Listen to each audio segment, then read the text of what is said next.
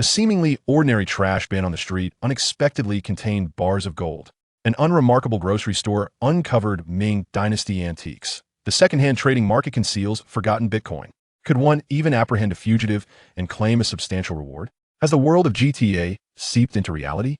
More astonishing still, in the presence of the daily intelligence system, everything becomes possible. Let us witness how the unemployed and unsuccessful Zhang Wei embarks on an extraordinary journey of serendipitous discoveries. Chapter 1. The Daily Intelligence System. Shanghai City. Early autumn, 10 o'clock in the evening. Within an inconspicuous little eatery on the street. As he watched Lin wanting rise to leave, Zhang Wei, feeling despondent, tugged at his tie and continued to sip his drink in solitude. Born in an ordinary town, Zhang Wei's parents ran a modest fruit shop, barely saving a few coins in the age of online shopping. Yearning to elevate his family's fortunes, he diligently pursued his studies, striving to gain admission to university and secure a job in Shanghai City. Yet, fate seemed to play a cruel joke on him as misfortune struck relentlessly. First, a problem arose with a company project, resulting in Zhang Wei being unfairly dismissed.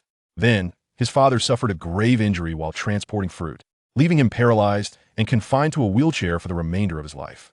The medical expenses amounted to over 300,000. His mother, unable to afford such a sum, had to piece together a loan of 250,000 from relatives and friends. Meanwhile, she was burdened with caring for his father while managing the fruit shop, her health deteriorating day by day. Today, when he sought counsel from his girlfriend, she unexpectedly proposed a breakup. At that moment, it felt as though all light had vanished. Ding! The daily intelligence system has been bound. Please check it yourself. A synthetic electronic voice abruptly echoed in his mind. Zhang Wei widened his eyes in disbelief, initially suspecting he had drunk too much. Yet, the subsequent words shattered such notions. Congratulations, host, on binding the daily intelligence system. Current unlocked range, Shanghai City. Daily update time, midnight. Daily information updates, 3 entries. Upgrade options, not yet available. Silently think to activate and view the system. Would you like to activate the system now? Instinctively, Zhang Wei glanced around. The street at midnight still saw occasional pedestrians passing by, and the voice in his mind elicited no attention from anyone. Would you like to activate the system now? The electronic voice prompted once more. Feeling no discomfort apart from the voice, Zhang Wei gritted his teeth. Activate. The system has been activated. Wishing the host a splendid day. With the system's courteous greeting, a blue light screen suddenly appeared before Zhang Wei's eyes, displaying text. Daily Intelligence 01, the milk tea shop at 3:17 on the 3rd floor of the Putuwa District Global Harbor will officially open at 10 this morning, offering a free cup of pearl milk. Tea to the first 30 customers. Daily Intelligence 02, an elderly person living alone at 304, Building 7, Xingfu, Jiyuan Community, succumbed to a heart attack at 10 last night. In the drawer at the bottom of the bedside table, there lies a bank book worth 30,000 yuan. The password is 628.dailyintelligence03. Inside the construction waste room at 3473 Beijing Road, there is an abandoned double-door dresser. Hidden in the 3rd drawer on the left is a stash of 2 large yellow croakers. This information is quite significant.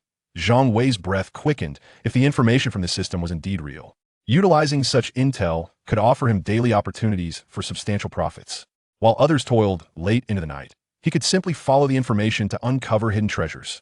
With this thought, Zhang Wei felt a rush of excitement. Just then his phone rang, interrupting his reverie. Upon answering, a boisterous voice emanated from the other end. Get lost. If I'm hitting the road, I'll take you down first. Zhang Wei retorted, exasperated. This was his college roommate and close friend, Lu Haorui. Both hailed from Anhui province, thus sharing a certain kinship.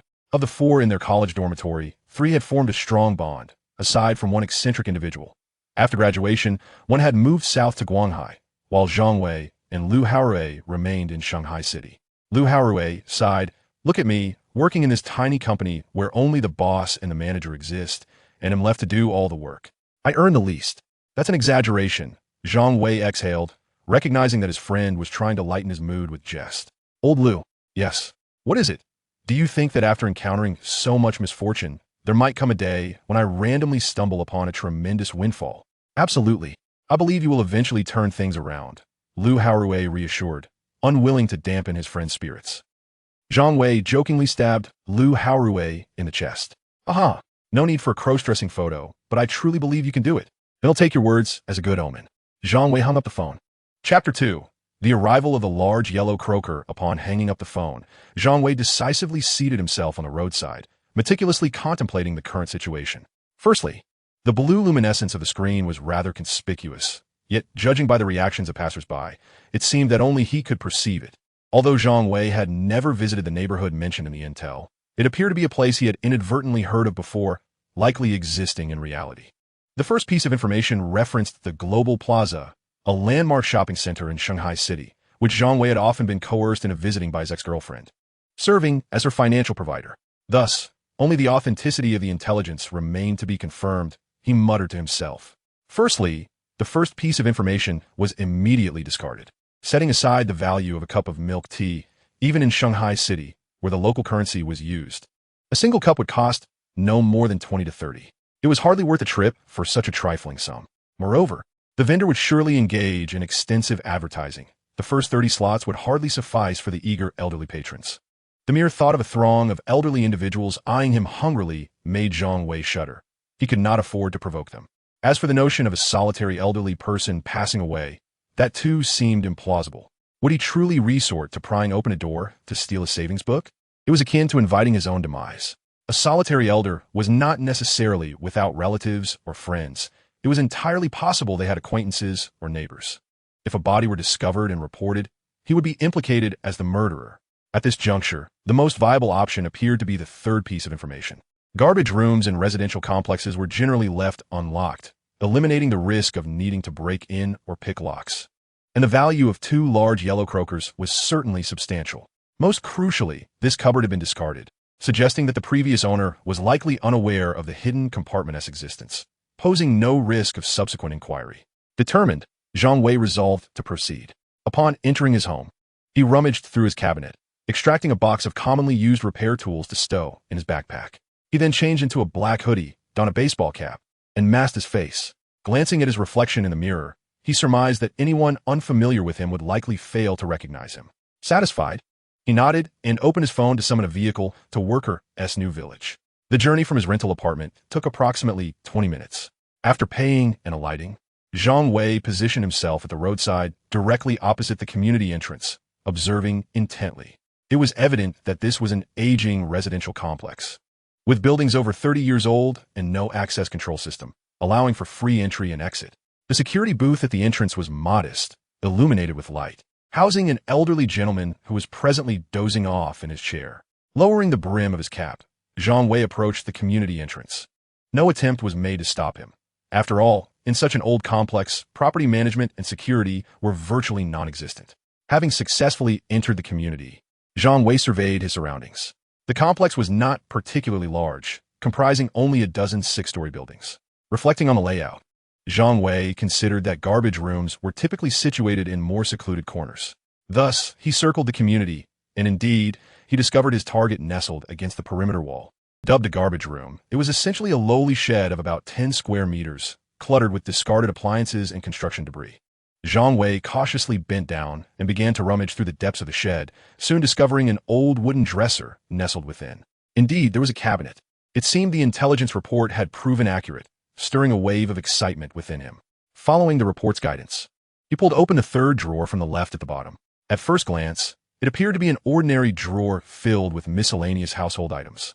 Without hesitation, Zhang Wei exerted force and yanked the entire drawer out, inspecting it closely. It quickly became apparent that there was a discrepancy of 5 to 6 centimeters between the outer and inner sides of the drawer, indicating the presence of a hidden compartment. He emptied the drawer's contents onto the floor and retrieved a screwdriver, carefully prying open the bottom of the drawer with utmost discretion. Before long, a gap appeared, revealing 2 rectangular objects wrapped in burlap. As he unveiled the cloth, a glimmer of gold caught his eye. Inside lay 2 gold bars, faintly embossed with the intricate characters of the central mint. He could hardly contain his exhilaration. It was worth noting that the current gold price hovered around 600 yuan per gram. These 2 bars could easily fetch 2 to 300,000 yuan. In less than an hour, Zhang Wei had transformed from a man on the brink of financial despair to one with a fortune in his possession. The intelligence system was truly remarkable. Suppressing his excitement, he carefully rewrapped the gold bars in the cloth and stowed them in his backpack, setting off towards the community gate. Suddenly, fate took an unexpected turn. Just as he approached the entrance, the security guard, having awakened from his slumber, called out to Zhang Wei from the security booth. In an instant, Zhang Wei's heart felt as though it were gripped tightly by an unseen hand. His breath momentarily caught in his throat. Should he flee? The guard was unlikely to catch up, but what if he called the police? The surveillance cameras lining the street would undoubtedly spell doom for him. Taking a deep breath, Zhang Wei turned around, feigning impatience as he said, "What is it, uncle? Please be quick. I'm running late for my night shift." The guard, seemingly convinced, replied, "Young man, just a quick reminder. Tomorrow the community's power supply will be undergoing maintenance, and it will be a 2-hour outage starting at 8 in the morning. It's best to turn off appliances like your refrigerator to prevent any water leakage." Zhang Wei acknowledged the warning and hastily exited the community. Once at the roadside, he exhaled in relief, realizing it had been a false alarm. He quickly summoned a rideshare vehicle and settled into the back seat, using his phone to research how to sell gold. He also came across the National Precious Metals Trading Center, but promptly dismissed it. Transactions at national institutions typically required a minimum of 1 kilogram, rendering his 2 gold bars insufficient for consideration. After pondering for a while, he resolved to seek out a local gold shop the following day. With the intelligence system at his disposal, he knew opportunities like today would not be scarce. However, once his identity was compromised, there would be no turning back. It was wiser to maintain a low profile and accumulate wealth quietly. Upon returning to his rented room, a wave of fatigue washed over Zhang Wei. After a night of heavy drinking and the subsequent venture to procure the gold bars, it was nearly 4 in the morning. Even this young man, brimming with vitality, found it challenging to endure any longer. Hastily concealing his backpack within the wardrobe, Zhang Wei collapsed onto his bed, surrendering to slumber. Chapter 3. The Successful Liquidation of the Gold Bars. When he next opened his eyes, it was already midday. Zhang Wei sprang from his bed, stretching widely, as fatigue dissipated. After refreshing himself, he retrieved his backpack for inspection. Excellent. 2 large yellow croakers lay undamaged within. With only a 4-digit sum in his bank account, Zhang Wei's sole desire was to swiftly venture out and convert the yellow croakers into cash. Upon exiting the residential complex, Zhang Wei chose to take his time, first seeking nourishment at a noodle shop. While dining, he opened his phone to search for nearby gold shops. He vaguely recalled that in the town where he had spent his childhood, such small private gold shops were rather common. However, in the metropolis, people tended to place their trust in well-known brands like Lao Miao and Chow Tai Fook, making the smaller shops increasingly rare. The closest establishment, named Fanji Gold Jewelry, was situated a kilometer away. After finishing his meal, Zhang Wei hopped on a share bicycle and made his way to this gold shop. "Welcome, feel free to browse," came a greeting. The store was modest in size, perhaps 50 square meters. To the left and right of the entrance were rows of transparent display counters showcasing a variety of gold jewelry. There were no enthusiastic sales clerks. Only a gaunt middle-aged man seated at the counter, engrossed in a game on his phone. Typically, customers purchasing gold jewelry were middle-aged or elderly, often accompanied by younger companions selecting wedding pieces or young couples seeking matching rings. It was uncommon for young men to visit alone. Reluctantly, the middle-aged man set aside his phone and approached, unwrapping a burlap bag. A gleam of gold emerged. To his surprise, it was a gold bar. The proprietor's eyes lit up as he hastily retrieved another nearly identical gold bar. This was a significant transaction. The middle-aged man immediately donned a more enthusiastic smile. The authenticity and gold content of the bars could not be discerned by the naked eye. Typically, professional measuring instruments were required for verification. Zhang Wei nodded as the shopkeeper produced an electronic device resembling a printer from beneath the counter and placed it on the table. After activating it, he inserted one of the gold bars. Shortly, the machine's display presented a series of data. The middle-aged man then employed a precise weighing scale to assess both bars. All is well. Both gold bars are genuine, boasting a gold content exceeding 95. Their weights are 3,315 grams and 3,298 grams, respectively. Once the middle-aged man confirmed that Zhang Wei was not a fraudulent seller, his smile broadened. Zhang Wei, however, regarded him with a bemused expression. "May I inquire, young man, how did you come by these gold bars?" Zhang Wei frowned, responding, "Does that matter?" Noticing Zhang Wei's demeanor darken, the middle-aged man hastily added, "I'm merely asking as a matter of routine. It's customary in our line of work. Please don't take offense."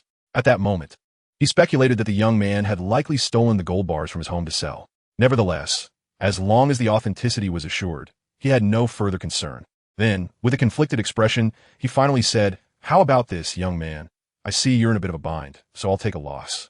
I can offer you 350 yuan per gram. No other shop can match such a price. The boss couldn't discern that you were skilled in martial arts." Zhang Wei looked at the middle-aged man with a hint of surprise. Am I not skilled in martial arts? The man replied, bewildered. Yet, I see the way you wield that dragon-slaying blade with such ferocity. It is evident that you have honed your craft for decades. And your swordsmanship has reached a masterful level. Zhang Wei remarked, somewhat speechless. What ist? This is gold we're discussing, the very essence of hard currency. It's not like bartering for clothing at a street market, where one can simply haggle down the price. The boss chuckled awkwardly. I'm merely stating a price, young sir. We can certainly negotiate further. Given the current volatility of gold prices, who knows when they might plummet, and at that point, even 200 per gram might be unattainable.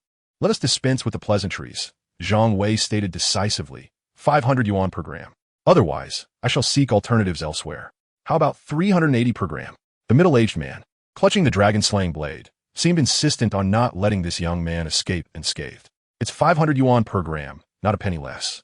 Furthermore, should this transaction proceed smoothly, there will be ample opportunities for collaboration. Zhang Wei began to paint a promising picture for the middle-aged man. Agreed. Zhang Wei smiled and nudged the gold bar forward. Here's my business card. Do keep in touch for future needs. Given the substantial amount involved in this transaction, please provide your bank account number so I can initiate the transfer. With the price set, the middle-aged man was in high spirits. Let us proceed with a bank transfer. My account number is 31076. Zhang Wei glanced at the business card he had picked up. It read, Chairman of Fan's Gold Store, Fan Haitao, from Shanghai City. At first glance, the card appeared quite impressive, but the modest shop hardly matched its grandeur. Due to the significant amount, Fan Haitao printed a transaction contract. Zhang Wei perused it briefly. It was a standard contract without any issues, and he readily affixed his signature. Fan Haitao took the contract and retreated to the back office to make a phone call. Moments later, he received a notification. Your savings account ending in 076 has received 33,065,000 yuan. Zhang Wei read the bank notification on his phone, maintaining an air of calm while internally reveling in joy. After enduring a streak of misfortune, he had finally turned the tide. It was astonishing to think that he had worked diligently in Shanghai for 2 years without amassing such wealth. He waved goodbye to the boss and exited the gold shop, watching his entire fortune surge from over 3,000 to more than 300,000 in an instant. The afternoon sun cascaded down upon his shoulders, and in that moment, Zhang Wei felt like a completely different person compared to the despondent individual he had been the day prior.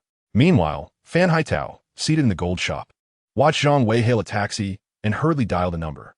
Cousin, guess what I acquired today? 2 large yellow croakers. A young fellow sold me gold at the standard rate of 500 per gram. Can you check if there are any channels to offload it? Setting aside the gold, this is a relic from the Republic era.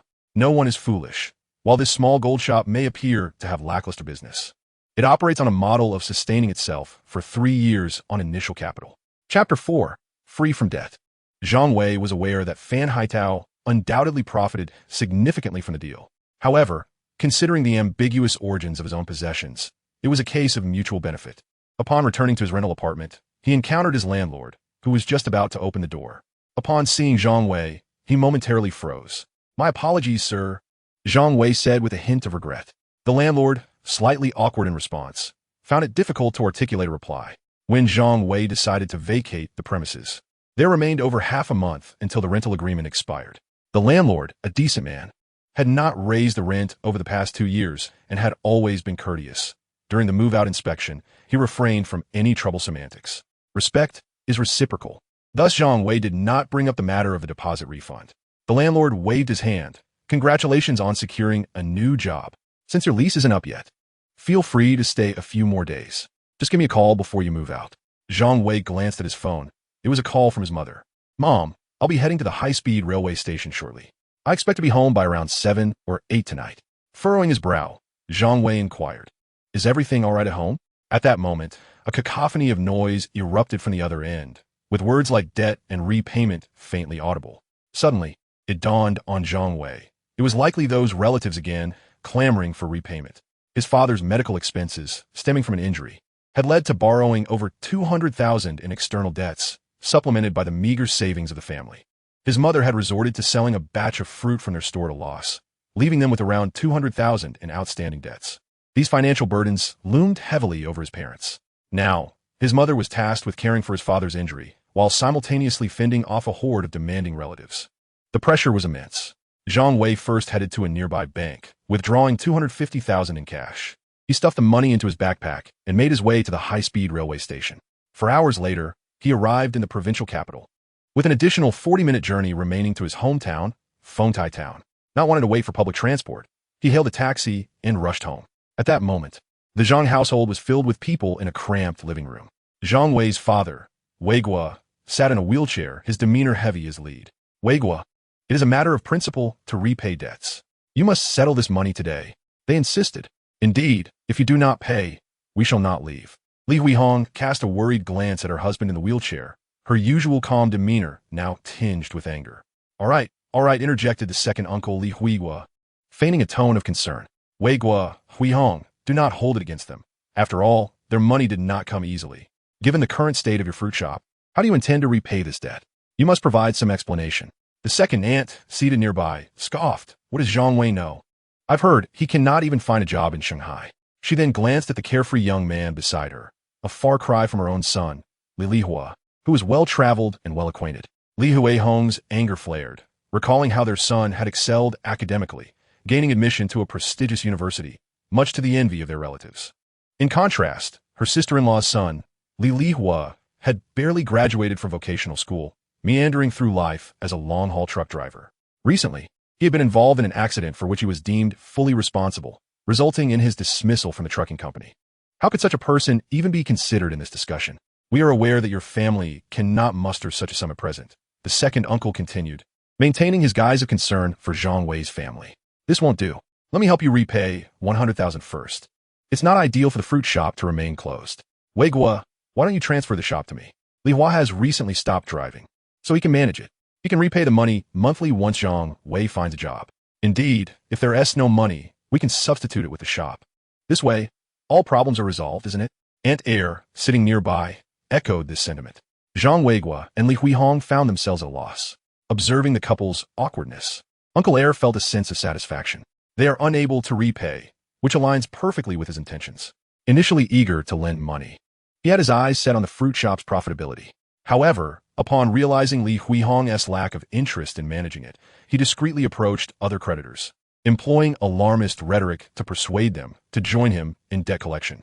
Subsequently, he acquired the shop at a bargain price of 100,000. He had no intention of keeping all that money. It would be shared with the other creditors.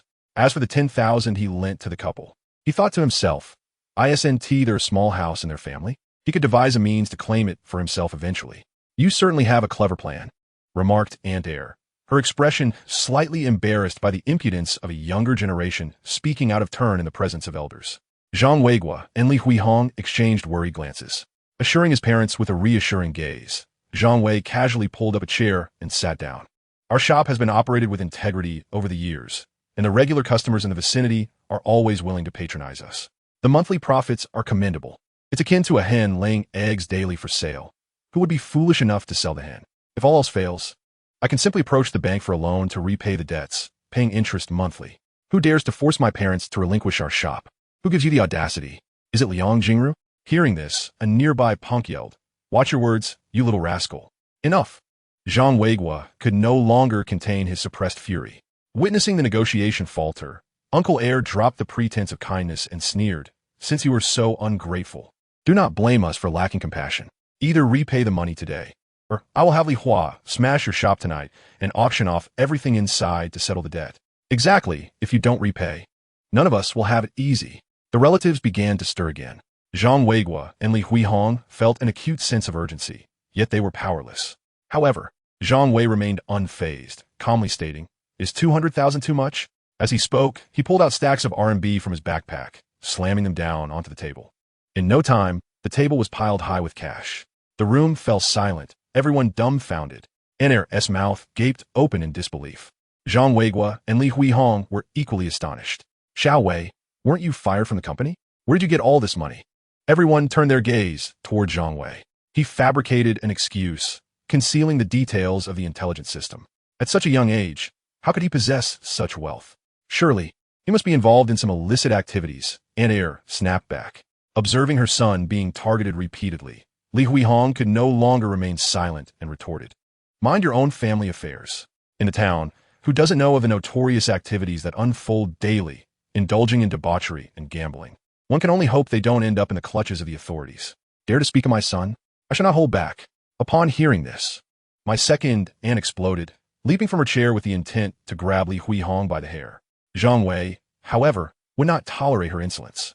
He suddenly struck her across the face, causing one side of her face to swell instantly. The nearby punk, momentarily stunned, soon reacted, pointing at Zhang Wei and shrieking, "You little bastard! How dare you hit my mother? Do you believe I want to smash your house?"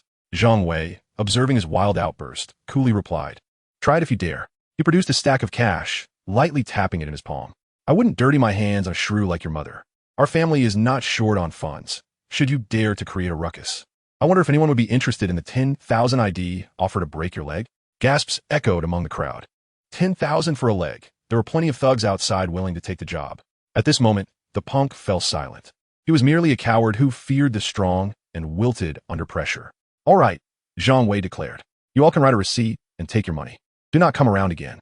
Witnessing the current situation, the relatives hurriedly penned the receipts, and the second aunt's family, now subdued, took the money and left in disgrace. Zhang Wei coldly regarded them, prepared to deliver a profound lesson should they dare return. Before long, the house finally fell quiet. Li Huihong then shut the door and pulled her son to sit beside her. "Xiao Wei, tell me, where did you acquire so much money? There are always ways to handle family matters, but do not stray down the wrong path." "Mom, what are you thinking?" Zhang Wei fabricated a reason to reassure his parents. "I truly found a new job. The manager is a relative of a friend who introduced me. The salary is several times better than before. In truth, this sum was borrowed from the manager, and he planned to repay it gradually once he received his paycheck." His father, hearing this, felt a mix of skepticism but chose not to press further. As their child matured and took on family responsibilities, the parents felt pride in his achievements.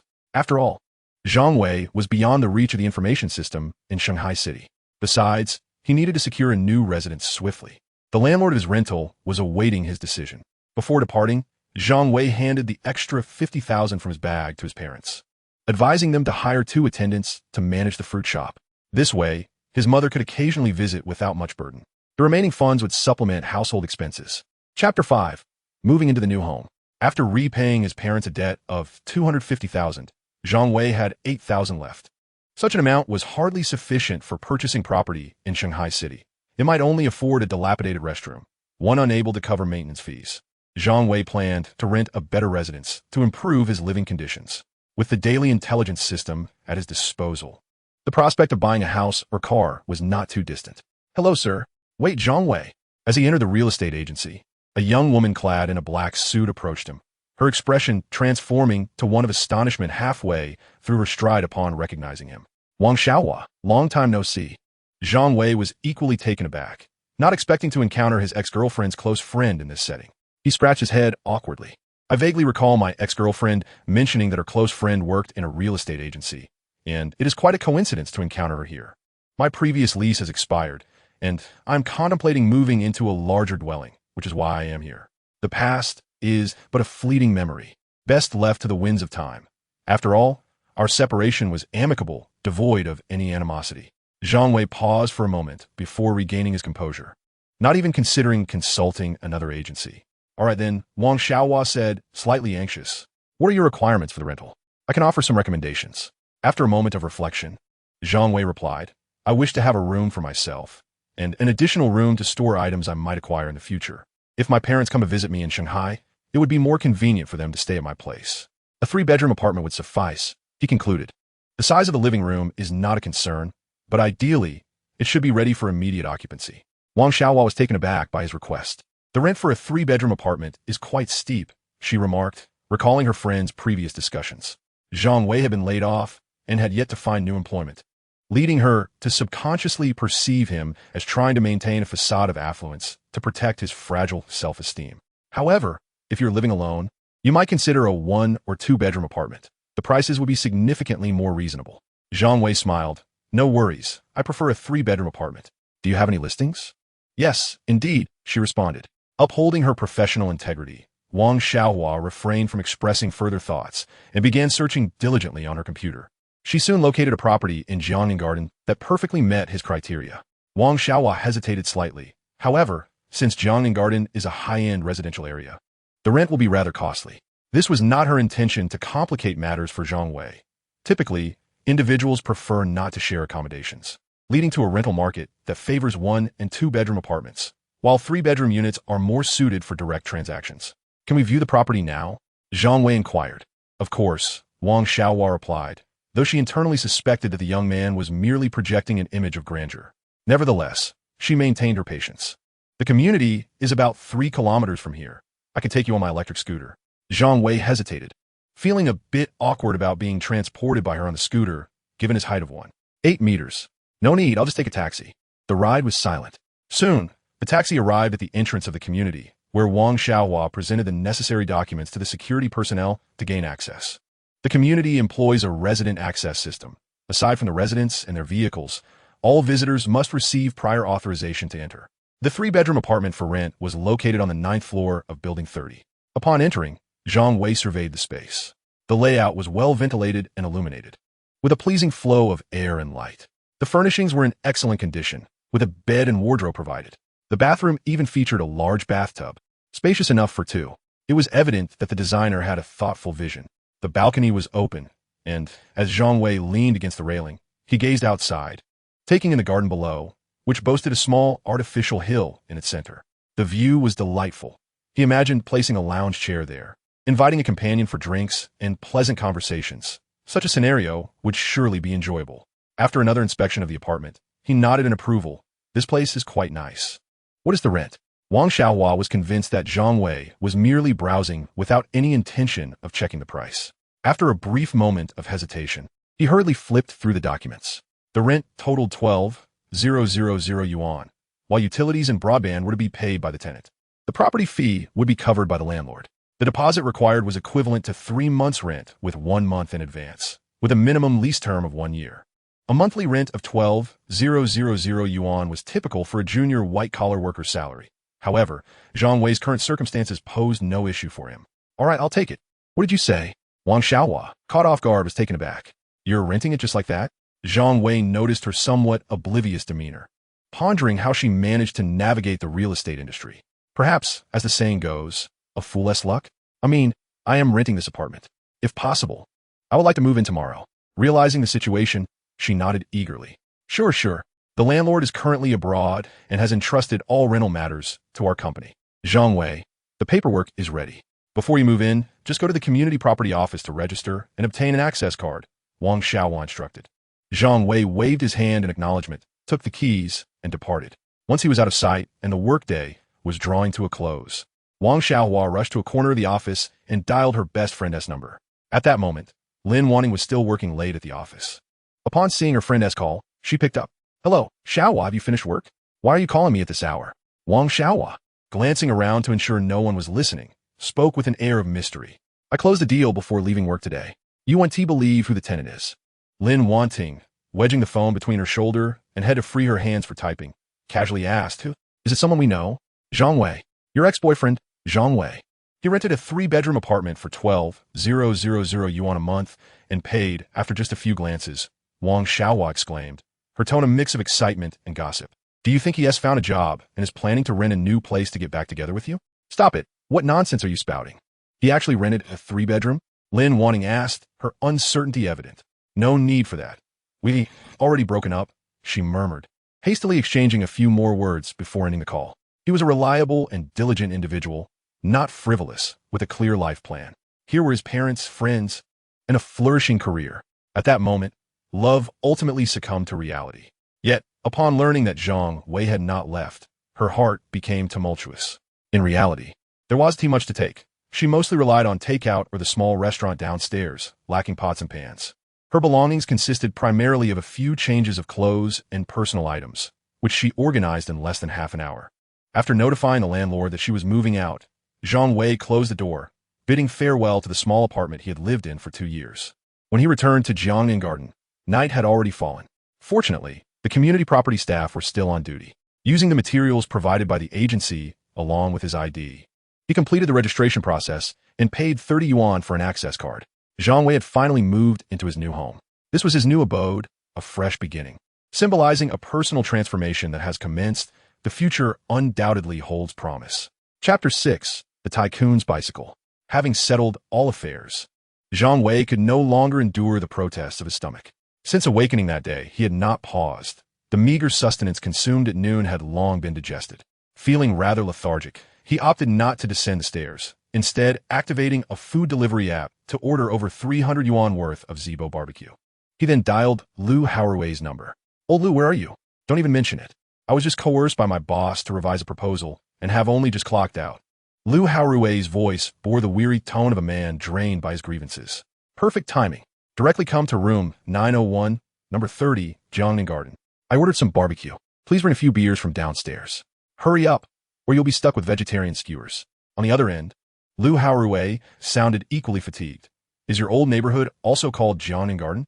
I thought it was a dilapidated place. The name sounds rather upscale. As for the barbecue, I shall forego it." Zhang Wei chuckled. "Just come over and see for yourself. It's only half an hour from your office by subway." Lu Haorui appeared utterly perplexed. Before long, the doorbell rang, prompting Zhang Wei to rise and open the door. Upon seeing Lu Haorui, who looked as though he had encountered a ghost, he swiftly entered the room, inspecting every corner, even the bathroom. "What are you doing?" Zhang Wei was equally baffled. "Get out." The autumn breeze carried a slight chill, yet felt refreshing against their skin. At that moment, Zhang Wei and Lu Haorui each took a chair on the balcony to enjoy the skewers. Zhang Wei recounted his recent fortune in stumbling upon gold bars, earning money, and settling debts, intentionally omitting details about the information system, merely stating that it was serendipitously discovered. After listening, Lu Haorui expressed skepticism. "This sounds rather far-fetched. I would rather believe you're being supported by a wealthy woman. That seems more plausible." Zhang Wei laughed. "I couldn't possibly be supported. However, with the system's aid, perhaps I could become a benefactor in the future. Yet if a stunning, charismatic woman with diverse charms were to pursue me, I might just entertain the idea. Dream on." After a brief silence, Lu Haorui cautiously inquired, "Since you aren't leaving, have you considered reconciling with Lin Wanting? You two seem quite compatible. Therefore, the priority remains to earn money vigorously. Once your financial situation improves, women will not be in short supply." Lu Haorui patted his friend's shoulder and declared, "Old Zhang, you are absolutely correct. We must strive to amass wealth and live with dignity." Suddenly, Zhang Wei recalled something. "Speaking of me, have you made any progress with Zhao Dan recently?" Zhao Dan was a classmate of Lu Haorui from high school, who had long been the object of his admiration. After graduation, both were accepted into prestigious universities in Shanghai, reinforcing Lu Haorui's belief in their destined connection. Yet, the reality was that while he cherished her as a first love, she regarded him as merely a backup option. Their relationship had always been one of Lu Haorui's unrequited affections. Throughout university, Zhang Wei had urged him to move on, but alas. The affliction of unreciprocated love is a tenacious ailment. Upon hearing the name Zhao Dan, Lu Haorui's eyes brightened instantly. "Old Zhang, I feel this time there is great hope. Just a couple of days ago, she broke up with her boyfriend. I immediately purchased a handbag for her. You should have seen her bashful expression when she received the gift." Upon finishing his statement, Lu Haorui wore a blissful expression, as if he were on the verge of becoming a winner in life. "How much did you spend on the bag?" "A little over 10,000. But for Zhao Dan's happiness, it was undoubtedly worth it." "And then?" "What do you mean, and then?" Lu Haorui appeared somewhat puzzled. Zhang Wei, with an air of expectation, replied, "Of course, after giving her the bag, what did you two do? This isn't merely gifting a bag. It's akin to playing the role of a courier." Zhang Wei shrugged. "As long as you're happy." The two continued their conversation while dining, unknowingly drifting into the late hours of the night. Lu Haorui, with a moderate tolerance for alcohol, had already collapsed onto the sofa in the living room, sound asleep. At midnight, a chime sounded. "Daily intelligence has been updated. Please check it at your convenience." Upon hearing the voice in his mind, Zhang Wei perked up. "Open." To his surprise, the two yellow croakers had further developments. It seems that this factory leader named Dai Ziqing is not a good person either. Most likely, he received some form of bribe. Otherwise, he would have reported the loss of such valuable items immediately. Zhang Wei stroked his chin, but from the intelligence, it appeared the matter had reached its conclusion. No one would pursue this issue any further. With that thought, Zhang Wei couldn't help but feel a twinge of fear. His actions had been somewhat reckless. Although there were no cameras in the garbage room of the workers' village, and thus no evidence of him taking the gold bars, the streets of Shanghai were rife with surveillance. His entry and exit from the workers' village had certainly been captured on film. Were it not for Dai Ziqing's own guilt, the consequences would have been unimaginable had he chosen to report the incident. It seems prudent for him to plan more meticulously next time. Daily Intelligence 02. A wealthy heir, Just an hour ago, while riding at night with a girl, unfortunately fell and injured his leg. Feeling embarrassed in a fit of anger, he discarded their road bicycles into the roadside greenery before leaving in a vehicle. The two bicycles are now located 200 meters south of the intersection of the Outer Ring Elevated Road and Guangshan North Road, amidst the greenery. Upon seeing this, Zhang Wei was taken aback. Truly a wealthy heir, he nonchalantly abandoned the bicycles after a mishap. Even through the blue light screen, Zhang Wei could sense an air of extravagance. After checking online, he discovered that the average price for this brand of road bicycle exceeds $20,000, with the most expensive ones costing over $100,000 each. Zhang Wei felt somewhat bewildered. Is this truly the bicycle I am familiar with? Are the wheels made of gold, or is the frame constructed of gold? Is it a bicycle that emerged from a greenhouse? For such a price, one could purchase a car instead. Zhang Wei recalled that when he was young, he bought a bicycle for just over $200. It can only be said that the lives of the affluent are beyond comprehension. Nevertheless, these two bicycles would soon belong to him. He hoped they weren't too damaged. Daily Intelligence 03. Located in Yujiawi, on the third floor of Cyber Digital City, in the second-hand electronics shop number 37. There lies a second-hand USB drive adorned with a cartoon image of Ling Nobel on the shelf to the left upon entry. Inside, it contains a forgotten Bitcoin. Zhang Wei had little understanding of Bitcoin, remembering a news story he had read about someone purchasing a pizza for 10,000 Bitcoins, which set the record for the most expensive pizza in history, a record that remains unbroken to this day. A friend from his college dormitory, Zhu Pengfei, had once mined Bitcoin, but that was several years after its release. After a year of effort, he had managed to mine less than 0.1 Bitcoin, ultimately damaging his computer in the process, rendering the endeavor a considerable loss. Zhang Wei checked the current price of Bitcoin, discovering that one coin was approximately worth 450,000 yuan. If he could successfully acquire it, it would be a substantial financial gain. Suppressing his excitement, Zhang Wei began to organize the intelligence he had gathered that day. The first piece of information was promising, yet it served as a reminder for Zhang Wei to exercise greater caution in his future endeavors. The third piece of intelligence indicated a high value for Bitcoin, but it was the early morning and the computer markets would not open until 10 o'clock. Without the means to infiltrate, he decided to set that aside for the time being. Lao Lu, wake up. There was no response. Zhao Dan is here to see you. Lu Haorui sprang up from the sofa, scanning the room. Zhao Dan, where are you?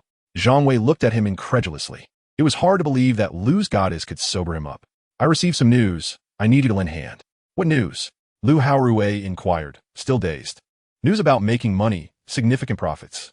Chapter 7, Acquiring Bitcoin. The two of them exited the residential complex and hailed a ride-sharing vehicle.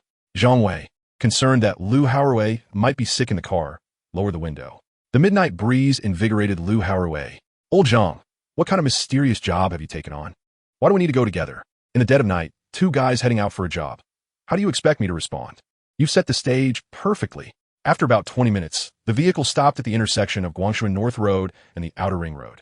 Zhang Wei paid the fare and, along with Lu Haorui, began to search along the roadside. Soon, they spotted something that resembled wheels in a nearby greenery. Zhang Wei approached and pushed aside the branches, revealing two bicycles. Come over and lend a hand, he called to Lu Haorui. Together, they managed to drag the bicycles out. Lu Haorui, filled with curiosity, asked, Are your friends thieves? Did they stash the bikes here for you to sell? Zhang Wei scoffed, You're overthinking it. With the surveillance coverage in Shanghai, one would start trying to make a living by stealing bicycles.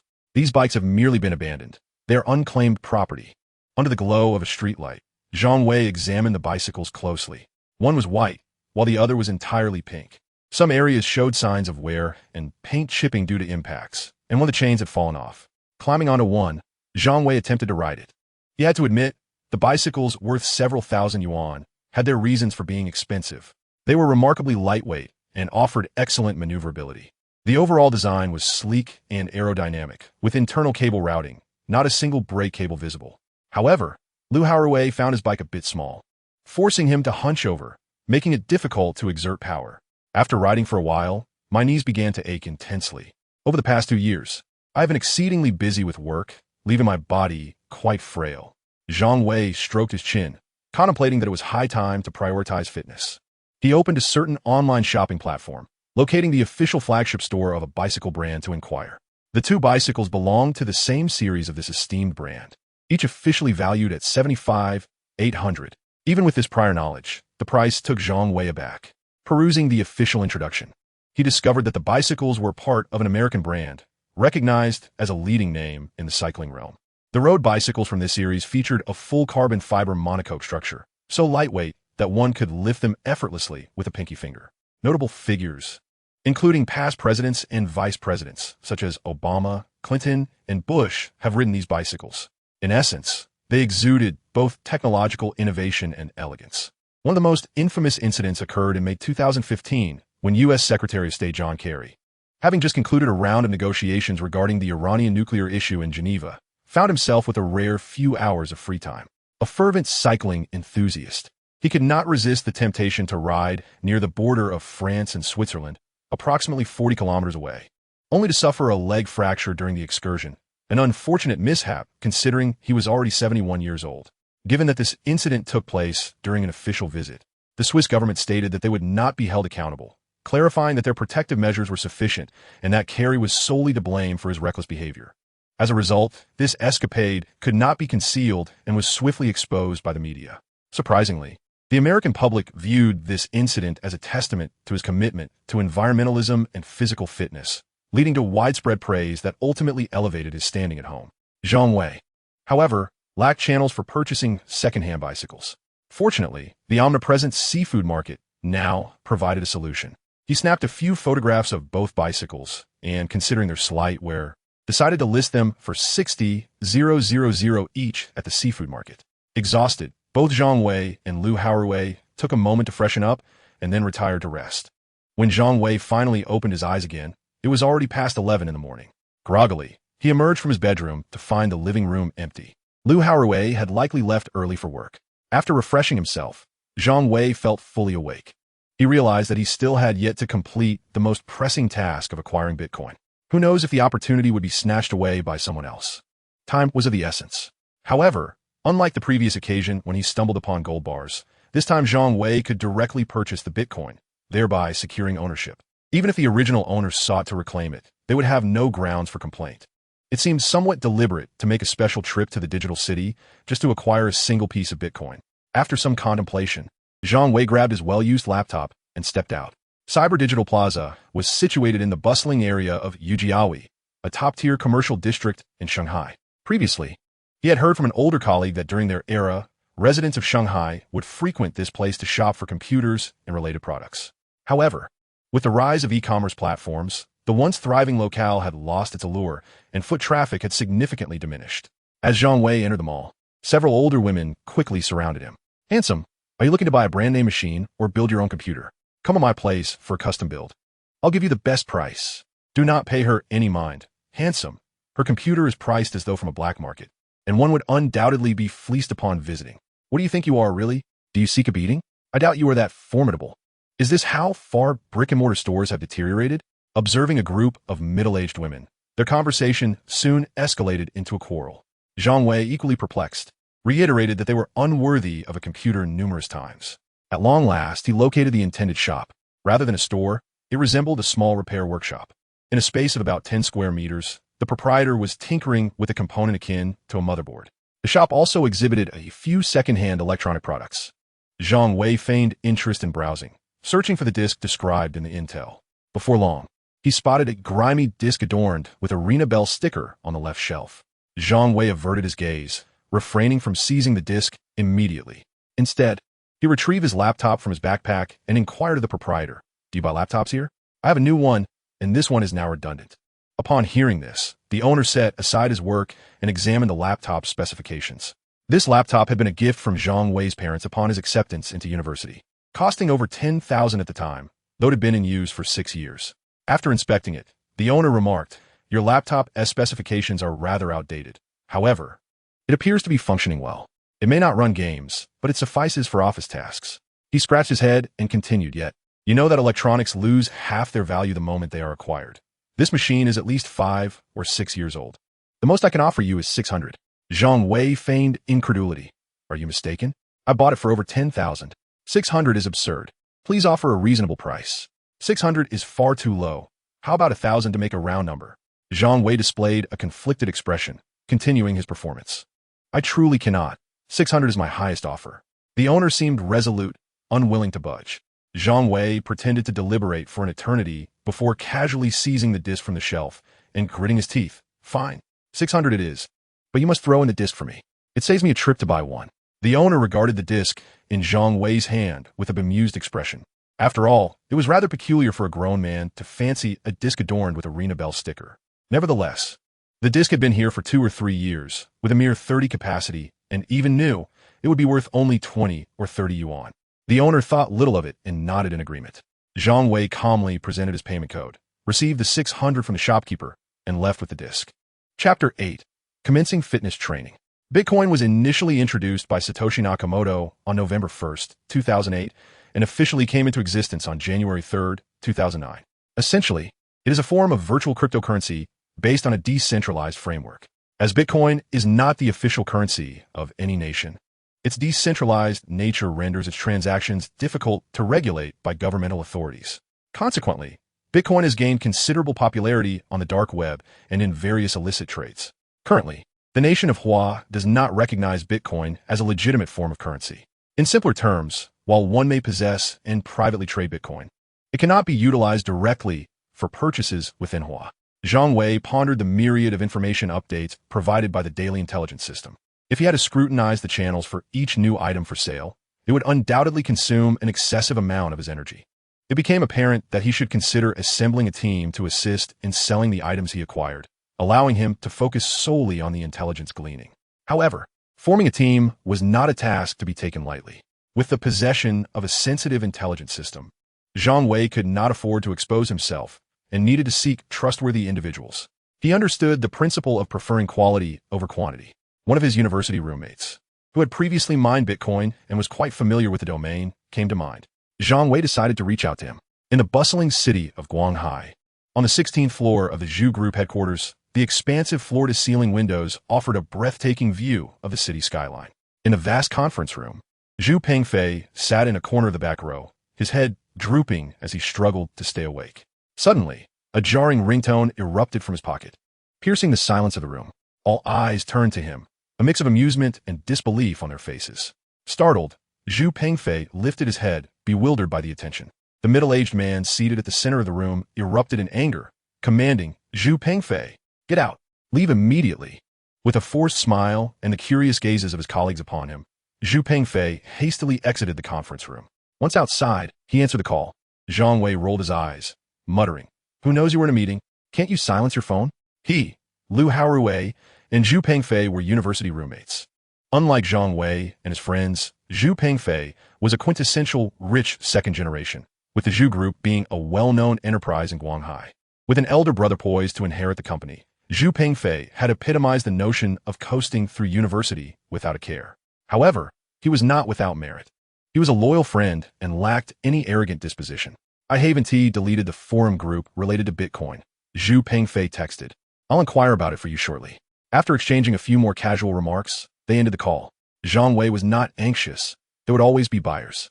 Arriving at the entrance of his residential complex, he called out, "Boss, I'd like a large bowl of spicy meat noodles with a fried egg." A new local noodle shop had opened nearby, and since he had lunch, it was the perfect opportunity to try it. Despite the establishment's claim of serving spicy meat noodles, the dish still leaned towards the sweet side, characteristic of the local palate. Halfway through his meal, Zhu Pengfei messaged him, stating he had found someone in the forum engaged in Bitcoin trading. Moments later, he sent over a contact number. Zhang Wei promptly added the individual as a friend, but his request remained unacknowledged, likely due to the person being preoccupied. Not bothering to dwell on it, Zhang Wei continued his meal while searching for nearby gyms. As the saying goes, one's body is the capital of revolution. Now that he had both time and resources, fitness needed to become a priority. The quality of gyms varied significantly, and after visiting 2 that failed to meet his expectations, either lacking equipment or an inviting atmosphere, he found another gym slightly further away through an online search. Zhang Wei contemplated exploring another gym, and if that proved unsatisfactory, he would resort to purchasing some equipment for home workouts. "Welcome to Xiangjia Fitness Studio," greeted the receptionist with warmth. Zhang Wei surveyed his surroundings. The gym was situated within a creative park, boasting a clean and grand American design style. In addition to fitness equipment, there was an outdoor swimming pool, allowing patrons to swim while enjoying the scenic views of the Suzhou River. Although it was somewhat distant from his home, Zhang Wei found everything else quite satisfactory. He could even jog here, considering it a warm-up. Sir, are you interested in fitness? Our environment is beautiful, and we have a complete range of equipment. If convenient, we can arrange a personal training session for you right now. The receptionist said with a smile, producing a tablet displaying photographs of all the personal trainers for Zhang Wei to choose from. I'll go with this one, he decided, selecting a charming young lady. After all, a mix of genders in training is often more enjoyable. Why would anyone choose a muscle-bound man as their trainer? Shortly thereafter, a young woman approached. Though not stunningly beautiful, she was undeniably attractive, scoring a solid 90 in looks. She stood approximately 1.7 meters tall, her figure perfectly curvaceous, particularly accentuated by her alluring posterior. Hello, sir. Welcome to our gym. I am your coach for today. My name is Sun Yicheng. Zhang Wei shook hands with Sun Yicheng and proceeded to the workout area to commence his training. Keep moving. We just have one last set. An hour later, Zhang Wei leaned against the dumbbell rack, panting heavily. Despite her seemingly exuberant demeanor, the trainer was meticulous in her instruction, pushing him to the brink of exhaustion. Nonetheless, feeling the ache in his arms, he acknowledged the effectiveness of the workout. Chapter 9. Trading Bitcoin. Zhang Wei, satisfied with the results, decided to commit to this fitness studio. Observing his enthusiasm, Sun Yicheng's smile radiated even more warmth. Zhang Wei instinctively teased, "Is there any question that is off limits?" "Of course not," she replied playfully, winking at him. "You have successfully connected with the unparalleled muscle man. You may now chat." After a brief scroll on his phone, Zhang Wei noticed that yesterday's friend request had been accepted. He sent a message. "Hello, I found you through a mutual friend. Do you accept Bitcoin?" Zhang Wei was uncertain whether the commission was reasonable, but at 1%, it would amount to just over 4,000 yuan based on a total of 400,000, which seemed manageable. He agreed. On the other end of WeChat, a response came. "If all is agreeable, let us meet at the Peninsula CAF on Huamu Road at 8 tonight. Please remember to bring the Bitcoin key." At that moment, in a certain internet CAF, a young girl, not much older than 15, was slumped wearily over the keyboard. If all went well tonight, she would have funds for her meals this month. And Xiaoxi rubbed her already flat stomach. Aside from water, she had not eaten all day. After her parents divorced and started new families, and Xiaoxi could only rely on her grandmother. However, since her grandmother passed away 6 months ago, she had lost her only support. Drifting between her parents' households, she found herself unwelcome on both sides and became an extraneous presence. After yet another instance of her father's indifference, she decided to escape, spending her days in internet cafes and occasionally renting a small hotel room to freshen up and do laundry. Fortunately, she possessed an extraordinary talent for computers, mastering various programming languages at a young age. She offered her services on major forums, solving problems for others and earning a modest income, ensuring she wouldn't starve. Perhaps due to her prolonged solitude, a few thugs at the internet cafe had recently taken an interest in her. While they refrained from overt harassment in public, they occasionally made unwelcome advances. Fortunately, today someone added her on WeChat to trade Bitcoin. Such tasks were among the easiest. They required no risk of hair loss from coding, as she could complete a transaction in half an hour. Many people were unaware that Bitcoin had trading platforms, albeit requiring a VPN and a rather tedious registration process. However, for Xiaoxi, a computer whiz, it posed no challenge. Before she realized it, the clock approached 8, and she made her way to a nearby cafe. "Are you a legendary tough guy?" Zhang Wei stared, dumbfounded, at the frail girl standing before him. She appeared around 15 or 16, with an adorable visage. Her hair tied in simple twin ponytails, clad in sportswear and carrying an exaggeratedly large laptop bag. She felt an overwhelming urge to disappear into the ground upon hearing the man's question, to conceal her true gender and age. She had intentionally chosen such a name and spoke in the manner of an adult male. After all, who would suspect that a girl of such tender years would go by the moniker of a legendary tough guy? After a moment, her cheeks flushed, and Xiaoxi managed to stammer, "It's me. May I sit down?" "Of course. Would you like something to drink?" Zhang Wei replied politely, regaining his composure. And Xiaoxi timidly responded, "No. No need to trouble yourself." Yet, her stomach betrayed her with a loud growl. Mortified, she buried her face in her chest. "Is orange juice acceptable?" "Yes, certainly," Zhang Wei smiled, summoning a waiter to order a glass of orange juice and a pizza. Shortly, the food arrived. "Let us eat something first. There's no rush regarding the transaction," he said gently. And Xiaoxi hesitated momentarily, but her hunger proved overwhelming. Ultimately, she expressed her gratitude and reached for the pizza. At first, she took small bites, but soon her appetite took over, and she devoured the entire plate. Cheeks puffed out like a charming little squirrel. Before long, she polished off a whole pizza. "Thank you. I'm full now," she said, shaking her head. Zhang Wei deftly shifted the topic. "Let us discuss the matter at hand." "All right." And Xiaoxi quickly retrieved her notebook from her bag and logged into the trading platform. "Today's Bitcoin price is 42,388,023. If you have the key, we can list it for sale right now." She then whispered, "However, I must charge a 1 commission. Payment must be made in advance." Zhang Wei, undeterred by any potential trickery, promptly transferred 200 yuan to her WeChat account. Upon receiving the funds, and Xiaoxi visibly relaxed. "Please give me the key, along with a bank account for the transaction." Zhang Wei passed the disc to Ling Na Bayer and shared his bank account number. Feeling somewhat awkward, "I casually bought this second-hand disc. It's just like this." In Xiao, she remained silent, momentarily taken aback, and began to operate on her computer. Before long, a notification from the Industrial and Commercial Bank of China appeared. "Your account has received an income of 42,388,023 yuan. Current balance, 48,690,223 yuan. A smile involuntarily spread across Zhang Wei's face. In just a few days, his savings were nearing the significant milestone of 500,000. In smaller cities, a typical family's lifetime savings might amount to such a sum. Yet for Zhang Wei, this was merely the beginning. And Xiao, she closed her laptop, returned the disc to Zhang Wei, and said, "I have registered an account for you overseas under a false identity, linked to your bank card. All the information is copied onto the disc. You can use it directly for future foreign transactions. If you need anything else, feel free to contact me on WeChat." After Xiao, she finished speaking, she exited the CAF. Meanwhile, on the street, 2 ruffians were aimlessly wandering. Suddenly, one of them exclaimed, "Hey, look over there. Isn't that the little girl from the internet CAF a few days ago?" The other ruffian scrutinized her for a moment, then leered, "Let's go. We can't let her slip away again this time. We must have some fun with her." 5 minutes later, and Xiao, she found herself desperately fleeing into a dead-end alley, with the 2 men's lewd voices trailing behind her. "Why are you running, little girl? We just want to be friends. You're breaking your brother's heart." One taunted as they drew closer.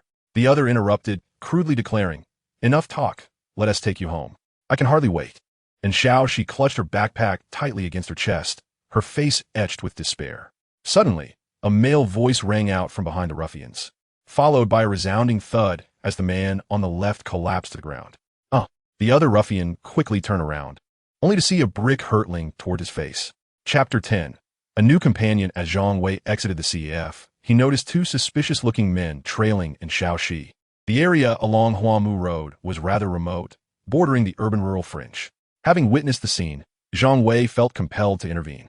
As the saying goes, while the mantis stalks the cicada, the yellow bird lies in wait. He decided to follow them discreetly. Soon, he encountered the moment when in Xiao she found herself cornered. Aware that there were 2 assailants, Zhang Wei swiftly picked up a brick from the alley, preparing for a surprise attack. The example of Master Ma had shown him that a sneak attack could easily incapacitate even the most agile adversaries, let alone these 2 ruffians. Thus, the earlier scene unfolded. Confirming that the 2 ruffians were now soundly asleep, Zhang Wei approached and Shaoxi. "Are you all right?" he inquired. And Shaoxi relaxed slightly, expressing her gratitude. "I'm fine. Thank you for saving me." She lowered her head, sadness enveloping her. "I have no home anymore." "Homeless, then?" "No wonder you attracted the attention of those ruffians," Zhang Wei thought, feeling a pang of sympathy for the young girl before him. Contemplating her situation, he asked, "Are you in dire need of money and without a place to stay?" And Shaoxi nodded vigorously in response. She was still a minor, without an identification card, forced either to linger in shady internet CAFs or seek out dubious lodgings that required no ID. Zhang Wei chuckled and suggested that under such circumstances, they could indeed collaborate. However, he proposed they leave the area first, as the man had just rescued her, thus earning in Xiaoxi's trust, leading her to agree without hesitation. Before departing, she approached the 2 thugs and stomped fiercely on their vulnerable areas, causing Zhang Wei to tense up. This seemingly delicate girl possessed an inner ferocity, befitting her remarkable online moniker, Unparalleled Strongman. Zhang Wei initiated the conversation. "I'm not entirely familiar with your situation, but it appears that you are a minor without a place to stay and in need of funds. You also possess some knowledge of computers, am I correct?" And Xiaoxi nodded while sipping her milk tea. Zhang Wei continued, "Well, I happen to have a vacant room available. If you don't mind, you can temporarily settle here without paying rent. However, I am in need of a companion to assist me in selling items online and handling various tasks. Would you be willing to give a try? And Xiaoxi, puzzled, inquired, are we talking about things like Bitcoin? Not necessarily, Zhang Wei replied, gesturing towards two bicycles parked in the living room. If you can accept it, we can start with these bicycles. My baseline price is 50,000 each. If you manage to sell them for a higher price, I will share 10% of the profit with you. What do you think? It seemed that Xiaoxi would be a suitable addition to Zhang Wei's team, aside from her tender age. After a moment of contemplation, she asked, if I have other tasks, can I still attend to my own matters? Of course, he assured her. Then I have no objections, she confirmed with a nod. Welcome aboard. It's rather late now. I'll treat you to a joining meal tomorrow. After finalizing their agreement, Zhang Wei escorted Xiaoxi to her room. The bed was ready, though lacking bedding. It was past 10 o'clock, and he doubted any stores would still be open for purchases. And Xiaoxi stood alone in her room, exploring her surroundings and murmuring to herself, Grandma, I have a place to stay again. I hope this time I can remain for a while. Meanwhile, Zhang Wei finished his evening routine and lay in bed playing games while waiting for the daily information system to update. At midnight, a notification chimed. Ding. The daily information system has been updated. Please check promptly.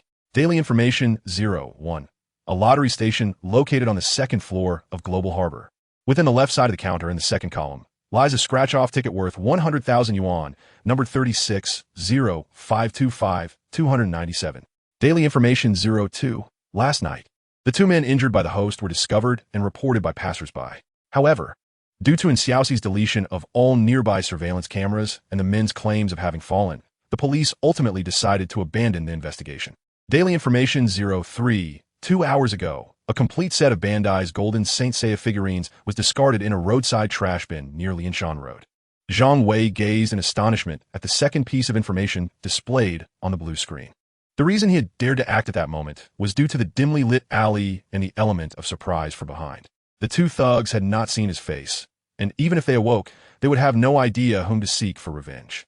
As for calling the police, and Xiaoxi is indeed a victim, a minor as per the law, deserves understanding. The uncles, upon investigation, would undoubtedly ensure that those two ruffians are apprehended and charged with attempted rape. This indicates that she has just remotely deleted a vast array of surveillance footage from a room. The prowess of this young girl and computer skills could very well be classified as hacking. Zhang Wei murmured to himself, realizing that assigning mundane tasks to Xiaoxi might be somewhat of an underutilization of her talents. He then glanced at two other messages. The 10,000 yuan scratch card was something Zhang Wei was determined to acquire. However, the Global Harbor had closed for the night, so he would have to wait until dawn. As for the figurines in the trash can, that was something he could investigate immediately. Zhang Wei chose not to disturb Xiaoxi and called for a vehicle at the entrance of the community. Many ride-hailing services ceased operations late at night, and after waiting for over 10 minutes, a driver finally accepted the request. Shortly thereafter, the ride arrived, and Zhang Wei began searching online for information regarding the Golden Saints figurines. The Golden Saints, originating from the Japanese animated series Saint Seiya, were introduced in the 90s and gained widespread affection among the post-80s and 90s generations. The 12 Golden Saints were considered the highest combat power, defending Athena. Although among them were both virtuous and nefarious characters, their resplendent armors and striking moves once overshadowed the main 5 protagonists. Zhang Wei, though he had never watched the series, had encountered it through various videos and possessed some knowledge. Before long, he arrived at his destination, and after alighting, he began rummaging through several trash bins nearby. It wasn't long before he unearthed a plastic bag from one of the bins, containing a smattering of over a dozen figurines, each approximately a foot tall, adorned in intricately designed golden armor. An hour later, a middle-aged man hurriedly approached, trembling at the thought of his wife's fierce reprimand. He muttered to himself, perhaps it would be prudent to let it go, allowing her a reprieve. With that, he moved to the trash bin and began searching. After a prolonged search, he ultimately found a familiar plastic bag. Chapter 11. Accompanying my new roommate to the mall. Upon returning home, Zhang Wei sought rest, sleeping soundly until past 11 in the morning, finally rousing himself from the bed with bleary eyes. It was quite a relief to not worry about being late for work. Stepping out of his room, he found Xiaoxi curled up on the sofa, a notebook resting on her knees as her fingers danced across the keyboard. Zhang Wei greeted her first. Good morning. Did you sleep well last night? It was all right. There's breakfast I bought on the table, though it's a bit cold. Feel free to eat if you don't mind, and Xiaoxi replied, her hands still deftly striking the keys without missing a beat. Zhang Wei scratched his head. feeling somewhat sheepish. He had only just promised to take care of meals and housing, yet on the very first day, he had allowed the girl to buy breakfast. At that moment, Xiaoxi suddenly recalled something and paused her typing, saying, "Those 2 bicycles have already been claimed. I located the seller directly through big data. They suggested coming to see the bikes, and if all goes well, we could finalize the deal on the spot. What do you think would be a suitable time to arrange this?" Zhang Wei pondered for a moment and replied, "We need to head out for shopping soon. Let us schedule it for around 3 or 4 in the afternoon." Subsequently, a message was sent to Lu Haorui, inviting him to join for dinner at Jiangnan Garden that evening. After all, Lu Haorui often visited Zhang Wei's home, providing an opportune moment to introduce Xiaoxi to him. Following a delightful breakfast featuring treats for the little girl, the two made their way directly to Universal Harbor. This shopping plaza topped the revenue charts for commercial establishments in Shanghai for 2024. Beyond its notoriety, the sheer expanse of 480,000 square meters lent it a significant advantage, allowing patrons to shop to their heart's content. A veritable nightmare for married men, as one could enter dressed in a suit and emerge in mere undergarments. The shops within were diverse, capable of fulfilling all shopping needs in one visit. Upon entering the plaza, despite it being a weekday morning, the atmosphere remained vibrant. And Xiaoxi, having previously traversed only between internet cafes and small lodgings, felt somewhat uneasy, having not visited a mall in quite some time. She instinctively inched closer to Zhang Wei. Unable to resist, Zhang Wei gently ruffled her hair, reassuring her, "Do not be anxious. We are here to shop, not to commit thievery." And Xiaoxi, reacting instinctively, brushed his hand away, rolling her eyes in annoyance. However, recalling that this older gentleman had rescued her the previous day and provided her with shelter, she hesitated, pondering whether it would be inappropriate to express her irritation. Zhang Wei found her internal struggle amusing, believing that with time, the young lady would gradually open up and become less sensitive. As they conversed, they ascended to the second floor, where Zhang Wei's first order of business was to procure some scratch-off lottery tickets. The lottery booth on this floor was a simple setup nestled within the corridor, surrounded by a group of 5 or 6 individuals, all in their 20s, eagerly scratching their tickets with coins. Zhang Wei was taken aback. Wasn't this pastime typically enjoyed by older gentlemen? During his previous employment, he had a colleague in his 40s who was an avid lottery player, fixating on a set of numbers without fail until one day, after a statewide incident involving floating in space, he ceased to participate altogether. Nevertheless, the instant gratification of scratch-off tickets seemed to appeal widely to the younger crowd. Approaching the counter, Zhang Wei located the stack of scratch-off tickets as per the intel received. Comprised of 20 tickets, each priced at 50 yuan, Zhang Wei confirmed that the ticket with the winning number of 100,000 yuan was indeed among them. Without further ado, he paid 1,000 yuan, purchasing the entire stack. The clerk remained unfazed, as it was not uncommon for customers to buy whole stacks. Next, they ventured to the home textile store upstairs to select bed linens and comforters. Zhang Wei intended to inquire about Xiaoxi's preferred style, although she verbally expressed indifference. Her gaze was irresistibly drawn to a set of Disney princess bed linens. Regardless of her exceptional hacking prowess, she was, after all, still a child. Zhang Wei stifled a chuckle, but refrained from revealing her secret. He summoned a sales associate and arranged for 2 sets to be packaged, ensuring ease of laundering. Their next stop was the clothing store. Upon entering, Xiaoxi glanced around briefly before tugging Zhang Wei back towards the exit. Puzzled, he questioned her sudden withdrawal. In a hushed tone, she revealed, "The clothes here are easily over 1,000 yuan each. They're too expensive." Zhang Wei, dismissive of her concerns, reassured her, "Do not worry. To express my gratitude for your breakfast, I shall take care of the expenses." Yet, Xiaoxi remained resolute, insisting, "We cannot frivolously spend your money." Zhang Wei, adopting a more persuasive approach, gently stated, "Now, we are a team, are we not?" And Xiaoxi nodded in agreement. He continued, "If you dress too modestly, would it not reflect poorly on me as well?" After a moment's hesitation, Xiaoxi conceded with a nod. Thus, Zhang Wei confidently asserted, "For the sake of our team's image, this expenditure is necessary. Would you not agree?" And Xiaoxi found herself perplexed by his reasoning. Without further ado, Zhang Wei ushered her back into the clothing store and summoned a sales associate, instructing her, "Please assemble 5 outfits for this young lady, 3 for casual home wear and 2 for outings. Make sure they are adorable." The saleswoman, recognizing a valuable customer, smiled brightly and said, "Of course, sir. Please follow me, young miss." As Xiaoxi was led away to try on clothes, Zhang Wei noticed across the street a Sony store.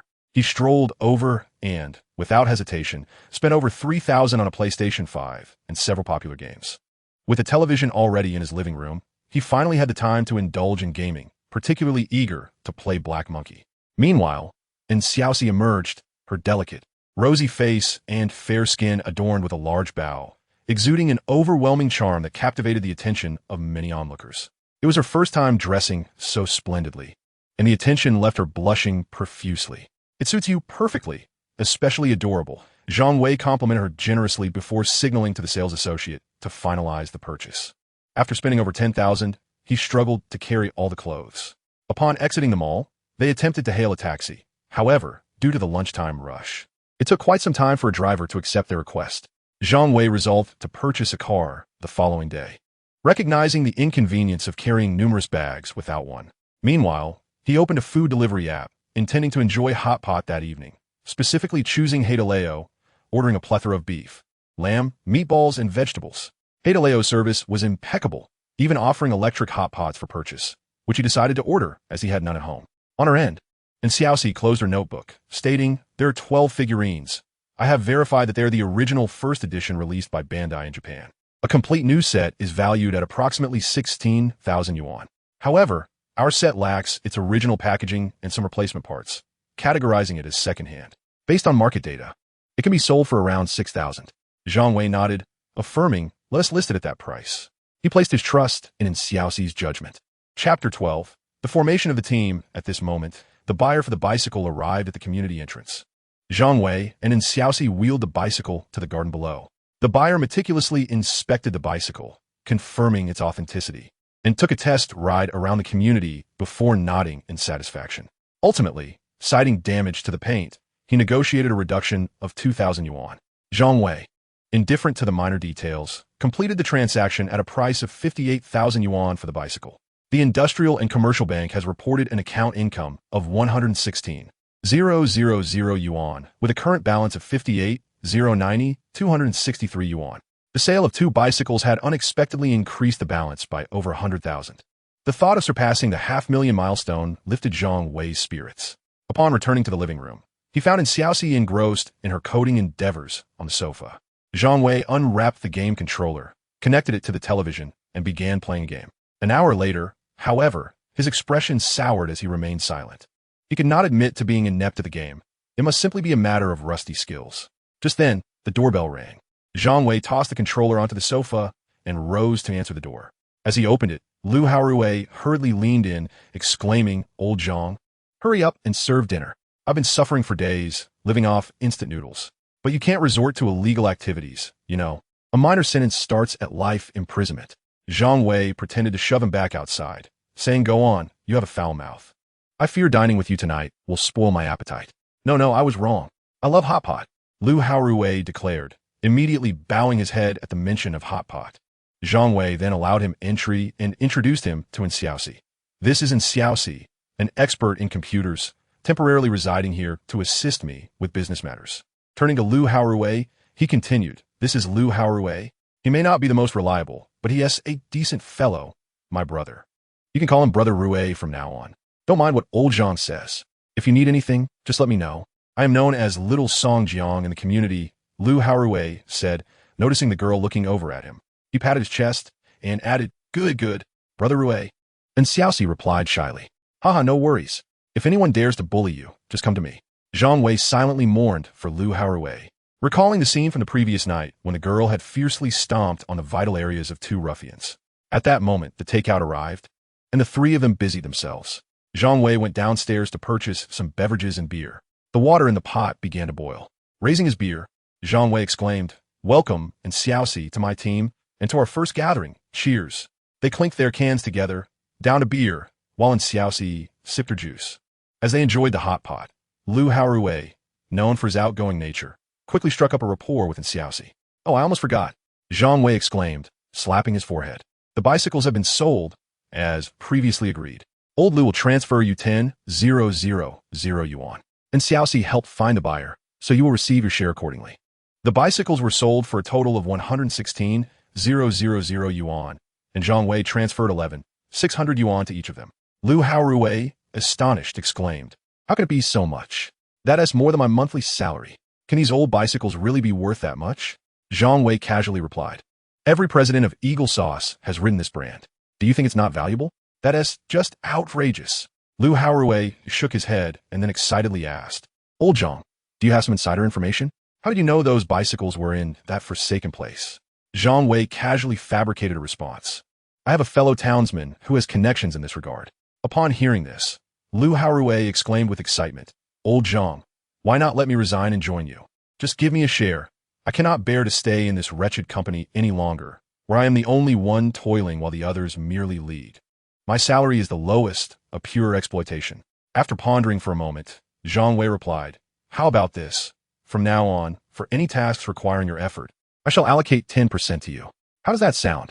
There was no need to elaborate on Xiaoxi's hacking prowess, and Lu Haorui, despite his carefree demeanor, was undoubtedly a loyal brother, making him a valuable ally. And Xiaoxi would focus on computer-related tasks, while Lu Haorui would handle communications and miscellaneous affairs. Zhang Wei would concentrate solely on intelligence work, thus clarifying their roles moving forward. Seeing that both of them had no objections, Zhang Wei raised his beer and proclaimed, I hereby announce that our trio has officially formed today. Cheers! The three clinked their glasses and continued to feast heartily. Lu Haorui had not had a proper meal in days, while Xiaoxi had previously been living from one meal to the next. Their shared table was a battleground of culinary prowess, with chopsticks swirling through the pot as if conjuring shadows of meat. Zhang Wei watched with amusement. After their feast, Zhang Wei retrieved a stack of scratch-off lottery tickets from his pocket. Now it's time for our post-meal game. Here are the tickets I bought today. Whoever scratches the least amount must wash the dishes. How's that sound? Lu Haorui scoffed, Old Zhang, haven't you seen those videos by bloggers? They buy heaps of tickets, and out of 10, 9 yield nothing. It's a scam. Zhang Wei waved his hand dismissively, not necessarily.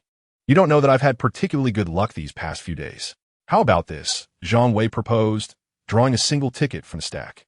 I'll be generous. There are 20 tickets, and I'll scratch just this one. The remaining ones you both can scratch, and whoever wins the least amount does the dishes. Do you dare? And Xiaoxi was indifferent, while Lu Haorui laughed heartily. Old Zhang, you're overly confident. You think scratching one ticket will make you win? If you do win, I'll not only wash the dishes, but I'll also do it while standing on my head. You're digging your own grave. Old Lu, Zhang Wei chuckled inwardly. Then it's settled. A promise is a promise. With a total of 20 tickets, Zhang Wei scratched one, leaving 19. Lu Haorui, not wishing to intimidate the young woman, allowed Xiaoxi to choose 10 tickets, while he took the remaining 9 to begin scratching. Whether due to an innate misfortune or simply bad luck, Lu Haorui ended up with nothing from his 9 tickets. His spirits sank. Meanwhile, Xiaoxi fared better, winning on 4 of her 10 tickets, totaling just over 200. With an expenditure of 500 on 10 tickets, they had incurred considerable loss. At this point, Lu Haorui regained his composure, saying, Old Zhang, just admit defeat. Can you really expect to win over 200 from a single ticket? Not necessarily, Zhang Wei replied coolly, sitting confidently in his chair as he began to scratch. Calves are flying in the sky. Keep boasting. Lu Haorui smirked, exuding confidence. Before long, Zhang Wei had finished scratching, and Xiaoxi leaned in to take a look and gasped. You actually won. Lu Haorui nonchalantly inquired. How much did you win? 10 or 20? And Xiaoxi glanced at him seriously before responding with a peculiar expression. 100,000. 100,000 for such a small amount? How is that possible? Lu Haorui stood there dumbfounded. Chapter 13, New Information. Zhang Wei waved the winning ticket in front of Lu Haorui, who snatched it eagerly for closer inspection. To his astonishment, it was indeed genuine. His luck was beyond extraordinary. He had never heard of anyone around him winning such a substantial prize. Suddenly struck by a horrifying thought, Lu Haorui froze, then displayed a panicked expression as he exclaimed, Oh no, I just remembered that I left the chicken soup on the stove at home. I won't disturb you any longer. I'll be on my way. Zhang Wei shot him a sidelong glance. You can't leave. With that, he circled behind Lu Haorui and tightly embraced him. Turning to Xiaoxi, he shouted, Captain Lu, quick, go to the bathroom, fill the tub with water, and fetch a bottle of shampoo. Your brother Rui is about to put on a show for us. With that, he dragged Lu Haorui towards the bathroom. Lu Haorui struggled against the hold, but his slight frame was no match for the towering Zhang Wei. Old Zhang, no, brother Zhang, I was wrong. Please let me go. And Xiaoxi stifled her laughter beside them. After some playful banter, they finally relented. allowing Lu Haorui to escape after he agreed to take on a week's worth of dishwashing duties. Zhang Wei handed the lottery ticket to Lu Haorui, explaining, "For large winnings like this, you typically can't redeem it at the local lottery shop. You'll need to go to the lottery center. Could you run this errand for me tomorrow? I prefer to maintain a low profile, and there's no telling if reporters are lurking around the lottery center. Better to send you the conspicuous one." "Sure," Lu Haorui readily agreed. "Once I cash in the prize, I'll quit my job and make those folks at the company green with envy." They were engrossed in a game called It Takes Two. "Keep up, or you'll miss your chance." And Xiaoxi teased, "You can't even jump over that? Are you a bit uncoordinated? Rotate the joystick. Your fingers are too stiff. Are you a tree spirit reincarnated?" Zhang Wei watched the screen with a furrowed brow. This girl was rather sharp-tongued while gaming. The adorable little girl revealed a darker side within. It was a stark display of her true nature. During his university days, Zhang Wei had also played games. Yet he could never match in Xiaoxi's reaction speed. At midnight, a notification chimed. "Daily information has been updated. Please check at your convenience." Open. The screen illuminated. Daily information 01. A Cartier 3-in-1 classic ring has been abandoned in the flower bed on the north side of Building 3, Xinjian, on Huaid Road. It is expected to be discovered by the cleaning staff at 10 o'clock in the morning. Cartier, a renowned luxury brand established in France in 1847, specializes in watches, leather goods, and jewelry, with prices typically quite steep. This ring is likely not inexpensive. Daily information 02. Fan Haitao, the owner of Fan's Gold Jewelry on Jianing Road, concluded a transaction yesterday with a certain businessman selling 2 gold bars for 500,000 yuan. This deal was facilitated by his cousin, Fan Haiyang. The 2 gold bars could not possibly be the same ones he sold to that unscrupulous merchant last time, allowing the scoundrel to pocket an easy 200,000. Zhang Wei felt a pang of regret, as he had believed he had negotiated the price down to the other party's acceptable limit. Little did he know that this merchant was so cunning. However, upon further reflection, he acknowledged that this was the nature of the trade. One could hardly survive in such an industry without a certain level of skill. Besides, he lacked any legitimate channels for selling such items, so being taken advantage of was only to be expected. Fortunately, with the recent addition of an Xiaoxi, whose computer proficiency was commendable, he would no longer have to worry about finding avenues to sell in similar situations in the future. As for the informant's mention of Fan Haiyang, the name rang a bell, but he could not immediately recall who it was, returning home only to encounter a fatal accident caused by a drunk driver. This individual must have had the worst luck imaginable. Yet, Li Ming, engaged in smuggling, was not exactly a paragon of virtue himself. This batch of graphics cards was serendipitously advantageous for Zhang Wei. Although he was not well-versed in computer components, he had a ready consultant in the living room, so he saw no need to scour the internet for information. When Zhang Wei inquired, and Xiaoxi casually informed him that the 4060 graphics card was currently a mainstream configuration in the computer market, with a brand new unit price just over 2,000 yuan. Zhang Wei pondered for a moment. The intelligence indicated that there were 300 units of this model in the mini warehouse, calculating at 2,000 apiece. That amounted to a staggering 60,000 yuan. After a brief contemplation, Zhang Wei shared the situation with Xiaoxi, articulating the 3 current challenges: how to unlock the door, how to avoid detection by security, and how to evade the surveillance cameras in the area. As of now, they were utterly ignorant of the warehouse's condition, and he needed her to gather intelligence. And Xiaoxi hesitated before softly stating, "Uncle, I promised my grandmother that I wouldn't engage in any illegal activities." Her grandmother had incessantly cautioned her against breaking the law before she passed away. Otherwise, as a top-notch hacker, if she had harbored any ill intentions, she would not have found herself in a position where she could barely afford a meal. Zhang Wei reassured her, "Rest assured, this is indeed a batch of unclaimed property. The original owner met with a tragic accident yesterday. Without the intelligence system, it was likely that this cargo would have ended up in the hands of some minor warehouse manager or security guard." He felt no moral qualms about his words, and Xiaoxi sighed in relief. "All right, I'll look into it shortly." Zhang Wei patted her on the head, saying, "There's no rush. We can discuss it tomorrow. You're still a child. Don't stay up too late, or you won't grow tall." Chapter 14. The interview Qian lay swiftly rolled down his car window, gazing at the sports lottery center that had just opened its doors. He was a journalist, often stationed at the lottery center to promptly interview winners. This was where all the significant prizes were claimed throughout the city, and now and then, fortunate individuals would arrive to collect their rewards. In the early days of his career, he envied these individuals, watching them express their excitement and joy on camera, often rendered speechless by their good fortune. He had fantasized about what it would be like to be among them.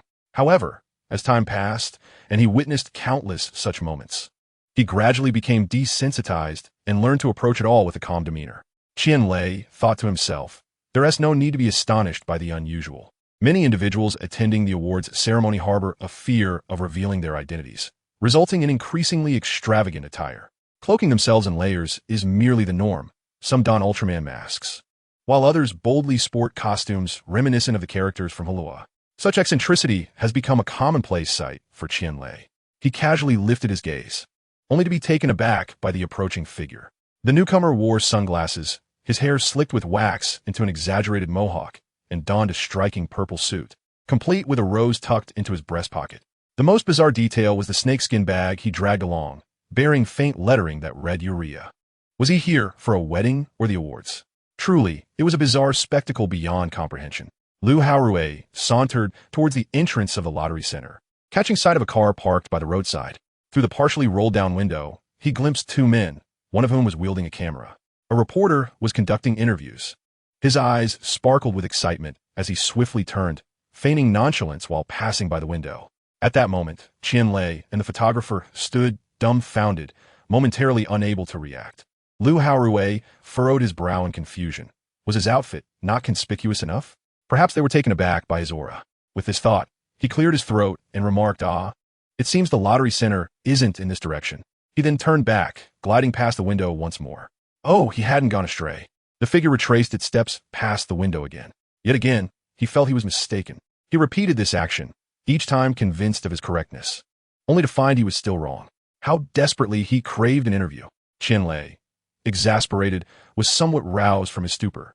He hurriedly exited the car, and the photographer switched on the camera, directing the lens towards Lu Haorui. Qianlei approached with a polite smile, addressing him, "Good day, sir. We are reporters from Daily Headlines. Would you be amenable to a brief interview?" Lu Haorui feigned surprise at the sight of the two, exclaiming, "Oh, I didn't realize there were reporters here. A modest man like me seldom agrees to interviews. However, since you spotted me, I shall reluctantly acquiesce." He regarded Qianlei with eager anticipation. Cough, cough. Thank you for agreeing to the interview. Qianlei thought to himself, bemused by Lu Haorui's theatricality. Could you please greet the audience in front of the camera? Lu Haorui adjusted his collar and declared, "Hello, everyone. My name is Lu Haorui. It is an honor to accept this interview today. First, I must express my gratitude to my parents. Without their tireless efforts in raising me, I would not be standing here today. Secondly, I wish to thank my elementary school teacher, whose earnest guidance has played a significant role in my journey." All right, that's enough. Qianlei interjected, his head swirling in disbelief, unable to contain himself any longer. "Sir, may I ask if you have any insights or experiences regarding lottery participation that you could share with our audience?" Lu Haorui replied earnestly, "I believe that winning the lottery is not of utmost importance. What truly matters is perseverance." Qianlei nodded, relieved to finally hear something sensible. Lu Haorui continued, proclaiming himself a paragon of perseverance. He expressed his long-standing admiration for Zhao Dan, unwavering in his concern for her, regardless of her relationship status. As he spoke, Lu Haorui abruptly thrust his face toward the camera, exclaiming loudly, "Zhao Dan, I believe this is merely a test for me. If I persist, I will surely win your heart." Both Qianlei and the cameraman were on the verge of tears, convinced that this fellow was merely causing a ruckus. Qianlei, realizing that his years of professional integrity could no longer tolerate this eccentric behavior, quickly cleared his throat to interrupt Lu Haorui. "Ahem, thank you for accepting the interview. May I inquire if you could disclose the specific amount of your winnings?" Lu Haorui innocently replied, "I didn't win anything." Calmly, he grasped Qianlei's arm and said, "Why are you in such a rush? I'm not here to claim my prize. I'm here on behalf of my brother." Understanding dawned on Qianlei, who managed a strained smile. Then, "Sir, could you share with us how much your brother won?" Lu Haorui retorted, "How could I divulge such private information? Your questions are quite unprofessional." With that, he picked up the discarded burlap sack and strolled away, leaving Qianlei amidst the dreary autumn streets, feeling unsettled. After all that dialogue, not a single essential point had been made. And Xiaoxi, cradling her laptop, reported the area consists of a logistics park, with one of its buildings rented by a mini storage company, subdivided into numerous small warehouses for private rental. To facilitate customer access, these warehouses are equipped with electronic keypad locks. I've also hacked into their surveillance system and discovered that the property employs a clock-in patrol system. Every 2 hours, security personnel must patrol and check in at various locations. Finally, for the nearby road cameras, we will need to orchestrate a localized power outage to temporarily disable them. Zhang Wei frowned, remarking, "These issues are somewhat challenging. However, I can address them all." And Xiaoxi proudly tapped her small patch of grass, exclaiming, Chapter 15, Acquiring a New Vehicle. With such a brilliant little prodigy in our midst, my reign is worry-free. Zhang Wei felt a sense of paternal pride, witnessing the success of his young charge. And Xiaoxi rolled her eyes, cautioning, "Let us not celebrate too soon. There are too many tasks to manage simultaneously. I must remain close to the warehouse.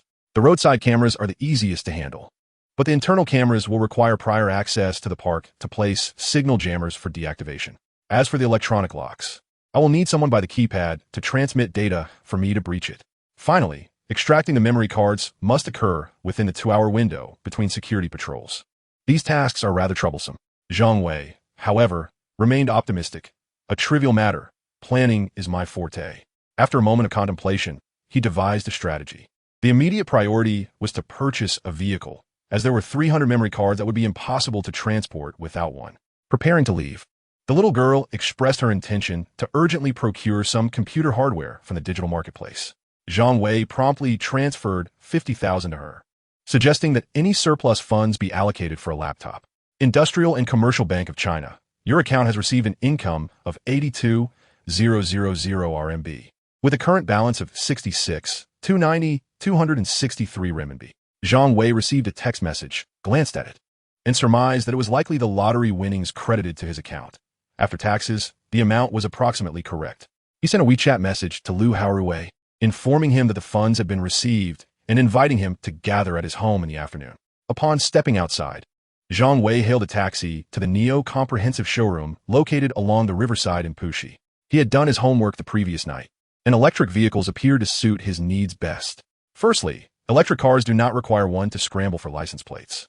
In Shanghai, the license plate for gasoline vehicles has long been a crucial indicator of one's fortune. Many have spent 3 years attempting to secure a plate without success. This issue does not arise with electric vehicles, which come with their own plates. Secondly, electric cars operate with minimal noise, ensuring a discreet driving experience, perfect for Zhang Wei and his associates. "Welcome to Neo. Would you like me to provide you with some information?" Upon entering the showroom, the saleswoman greeted him with a smile. Zhang Wei responded, "I would like to see the models." The saleswoman cheerfully replied, "Certainly, sir. Our Model 7 is categorized as a mid to large vehicle, while Models 5 and 6 are sportbacks. Would you like an introduction to all of them?" "No need. Just take me to see the Model 7, Zhang Wei requested. The Model 7, being mid to large in size, pleased him in both appearance and configuration. Its spacious interior was convenient for cargo. Upon reaching the Model 7 display area, the saleswoman enthusiastically began her presentation, and Zhang Wei took a moment to experience the vehicle. The tall body and roomy interior suited him perfectly, and the front seats even featured ventilation and massage functions, leaving him quite satisfied. "If I pay in full now, can I take the car home today?" Zhang Wei inquired, as he had plans for the evening and preferred to avoid renting a vehicle last minute. The saleswoman's eyes sparkled with delight, her smile broadening. She relished dealing with such straightforward customers. "Absolutely. We have cars available in our garage. We can arrange a temporary license plate, and you'll be able to drive away in about 2 hours." Zhang Wei promptly made the payment, opting for a high-spec executive model priced at 483,000 RMB, and selected a stylish, understated gray color. After handing over his driver's license for the temporary plate, he and the saleswoman agreed that he would return in the afternoon to collect the car before he departed. He took a taxi to the digital city, wherein Xiaoxi had already completed her shopping and was seated at a CAF across the street, inputting data into her device. Once reunited, they prepared to head to the mini warehouse for early arrangements. On the way, Zhang Wei said, "I'll handle attracting attention. You just focus on the setup." And Xiaoxi nodded in agreement. Upon arriving at the entrance of a logistics park, Zhang Wei called the mini warehouse customer service to express his intent to rent a space. Shortly thereafter, a middle-aged woman approached. "Hello, sir. Are you looking to rent a warehouse?" Zhang Wei casually fabricated a reason, saying, "Yes. I've recently moved and need a temporary place to store some belongings. Could we inspect the space first?" The woman readily agreed, "Of course. I could take you up to see it. Our mini warehouses range from 10 to 100 square meters and the rental prices vary accordingly. It's best to find a size that fits your needs for better value. 3 individuals ascended the staircase, revealing a vast warehouse partitioned into numerous small rooms reminiscent of student dormitories. A middle-aged woman approached one of the doors and introduced, "Our mini-storage units utilize electronic locks. You need not a key to retrieve your belongings, merely input the code to gain entry, which is quite convenient." Zhang Wei smiled and inquired, "May we take a look inside?" "Of course," she replied, locating an available unit. After inputting the code, she ushered the two inside, and Xiaoxi lingered at the rear, seizing the opportunity to affix a card-like device onto the keypad as the woman entered. Shortly after, the light on the card began to flicker, and once it ceased, and Xiaoxi removed the card and nodded toward Zhang Wei inside the room. Upon exiting the property compound, and Xiaoxi's excitement remained unabated, she excitedly pulled Zhang Wei aside, exclaiming, "This is my first time doing something like this. I felt just like in a Mission Impossible film. It was exhilarating." Zhang Wei, puzzled, remarked, "But you seemed quite composed inside." "That just shows I have a talent for acting," and Xiaoxi replied with pride. It was her first car, a luxurious vehicle worth 480,000.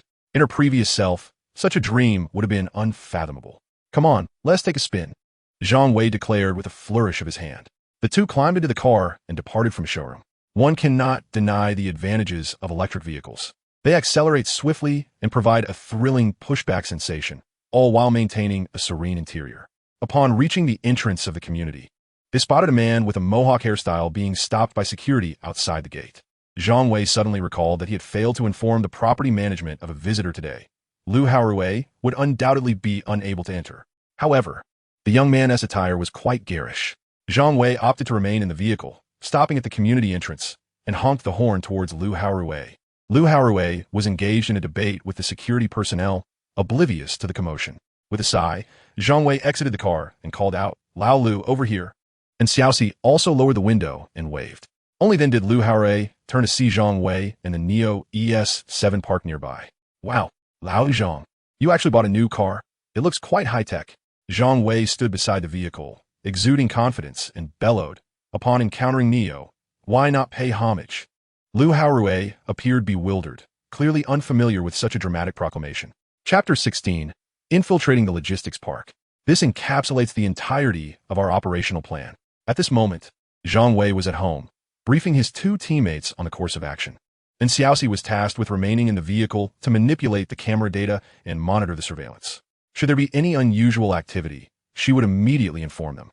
Lu Haorui and Zhang Wei would enter to retrieve the goods, adapting as necessary should any unforeseen circumstances arise. We must complete everything within 2 hours, while time is ample. We must not be complacent.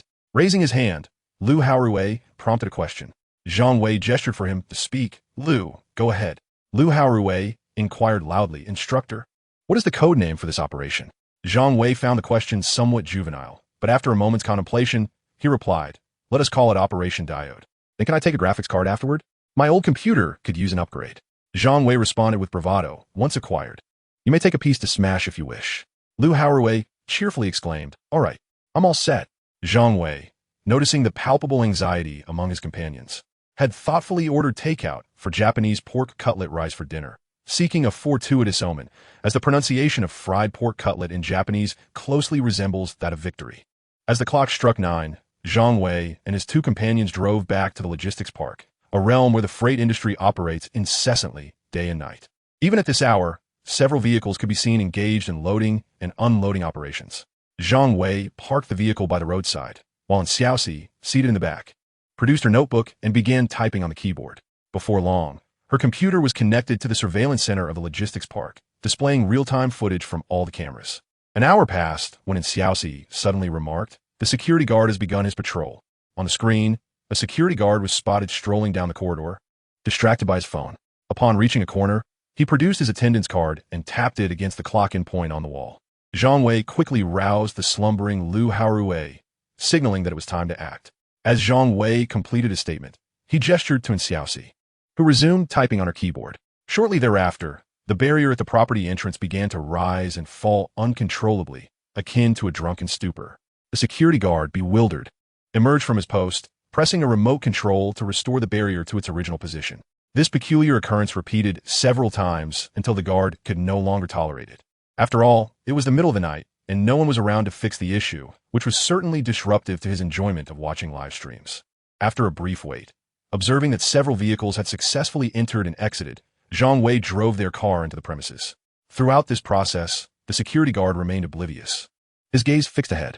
Zhang Wei maneuvered the vehicle to a halt beneath the building housing the mini warehouse.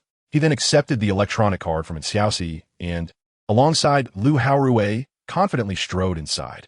Upon reaching the upper floor, Zhang Wei donned his Bluetooth headset and dialed a number. "Can you hear me, and Xiaoxi?" came her voice from the other end. "I can hear you clearly. I've successfully overridden the surveillance cameras for the entire building. You may proceed without concern. Simply locate the target warehouse and affix the card to the password input area. Once the indicator light goes out, you may enter." It felt reminiscent of a video game. As Zhang Wei suppressed his excitement and swiftly scoured the corridor. Before long, they arrive at the entrance of Warehouse 24. Zhang Wei adhered the electronic card to the input area of the keypad, and the light on the car began to flash wildly. After a tense interval, the light extinguished, and the sound of the lock disengaging resonated as Zhang Wei grasped the doorknob and pulled. The door swung open. At that moment, the only commendation Zhang Wei could muster for Xiaoxi was a simple, "You're amazing." Her hacking skills were truly impressive. The two entered the small warehouse, which scarcely spanned 10 square meters, filled with stacks of boxes. Zhang Wei opened one of the boxes to reveal the packaging of a 4060 graphics card. Confirming that they had indeed found the right items, Zhang Wei turned to Lu Haorui and declared, "Time waits for no one. Let us hurry and move." They began transporting the boxes to the vehicle, and although the graphics cards were not excessively heavy, the repeated trips left them both thoroughly exhausted. Just as they were in the midst of their move, an unexpected turn of events transpired. At that moment, the anxious voice of Xiaoxi came through the Bluetooth headset. "Bad news, a security guard has left the security room and is heading your way at great speed." Zhang Wei and his companion were currently carrying boxes down the stairs, and there was no time to evade detection. Realizing the gravity of the situation, Zhang Wei forced himself to remain calm. He noticed Lu Haorui clad in a purple suit and suddenly had a clever idea. He quickly snatched the box from Lu Haorui's hands, cradling it alongside his own. With a humble smile plastered on his face, he exclaimed loudly. Lu Haorui was momentarily taken aback but soon recovered, feigning impatience as he retorted, "Have you become so money-minded, you young whippersnapper? Is this little task worth extra pay? If you can do it, then do it. If not, then leave. I won't call you next time I have goods." Dressed in a purple suit and sporting a mohawk hairstyle, Lu Haorui did indeed resemble a second-generation nouveau riche from a rural enterprise. Zhang Wei gritted his teeth internally, while outwardly portraying a facade of trepidation. "Boss Lu, please don't say that. You are magnanimous. Don't stoop to my level. Make sure to call on me for future work. I have both elderly and young dependents relying on me for sustenance."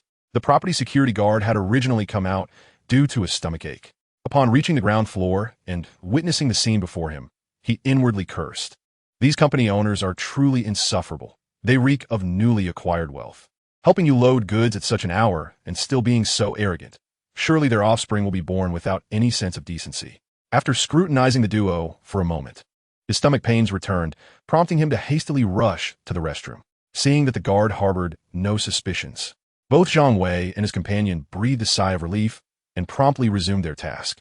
And Xiaoxi informed them through the phone that the danger had passed, and there were still 45 minutes until the next security patrol check-in. "Will you be able to make it in time?" she asked. At that moment, the back seats of a Neo ES6 had been reclined, filled to the brim with boxes. And Xiaoxi found herself without a seat and could only sit cross-legged atop the boxes. After starting the vehicle, Zhang Wei drove out of the logistics park. As for the lifting barrier at the entrance, the security guard had cut the power, rendering Xiaoxi unable to restore it. They would have to wait until the repair personnel arrived the next day to sort out. Whether it would be fixed properly or not was beyond their concern. Chapter 17. Selling graphics cards made easy. "Woohoo, let us take off," Lu Haorui exclaimed, animatedly gesturing inside the car. Zhang Wei chuckled, saying this time, "We owe thanks to Xiaoxi. Without her remote hacking skills, we wouldn't have even been able to enter the warehouse." Lu Haorui concurred, adding, "Xiaoxi is indeed impressive. But I believe your compatriot is even more remarkable. He seems to have an uncanny grasp of such clandestine information." Zhang Wei, taking the ring seriously, replied, "My compatriot is undoubtedly exceptional. He might very well be a super system from some extraterrestrial civilization." "Oh please, I'm still an avatar," Lu Haorui retorted. his face filled with disbelief. Zhang Wei secretly chuckled. He hadn't spoken a falsehood, and whether Lu believed him or not was of no consequence. Zhang Wei then instructed Xiaoxi to search for sellers of this batch of graphics cards online, preferably for a bulk sale. We should set a wholesale price, otherwise, selling them individually will take an eternity. And Xiaoxi patted her chest, assuring him, leave it to me. Zhang Wei advised, let us take care of it tomorrow. Young one shouldn't stay up late. Be cautious, or you might find yourself balding at 20. And Xiaoxi immediately shot him a glare, retorting, you're the Mediterranean? Your entire family is the Mediterranean. Zhang Wei ignored her and turned to Lu Haoruwei, saying, after all, and Xiaoxi is a girl. Once you find a buyer, you can drive my car for the transaction. By the way, do you have a driver's license? Lu Haoruwei scratched his head. Is an ID card sufficient? Zhang Wei chuckled. If you wish to experience being poked by toothpicks every day inside, you may certainly give it a try. With a sigh of resignation, Zhang Wei added, I suppose I'll have to make a trip myself. Old Lu, make sure to find a driving school tomorrow and get your license sorted. Not knowing how to drive is quite troublesome. The following morning, Zhang Wei lay in bed, slowly opening his eyes. It dawned on him that he had forgotten to check the daily intelligence due to his fatigue the previous day. He hastily recited in his mind, activate. Ding, the daily intelligence has been updated. Please review it at your convenience. Daily Intelligence 01. At the convenience store located at 309 Jiangwo Road. The cap of the first bottle of cola has won the third prize, redeemable for 300 yuan, now invalid. Zhang Wei, slightly surprised, gazed at the holographic screen. The information indicated that it had become invalid, suggesting that the winning cola had likely been claimed by someone else. It seems that intelligence does have a time limit. In the future, important information must be acted upon promptly. Daily Intelligence 02. An Italian restaurant near Ziniandi is hosting a store anniversary event today. Customers who correctly answer a question will receive a complimentary steak dinner. The question is, in which year and month did owner Ricardo become head chef? The answer is March 2002. Zhang Wei stared in disbelief. Who could possibly answer such a question? If they can't manage the event, they shouldn't force it, clearly. This Western restaurant is out of its depth. Daily Intelligence 03. At Plot 92, Money Road, Fengxian District, Yexinghai City, a wooden box is buried 4 meters underground. Inside lies a national jade seal, Song Dynasty. Specific coordinates: latitude 3108 foot north, longitude 121.29 east. Zhang Wei was taken aback. Today's intelligence was rather peculiar. The national jade seal had surfaced. However, wasn't the national jade seal crafted by Qin Shi Huang? So, was this a counterfeit? But if it were a counterfeit, why would it be buried underground? Zhang Wei felt uncertain. Nevertheless, even if it were from the Song Dynasty, it would still be a remarkable antique. He resolved to investigate in person when he had free time in the afternoon. Upon entering the living room, and Xiaoxi removed her headphones and said, by the way, there seems to be a lead on the graphics card buyer. We should have confirmation today. Efficiency is commendable, but remember to balance work and rest. Zhang Wei nodded, asking, where's Lu Haoruwei? He picked up his backpack. I may be quite busy today. If the graphics card transaction is needed, let us arrange it for the evening. He had a personal training session at the gym scheduled for the morning. Arriving at the gym's parking lot, he got out of the car just in time to see Sun Yicheng arriving at the entrance. She had clearly jogged to work, wearing a pink athletic tank top and form-fitting yoga pants that perfectly showcased her curvaceous figure. Sun Yicheng smiled. Good morning, Mr. Zhang. This car is quite lovely. No need for such formalities. Just call me Zhang Wei, he replied, winking, and I kindly ask you, Miss Sun, to go easy on me today, lest I end up completely exhausted. Drenched in sweat. Sun Yicheng listened, unfazed, as she assessed his attitude towards practice. An hour later, Zhang Wei was gasping for breath on the treadmill, entirely uninterested in the alluring beauty beside him. Sun Yicheng teased him, questioning his endurance after such a brief time. Zhang Wei felt a wave of despair. This girl was indeed a devil. Meanwhile, in an office building in Shanghai, Zhou Fugue was unleashing his fury upon his employees. Are you all merely idling away? If you can't find a source, then get out. As the owner of a trading company, he was, in reality, a mere middleman for computer components, profiting from smuggled goods sold to customers at inflated prices. Recently, however, one of the major smuggling leaders, Li Ming, had tragically died in a car accident, leading to a crackdown on his inventory by law enforcement. In the aftermath, Li's family confessed to many others in custody, causing panic throughout the market. Many smugglers were either captured or on the run. Finding a new source had become exceedingly difficult. With prices skyrocketing, the situation was dire.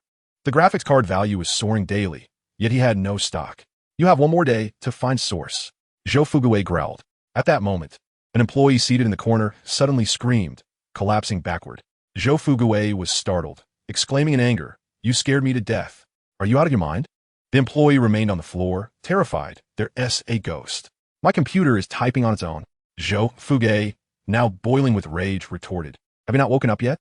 Pack your things and leave. Do you think you can survive here with such nonsense? I swear it's true. If you don't believe me, come see for yourself. The employee pleaded. I must see what you're up to, Zhou Fuguwei said, approaching the computer. His eyes widened in shock as he beheld the screen typing autonomously. Do you see this? Call your boss over. I have business with him. Wait, you're Zhou Fuguwei, right? I'm looking for you. Zhou's face drained of color.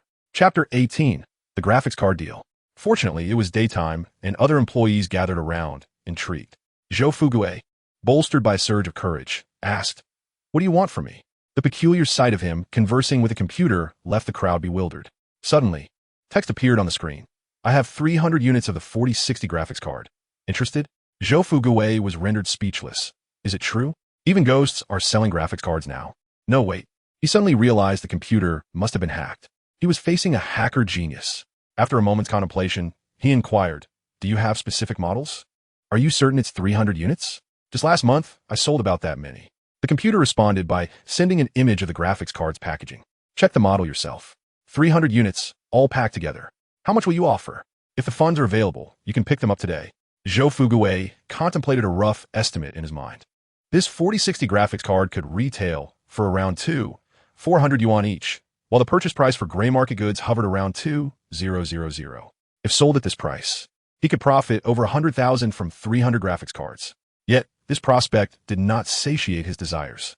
With a glint of cunning in his eyes, he feigned a troubled expression and said, Oh, esteemed computer expert, you may not fully grasp the intricacies of the computer components trade.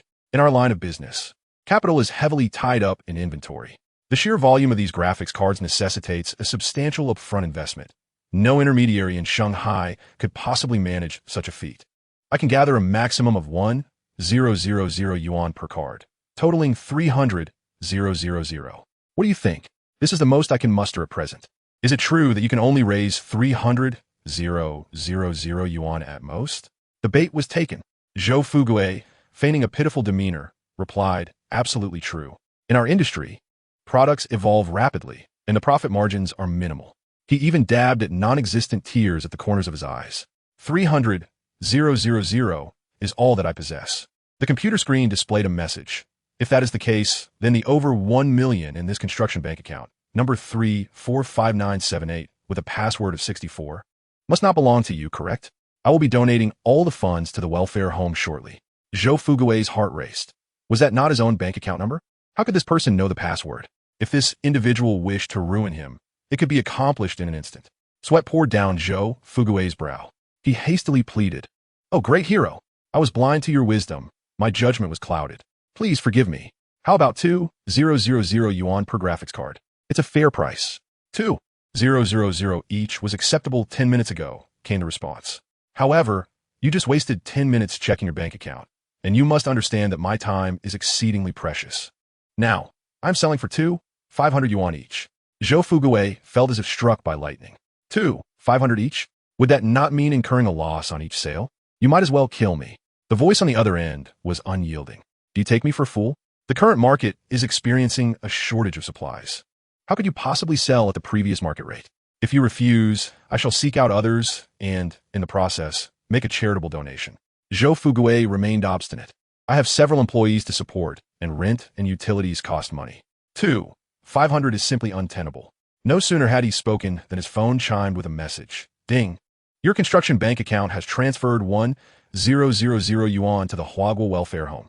You now have 3 seconds to make a decision. The next transfer will not be for merely 1,000. The computer typed slowly 3, 2, 1. Wait. I agree. Zhou Fuguwei lamented, his face a mask of despair. Meanwhile, Zhang Wei completed his final set of dumbbells, feeling the familiar burn in his biceps.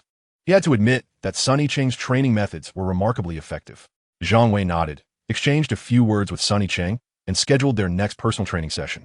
On the other end of the line, and Xiaoxi remarked, "The transaction for the graphics cards has been finalized.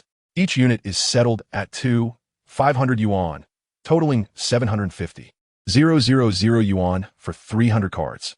However, due to the substantial amount, the bank requires a review before the transfer can occur, which is estimated to take about 3 working days." Zhang Wei had initially anticipated selling them for around 600,000 yuan, so he was pleasantly surprised to discover an additional profit of over 100,000 yuan. After commending the young lady, he inquired about the seller's address and promptly arranged for the delivery of the graphics cards, as his vehicle was already overflowing, leaving no room for passengers in the back seat. Besides, he trusted in Xiaoxi's handling of the transaction, confident that the other party would not default. After delivering the goods, a pang of hunger struck Zhang Wei, prompting him to seek a nearby Western restaurant. "Welcome to Lambok Western Cuisine. Today, we are celebrating our anniversary. Answer one question correctly, and you can enjoy a complimentary steak set, sir. Would you like to give it a try?" Zhang Wei regarded the staff member curiously and asked, "Is your boss named Ricardo by any chance?" The staff member paused, then replied, "Indeed, Ricardo is our owner and head chef." Surprised, Zhang Wei realized he had inadvertently chosen the very restaurant mentioned in the daily intelligence system. "I'll give it a try. Saving on a steak is always a bonus." With a sly smile, the server continued, "Very well, sir. Here is your question.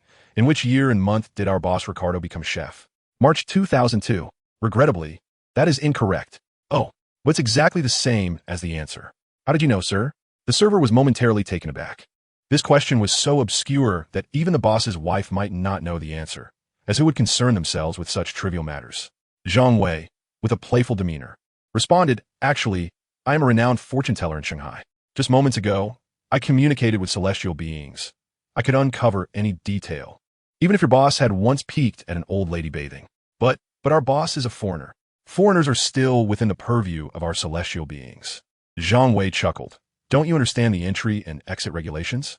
The celestial beings have collaborations with the West. Foreigners working in our country still require a residence permit. Do they not?"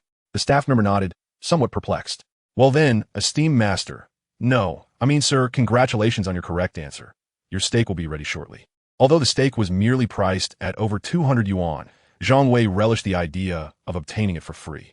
After his meal, the staff member courteously escorted Zhang Wei to the door, shyly inquiring if he could assist with his romantic prospects. Observing the young man's hopeful expression, Zhang Wei silently wished him well.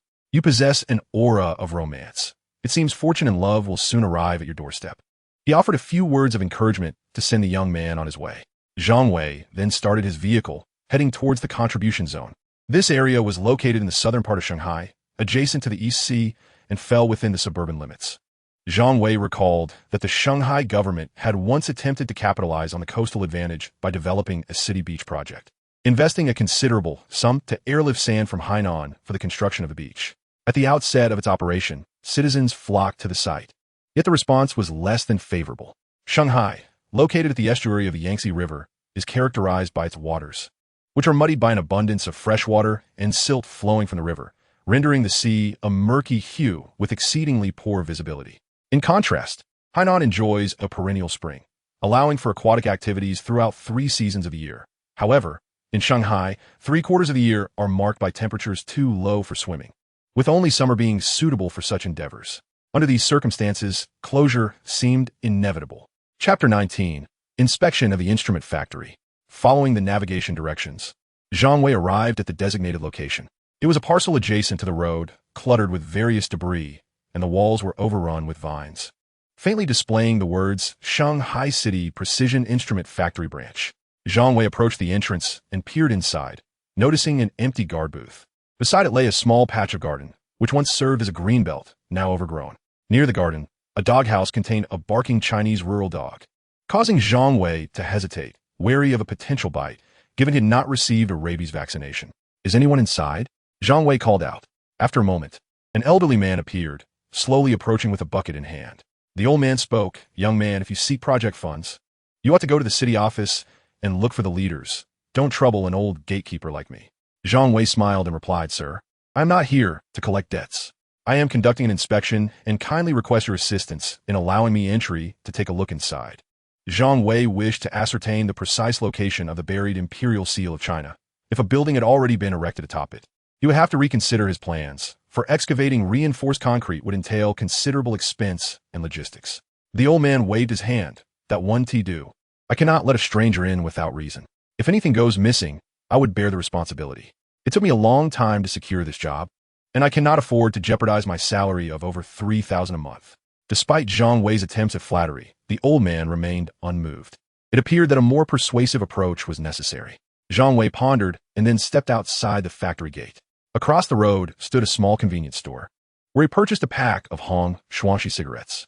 The old man's eyes brightened at the sight of the unopened pack, and he discreetly placed it in his drawer. "You young folks are quite resourceful," he remarked. "All right, considering it's not easy for your generation, I will take you in for a brief tour." Zhang Wei noted the old man as professional integrity was surprisingly adaptable. The old man secured the dog with a chain inside the doghouse, and then led Zhang Wei deeper into the factory while enthusiastically sharing its history. It turned out that this facility was part of the Shanghai City Precision Instrument Factory. During municipal planning, factories within the city were mandated to relocate to the suburbs. Ambitiously, the factory leadership sought to expand, and, after discussions with the city government, they were allocated a vast expanse of 300 acres. To put this into perspective, 300 acres is equivalent to 30 football fields. A single lap around the perimeter would likely take an hour. Unfortunately, the good times were short-lived.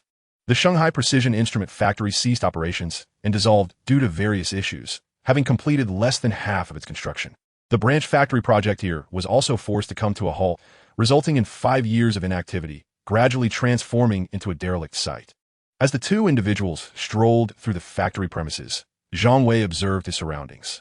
The area was divided into square sections by concrete pathways, presumably designated for different workshops.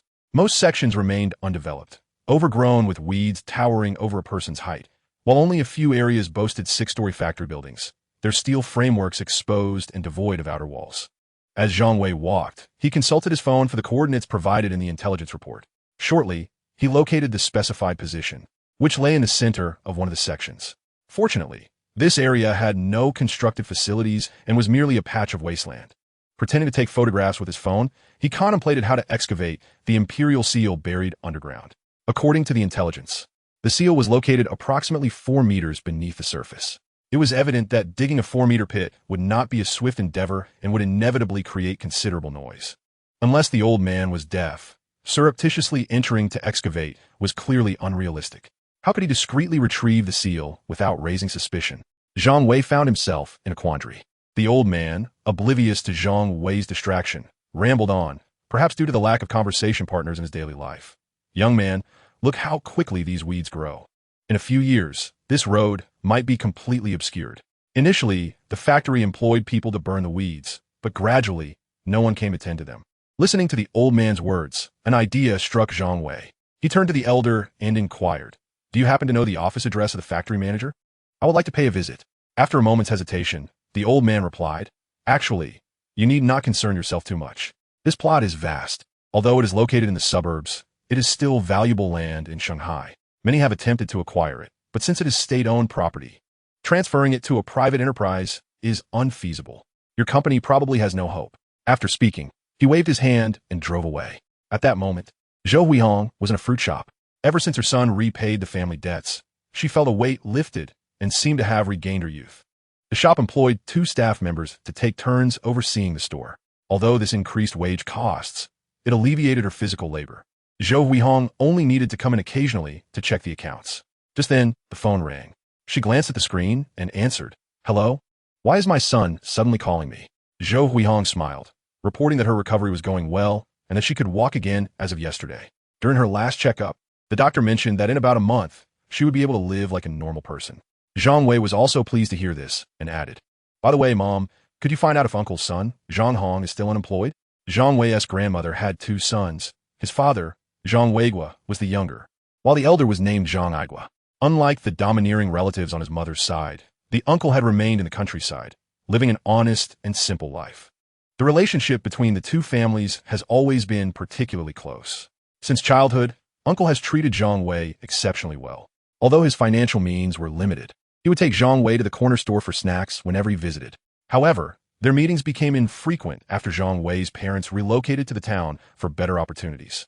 Yet, after less than a month of work, he was dismissed seemingly due to the bullying he endured from a security guard and his accomplices. In the end, Xiao Hong couldn't contain his anger and resorted to violence. Zhang Wei inquired about what he is doing now. What else can he do?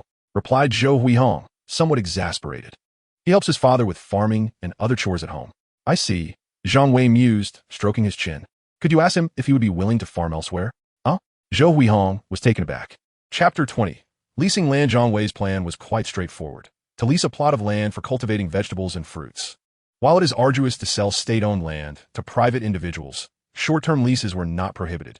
In due course, he could approach the relevant authorities to excavate the land legally, as tilling the soil is a perfectly ordinary endeavor. The produce could then be sold directly at his family's fruit shop back home, making it far more economical than purchasing from wholesalers. Zhang Wei spoke to his mother over the phone. I have an opportunity here that requires someone to farm. I'm considering offering him 8,000 yuan for a month while we finalize the arrangements. Please ask him if he would be interested. Zhou Huihong was astonished. 8,000 yuan was indeed a substantial sum, considering Zhang Hong had only earned over 3,000 as a security guard. All right, I'll inquire about it tomorrow in the village. After hanging up, Zhang Wei called Lu Haorui. Old Lu, how's your driving lesson going? Don't mention it. I don't know why, but I get so nervous that I tremble as soon as I get behind the wheel. I've already been scolded by the instructor several times. Lu Haorui replied, somewhat disheartened. Zhang Wei chuckled. It's normal for instructors to scold. You'll get used to it. He then added, all right, I'll hang up now. Once you finish your lessons, come to my house. I'll take you to meet a client. Zhang Wei was preparing to visit the precision instrument factory to discuss the land lease. Bringing Lu Haorui along would also help him acclimate to the nuances of business negotiations. In a certain office within the Shanghai Light Industry Bureau, a middle-aged man was patting Xue Zhongde on the shoulder, smiling, Old Xue, do me a favor. Tonight, I'm dining with a wealthy businessman from Singapore. If I manage to impress him, I can meet my investment targets for the year ahead of schedule. Since you're free, why not join me to lend your support? Xue Zhongde, maintaining a stoic expression, replied, I'm sorry, Old Li, but I have family matters to attend to today. I can't make it. He understood all too well that this man was not genuinely inviting him to dinner. It was merely an opportunity for the man to flaunt his achievements. Watching the middle-aged man depart, Xue Zhongde's countenance turned bitter. 5 years ago, he would have barely acknowledged someone like him. As the office director of the Precision Instrument Factory, he was one of the key figures in the leadership team, wielding considerable power, with even some deputy factory directors having to tread carefully around him. Yet, the factory's poor performance had led to its closure and dissolution. The factory heads either received promotions or were transferred elsewhere, leaving only him behind to deal with the aftermath. The factory workers have all dispersed, leaving only a few security guards to watch over the premises. Each month, aside from disbursing their salaries, there's little else to attend to. His fate seems to be to linger in this bureaucratic institution until retirement, thus concluding his career. At just under 50 years of age, he still had the potential to ascend further. However, the political arena is akin to a battlefield, where the victors are celebrated while the vanquished are forgotten. Lost in thought, he was startled by 3 firm knocks on the open door. Lifting his gaze, he spotted 2 young men standing at the threshold. One of them smiled and inquired, May I ask if Leader Xue is in this office? Xue Zhongde paused, for it had been quite a while since unfamiliar faces sought him out. I am he. May I ask who you are? The visitors were none other than Zhang Wei and Lu Haorui. Zhang Wei stepped forward, extended his hand for a handshake, and warmly introduced himself. Hello, Leader Xue. My name is Zhang Wei, and I have come specifically to pay my respects to you.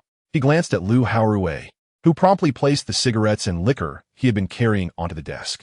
Zhang Wei continued, Leader Xue, during this initial visit, I am unsure of your preferences, so I brought a modest offering of cigarettes and liquor as a token of my esteem. It had been ages since anyone had presented him with a gift, and Xue Zhongde silently mused over this, finding himself somewhat favorably impressed by the young man. Nonetheless, he maintained a stern facade, stating, Please take these away. I do not wish to be put in a difficult position. After several attempts to persuade him, Zhang Wei, noting Xue Zhongde's steadfast refusal, ultimately relented. Presenting gifts is an art form. Zhang Wei had previously hosted numerous clients in his corporate role. During such initial encounters, one must offer gifts, even if they are declined. Attitude is paramount. I have another matter to discuss during this visit, Zhang Wei said, carefully articulating his thoughts as he briefly outlined the proposal for cultivating the land of the now-defunct subsidiary factory. Xue Zhongde found the idea somewhat absurd. Yet, considering the young man's apparent prudence, he diplomatically rejected the notion, stating, We are a manufacturing plant. There is no precedent for such agricultural endeavors. Undeterred, Zhang Wei gently persisted. Leader, my reasoning is as follows. The instrument factory has ceased operations and dissolved, leading to significant investment losses and idle land that the state must shoulder. The factory has become a proverbial hot potato, and if we pivot towards agriculture, embracing green food and environmental principles, it may demonstrate our initiative to the authorities. I am confident they would respond favorably. He added, moreover, should this transformation succeed, it would greatly enhance your career prospects. Even in the event of failure, there would be no significant losses, would there? After a prolonged moment of contemplation, Shuizhonda recognized this as a potential opportunity. After all, the worst-case scenario was already his current reality. If it were to succeed, perhaps he could advance his position. Resolving himself, he inquired, may I propose this to my superiors? How many acres are you considering for cultivation, Xiaozhang? If this model proves successful, we can expand the scope until we have contracted the entire subsidiary's land. However, I hope you can consider a favorable rate for the contracting fee. After a brief period of reflection, Shuizhonda concluded that 10 acres seemed rather modest for a pilot project. Let us proceed with 20 acres for my application. In return, I would appreciate if your team could assist with personnel during the planning phase, clearing the weeds within the factory area, which would factor into the cleaning costs and allow for a reasonable reduction in the contracting fee. Zhang Wei promptly nodded in agreement, recognizing that burning weeds was a labor-saving method. The resulting ash could serve as a commendable fertilizer, and if it could offset a portion of the contract fee, it would be a win-win situation. As the discussions neared conclusion, Zhang Wei expressed his gratitude for Leader Shui's support, inviting him to dinner at Shanghai No. 1 that evening, urging his presence. This time, Shuizhonda did not decline, readily accepting the invitation. After a brief exchange, the three of them boarded Zhang Wei's car and headed straight to the restaurant. Under Zhang Wei's intentional flattery, they quickly became more familiar, exchanging drinks and laughter. Shuizhonda appeared particularly enthusiastic, perhaps due to a long absence from such social gatherings. After the meal, Zhang Wei called a car for Shuizhonda and transferred 10,000 yuan to Lu Haorui via WeChat, sending him an address. He discreetly instructed, you should accompany Leader Shui to this address. I won't be going. Remember, don't hesitate to spend. Lu Haorui, taken aback, replied, you don't mean to send me to that kind of place, do you? I'm still a virgin. Zhang Wei chuckled. ISNT that perfect? You might even receive a red envelope. Chapter 21. Lu Haorui was infuriated. He plopped down on the sofa and noticed the television was playing a scene from a bizarre drama where a heroic figure rode a bicycle and soared onto a moving train, firing over 20 rounds at the enemy soldiers by the roadside, transforming his pistol into a submachine gun. Zhang Wei was left dumbfounded. Was this not the legendary anti-Japanese drama? Your taste is rather peculiar. And Xiaoxi calmly remarked, I stumbled upon a video mocking such dramas online. Out of curiosity, I decided to watch it. Surprisingly, it turns out to be quite entertaining, with a comedic punchline every 3 minutes. Even Li Yunlong would approve. As she caught a whiff of the alcohol on Zhang Wei, she shifted away in distaste. You reek. I truly don't understand the allure of alcohol. Business socializing is not something I relish, Zhang Wei replied with mild irritation. He had no vices, neither smoking nor gambling, and he only drank when absolutely necessary. Excuses. By the way, where's Rue? And Xiaoxi inquired. With a mysterious expression, Zhang Wei said, your Rue is probably galloping somewhere at this very moment. Or perhaps others are galloping on him. And Xiaoxi scoffed, that doesn't sound promising. Men can indeed be like lovesick teddy bears. After a casual chat, they decided to continue playing the cooperative game, It Takes Two, which would also help Zhang Wei sober up. However, after drinking, Zhang Wei performed even worse than before, with Xiaoxi mercilessly critiquing his various amateurish blunders. They played for over an hour. The following morning, Zhang Wei sat up in bed, rubbing his throbbing head. He made his way to the kitchen, poured himself a glass of milk from the refrigerator, and shamelessly snagged a piece of bread from Xiaoxi's breakfast plate. Under her disdainful gaze, he leisurely consumed it. While eating, he suddenly remembered he hadn't checked the daily update from yesterday. He hastily called out in his mind, Activate system. Ding. Daily update has been refreshed. Please review at your convenience. Daily update 01. Yesterday afternoon, Qian Lei, a reporter from Daily Headlines, released a video online featuring an eccentric interview with Lu Haorui, a close friend, during an award ceremony, without any blurring. This video has since surged to the top of trending searches. As this footage was shared without Lu Haorui's consent, it constitutes an infringement of his portrait rights, potentially warranting legal compensation. In a trash bin on the second floor, west side of a mall located at 32 Nanjing West Road, 2 movie tickets from 10 a.m. today were found for the film Warcraft. The Tauren will never be slaves.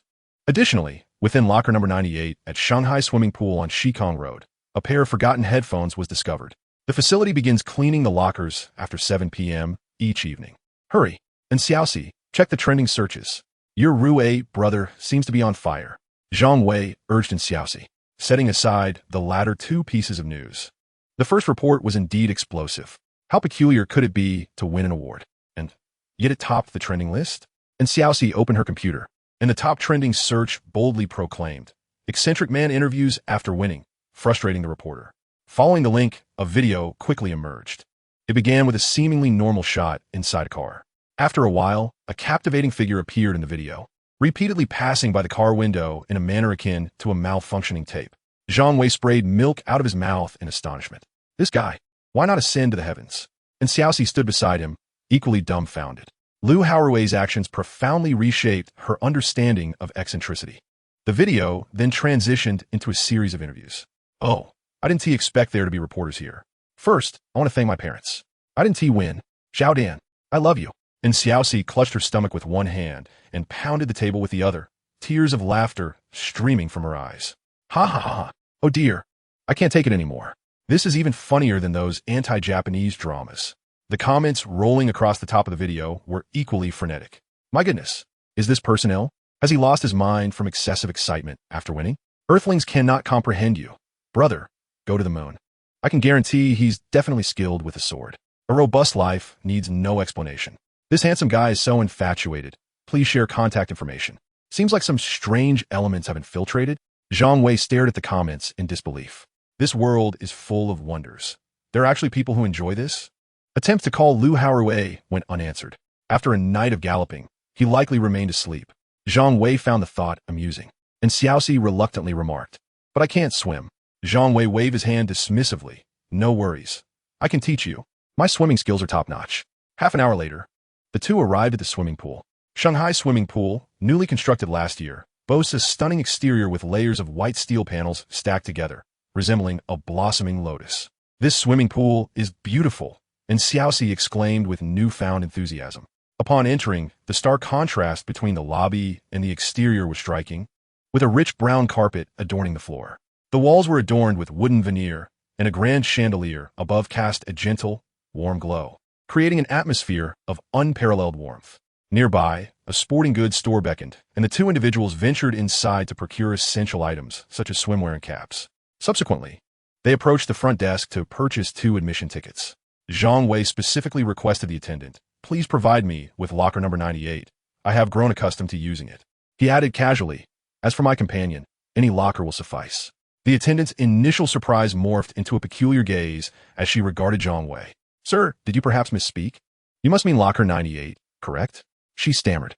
"But our lockers at the start are designated for the female changing room." With this, she scrutinized Zhang Wei, her left hand nervously reaching for the telephone. And Xiaoxi, standing nearby, paused momentarily before bursting into laughter, exclaiming, "I can't take it anymore. The humor today is too much. My stomach might burst." Chapter 22. The Recovery of Headphones. Don't overthink it. We were just playing truth or dare. I only said that because I lost. Zhang Wei defended himself. Lu Sun once remarked that a day spent as a deviant could lead to a lifetime of being labeled as such. Zhang Wei certainly did not wish to bear such tag. The attendant remained skeptical, but in Xiaoxi, displaying a modicum of decency, offered an explanation that alleviated the attendant's doubts. The two then separated to enter the changing rooms. Zhang Wei was the first to don his swim trunks and stepped into the pool. After a brief warm-up, he propelled himself into the water with a swift kick from the edge. Having spent considerable time swimming in the small river near his rural hometown during his youth, he had developed commendable swimming skills. And Xiaoxi, clad in a conservative polka-dot one-piece swimsuit, appeared somewhat self-conscious, her physique resembling that of a bland cutting board. Zhang Wei couldn't help but think of his fitness instructor, Sunny Cheng. She would undoubtedly be a sight to behold in a swimsuit.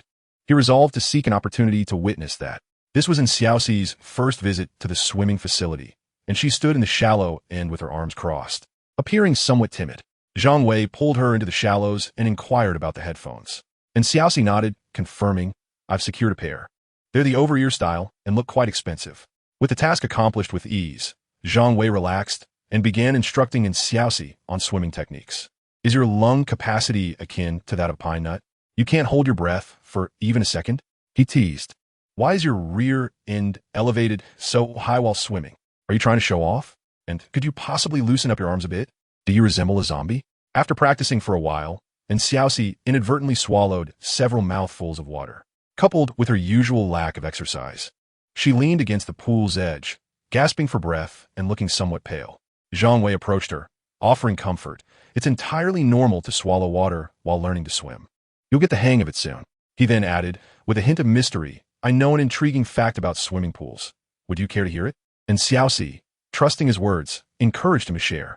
Zhang Wei, adopting a serious tone, related, previously experts conducted a survey, revealing that out of every 100 individuals who have visited a swimming pool, 78 admitted to having secretly urinated in the water. You. And Xiaoxi froze for a moment before doubling over the edge of the pool, gagging uncontrollably. Zhang Wei felt a profound sense of relief. You call me sharp-tongued and say I'm terrible at gaming. He held a pair of wireless headphones, their platinum hue adorned with a design that exuded a futuristic vibe. You should find an opportunity to sell them online, he suggested, returning the headphones to Xiaoxi for her to handle. Then he proposed, there is a delightful barbecue place nearby. Shall we give it a try? Upon hearing about food, and Xiaoxi felt a wave of nausea wash over her, indignantly retorting, if you want to eat, go by yourself. I have no appetite at all. Are you not aware of the 3 most embarrassing things one could do alone, as voted online? Suddenly, Zhang Wei was taken aback and asked, how did you get in? Lu Haorui gritted his teeth and exclaimed, I want to kill that journalist for not blurring my face. Zhang Wei reassured him, internet users have short memories. After some time, the incident will fade, and no one will remember you. He then lightheartedly suggested, let us think of happier things like how you bid farewell to your virginity yesterday and became a real man. Doesn't that hold significance? How does it feel? Lu Haorui's expression turned peculiar as he replied, but nothing actually happened last night. Zhang Wei found this hard to believe, asserting that it's impossible. As the saying goes, when the opportunity presents itself, one must seize it. It was practically served to you on a platter. How could you possibly turn it down? With a mournful face, Lu Haorui recounted the events of the previous night. After parting ways with Zhang Wei, he had accompanied Shui Zhongda to a sauna. They started with a bath and then soaked in the pool for a while. Soon after, a group of alluring women arrived, all clad in revealing attire, their curves captivating Lu Haorui's attention. Just as he was overwhelmed by the choices, one of the women scrutinized him closely before exclaiming in delight, hey, isn't that the interview guy from today? As trending topic? Indeed, I recognize that mohawk hairstyle. At that moment, the other women erupted in excitement, pulling out their phones to take pictures, leaving Lu Haorui utterly bewildered. Initially, he thought there had been a case of mistaken identity, but when one woman played the trending video, he was left frozen in shock. Zhang Wei remarked, your fame has come at an opportune time. Thankfully, it hasn't been posted online. Or tomorrow's trending topic would be about the interview guy's mortifying appearance at a modeling agency. By the way, did you settle the bill? I didn't think much of it at the time. I just rushed out and paid 10,000 yuan up front. That should suffice, right? Old Lu, you really are in a pitiful situation, Zhang Wei said, overwhelmed by the absurdity of it all, unsure where to begin. And Xiaoxi interjected, I have a question. Why on earth did you bring a plastic bag filled with urea to the award ceremony? 10,000 yuan isn't that much. A backpack would suffice. Zhang Wei shrugged, speculating perhaps he has never handled that much money before, so he lacks a sense of proportion. Lu Haorui shyly defended, carrying a plastic bag makes me seem down to earth. It creates a striking contrast with my suit. It appears the internet was right. You truly are a peculiar character, and Xiaoxi remarked, exasperated. At that moment, the food delivery arrived. Zhang Wei took a bite, realizing he had nothing to do that afternoon. Feeling somewhat bored, he contemplated selling the Cartier ring. Opting not to drive, he decided to jog directly to Fan's gold shop. Upon entering, the crafty merchant Fan Haitao remained ensconced behind the counter, engrossed in a game. Upon noticing Zhang Wei, his eyes sparkled with recognition. Ah, young brother, you have returned. Welcome, welcome. What treasures do you wish to part with today? You are indeed a patron of fortune. Previously, he had procured gold bars from Zhang, turning a handsome profit of 200,000 with a mere flip. Maintaining a cordial relationship with him promised a life free from want. Zhang Wei, eschewing unnecessary pleasantries, produced a ring and placed it upon the counter. Fan Haitao, seeing it was not a gold bar, remained undeterred. He picked up the ring for scrutiny, This ring appears to be crafted from a combination of gold, platinum, and rose gold. Would you mind if I employed an instrument for measurement? Seeing Zhang Wei nod in affirmation, Fan Haitao retrieved the device and set to work. Chapter 23. The sale of the ring. While awaiting the results of the assessment, Zhang Wei received a WeChat message from Xiaoxi, informing him that the headphones were hanging at the seafood market, with someone willing to purchase them for 500 yuan. Given that the brand new price for such headphones hovered around 400 yuan, and considering the depreciation of electronic goods alongside the absence of packaging, this offer was reasonable. Zhang Wei, without hesitation, acquiesced. Shortly thereafter, he received a transfer of 500 yuan from Xiaoxi, adhering to their previously established agreement. He sent 150 yuan each to Xiaoxi and Lu Haorui. While the amount was modest, Zhang Wei believed that established rules should not be altered based on monetary value. If the core of the team were to flout the rules, how could he expect others to comply? At that moment, Fan Haitao concluded the testing, powered down the instrument, and addressed Zhang Wei. The results are in. This ring is indeed composed of gold, rose gold, and platinum. However, the gold is not 99 pure, but rather 18 karat, and the value of the rose gold is quite low. The total weight of the ring is approximately 8 grams. I can offer you a maximum of 2,000 yuan, and this is a preferential price granted due to our long-standing relationship. Zhang Wei widened his eyes in disbelief, exclaiming, "This is a classic piece from Cartier's Tricolor series. A quintessential luxury item. Is this truly the best you can offer? Have you just sharpened your blade for a flawless cut?" Fan Haitao, undeterred by Zhang Wei's incredulity, replied with calm deliberation. Luxury items are often artificially inflated in value. The price is frequently steeped in exaggeration. Moreover, you're selling secondhand goods. When have you seen a wealthy woman don a pre-owned ring? Hence, I can only provide a quote based on the intrinsic value of the precious metals. It appeared that Fan Haitao viewed Zhang Wei as merely a lamb ripe for slaughter. Zhang Wei, unfazed, opened his phone, navigated to Cartier's official website, and waved it before Fan Haitao's eyes. Upon delivering this ultimatum, Zhang Wei reached for the ring, intending to depart. How could this young man possess such knowledge? Was he perhaps an insider, masquerading as a novice? Fan Haitao's mind raced with astonishment. His dealings with the wealthy merchants from Taiwan regarding gold bars had been shrouded in secrecy, with only his wife and cousin privy to the details. Surely, news must have leaked from Taiwan. Regardless, the fact that this young man could access such confidential information, even articulating the figures with precision, indicated a certain level of sophistication. Fan Haitao swiftly abandoned his dismissive attitude toward Zhang Wei, realizing he must act quickly. "Wait, brother. I was mistaken in my judgment. To my surprise, my brother, you are quite remarkable." He then pointed at the ring and continued. "How about this? I acquired this ring for 15,000. Consider it an apology to you, my brother. At this price, I truly am not making a profit." Zhang Wei's previously cold demeanor softened, and he nodded in agreement. He contemplated that if he were to unearth the imperial seal of the realm in the future, it might be worthwhile to have it appraised. After finalizing the transaction for the ring and exiting the Fanji gold shop, he promptly transferred a sum of money to Xiaoxi and Lu Haorui in proportion. He then drove to the Light Industry Bureau, intending to inquire about the progress of the contracting matters. This morning, I personally visited the factory director and reported the situation. The director deemed it a positive development and requested that I submit a formal report. I expect to receive approval within the next few days. The instrument factory is currently incurring losses daily, and the leadership is feeling the pressure, with substantial investments and debts looming. If the contracting fees could cover the remaining employee salaries each month and still leave a surplus, even if it is just a single yuan, that would signify a successful transition of the industry and a remarkable achievement in turning losses into profits. If the city leaders are pleased, there may even be accolades. Zhang Wei felt elated as he presented the cigarettes and alcohol he had retrieved from the car, smiling. "All of this relies on your strategic guidance, Director Shui. Should the contracting endeavor succeed, I will certainly not forget your support. You speak as if it were a formality, but it is all for the factory's employees and for the nation's development," Shui Zhongde replied, content with Zhang Wei's attitude as he accepted the gifts. The intriguingly titled The Tauren Will Never Be Enslaved piqued Zhang Wei's curiosity. However, watching a film alone seemed rather awkward, so he thought of Sun Yiqing and attempted to invite her via phone. To his delight, Sun Yiqing readily accepted, adding that merely watching a movie would not suffice. She expected a dinner as well. Hearing this, Zhang Wei felt optimistic and cheerfully announced, "I'm on my way to the gym to pick you up. Dinner is on me." Upon arriving at the gym's entrance, he sent her a WeChat message, and shortly after, Sun Yiqing emerged, jogging towards the car. Apologetically, she said, "I'm sorry, Mr. Zhang, for keeping you waiting so long. My boss suddenly called a meeting just before the end of work." Listening to her considerate words, Zhang Wei thought to himself how different she was from his ex-girlfriend Lin Wanting, who would often keep him waiting for over an hour. Unbothered, he replied, "I just arrived as well. Besides, we are familiar enough that there's no need for formality. You could just call me Zhang Wei." "All right, Zhang Wei. You can call me Yiqing as well." Sun Yiqing responded with a cheerful smile.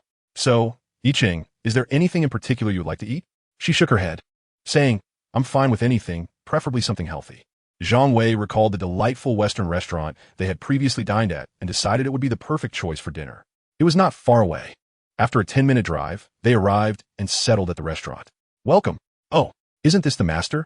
What a surprise to see you again." The server was the same boy with a face full of freckle from their last visit. "What a coincidence," Zhang Wei said with a smile, patting the young man on the shoulder. The young man with the pockmarked face was visibly agitated, his cheeks flushed with excitement as he exclaimed to Zhang Wei, "Master, your profound skills are truly remarkable.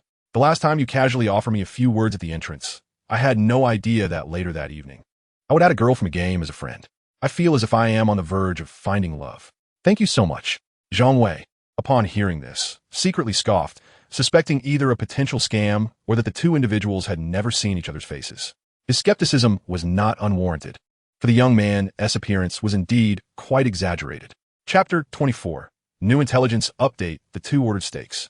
And Zhang Wei also requested a baked Boston lobster before the pockmarked youth took his leave. Sun Yiqing, seemingly surprised, remarked, "I never would have guessed you were a fortune teller." Zhang Wei decided to tease her, feigning the act of casting a spell with a playful smile. "Does it not appear so?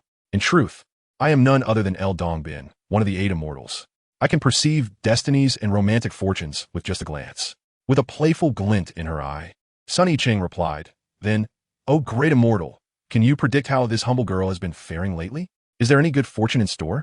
Zhang Wei, unperturbed, casually took her right hand and examined it, closing his eyes momentarily and shaking his head in contemplation.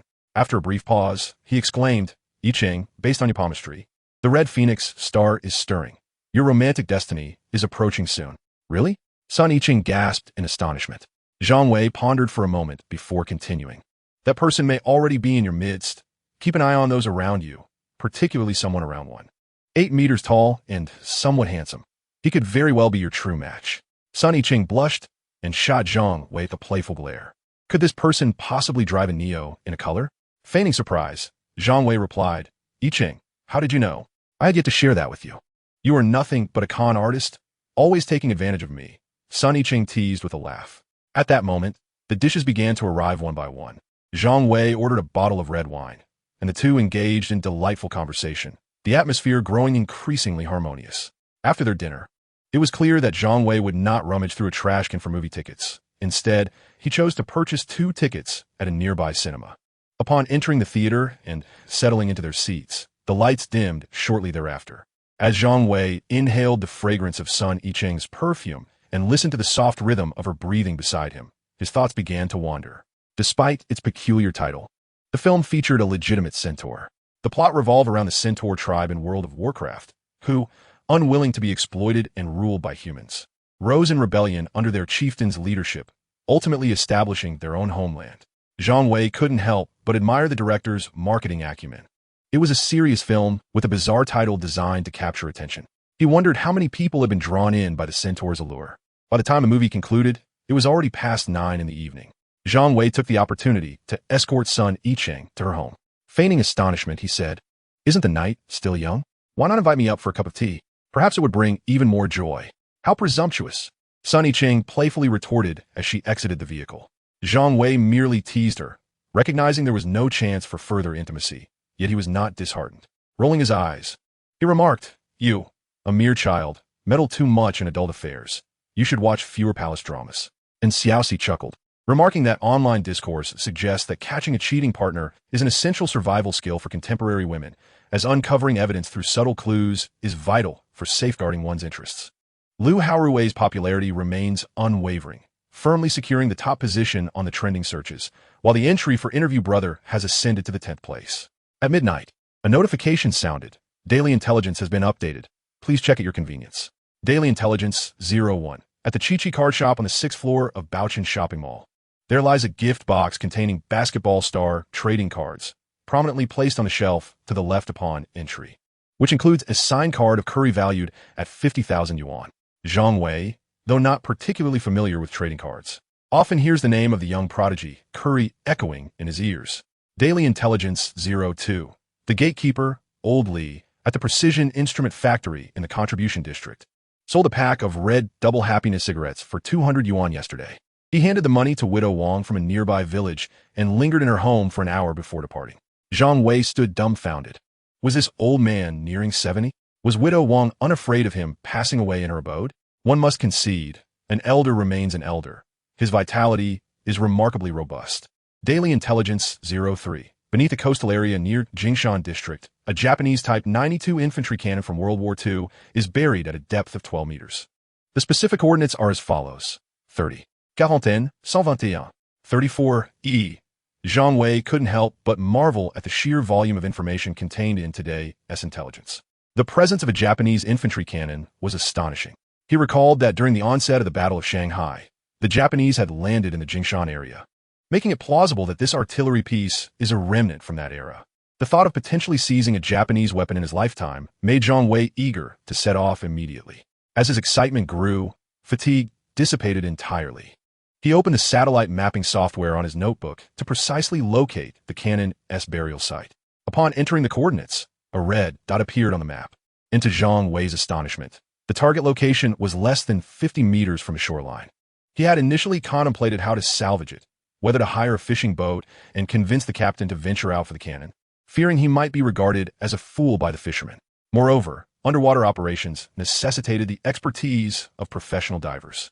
However, with only 50 meters to traverse, he pondered whether he could simply walk there without even wetting his shoes during low tide. Logically, in such proximity, why had no one discovered it until now? Zhang Wei delved deeper into his research and soon unearthed the reason. After the founding of the nation, the municipal government of Shanghai City realized that the considerable sediment washed out by the Yangtze River had accumulated in large quantities outside the coastal breakwaters of Jingshan, causing inconvenience for fishermen. Additionally, to mitigate the threat of typhoons and tsunamis, 2 extensive land reclamation projects were undertaken, enlisting over 100,000 workers to extend the embankment outward by more than 300 meters, thereby increasing the area by over 1,000 square kilometers. This artillery piece might have fallen into the water during the Japanese landing at Jingshan prior to the Battle of Shanghai. At that time, it should have been quite far from the coastline, and the Japanese army lacked the capability to salvage anything. Now, this presented an opportunity for Zhang Wei. Chapter 25. The Arrival of Zhang Hong. In the blink of an eye, morning had arrived. The tranquility of the village was interrupted by the rhythmic crowing of roosters. After a night of chilly rain, the downpour had finally subsided, leaving only a hint of dampness in the autumn breeze. Zhang Wei made his way to his family's fields. From a distance, Ergo approached, calling out loudly, "Zhang Hong, I heard your second aunt visited your home from the town yesterday. She mentioned that you might go to Shanghai to work the fields." In this village, any occurrence would swiftly spread through the community without much effort.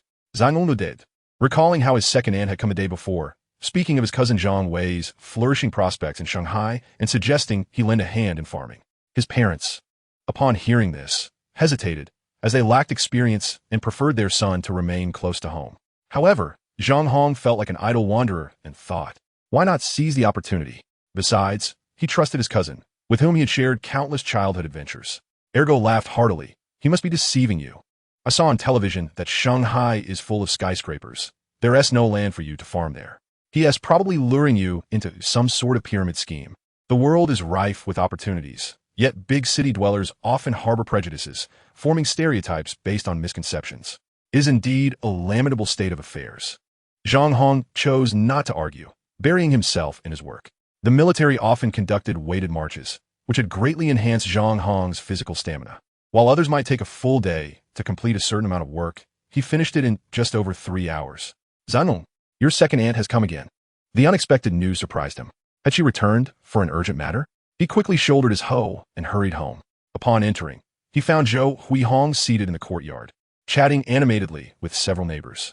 In rural areas, visits from neighbors were a common occurrence. Zhou Huihong, having grown up in the village, was quite engaged in conversation. "Aunt, you're here. Let me get you a glass of water," he called out, noting that his parents were away visiting relatives. An elderly lady chimed in, "Child, what is the pay like over in Shanghai? They say it's 8,000 a month, with food and accommodation included, plus bonuses for good performance," Zhou Huihong replied. The lady expressed her astonishment. Such high wages for farming? Nowadays, most of the agricultural work was left to the elderly, as the younger generation had flocked to the cities for employment. It was evident that farming income was not particularly lucrative.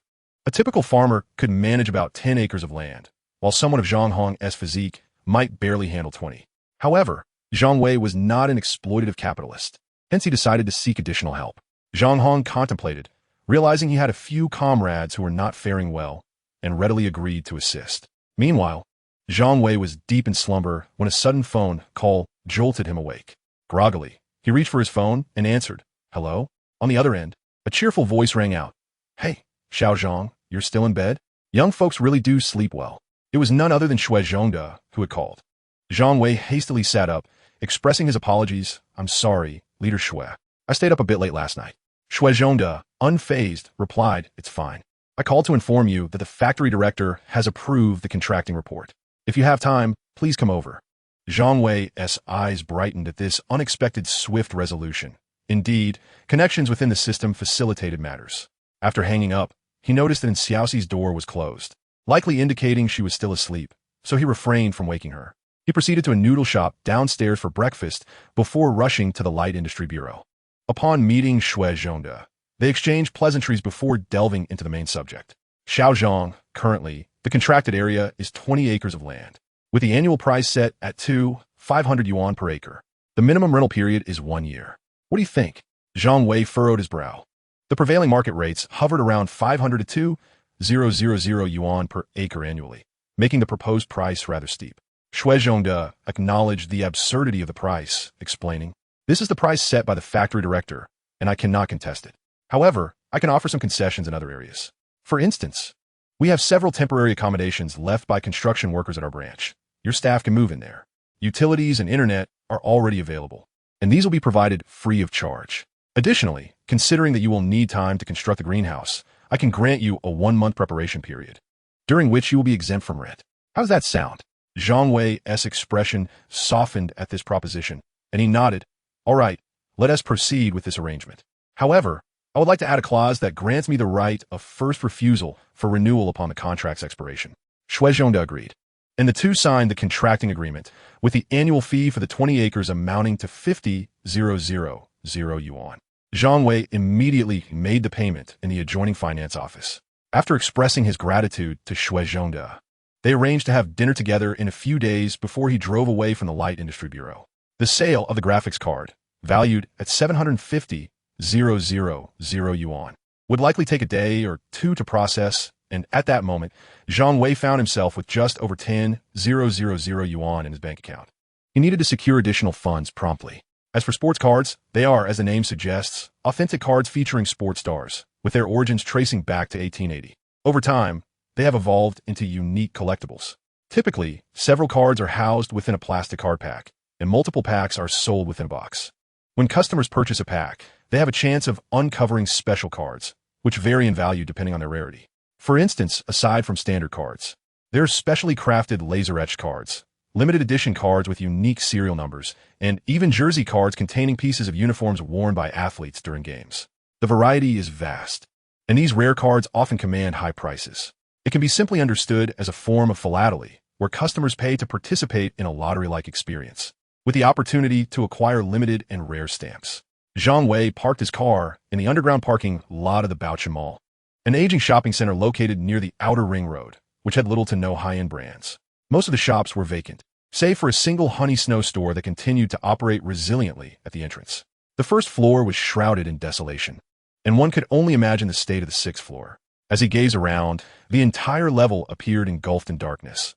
There were no patrons to be seen, nor a single illuminated storefront. How could anyone possibly establish a shop in such a forsaken location? Zhang Wei found himself perplexed. Chapter 26. The Trading Card. Zhang Wei felt as though he were wandering through a haunted house. Eventually, he stumbled upon a card shop nestled in the corner of the floor. Surrounding the storefront were rows of glass display, cases showcasing an array of trading cards featuring renowned athletes. In the center of the shop sat a long table, approximately 2 meters wide, where a man was live streaming. This man, appearing to be in his 30s, was clad in a loose-fitting t-shirt, his pronounced belly evident, and he sported a round face adorned with spectacles. His hair was tousled, and he had not shaved in some time. This look epitomized the stereotype of the quintessential otaku. Noticing Zhang Wei's arrival, he greeted him with a friendly nod and addressed the camera, saying, "Dear viewers, our first guest has arrived today. Let me attend to him for a moment, and we shall continue our conversation shortly. Please don't go anywhere." The audience in the live stream was modest, yet they seemed quite familiar with the proprietor, playfully bantering in the comments. "Haha, today as first guest might also be the last. Who else would venture to such a place? I bet he's selling insurance." No need to tease. The man chuckled awkwardly before turning to Zhang Wei. "Hello, brother. Is this your first visit? Are you familiar with trading cards? Would you like me to introduce you to them?" Zhang Wei shook his head. "No. I simply wish to purchase a box to play around with." "Oh, I see. Generally, a whole box costs around 3,000 yuan, but we also sell the packs separately, which is more budget-friendly for newcomers." To Zhang Wei's surprise, the owner was quite genuine and did not take advantage of his ignorance in this area. Little did he know that Zhang Wei was no novice. "No need.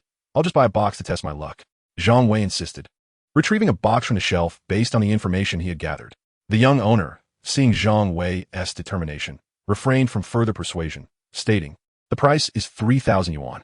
After Zhang Wei completed the payment via QR code, the owner, filled with excitement, asked, "Would you like to open the cards here? I'm live streaming, and it would be great for the fans to witness the opening. It creates a wonderful atmosphere." Zhang Wei furrowed his brow. He preferred to maintain a low profile and did not wish to do so in front of an audience. Noticing Zhang Wei's hesitation, the owner quickly added, "If you open the cards in the shop, I will provide you with protective sleeves for the cards. Any damage could significantly affect their value." What Zhang Wei was unaware of was that this owner was himself an avid trading card enthusiast, utterly enthralled by the hobby, which led him to resign from his job to open this shop. When someone purchased a box of cards, it was akin to acquiring a raw stone in a gambling market in Myanmar. Onlookers were eager to see what treasures might be unveiled. After a moment of contemplation, Zhang Wei agreed. After all, he was genuinely unfamiliar with trading cards, and any damage would indeed be a regrettable loss. However, he intended to remain out of the live stream's frame, allowing the owner to open the cards on his behalf. What a fortunate opportunity. The proprietor, brimming with excitement, rubbed his hands together, akin to spending 3,000 on a grand firework display, but allowing others to ignite it, though the outcome may not be his own. The anticipation of the unknown during the unboxing process remains unchanged. The cards are being opened. The atmosphere in the live streaming room became palpably lively. Nowadays, the probability of obtaining rare cards from boxes has drastically diminished, likely resulting in a collection of worthless items. Yet, who knows, perhaps there lies a novice's luck. Seating himself once more, the proprietor addressed the esteemed viewers, urging them to show their support with a gentle tap of the follow button or a small token of appreciation. "I am now assisting our new guests in unveiling the boxes." With that, he deftly proceeded to open the boxes, extracting numerous plastic card packs. With a pair of scissors, he cautiously cut open one pack, presenting it before the camera. Aside from the ordinary cards, nothing of significance was found. The proprietor's pace was swift, and soon only one pack remained unopened. At this juncture, comments flooded the live stream. "It's over, this box is a bust. 3,000 turned into mere scraps of paper. This fellow is bound to explode. He shouldn't have been the one to open it. His luck is abysmal." The proprietor, now somewhat awkward, pointed to the last pack and cautiously suggested to Zhang Wei, "Only one pack left. Would you like to try opening it yourself? It could provide a gaming experience." Zhang Wei shook his head. "No, please, you do it. But be careful. I have a premonition that something significant is about to emerge." The newcomer, utterly oblivious, spoke of a grand revelation as if he could foresee the future. "Let us keep the chatter to a minimum. Everyone has their pride. No one can accept 3,000 tossed into the abyss." The proprietor sighed, harboring little hope. After all, the rarity of star player cards is notoriously low. There are instances of individuals opening dozens of boxes and finding only common cards. The likelihood of a miraculous discovery within this final pack appeared exceedingly slim. Nevertheless, he meticulously cut open the card pack. The first card revealed was a common one. The second, another common card. But then came the third card, which was distinctly different from the previous mundane ones. The elegant white border combined with a khaki background exuded a vintage charm, with the word playoffs elegantly inscribed in cursive at the top center. The card featured a half-body image of young Stephen Curry during a game, with his autograph gracing the lower portion. The card felt substantial, and, alongside the signature, there was an intricate cutout square containing a fragment of a blue Golden State Warriors jersey. In the lower left corner, a row of gleaming silver numbers read 0810. The proprietor's jaw dropped, leaving him momentarily speechless. The live stream fell into a hushed silence, only to erupt into a frenzy moments later. A significant find. Wow. A limited edition card featuring Curry's signed jersey. The elements are all there. This luck is extraordinary. My mother inquired why I was kneeling to watch the live stream. Huh. Can I rush over in time to witness in person? At this moment, the proprietor regained his composure and swiftly retrieved a plastic card sleeve from the side, carefully inserting the card. He then took an acrylic card holder, placing the card inside, before finally exhaling a sigh of relief. Although the star player card was exquisite, it was still made of paper, susceptible to scratches or bends, which could greatly diminish its value. The proprietor held the card in his hands, admiring it for an extended period before reluctantly passing it to Zhang Wei. Congratulations, my friend. This is the rarest card I have ever drawn since opening my shop. It features Curry's autograph along with a fragment of his game-worn jersey, both of which are immensely valuable. Most importantly, do you notice the numbers 08 and 10 in the lower right corner? This signifies that only 10 cards of this design were ever printed worldwide, and there will be no reprints. Your card is numbered 08 among those 10. A most auspicious number that will undoubtedly enhance its worth. Zhang Wei was astonished, realizing that such a small card contained so many intricacies. He felt enlightened, affirming that his visit was indeed worthwhile. Meanwhile, the livestream audience was filled with envy. It is worth noting that many viewers were regular patrons of the shop, and the box containing the cards had been available for some time. The thought of having brushed past that box countless times made their hearts ache. Perhaps it could have been they who uncovered this rare card. Why they missed the opportunity. Chapter 27. The Sale of the Star Card. Suddenly, the proprietor's phone rang. He apologized to the viewers in the live stream. Excuse me, I must take this call. I will briefly exit the live stream. After saying this, he closed the stream and answered the phone. Hello, Zhou Yi. Yes, indeed, today has been quite enlightening. The voice on the other end seemed familiar, and the proprietor engaged in friendly conversation. I see.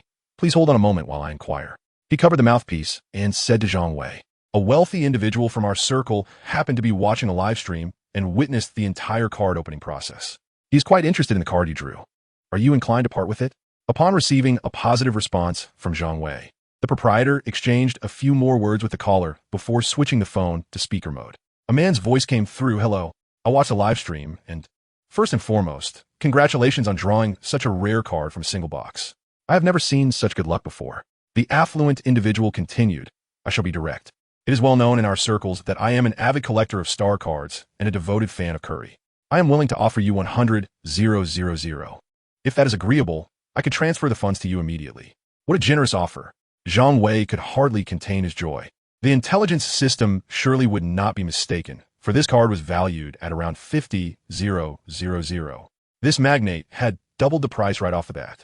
However, upon reflection, it dawned on him that boxes of star cards often cost several $1,000s, with some even exceeding 10,000, and frequently, they do not yield high-value cards.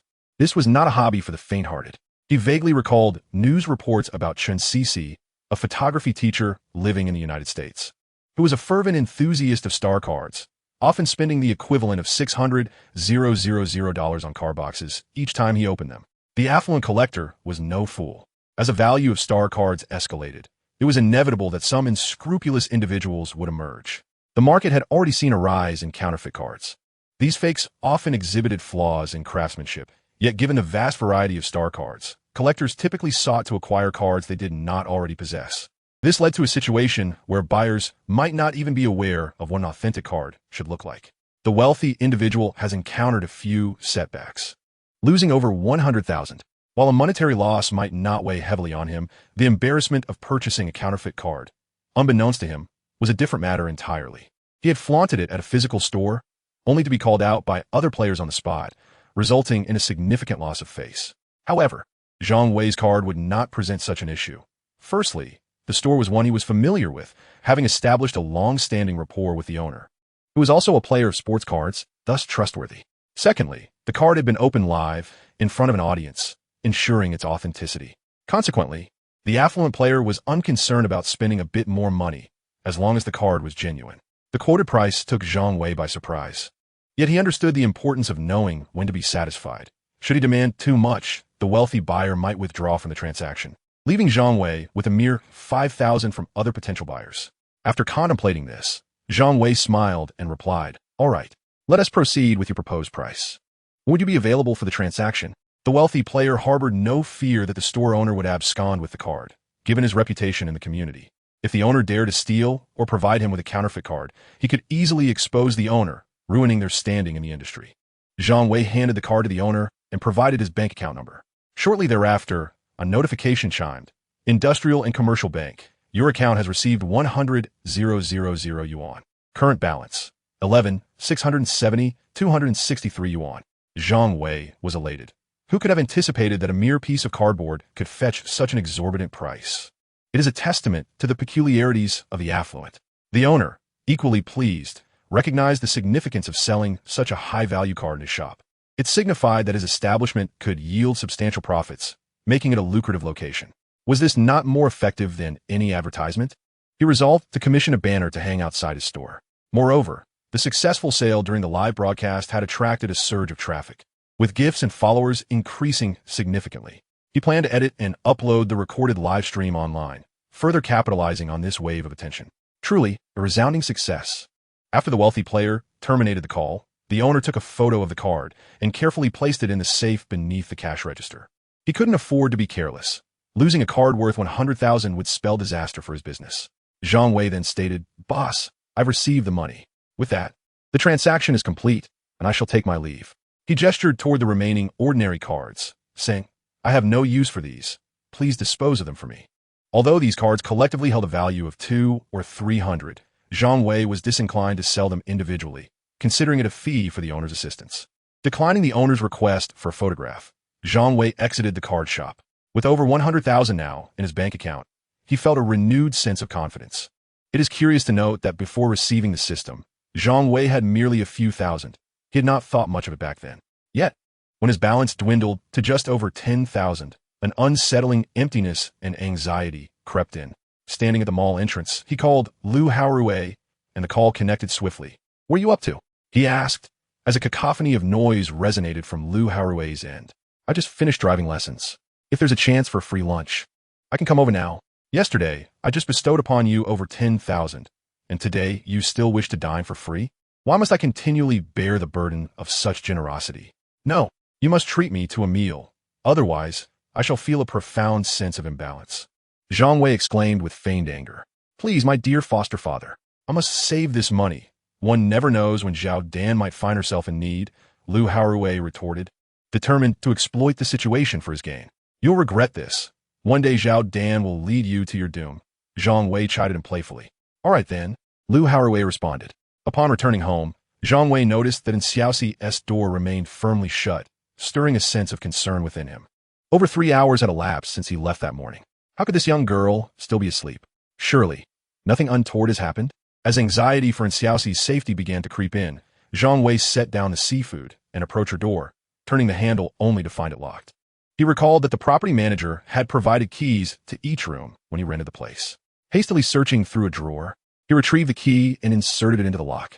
The door clicked open, and Zhang Wei pushed it open to find Xiaoxi sprawled across her bed in adorable pajamas, soundly asleep, her blanket having slipped to the floor. Gazing at the expanse of her bed, he momentarily pondered, which side is the front, indeed? Chapter 28. Farewell, Old Li. Given the proximity of the Contribution District and the Jinshan District, both located along the seaside outskirts of Shanghai City, Zhang Wei planned to first visit the Instrument Division factory to arrange preliminary preparations, followed by excavating the infantry cannon, striving to accomplish both tasks in one go. The journey from the city would take at least an hour one way. Therefore, to mitigate unforeseen circumstances, he decided to bring both Lu Haorui and Xiaoxi along. Should the need arise to delete camera footage, summoning someone at the last minute would prove impractical. With this in mind, Zhang Wei resolved to rouse Xiaoxi forcibly. Approaching her bedside, he grasped her shoulders firmly and began to shake her back and forth. "Awaken. It is already midday," he called out as he shook her. And Xiaoxi, having been engrossed in a television drama until the early hours, had only succumbed to sleep around 6 in the morning after binge-watching episode after episode. "How dare you betray me?" And Xiaoxi was dreaming of being the heroine of that very drama, confronting the male lead's cruel betrayal. She had him suspended, mercilessly punishing him with a whip until he resembled a disheveled mess. Just as she was relishing the moment, she was abruptly awakened by vigorous shaking. Blinking her eyes open, she found Zhang Wei leaning over her, gripping her shoulders tightly. A look of despair crossed her face as she murmured, "I always knew this day would come. I just didn't expect it to arrive so swiftly. But with a 10-year age gap between us, it is simply impossible." Zhang Wei playfully smacked her on the head. "What nonsense are you thinking, you little brat? You lack both the figure and the skills. In short, you ought to watch fewer melodramatic shows in the future." And Xiaoxi, clutching her head in pain, exclaimed, "You're just a little brat. Stop pretending. I used to get approached by people at the internet CAF quite often, many of whom were around your age. That's not flirting. That's just some Lolita complex or a pervert fixating on you." Zhang Wei rolled his eyes. "As a normal male, I'm only interested in women with voluptuous figures and alluring curves." He continued towards the door, adding, "If I weren't worried about you dying in there, I wouldn't bother. Hurry up and wash up. Lu Haorui will be here soon, and then we shall dine. We have an outing planned for this afternoon. Another batch has arrived? Is it similar to the last graphics card?" And Xiaoxi's eyes sparkled with excitement. The previous batch had yielded her over 70,000 once the funds cleared. Growing up in scarcity, she possessed an insatiable drive to save money. This time is different. "Let us wait for Lu Haorui to arrive first," Zhang Wei remarked as he walked into the living room, opened the bag, and placed the seafood and crayfish on the table. Just as he finished arranging everything, Lu Haorui arrived. "You truly have impeccable timing," Zhang Wei commented. "Yay, crayfish for lunch. And oysters and scallops too? I'll go downstairs to grab some beer to enjoy alongside," Lu Haorui said, preparing to leave. Zhang Wei quickly intercepted him. "Don't buy anything. We need to head to Jingshan District later this afternoon. Drinking will hinder our plans." At that moment, and Xiaoxi emerged from the washroom, her curiosity piqued by the vibrant crayfish. Having struggled to afford meals in the past, both crayfish and Australian lobsters felt like luxuries to her. "How wonderful. No need to wash dishes today," Lu Haorui said cheerfully. Fortunately, the staff had provided disposable chopsticks, saving Lu Haorui a chore. "Wow, it's so spicy." And Xiaoxi gasped as she peeled the crayfish. "Without spice, crayfish lack soul," Zhang Wei added while eating. "This afternoon, we'll first head to Fengxian. I've contracted 20 acres of land to cultivate some fruits, and we need to make some preliminary preparations. Lu Haorui, this area will be your responsibility. Do you have any issues with that?" "But I've never farmed before and know nothing about it." Lu Haorui expressed his concerns, apprehensive about managing such a sizable area. "No need to worry about that. In a few days, a cousin of mine will bring a team from our hometown to handle the farming. You'll just need to assist with any logistical or operational needs," Zhang Wei reassured him. Afterward, Zhang Wei continued, "Once we finish there, we'll head to Jingshan. Reliable information suggests there might be a substantial haul at the beach. We should try our luck." And Xiaoxi perked up. "Are we going to the beach? That is fantastic. I've never seen the sea before." Before long, the three had finished their meal, and Zhang Wei drove southward at a brisk pace. After over an hour, they arrived at the entrance of the instrument factory. Zhang Wei parked on the roadside and crossed to the opposite side to buy some sausages, intending to win the favor of the guard dog. After all, they would be frequent visitors, and the dog was usually unrestrained, resembling a free-range pet. If bitten, it would be unfortunate to find oneself seeking compensation from the owner. Thus, establishing a friendly rapport with the dog was of utmost importance. After purchasing the ham sausage, I approached the factory gate once more, and, as anticipated, the Chinese rural dog burst forth from its kennel, baring its teeth and barking incessantly at the trio. This dog is rather fierce. After a few strikes, it settled down, and Xiaoxi picked up a piece of wood nearby, eager to demonstrate her skill in dog beating. Zhang Wei quickly intervened, somewhat surprised, and inquired, "Aren't you afraid of dogs?"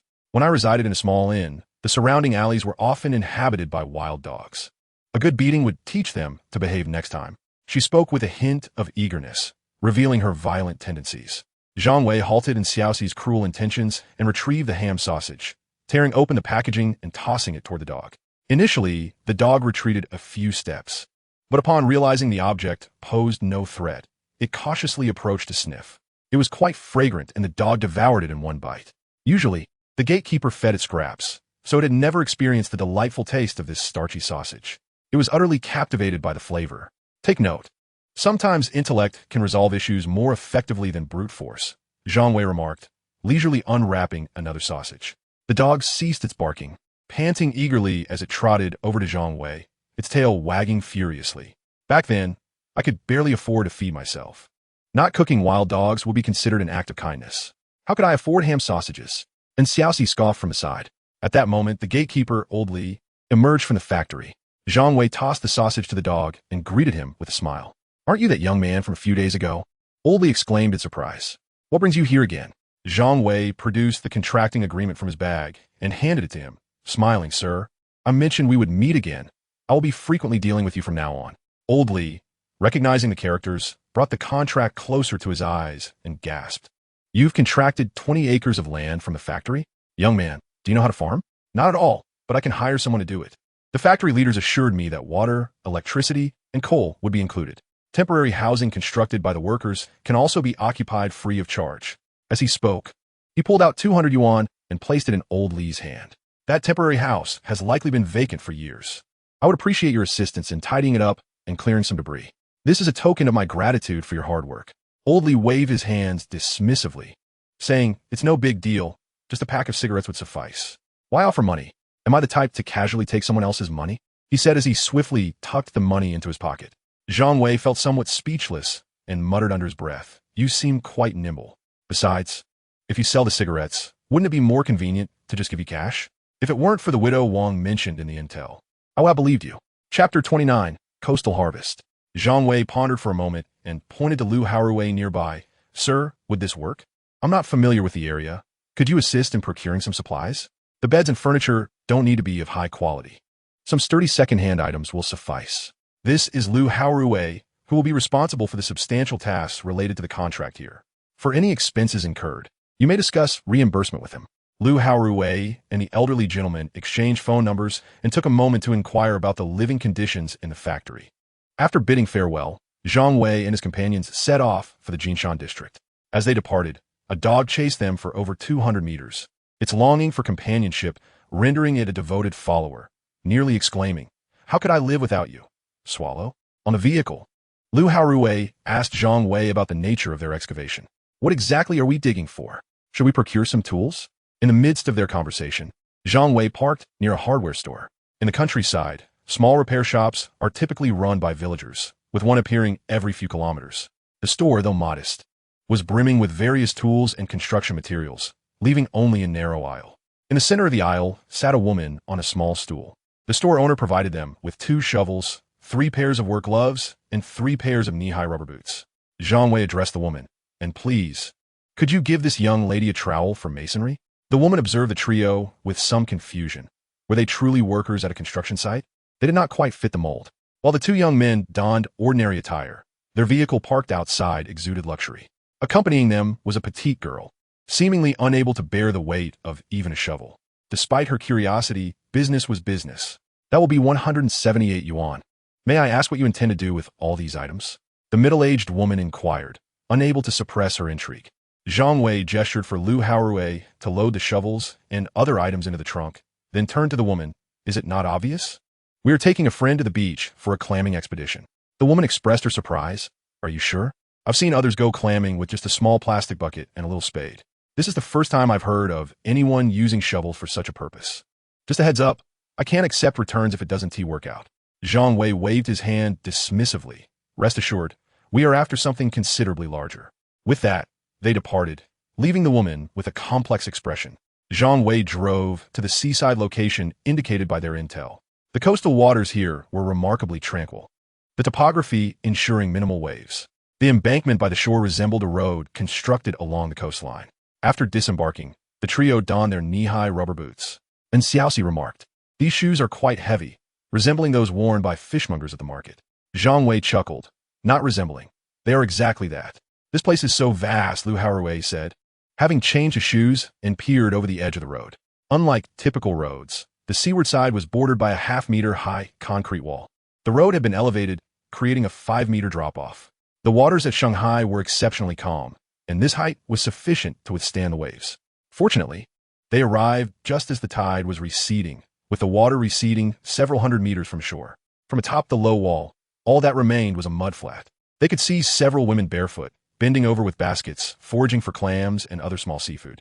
"Let us join them," Zhang Wei suggested.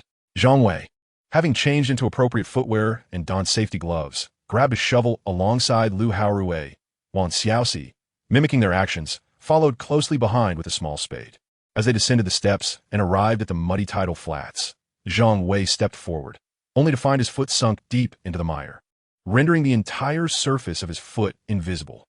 Fortunately, he had opted for long rubber boots. Had he worn ordinary rain boots, he would have undoubtedly found himself kneeling in the mud. Feeling a sense of relief, he remarked to his companions. Thus, the trio trudged forth, alternating between deep and shallow steps. Suddenly, Lu Haorui let out an exclamation of surprise. It turned out that in his haste, he had not paid attention while lifting his foot. As he pulled with force, his foot emerged, yet his shoe remained stubbornly lodged in the mud. In an instant, he lost his balance and fell forward, landing face first in the muck. Zhang Wei rushed over to help him up, unable to contain his laughter. At that moment, Lu Haorui appeared unscathed from behind, but from the front, he was smeared entirely in mud, presenting a stark contrast as if he had been cleaved in half. Could this be the mythical Yin-Yang person? Lu Haorui wiped the mud from his face and, in a moment of defiance, discarded his other shoe, opting to tread barefoot in the sludge, finding it surprisingly easier to navigate. Let us dig around here, he suggested. We can spread out and find our own spots. Just shout if you discover anything.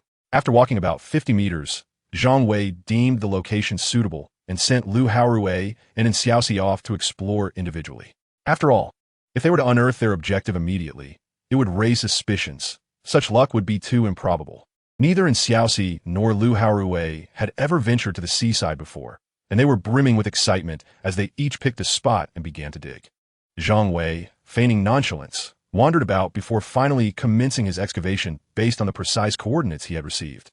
Soon, dirt was flying, and a group of distant women, initially believing the trio to be young people out for a day at the beach, were taken aback to see them wielding shovels and digging. The women were astonished. They had never witnessed such an unconventional approach to beachcombing.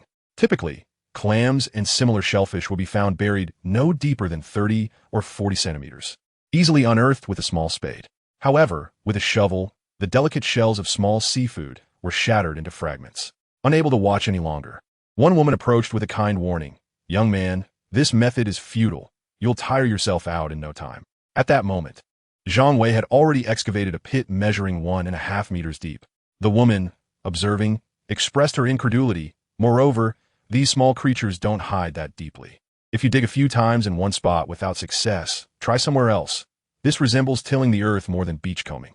Persisting in his endeavor, Zhang Wei panted and casually replied, "Ah, dear lady, you must not know. This is how we beachcomb back in my hometown. I am quite the expert." The woman, intrigued, inquired, "How come I've never heard of such a technique before? By the way, where is your hometown?" "Anhui province," Zhang Wei responded. The woman's eyes widened in disbelief. "Is there even a sea in Anhui province?" "We don't have a sea, but we do have fish ponds." Zhang Wei continued his tall tale.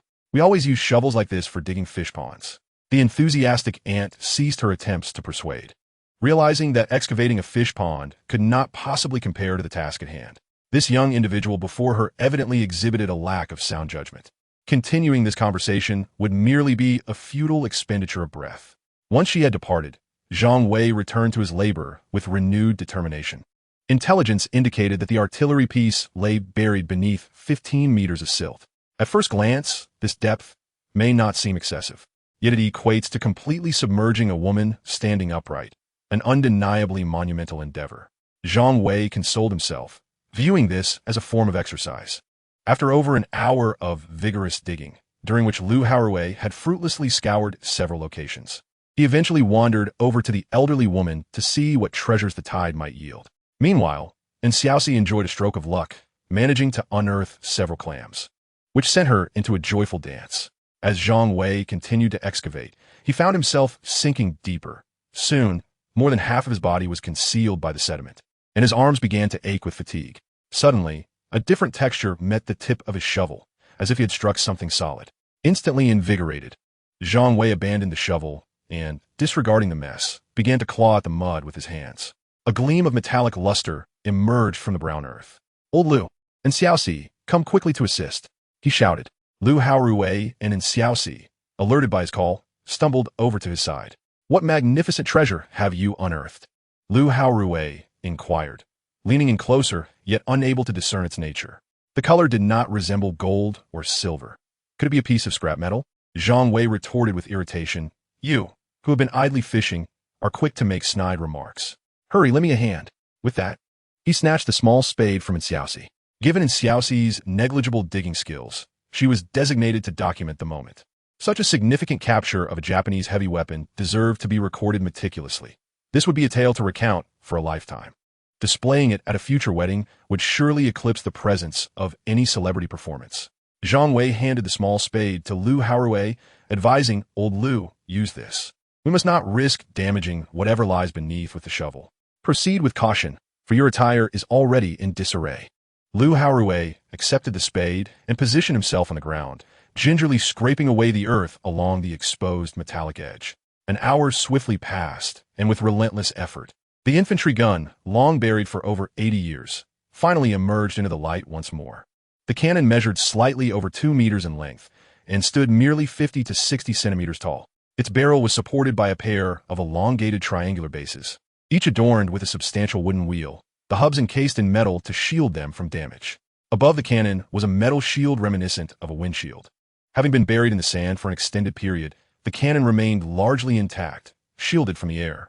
Aside from a few patches of rust, it exhibited minimal degradation. Goodness, this is a cannon, isn't it? Could it explode? Lu Haorui exclaimed in astonishment. Zhang Wei scoffed. Have you ever seen a gun without ammunition capable of inflicting harm? Never, Lu Haorui admitted. Then how could this cannon explode without shells? Is it the fabled spontaneous combustion?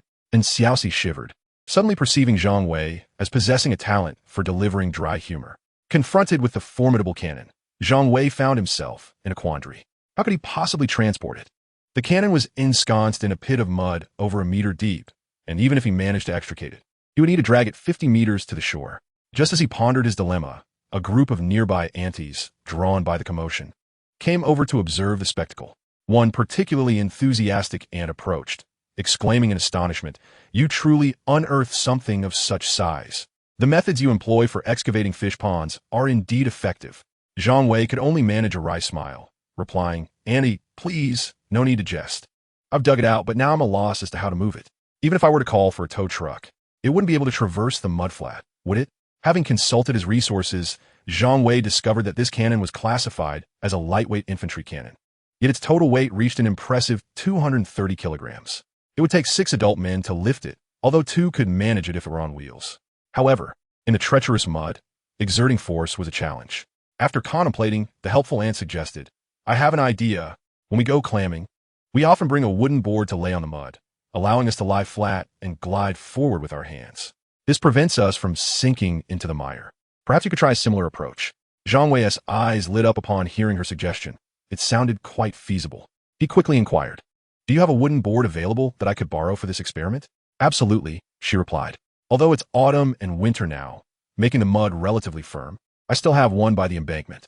Following the ant's advice, Zhang Wei placed the wooden board down and lay upon it, using his hands to propel himself forward. The increased surface area alleviated the pressure, preventing the board from sinking. Remarkably, this method conserved his energy and allowed him to move more swiftly than walking. Truly, the ingenuity of the hard-working populace shone through. It must be said, the military-grade quality of the board was commendable. Despite the passage of years, the 2 wheels remained functional. With a few shakes, the cannon began to inch forward, gradually ascending the slope. There's hope. Zhang Wei and his companion rejoiced at this development, applying greater effort to push the cannon. Before long, they managed to extricate it from the mire. Though the antis did not physically assist in pushing the cannon, they cheerfully helped Zhang Wei and his friends by relocating the wooden board to the front of the cannon. "How fortunate we are to have you all here. I truly appreciate everyone's help." Zhang Wei expressed his gratitude for the antis' kindness. Many newcomers to Shanghai often perceive its residents as insular or disdainful towards outsiders. When he first arrived to study in Shanghai, relatives had cautioned him, warning that the locals were unfriendly and calculating, advising him to keep his distance. Consequently, he approached his new environment with trepidation, fearful of rejection. In truth, these notions are mere stereotypes. Whether it was classmates, teachers, or later his landlord, all have been exceptionally kind.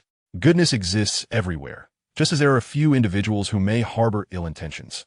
Some visitors to Shanghai, encountering an impatient shopkeeper, might conclude that the locals all share such a brusque demeanor.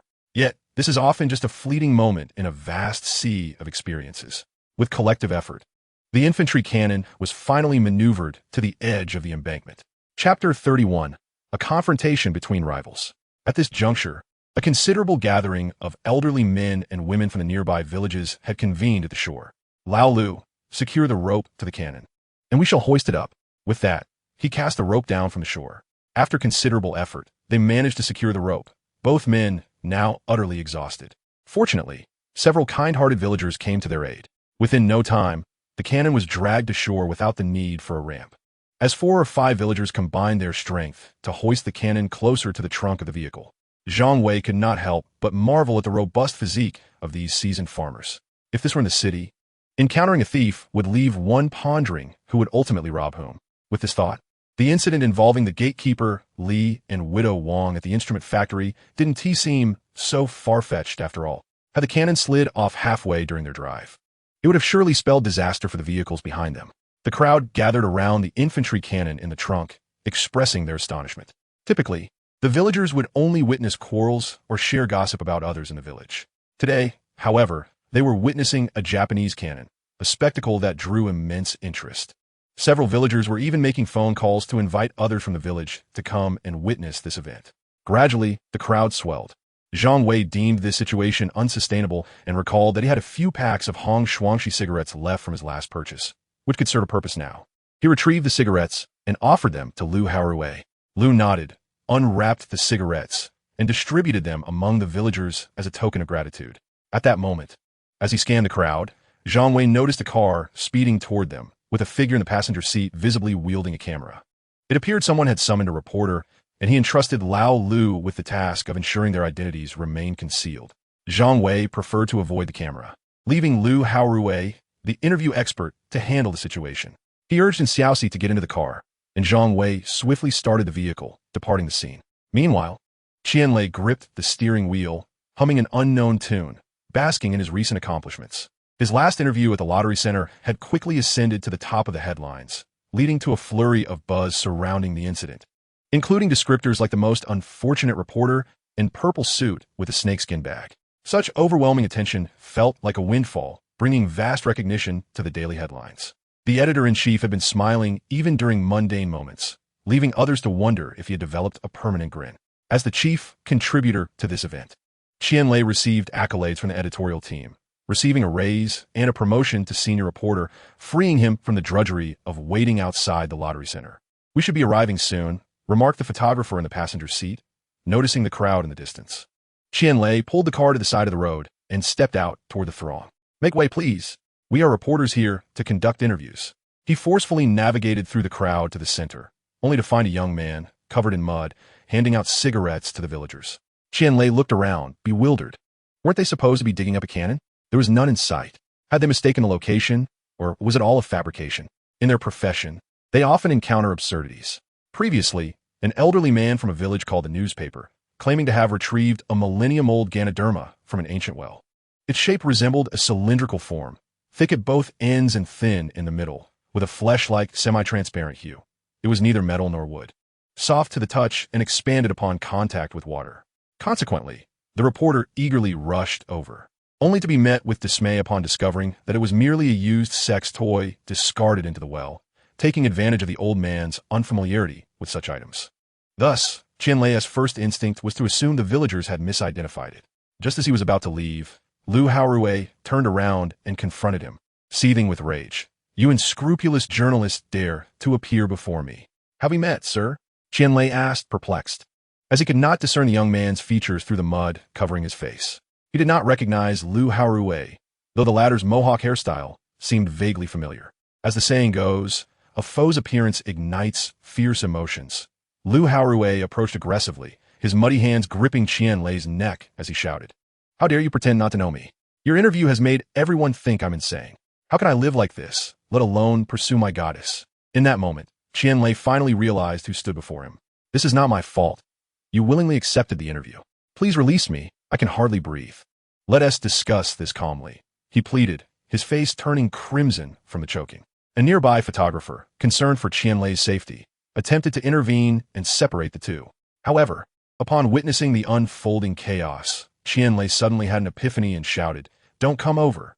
Keep filming. I can endure this." What a sensational story. A journalist being nearly strangled in public. Such explosive news should not be missed. If he could gather more material, surely a promotion and raise would follow. The photographer, considering the logic of the situation, ceased his attempts to stop Lu Haorui, instead capturing the scene from every possible angle with fervor. As Qianlei began to lose consciousness, he instinctively grasped some of the mud on Lu Haorui and smeared it across his own face, a testament to his dedication that was hard not to admire. Eventually, the elderly men nearby could no longer stand by idly and quickly pulled Lu Haorui aside, allowing Qianlei to collapse on the ground, coughing violently. Still furious, Lu Haorui, unable to reach Qianlei due to the intervention, hurled mud in his direction. Just as Qianlei, gasping for breath, was recovering, a particularly foul piece of mud, imbued with the unique scent of the sea, landed squarely in his mouth. At that moment, he was overwhelmed by a burst of putrid taste, and before he could stabilize his breathing, he began to retch uncontrollably. The cacophony of retching, curses, and pleas filled the air, creating a scene more lively than a bustling market. Zhang Wei glanced in the rearview mirror, noting the stream of vehicles following behind, with some drivers snapping photos. One hand on the wheel, the other capturing the spectacle. He scoffed. Have they never seen a cannon before? Such navet. Chapter 32.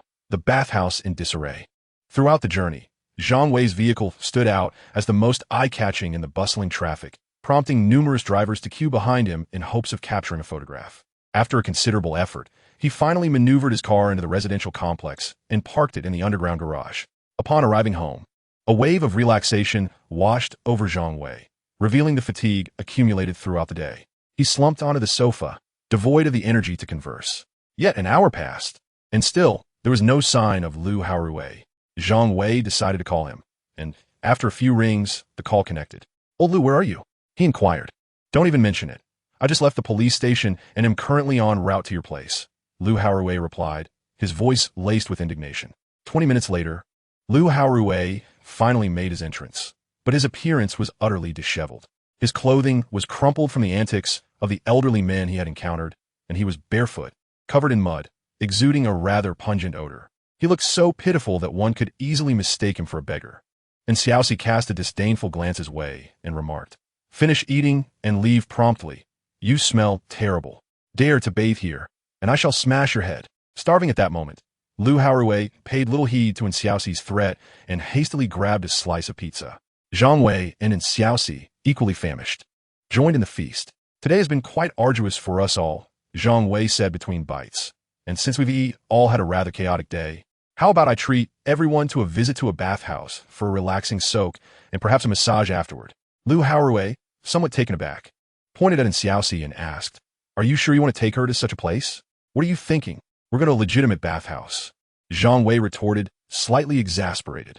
Ever since the last time he accompanied Shui Zhongda for a night out, Lu Haorui had become decidedly more mischievous. Zhang Wei then turned to entice Xiaoxi. "I've heard the new bathing center has opened in Jing'an district, complete with water slides for added fun." With their car rendered unusable, the trio opted for a rideshare to their destination. The newly opened bathing center was not too distant, designed in a European style. Through the towering glass doors, one could see a lavishly decorated lobby, adorned with a crystal chandelier towering over a meter high, casting a shimmering glow that illuminated the pristine white marble flooring. Upon arrival, the three collected their wristbands at the front desk and proceeded to their respective bathing areas. Zhang Wei and Lu Haorui summoned 2 scrubbers, who thoroughly cleansed them inside and out. After a refreshing rinse, they sank into the spacious hot pool. The water was pleasantly warm, and the two, exhausted from their day, could not help but emit contented murmurs. After soaking for a while, their bodies felt languid and blissfully at ease. Sensing it was nearly time to emerge, they donned the bathhouse's designated sleepwear and exited the male bathing area to the communal area, where they spotted Xiaoxi enthusiastically sipping from a coconut on a tatami mat. This bathing center was quite upscale, offering an array of complimentary beverages and fruits, as well as a variety of gourmet snacks, including unlimited Häagen-Dazs ice cream. Of course, the price was equally luxurious, with each individual bathing fee amounting to 1,000 yuan, and the scrubbing service charged separately. The three then gathered an assortment of delicacies and settled comfortably on the tatami mat, indulging in their feast. After lying down for a while, Zhang Wei sat up and addressed the two individuals. I would like to discuss how to handle this cannon. Initially, I intended to sell it as an antique for some monetary gain, but I have since changed my mind. If it were merely an ordinary antique, I would have sold it without hesitation. However, this cannon is different. It embodies the blood and tears of countless martyrs. Zhang Wei's grandfather once recounted to him that shortly after the Nanjing massacre, the Japanese invaded Anhui province. His grandfather was captured and forced into labor, enduring relentless days and nights carrying sacks to supply the front lines. Along the way, he was subjected to beatings and insults, often deprived of a proper meal. Zhang Wei is no bleeding-heart idealist, but he holds firm beliefs regarding the Japanese invasion of China. And Xiaoxi and Lu Haowei nodded in agreement upon hearing this. Seizing weapons sounds exhilarating, but the thought of that reporter's smug expression dampens my spirits, Lu Haowei remarked. Although he was carefree, he worried that if the reporter exposed him, the goddess Zhao Dan would surely disdain him for the embarrassment. The mere thought of Zhao Dan ignoring him rendered his previously cheerful demeanor gloomy once more. However, Zhang Wei perceived this as an opportunity and suddenly illuminated with inspiration. Lu Haowei, he said, you are currently trending all over the internet. That reporter, basking in the limelight of his own fame, could hardly care less about your plight. Why not take charge on a smaller platform? With your current popularity, creating content will surely attract a rising number of fans. When viewers watch your videos, they will come to understand that you are not insane. Coincidentally, we will be donating the cannon to the museum tomorrow. Lin Xiaoxi film a video of you for that platform. This will undoubtedly go viral, showcasing your sense of justice and social responsibility. Isn't that splendid? Lu Haowei tilted his head in contemplation and then slapped his thigh. That makes sense. I'll expose that unscrupulous reporter for infringing on my likeness rights, allowing him to experience the sensation of being scrutinized. And Xiaoxi chimed in with suggestions. Brother Rue, you could also create videos about contracting land for cultivation. By the time the crops mature, you might even live stream to sell your produce. You won't have to worry about selling what you grow. Zhang Wei was pleasantly surprised by this strategy and felt a surge of joy. Chapter 33, Donating the Cannon. Hello, may I ask who this is? The voice on the other end was somewhat hoarse, as if just awakened. Zhang Wei briefly explained the cannon's details. After a prolonged silence, the voice responded calmly. If what you say is true, then please bring it directly to the square in front of the museum tomorrow. Just call me when you arrive. With that, the call ended. Zhang Wei found it puzzling that donating antiques required delivery service. Was there no sense of customer service anymore? Yet, as it was his first time donating, he unconsciously assumed this was the procedure. At 8 in the morning, at Shanghai Museum, Yu Hongtao walked through the museum's entrance, looking fatigued. Good morning, director, the receptionist greeted him. All right, I understand. Yu Hongtao nodded and turned towards his office. Sitting at his desk, he rubbed his temples vigorously. Yu Hongtao serves as the curator of the Shanghai Museum, bearing a substantial weight of responsibility. As one of the foremost cities in China, Shanghai boasts remarkable economic achievements. However, its historical significance languishes at the bottom. Once a mere county during the Yuan dynasty, Shanghai pales in comparison to the capital, and even many provincial capitals can effortlessly overshadow it. Since assuming his role, Yu has diligently traversed various avenues, aspiring to enrich the museum's collections with more opportunities. The prolonged pressure has led him to suffer from mild insomnia. Just last night, he toiled late into the evening, and finally managed to drift into slumber. Yet before long, his phone rang. This number, reserved for personal use, is typically only contacted by family and a few old friends. Thus, when he received a call in the middle of the night, Yu instinctively feared it was an emergency. To his bewilderment, the caller spoke of a Japanese infantry cannon excavated from the Jinshan tidal flats, expressing a desire to donate it. This individual was a complete stranger, and the entire affair seemed utterly ludicrous, resembling a farcical episode. It appeared that the caller had somehow acquired his phone number, perhaps aiming to draw attention and intentionally disturb him. However, his good upbringing prevented him from resorting to insults. He exchanged a few perfunctory remarks before terminating the call. Yet, he soon realized he could not return to sleep, tossing and turning until dawn. After managing to catch a little over an hour of sleep, he reluctantly rose to head to work. Such is life. Shaking his head in resignation, he recalled the front desk attendant Xiao Gu's earlier reminder and picked up the phone on his desk to place a call. Hello, Old Li, it's me, Yu Hongtao. Did you call regarding the collaborative exhibition? Is there any progress? He phrased his inquiry delicately. The city officials have been quite blunt in their meetings. They had remarked that while Jinlin possessed a rich historical foundation, Shanghai's collections fell short in both quantity and quality. Wasn't a joint exhibition merely a veiled attempt to capitalize on their prestige? You discerned the implications in the other party's words and could only respond with resignation. Well, Oldly, if you have the chance, please advocate for me. Meanwhile, in the square before the museum, hello, dear audience. Today we have arrived at. What exactly? Lu Haorui stammered nervously into the camera, and Xiaoxi, visibly frustrated, shouted at him, "This is the third time. You haven't completed a single coherent sentence. Can you please relax? You were so engaging during the interview." Lu Haorui replied with a sense of grievance. "Do you think I want to be like this? I don't know why I'm so anxious." Zhang Wei, unable to bear it any longer, suggested, "Why don't you just speak off the cuff? As you do in casual conversation? Is that feasible?" Lu Haorui felt uncertain. Zhang Wei, growing impatient, responded, "Could it possibly be worse than your current predicament?" With that, he called the staff member he had contacted the day before. "Hello, I'm the individual who reached out yesterday regarding the donation of the cannon. Yes. I'm currently at the square in front of the museum. Right? I will wait here for you." After coordinating with the staff, Lu Haorui attempted a few more times and noticed a marked improvement in his fluency. It seemed that old Lu had a knack for improvisation. 3, 2, 1, start.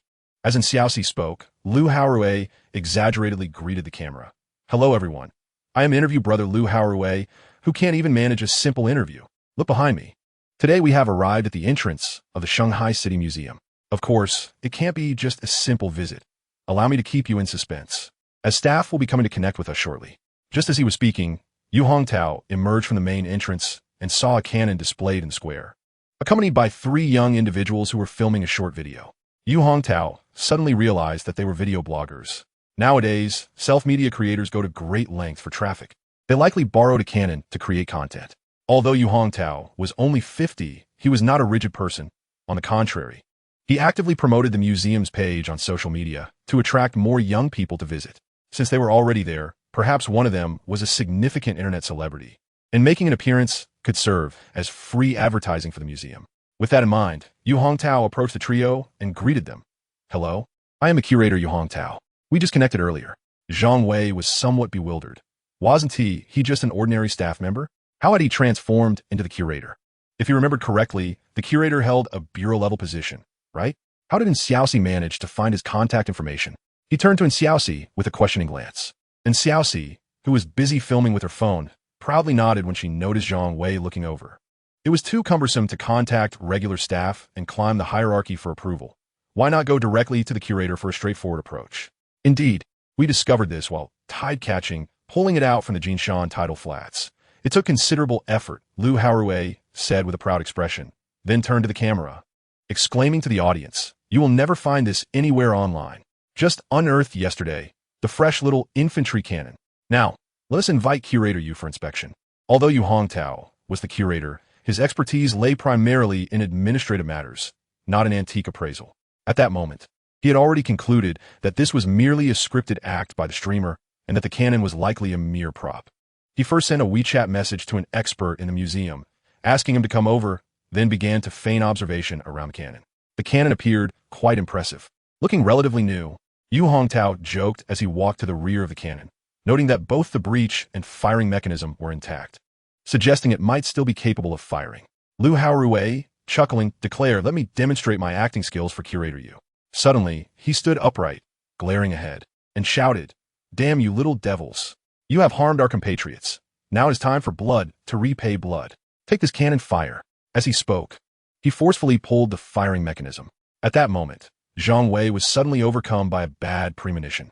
It seemed they had not checked whether there were any shells loaded in the cannon. A thunderous bang echoed, and thick smoke erupted from the breech as a conical shell was fired from the cannon. This was a shell. Lu Haorui's mind momentarily went blank. Chapter 34. Into the police station. "Quick, get down," Zhang Wei shouted as he instinctively dropped to the ground, and Xiaoxi lay on the ground alongside him, while Lu Haorui and Yu Hongtao remained oblivious, frozen in place. "This is it. Someone's going to get hurt." Zhang Wei pressed his hands against his head, bracing himself for the impending explosion. A clattering sound echoed, and then silence enveloped the surroundings. After several seconds, sensing something amiss, Zhang Wei cautiously raised his head and gazed into the distance. There, in the center of the square, lay a solitary conical shell, nearly 7 or 8 meters away from the infantry cannon. Although the shell had not detonated, it did not signify the absence of danger. A shell from the War of Resistance had been fired. No one dared gamble with their lives. Lu Haorui and the others remained in a daze, prompting Zhang Wei to grit his teeth and rush over, dragging the two away to safety. Once they had taken refuge behind a flower bed, Zhang Wei called out, "Are you all right, Lao Lu?" Lu Haorui and Yu Hongtao stared at Zhang Wei, their mouths moving soundlessly. Had they gone deaf? The two had been too close to the cannon when it fired, the shock wave rendering them momentarily stunned. Fortunately, the cannon's power was not overwhelming, and after a while, they gradually regained their senses, finally able to hear once more. At that moment, Yu Hongtao trembled, pointing an accusatory finger at Lu Haorui, exclaiming, You actually brought a real cannon here. Are you trying to blow up the entire museum? But we never claimed it was a fake, Lu Haorui protested, looking aggrieved. Enough of this, Director Yu. We can discuss it later. Zhang Wei interrupted their exchange. What matters most now is to secure the area. If someone happens to pass by and the shell detonates, the consequences would be unimaginable. Director Yu, please contact the museum staff to set up a cordon around the shell. Lao Lu quickly called the police. Now composed, Yu Hongtao gritted his teeth and gestured for the three to hurry, pulling out his phone to contact the museum. Lu Haorui's hands trembled as he shakily retrieved his phone, finally managing to dial 110. Hello, this is the 110 Police Service Center. How may I assist you? A woman's voice responded. I need to report an incident. We were shelled at the Shanghai Museum. No, wait, I fired the cannon myself. I've been hit by my own cannon. Please send someone quickly. Lu Haorui's voice was a desperate wail. There was a brief silence on the line before the woman replied sternly, Sir, please do not joke. Reporting false alarms carries legal consequences. Lu Haorui felt tears welling up. I'm telling the truth. A shell from the Japanese nearly exploded. If you don't speak normally, I will report this. The woman's tone intensified. At that moment, Yu Hongtao, seeing the situation, snatched the phone and said, I am Yu Hongtao, the director of Shanghai Museum. What he says is true. Please arrange for bomb disposal officers to come and defuse the shell. The female officer remained skeptical until she called for a supervisor. After Yu Hongtao provided further explanation, trust was finally established. Meanwhile, museum staff had cordoned off the entire square with rope. The elderly individuals exercising in the square were evacuated beyond the barrier, now pointing and whispering at the shell. Zhang Wei couldn't help but reflect. The people of Huagua love a spectacle. This explosion might cost them their lives. In light of such a significant incident, no one dared to delay. The special police received their orders and swiftly arrived at the scene. Hello, could you please provide the specific details? Inquired the leading captain of the special police with a salute. Zhang Wei recounted the situation, leaving the captain somewhat bewildered. Prior to arriving, he had presumed that the museum had been subjected to a terrorist attack, only to discover it was a misunderstanding. Zhang Wei and his companions refrained from expressing any dissent, promptly nodding in agreement as they boarded the police vehicle. Yu Hongtao, on the other hand, presented his credentials to assert his identity, remaining behind to coordinate efforts. As the police car made its way to the precinct, the three individuals sat in the back seat. Lu Haorui gazed around in curiosity, exclaiming, This is my first time in a police car.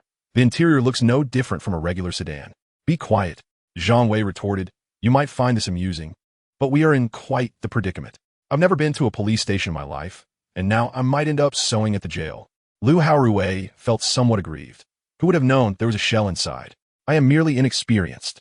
Upon their arrival at the police station, the special police maintained a relatively courteous demeanor, accommodating them in a reception room without placing handcuffs on them, which relieved Zhang Wei and his companions. On Xiao, she cautiously remarked, I was just thinking that if we were to be detained, I would find a way to hack the system and escape. But it seems that's unnecessary now. Zhang Wei chuckled wryly. Dear lady, let us keep it together. This place is already chaotic enough. The trio remained in the reception room for 2 hours, until the captain and Yu Hongtao entered.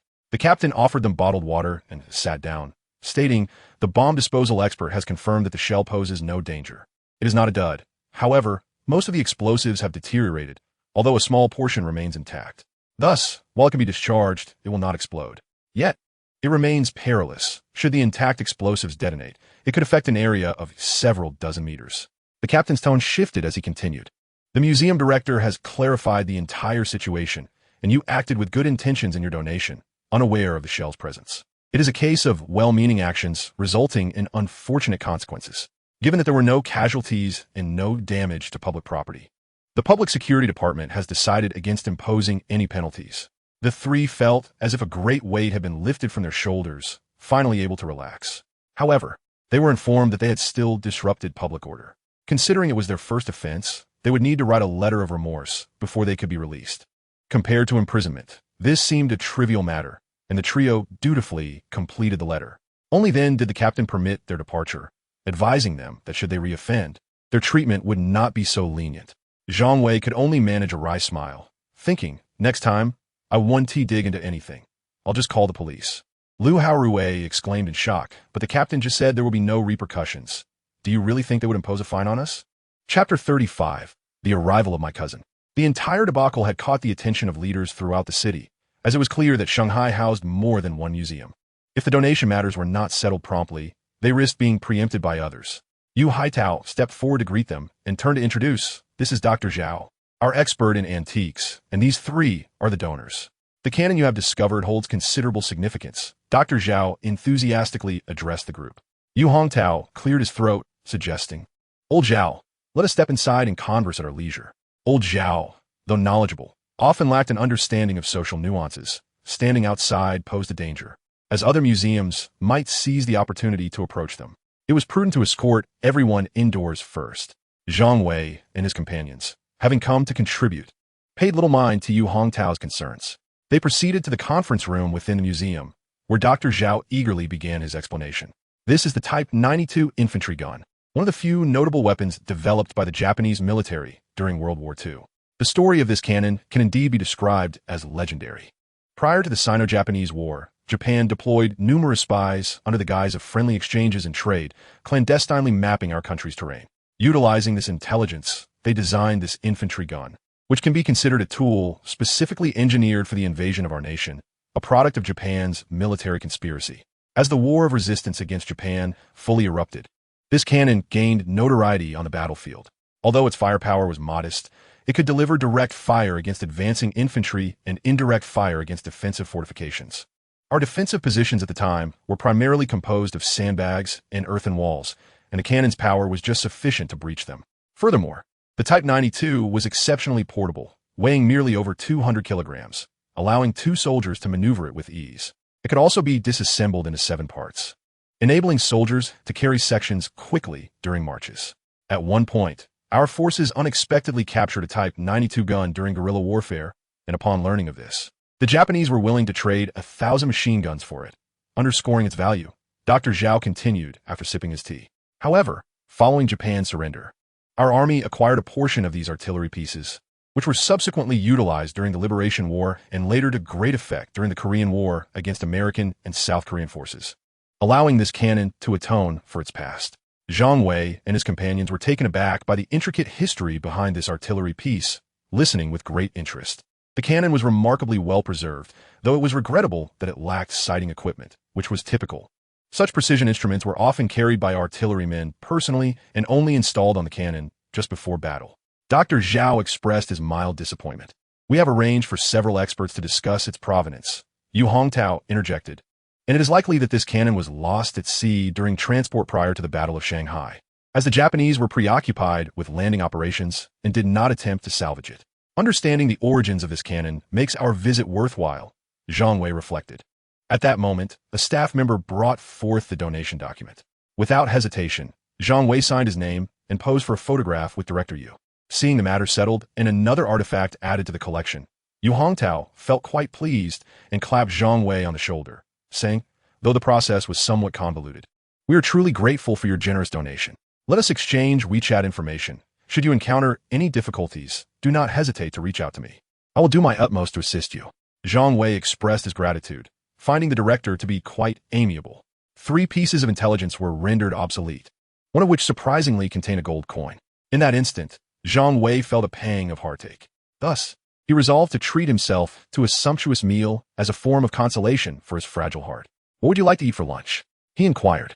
Having accomplished such a significant task today, we must celebrate with a splendid feast. And Xiaoxi cheerfully suggested, how about roast duck? It's a famous dish from the capital, and I've never tasted it before. Zhang Wei waved his hand grandly. No problem. I'll order a whole duck for you, so you can indulge. As the trio prepared to find a high-end roast duck restaurant for their midday feast, Zhang Wei's phone unexpectedly rang. Glancing at the screen, he noticed it was an unfamiliar number. "Hello, who is this?" A shy voice responded from the other end. "I'm Zhang Hong. Is this you, brother?" It turned out to be a call from his cousin. Zhang Wei chuckled. "Ah, it's you. I heard you were coming to Shanghai to assist me. When will you arrive?" "Brother, I'm already in Shanghai. I just got off the train and didn't know where to find you, so I called. By the way, I brought a comrade along to help." Zhang Wei was pleasantly surprised by his cousin's efficiency. "All right, wait for me at the train station square. I'll come pick you up now." After hanging up, Zhang Wei shrugged. "I invited my cousin to help with the fruit farming. Now that he is here, I must go fetch him. The celebratory feast will have to be postponed until the evening, and we can welcome my cousin properly then." Lu Haorui and Xiaoxi nodded nonchalantly, debating what takeout to order for lunch, and soon they began bickering over who would pay. Zhang Wei paid them no mind, driving to the entrance of the community to drop them off before turning the car around and heading toward the train station. The square in front of the station was bustling with people, and Zhang Wei scanned the crowd until he quickly spotted his cousin and the other man. Zhang, having served 3 years in the military, appeared significantly darker than Zhang Wei remembered, his body lean and muscular, standing tall like a straightened spear, exuding the aura of a soldier.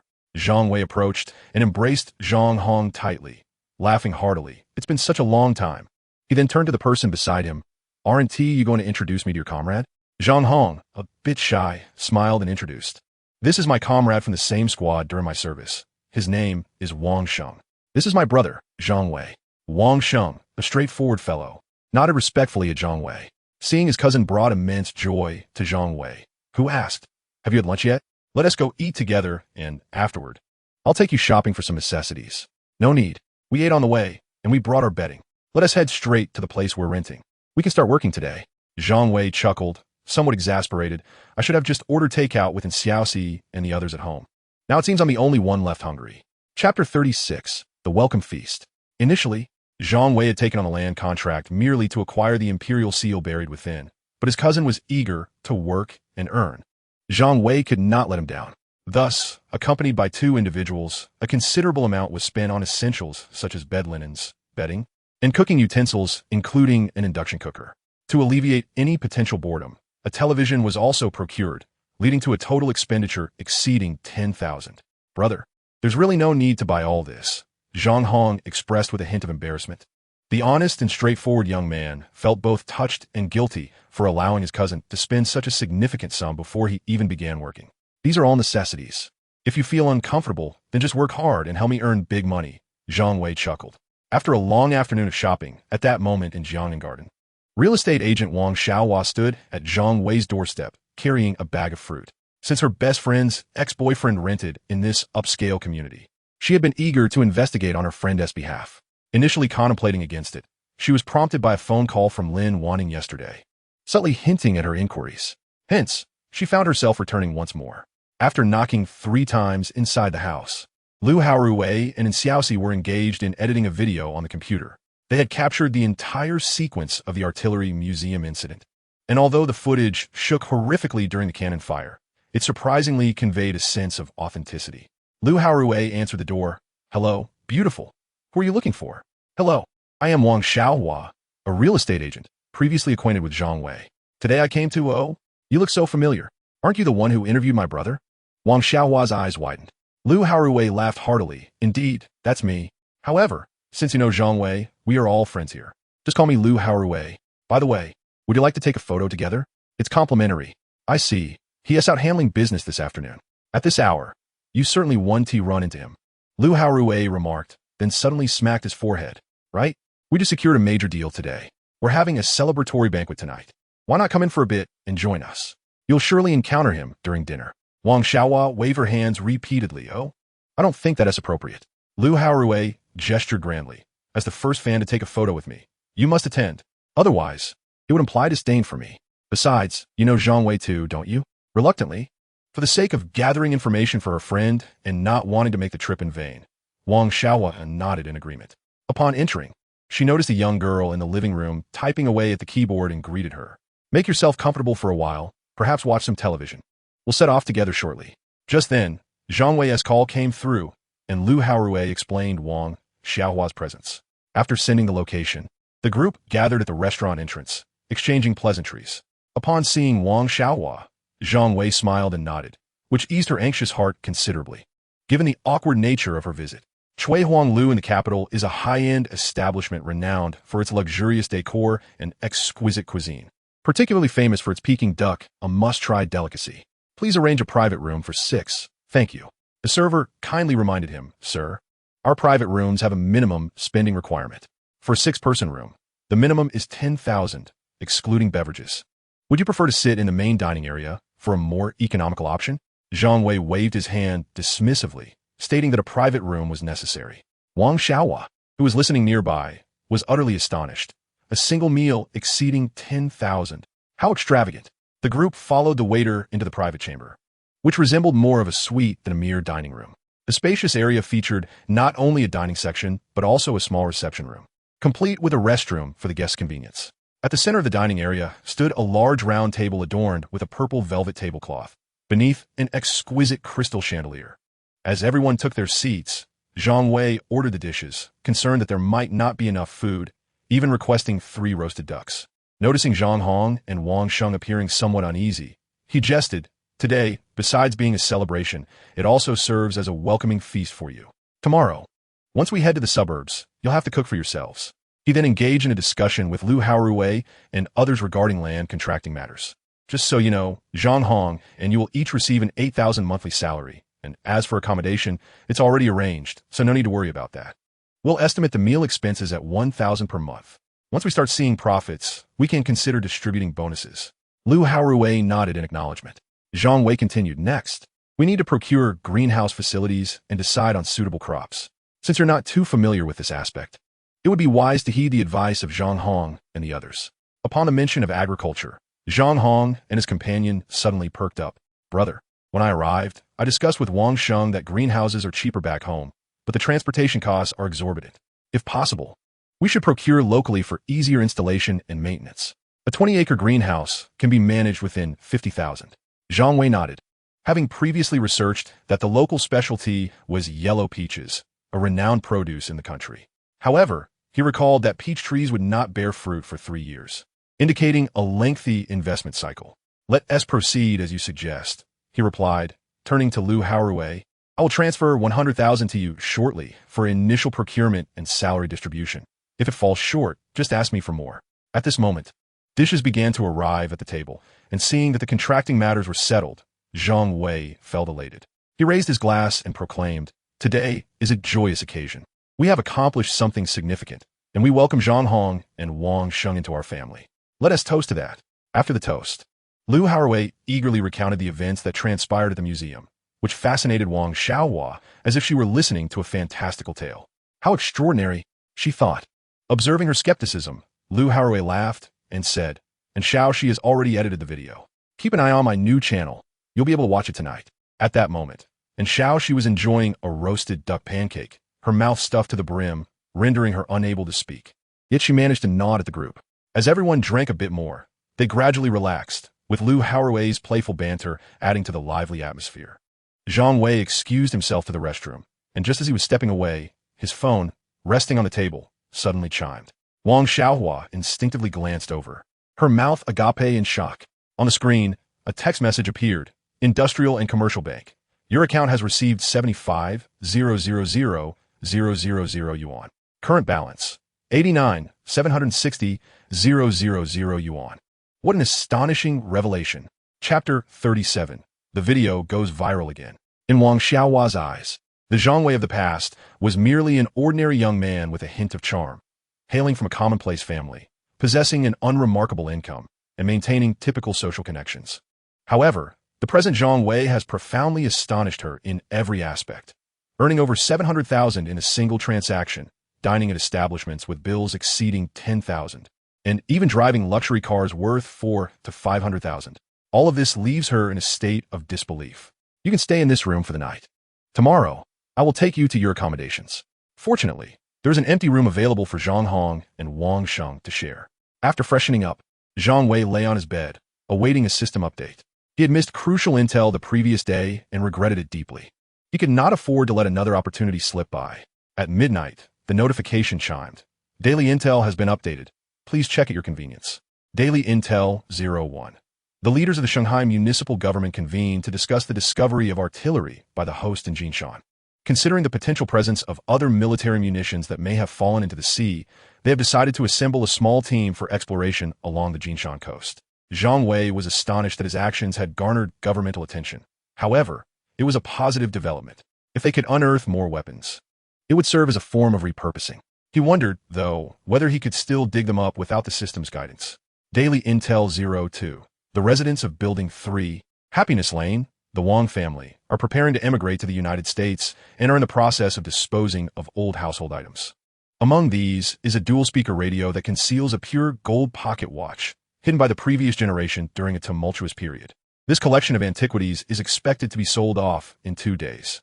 A pure gold pocket watch? It sounds exceedingly valuable. This must be acquired. Zhang Wei's first lucky find involved gold, so he naturally harbors a fondness for golden artifacts. Daily Intel 03. 10 years ago, a man named Tian committed a triple homicide in another province and was subsequently wanted by the police. During his escape, he broke into a rural household, slaughtering 5 individuals, including an infant and an elderly person. He then vanished into the mountains, where a stroke rendered him partially paralyzed, allowing him to evade facial recognition by law enforcement. He made his way south and arrived in Shanghai last night, currently taking refuge beneath the Jinkong Road Bridge in Songshan District, armed with a handgun and several knives. The bounty on this criminal's head stands at 3 million yuan. Zhang Wei was taken aback. It appeared that a fugitive had emerged.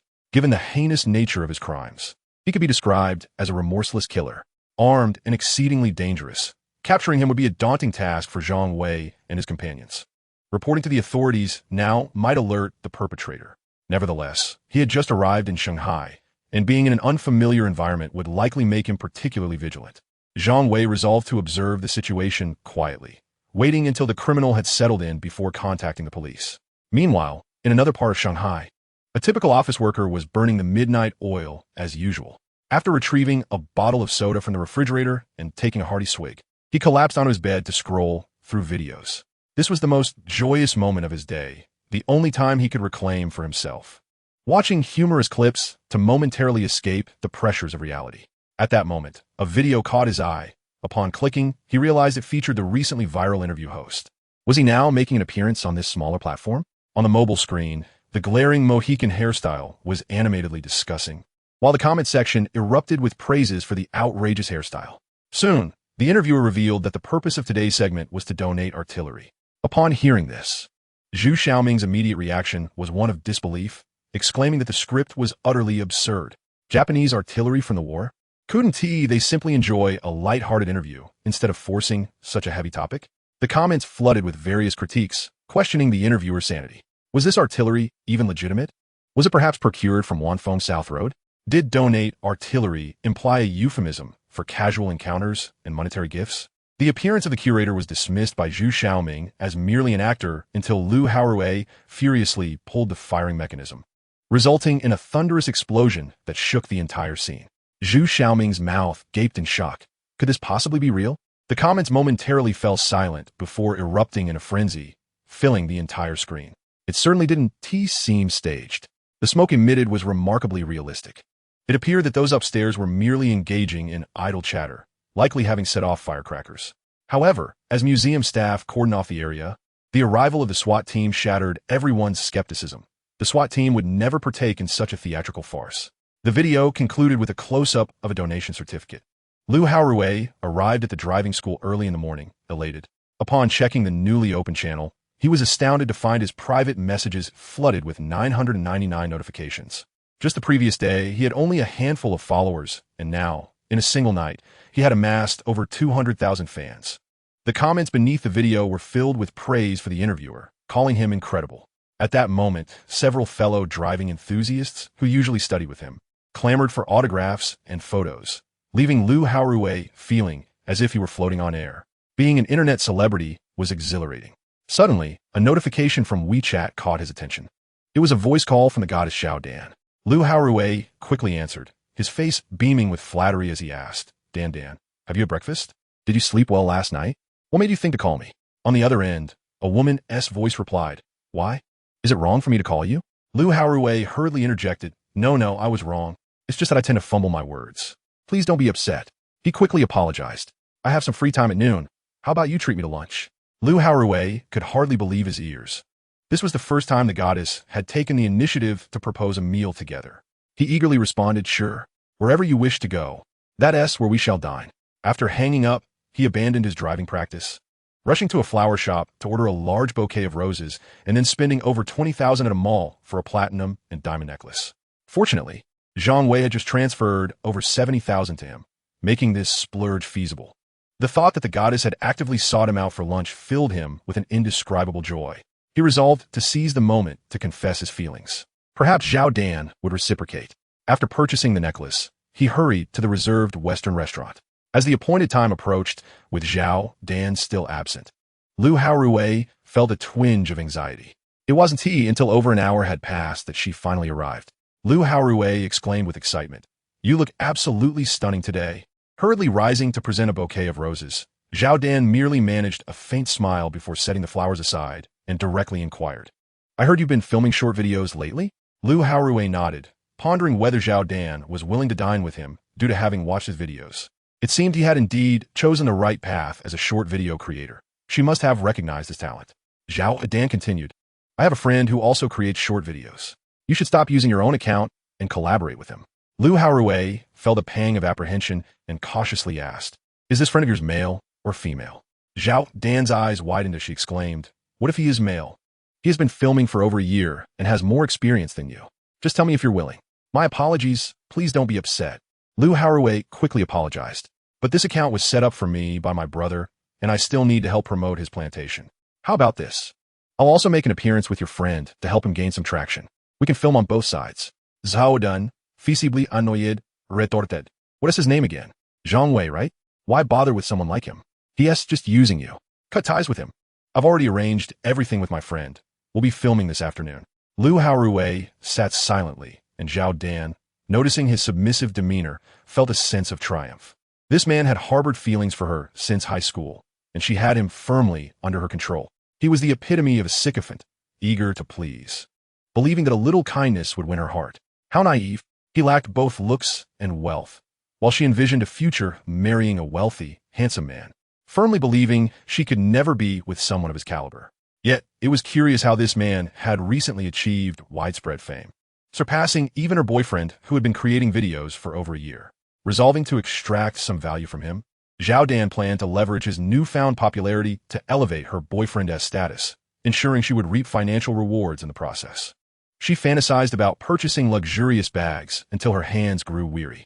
With this in mind, she gazed at the man across from her, already plotting to accompany him for the remainder of their meal.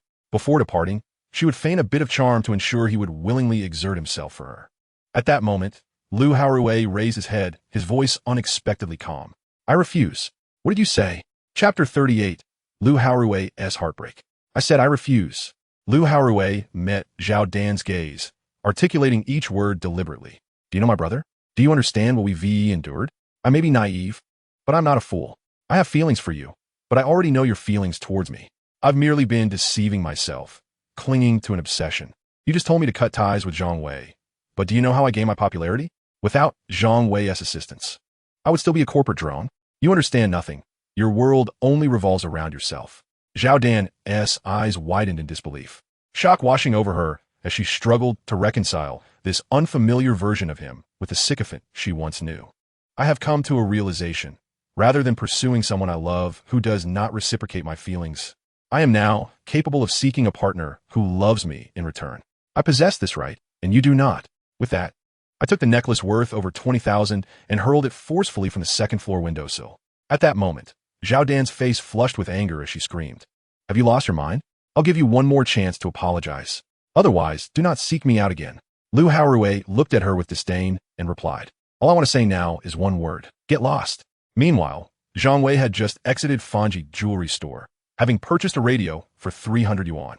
The owner's children had settled abroad, and the elderly man was eager to leave the country, facilitating a smooth transaction. Once in his car, Zhang Wei dismantled the radio and discovered a gold pocket watch. Though it bore the marks of time, Zhang Wei, who typically didn't wear watches, sold it directly for 30,000 yuan to Fan Haitao. "Why the long face this fine morning? Are you rehearsing for performance?" Zhang Wei inquired curiously. Old Zhang, I had a falling out with Zhao Dan today. Isn't that a good thing? Zhang Wei responded with surprising enthusiasm.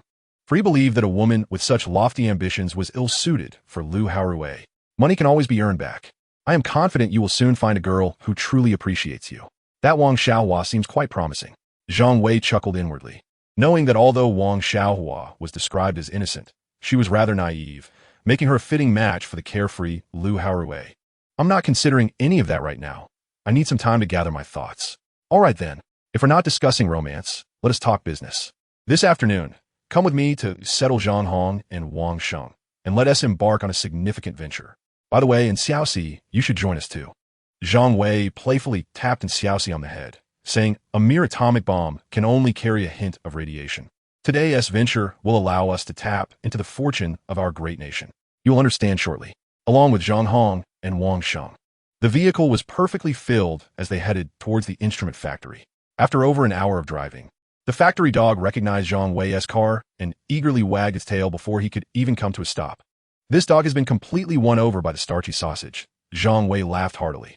He instructed Lu Haorui to buy some ham sausages and a few bottles of liquor and soft drinks, declaring that they would have a meal at the factory that afternoon. Upon greeting the elder, Zhang Wei said, Sir, these two are relatives from my hometown. They will be responsible for farming here moving forward, so please look after them. Of course, the old man nodded. With no one else to converse with in such a vast factory, he welcomed the arrival of two capable young men who could lend him a hand. Zhang Wei and the others arrived at the temporary housing, assisting Zhang Hong and Wang Sheng in setting up their bedding and appliances. Subsequently, Zhang Wei led them to the factory, pointing out the barren land where the jade seal was buried and an adjacent piece of land, stating, let us cultivate these two plots. Tomorrow, Zhang Hong, you will accompany Lu Haorui to finalize the greenhouse arrangements. Afterward, they walked to the center of the barren land, where Zhang Wei indicated the precise location of the jade seal and added, today's primary task is to excavate a pit that is 1 meter wide and 35 meters deep. Remember, the depth must be exactly 35 meters. I have my reasons. The intelligence system indicated that the depth of the jade seal was 4 meters underground. Zhang Wei intended to wait until the two had dug sufficiently before he would take action himself. By this time, it was already past 11 o'clock. Zhang Wei pondered for a moment and pulled elderly aside, inquiring, Sir, are there any distinctive culinary delights nearby? Let's enjoy a meal together at noon. Elderly thought for a while and mentioned that the lamb in the vicinity was quite exceptional, renowned for its quality in Shanghai. If we prepare a lamb stew, the flavor would be unmatched, even for a deity. Zhang Wei, nearly salivating from Elder Li's description, eagerly responded, Please, sir, do not tempt me further. With the 6 of us, let us simply procure an entire lamb and stew it in a large pot. Can we find one nearby? To slaughter a lamb, one must secure a slaughter permit in advance. Purchasing one on the spot would surely take too long. However, I am aware of a vendor nearby who sells lamb meat, and they might have some ready for us. Zhang Wei nodded and called out to Lu Haorui, who was at the entrance feeding the dogs within Xiaoxi, to accompany the elder in purchasing lamb. Elderly retrieved a farm electric tricycle from behind the guardhouse. Lu Haorui sat beside him, ready to depart, and Xiaoxi, finding the tricycle amusing, insisted on joining them. Unable to refuse her, they allowed her to sit in the rear cargo area. What has displeased you? Zhang Wei inquired with curiosity. Behind the guardhouse, there's an outdoor stove where Elderly cleaned the lamb, cutting it into smaller pieces before placing them into a large pot filled with water. He ignited some firewood beneath the stove to simmer the meat. After more than half an hour, the water in the pot began to boil, transforming from clear to a milky white broth. Elderly added a few star anise and some freshly picked cilantro from his garden, washing it before tossing it into the pot. Before long, a rich aroma of meat began to waft through the air, and Zhang Wei and the others, already famished, gathered around the stove, salivating profusely. At that moment, Zhang Hong arrived at the guardhouse, stating, Brother, as per your request, the pit has been dug. Zhang Wei nodded in satisfaction, acknowledging, Thank you for your hard work. Once the meat is ready, let us enjoy a few cups with the elder. Indeed, being of military background, Elderly possessed remarkable strength. Had it been Zhang Wei and Lu Haorui, they would likely have to toil for much longer. Soon, the lamb was ready. Since there was no rain, everyone decided to move their chairs closer to the stove and indulge heartily in the feast. Chapter 39. The Emergence of the Imperial Jade Seal. The autumn breeze carried a hint of chill.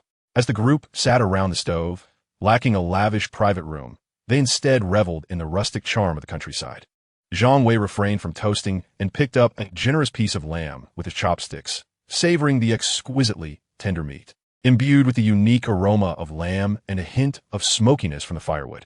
The flavors melded into a delightful experience, far surpassing any dish one could find in a restaurant. He gave elderly a thumbs up, exclaiming, "Sir, your lamb is extraordinary.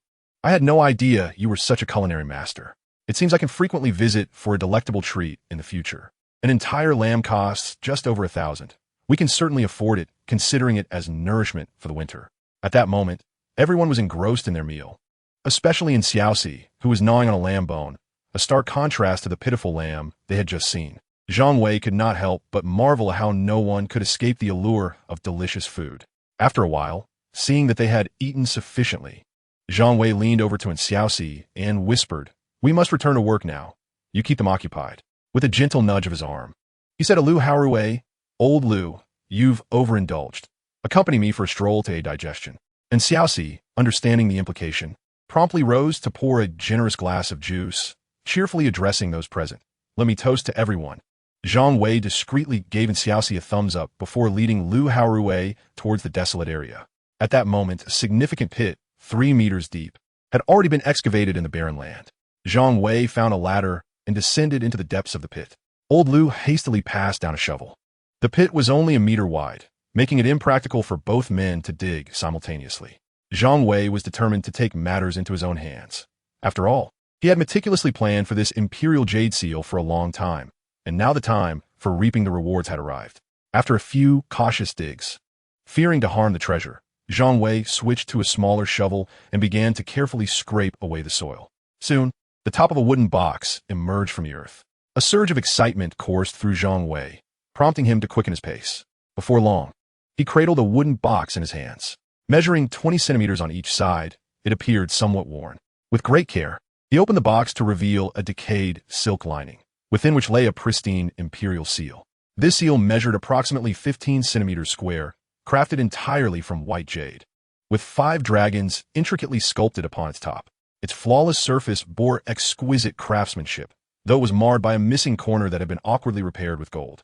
Zhang Wei, panting and trembling with anticipation, recognized that this was the imperial jade seal, an artifact exclusively wielded by emperors throughout history. At that moment, a voice echoed in his mind, announcing the system's activation. "Detection complete. Host has acquired an item valued at over 100 million RMB. New function unlocked. Auxiliary video." The forthcoming daily reports would provide visual content relevant to the information based on actual circumstances, automatically linked to the host's mobile device. The system had never deceived him. He was astonished to discover that this imperial seal was worth far more than he had anticipated. Zhang Wei had initially estimated its worth at a mere few million.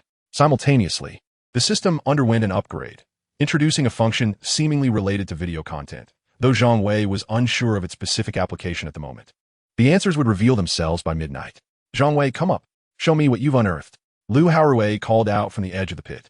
Hastily, Lu Haorui examined the jade seal, marveling at its considerable size and opulence. "Surely, this must be worth a fortune, perhaps several million?" In a jubilant mood, Zhang Wei laughed heartily. "Millions? I fear that may be an underestimate. Could it be worth 10 million? Lu Haorui's voice quivered with excitement. "Estimates suggest it may exceed 100 million, Zhang Wei replied. Lu Haorui stood in stunned silence, feeling faint as if his strength had abandoned him. Zhang Wei quickly stepped forward to steady him, cautioning, "Take care. You mustn't topple and damage this imperial jade seal." "What? The imperial jade seal?" "This is the imperial jade seal." Lu Haorui finally regained his composure, though he still felt weak. At this moment, Xiaoxi had managed to ply the others with juice, leaving them somewhat disoriented. After all, it is difficult for anyone to refuse the enthusiastic toasts of a child. To claim one could not drink would be an affront to their dignity. Zhang Wei observed that they had nearly finished their meal and advised Zhang Hong, "There is nothing pressing today. If you feel inebriated, take a moment to rest. Tomorrow, we shall commence with burning the weeds in the factory and leveling the land. Once the greenhouse arrives, we can begin procuring melon seedlings and seeds." Zhang Hong, his face flushed yet still somewhat lucid, nodded vigorously in response to Zhang Wei's words. As they drove, Zhang Wei hummed a tune and sped along the road. And Xiao Shi, curious, picked up the jade seal and mused, Is this the Imperial Jade Seal that Sun Jian retrieved from the well in the Three Kingdoms? Wasn't it said to emit 5-color light? I see none here. Zhang Wei chuckled. You are aware of the Three Kingdoms? That is merely a tale, dear. If it were truly to shine, I dare say it would be a radioactive source, and we three would have long since perished. He continued, moreover, this seal might be a replica from a later dynasty and not necessarily the one from Qin Shi Huang. And Xiaoxi pondered this logic, then turned the seal over. I cannot decipher these characters. They appear to be pictographs. Should T, it read bestowed by heaven, made endure eternally. Zhang Wei, having researched the topic, explained that the Imperial Jade Seal created by Qin Shi Huang utilized an ancient script known as bird and worm seal script, which differs significantly from contemporary writing. He thought to himself that if the instrument factory discovered that this jade seal was unearthed from their territory, it would spell trouble. Zhang Wei had no desire to entangle himself with a state-owned enterprise. Upon returning to Jiangnan Garden, he recalled that Fan Haitao had mentioned his cousin was an expert in antique appraisal, prompting him to make a phone call. After a few rings, Fan Haitao's voice came through. Young brother, what delightful news do you have for me today? Zhang Wei replied, not quite delightful news, but I do have an antique that I would like assistance in appraising. Fan Haitao paused, surprised that this fellow had something to sell again within 3 days. Previous encounters involved gold. Now, it seemed antiques were in play. How fortuitous. My cousin happens to be in Shanghai on business today, and I'm waiting for him to finish so we can dine together. Rather than picking a date, let us seize the moment. I shall treat tonight, and you're welcome to join us, Fan Haitao suggested. Zhang Wei considered this and nodded in agreement. Chapter 40. Is it really true? New. Brand new. Undeniably new. Fan Haiyang had lost count of how many times he had repeated similar phrases that day. Upon arriving at the selection site for Shanghai, after a long day of work, he found that genuine items were scarce, yet he had grown accustomed to it. After all, if authentic items were common, what value would they hold? At the end of the workday, Fan Haiyang exited the antique market. Cousin, he spotted Fan Haitao waving at him from a distance, seated in a Cadillac. Fan Haiyang felt a degree of resistance towards this cousin, as he found him too slick and fond of taking advantage. Their personalities clashed. However, Fan Haitao's involvement in the gold industry made him somewhat of an insider, and his enthusiasm towards Fan Haiyang kept their relationship intact. Approaching the vehicle, Fan Haiyang remarked, I can head directly to the restaurant. There is no need for you to come all this way to fetch me. They drove to the restaurant's private room, where numerous passers-by recognized Fan Haiyang, eagerly requesting photographs. He patiently obliged each request. After enduring the wait, the two finally settled down. After placing the order, Fan Haitao casually remarked, by the way, my friend will be joining us shortly. He is somewhat of a figure within our circle, so the more, the merrier. Fan Haiyang inwardly groaned. After spending an exhausting day mingling with collectors, he longed only for a moment of respite. Initially, he had anticipated a quiet family dinner with his cousin, but now he was faced with social obligations. At that moment, Zhang Wei had already parked the car in the restaurant's lot, while Xiaoxi was in the back seat ordering takeout. Lu Haorui, seated in the front passenger seat, lamented, here we are, two of us in the parking lot enjoying takeout, while you revel in a lavish feast inside. Caution was paramount. As the saying goes, wealth can stir greed, and this was a priceless treasure valued at over 100 million. Who could tell if Fan Haitao's associates might harbor ulterior motives? A moment later, a knock echoed from the private room door. Fan Haitao opened it to find Zhang Wei, who burst into hearty laughter. Little brother, we've been waiting for you. Come in. Allow me to introduce my cousin, Fan Haiyang, a renowned antique appraisal expert, and this is Zhang Wei, who possesses quite a collection of fine items. Fan Haiyang rose to shake Zhang Wei's hand. Before him stood an unassuming young man, yet he exuded a restrained elegance and striking features. Presumably, he was a client of his cousin's, so Fan Haiyang merely greeted him without further consideration. Zhang Wei, however, was taken aback by the unexpected arrival. He had watched numerous videos on antiques, often seeing Fan Haiyang expertly dissuade various individuals attempting to pass off counterfeit antiques as treasures. He quickly greeted, I didn't realize it was Mr. Fan. I often watch your videos. It was careless of me not to connect the dots between the similar names of Fan Haiyang and Fan Haitao. Fan Haitao chuckled heartily. Since you are familiar with my cousin, that is splendid. His appraisal skills are undoubtedly renowned. Now, do share with us what treasures you brought. Upon hearing this, Fan Haiyang could only manage a wry smile. After a day spent identifying fakes, his cousin was relentless even before the meal. However, his easygoing nature prevented any irritation, and he merely wished to expedite the appraisal and enjoy a warm bowl of soup. Zhang Wei wasted no time in explaining. I have brought the imperial seal of the nation. I would appreciate it if Mr. Fan could examine it for me. As he spoke, he retrieved a wooden box from his backpack and placed it on the table. Fan Haitao's expression turned peculiar. Was it truly so casual to encounter the imperial seal? Zhang Wei, observing their reactions, chose not to reveal anything further and leisurely sipped his tea. Fan Haiyang, with no choice but to comply, picked up the wooden box for inspection. Initially, he merely glanced at it, but soon his expression shifted to one of astonishment. The box appeared worn. It was crafted from rosewood, suggesting a considerable age. No wonder this young man believed it contained an antique. There exists a deception in the trade known as gold outside, jade inside, where many antique fraudsters follow this ploy. They acquire an aged wooden box, obtain a certificate of appraisal, and place a counterfeit inside, selling it at an exorbitant price to defraud buyers. Fan Haiyang shook his head and opened the wooden box, revealing a square seal intricately adorned with 5 entwined dragons, exquisitely carved and of a lustrous jade quality. This was undoubtedly a top-tier piece of Hetian jade. The quality of the jade is exceptional. The earlier ease in Fan Haiyang's expression vanished entirely as he swiftly retrieved a magnifying glass from his bag, pressing it against the seal for a meticulous examination. Fan Haitao was taken aback by the seriousness of his cousin upon their first meeting. Could it be that this imperial jade seal was truly authentic? At that moment, Zhang Wei remained composed, for the system had already provided him with a preview. He was merely testing Fan's discerning eye. Fan Haiyang scrutinized the seal for over 20 minutes, beads of sweat beginning to form on his forehead. How could this be? There was not a hint of forgery. After much contemplation, he finally set down the magnifying glass and leaned back in his chair, exhaling deeply. Fan Haitao eagerly inquired, "What did you conclude, cousin? Is it old or new?" After a moment of silence, Fan Haiyang spoke slowly. "The material is undoubtedly impeccable. I have never encountered such a fine quality of jade, particularly one of this size, with the entire seal appearing as a harmonious whole. The craftsmanship is also of a masterful caliber. It is certainly an antique." He then shook his head, adding, "However, my expertise lies primarily in porcelain. If you do not mind, Brother Zhang, may I record a video to consult an expert in jade from the capital? It would assist in precisely identifying the dynasty from which it originates." Zhang Wei nodded in agreement, stating that as long as the item remained within his sight, it would pose no issue. At this moment, Fan Haitao felt somewhat bewildered. If the jade was indeed ancient, but its dynasty remained uncertain, did this not imply that it could genuinely be the authentic imperial seal? Was such a treasure accessible to the average person? It was a significant artifact reserved for ancient emperors. Surely, one would require extraordinary fortune to even glimpse it. Zhang Wei smiled and replied, "You are too modest, Professor Fan. Let us meet again tomorrow without fail." Chapter 41. Zhang Wei sets the stage, having ensured that matters were in order. Zhang Wei refrained from interrupting the cousins' nostalgic exchange and settled the bill for the private room before leaving the restaurant.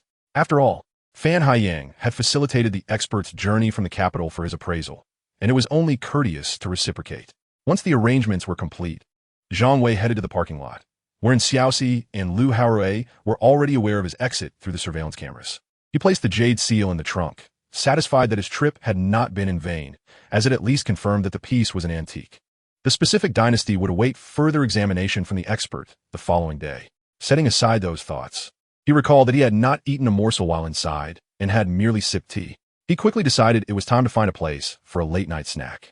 Half an hour later, Xiaoxi and Lu Haorui observed Zhang Wei across from them, thoroughly enjoying a skewer of red willow lamb. Had I known to save some room while eating takeout earlier, I wouldn't be feeling so miserable now, and Xiaoxi lamented, patting her round belly. Lu Haorui scratched his head. The taxi fare alone cost 200 to 300. Is it reimbursable? That place is quite far from the city. Zhang Wei playfully scolded. Could you possibly be any more miserly? Here's the deal. You cover the taxi fare, and when you obtain your driver's license, your adoptive father will gift you a car. Upon hearing this, Lu Haorui's eyes sparkled with excitement. That is a promise. You must not go back on your word. Zhang Wei had already contemplated this. The farm frequently required transportation for tools and crops, and indeed, a vehicle was essential. He planned to purchase a van for Lu Haorui, as he had not specified the type of vehicle, and it could very well serve as a communal asset. Moreover, the thought of a novice driver being entrusted with a luxury car, only to potentially damage it, would surely distress Lu Haorui, who is notoriously frugal. At midnight, a notification chimed. Daily intelligence updated. Please review host. Daily Intelligence 01. The fugitive Tian Lirong has settled in a suburban area of Jingshan District, armed with a handgun and several prohibited knives, with a bounty placed at 3 million yuan. Relevant footage has been sent to the host's mobile device. Please check it. Daily Intelligence 02. Reporter Qian Lei from Daily Headlines released a video yesterday of an interview where a man assaulted a journalist in the street. Due to the interviewee being covered in mud, his identity could not be discerned, leading netizens to speculate that it was a staged event for publicity. The incident did not garner widespread attention. The editorial leadership reprimanded Qian Lei for his hasty and fabricated claims. Daily Intelligence 03. Expert Zhang Baochang from the Capitol Museum reviewed a video of the Imperial Jade Seal and confirmed it to be a replica from the Song dynasty. He reported the findings to Vice Director Wu Zhigua, who, upon learning the details over the phone, decided to entice the host into donating it to the Capitol Museum free of charge. Relevant footage has been sent to the host's mobile device. Please check it. Zhang Wei opened his phone to find 2 additional videos in the memory, indicating that not every intelligence report includes video evidence. He casually clicked on the first one. The screen revealed a room, its dated decor and furniture suggesting it had seen better days. The perspective appeared to be from a surveillance camera affixed to the ceiling. A man entered through the door, standing at 170 centimeters. His left cheek was visibly twisted and stiff. It was none other than the fugitive Tian Lirong. He gently closed the door, inspected the marks on the doorknob, and, after confirming everything was in order, he positioned himself by the peephole to observe the surroundings for over 10 minutes. Only after ensuring no one had entered did he finally relax. It was clear that this individual was both cautious and exceedingly dangerous.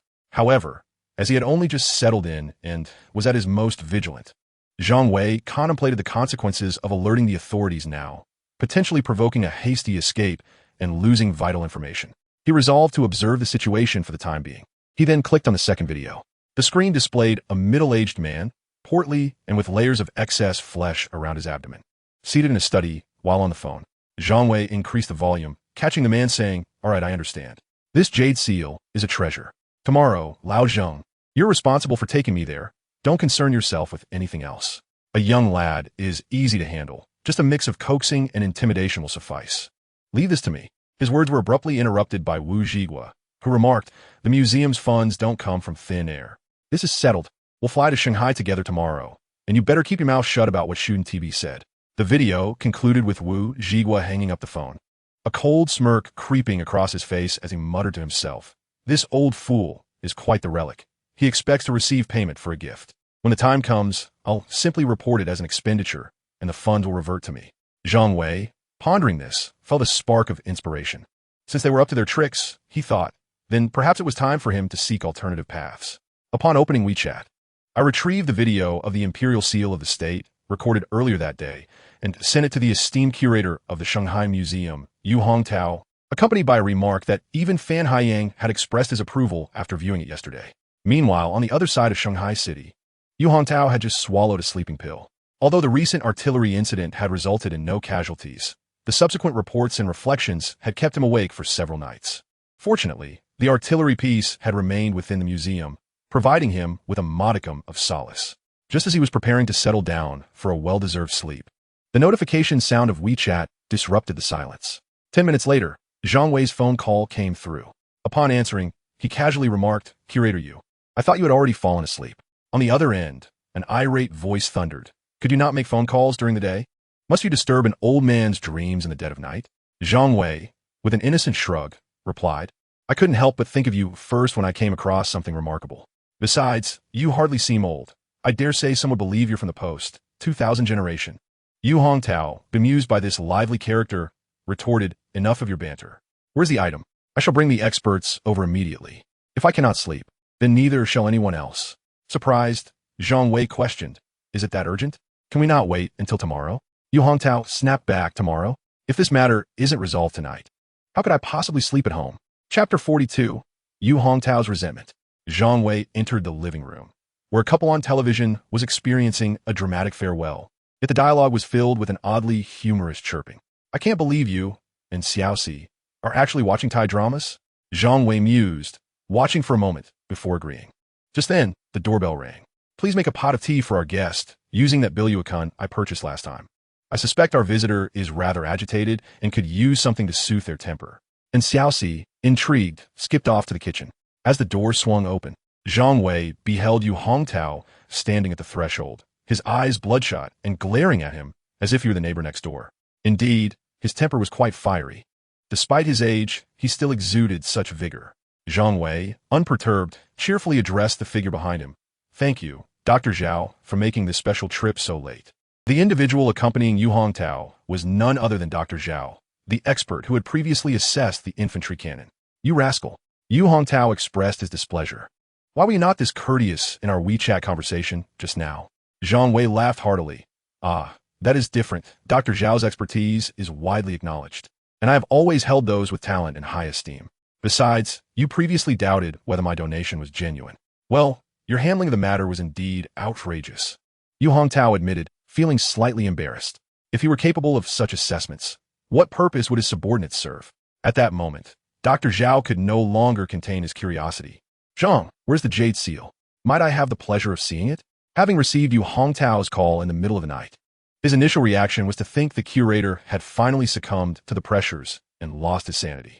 After all, even if the imperial seal were genuine, he had never heard of anyone in the country possessing a replica.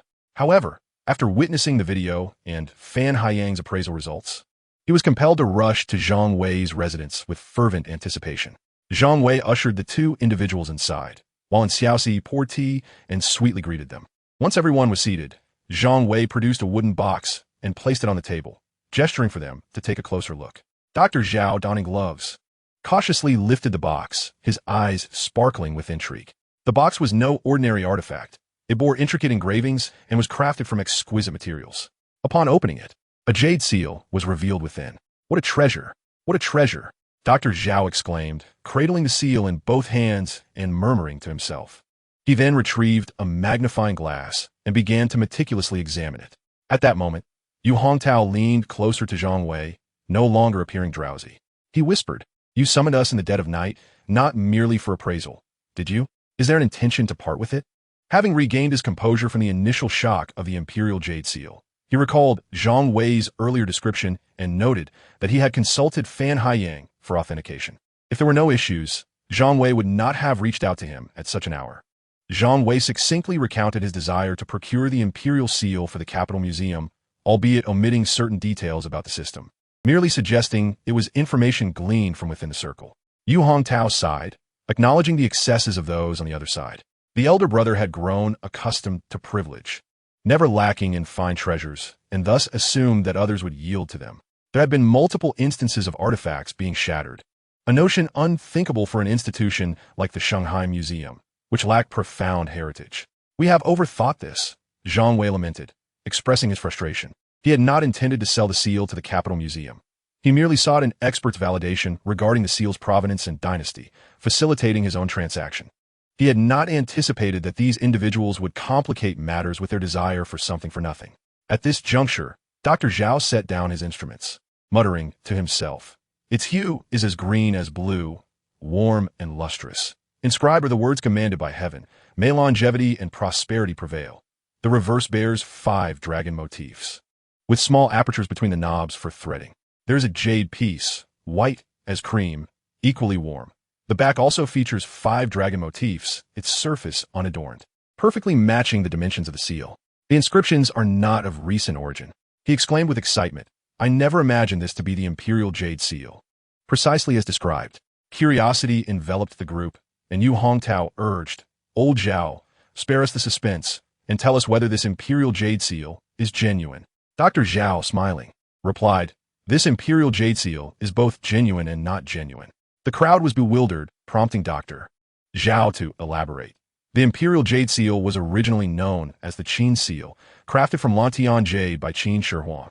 Some claim it was transformed from a he shi bai, which is rather dubious, for the he shi bai is flat and round, making it difficult even by modern craftsmanship to reshape it into the square form of a jade seal. After the fall of the Qin dynasty, the imperial jade seal came into the possession of Liu Bang. Subsequent emperors of the Han dynasty were required to receive the imperial jade seal to be recognized as legitimate heirs to the throne. It was then that the Qin seal was officially renamed the Han imperial jade seal. It was not until the late Eastern Han that it was acquired by Sun Jian, and after passing through Yuan Shu and Chao Chao, it eventually came into the hands of the Sima family during the Western Jin dynasty. During the chaos of the Five Barbarians, as the country was shattered, it was taken to the Eastern Jin. In the northern small nations, each claims to possess the imperial seal of state to assert their divine right. However, all such claims are spurious. The authentic seal has a complete lineage record, ultimately acquired by Yang Jian of the Sui dynasty, and later passed on to the Tang dynasty. Following the fall of the Tang, the Five Dynasties and 10 Kingdoms period ensued, resulting in widespread chaos. The last recorded sighting of the imperial seal was during the downfall of the later Tang, when the final emperor, Li Tsongka, committed self-immolation by fire. Thereafter, the fate of the imperial seal became a mystery. Dr. Zhao pointed to the seal on the table and remarked, to say this one is not genuine is based on instrumental analysis, which reveals that the carving techniques are characteristic of the Song dynasty. Certainly, the artisans of the Qin dynasty would not possess such skills. However, asserting its authenticity is justified, as this seal was indeed revered as the imperial seal during the Song dynasty. The ancient text I had just read recounts the renowned Kai Jing's words when the emperor summoned his ministers to scrutinize the authenticity of the imperial seal. Ultimately, the ministers unanimously concluded that the seal was genuine, which delighted Emperor Zhezong of Song. To express his reverence for the seal, he even changed the era name to Yuanfu the following year. Dr. Zhao took a sip of tea and chuckled. With our modern testing techniques, we can certainly ascertain that it is a forgery from the Song dynasty. Yet in that era, people believed it to be an authentic artifact, and it later made its way to the southern Song, where its primary territorial extent was the Yangtze River Delta. Hence, the imperial seal resurfacing in Shanghai City is quite reasonable. Although when Xiaoxi struggled to grasp the complexities, she posed the most crucial question. So, Grandpa Zhao, how much can this seal be sold for? Dr. Zhao remained silent for a long while, shaking his head. I do not know. The others looked at him in astonishment. Dr. Zhao managed a wry smile, because there has never been a transaction record for the imperial seal. However, it is undoubtedly a national treasure, and any museum would consider it the centerpiece of their collection, truly priceless. Chapter 43. Is the seal a fake? Upon hearing this, the group collectively gasped, having underestimated the historical significance of the imperial seal. Yu Hongtao, regardless of the late hour, excused himself and rushed to the balcony to call the museum's finance department. Observing that Zhang Wei showed no signs of impatience, he continued, My proposal is to lease the seal for exhibition at the museum. The lease term would be 20 years, and we would pay you 10 million. This is the maximum amount I can offer. What do you think? Zhang Wei had initially intended to sell it directly to the Shanghai Museum, considering Yu Hongtao to be a decent person. After all, he had received commendation from the criminal police team regarding the previous incident. Even if the opposing party offered 80 million, he would have been amenable.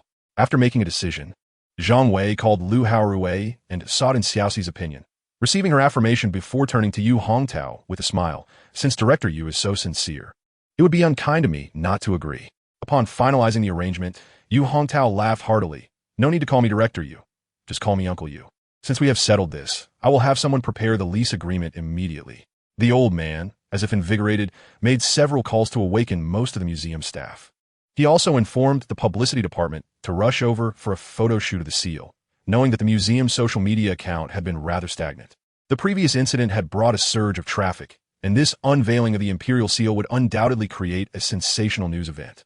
Before long, the arrival of contract signers and promotional photographers filled Zhang Wei's home to capacity, creating an atmosphere akin to a bustling market in the dead of night. Suddenly, Zhang Wei recalled that Wu Zhigua intended to take advantage of him the following day, prompting him to say to Uncle Yu, Tomorrow, I plan to use the jade seal to tease Wu Zhigua. Please assist me by coming to collect it directly. Yu Hongtao deemed their behavior excessive and, in a show of solidarity, readily agreed to support Zhang Wei. As the night wore on, nearly dawn broke, and Zhang Wei felt a twinge of guilt seeing so many people working late for his affairs.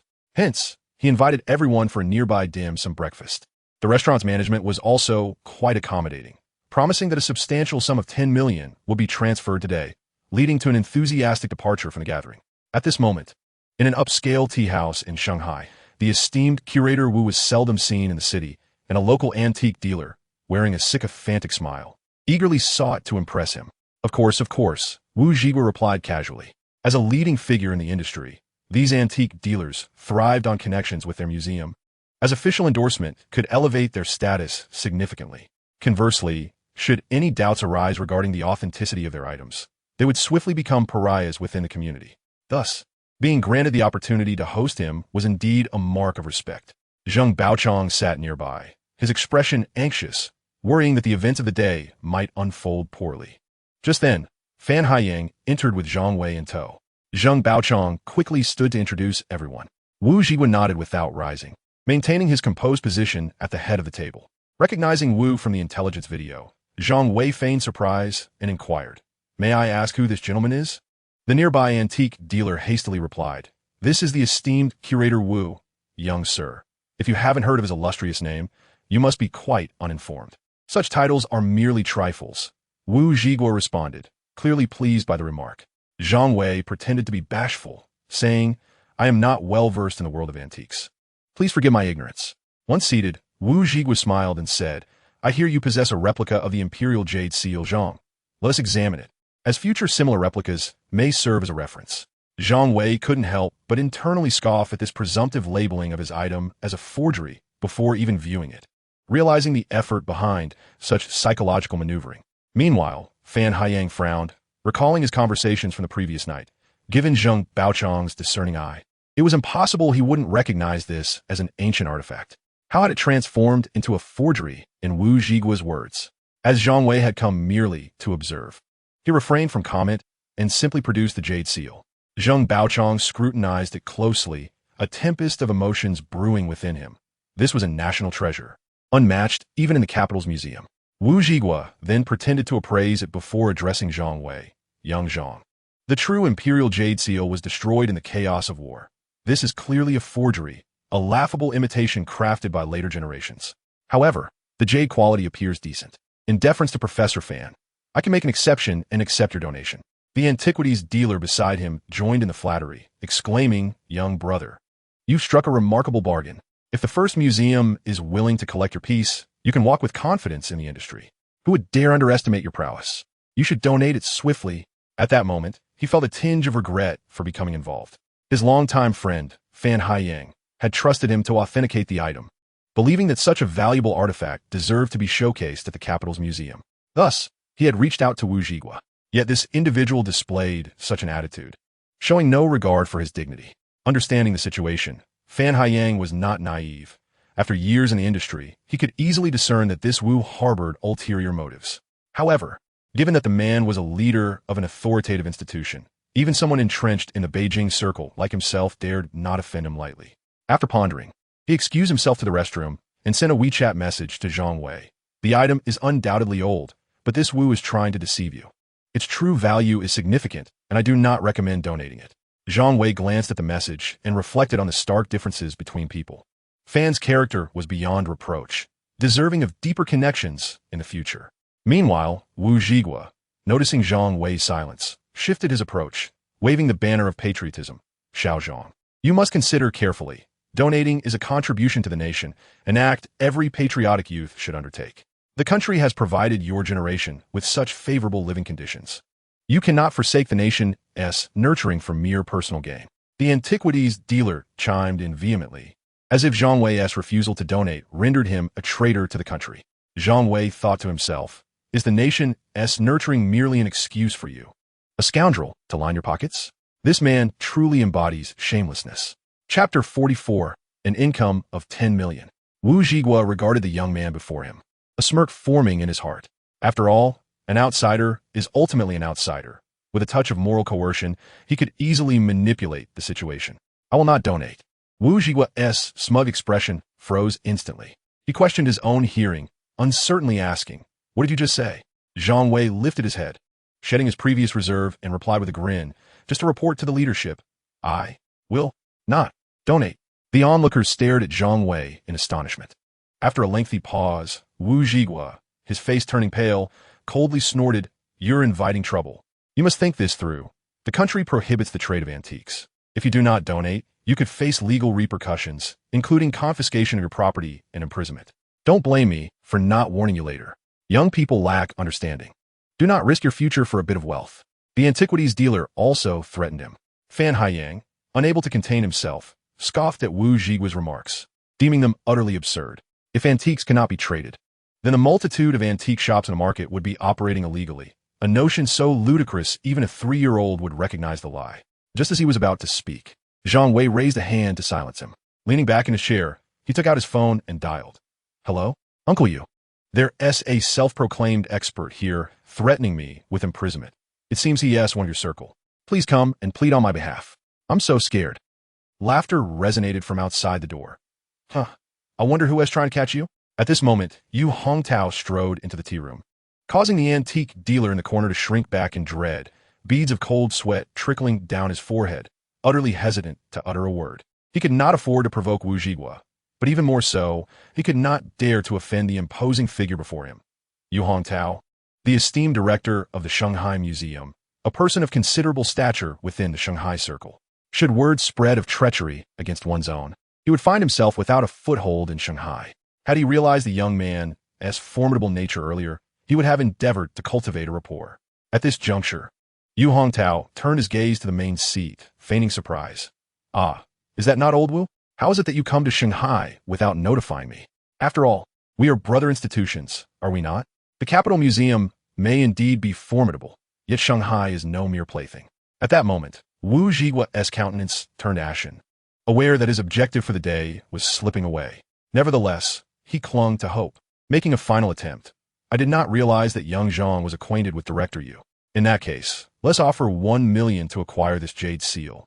As a gesture of goodwill towards old Yu, Zhang Wei scoffed at his proposition. Wu Zhigua, it seems you have become accustomed to being coddled. 1 million is a mere pittance. With that, he handed the jade seal to Yu Hongtao and slammed the leasing agreement with the Shanghai Museum onto the table. I'm only here to honor Teacher Fan. Otherwise, I would not have bothered to witness your performance today. Wu Zhigua, despite his foolishness, realized he had been outmaneuvered. Never had he endured such humiliation. His face flushed crimson, aware that if this incident were to circulate, his reputation would suffer irreparable damage. A devious thought crossed Wu Zhigua's mind. Indeed, if he borrowed from the Shanghai Museum, he could simply keep the item in his possession and return it at his convenience. If need be, he could even fabricate a counterfeit and deliberately shatter it, thus securing the genuine artifact for himself. Yu Hongtao, overhearing this, gestured towards Zhang Wei. We have a contract in place. Any borrowing requires young Zhang's consent. If you can persuade him, it may not be impossible. Wu Zhigua, now devoid of hope, felt that begging this young man was beneath him, and with a darkened expression, he hastily exited the tea room.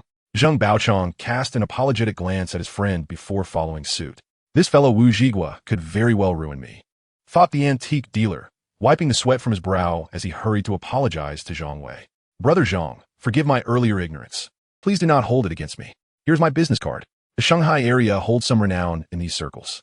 Should you encounter any issues, do not hesitate to contact me. I shall certainly assist you.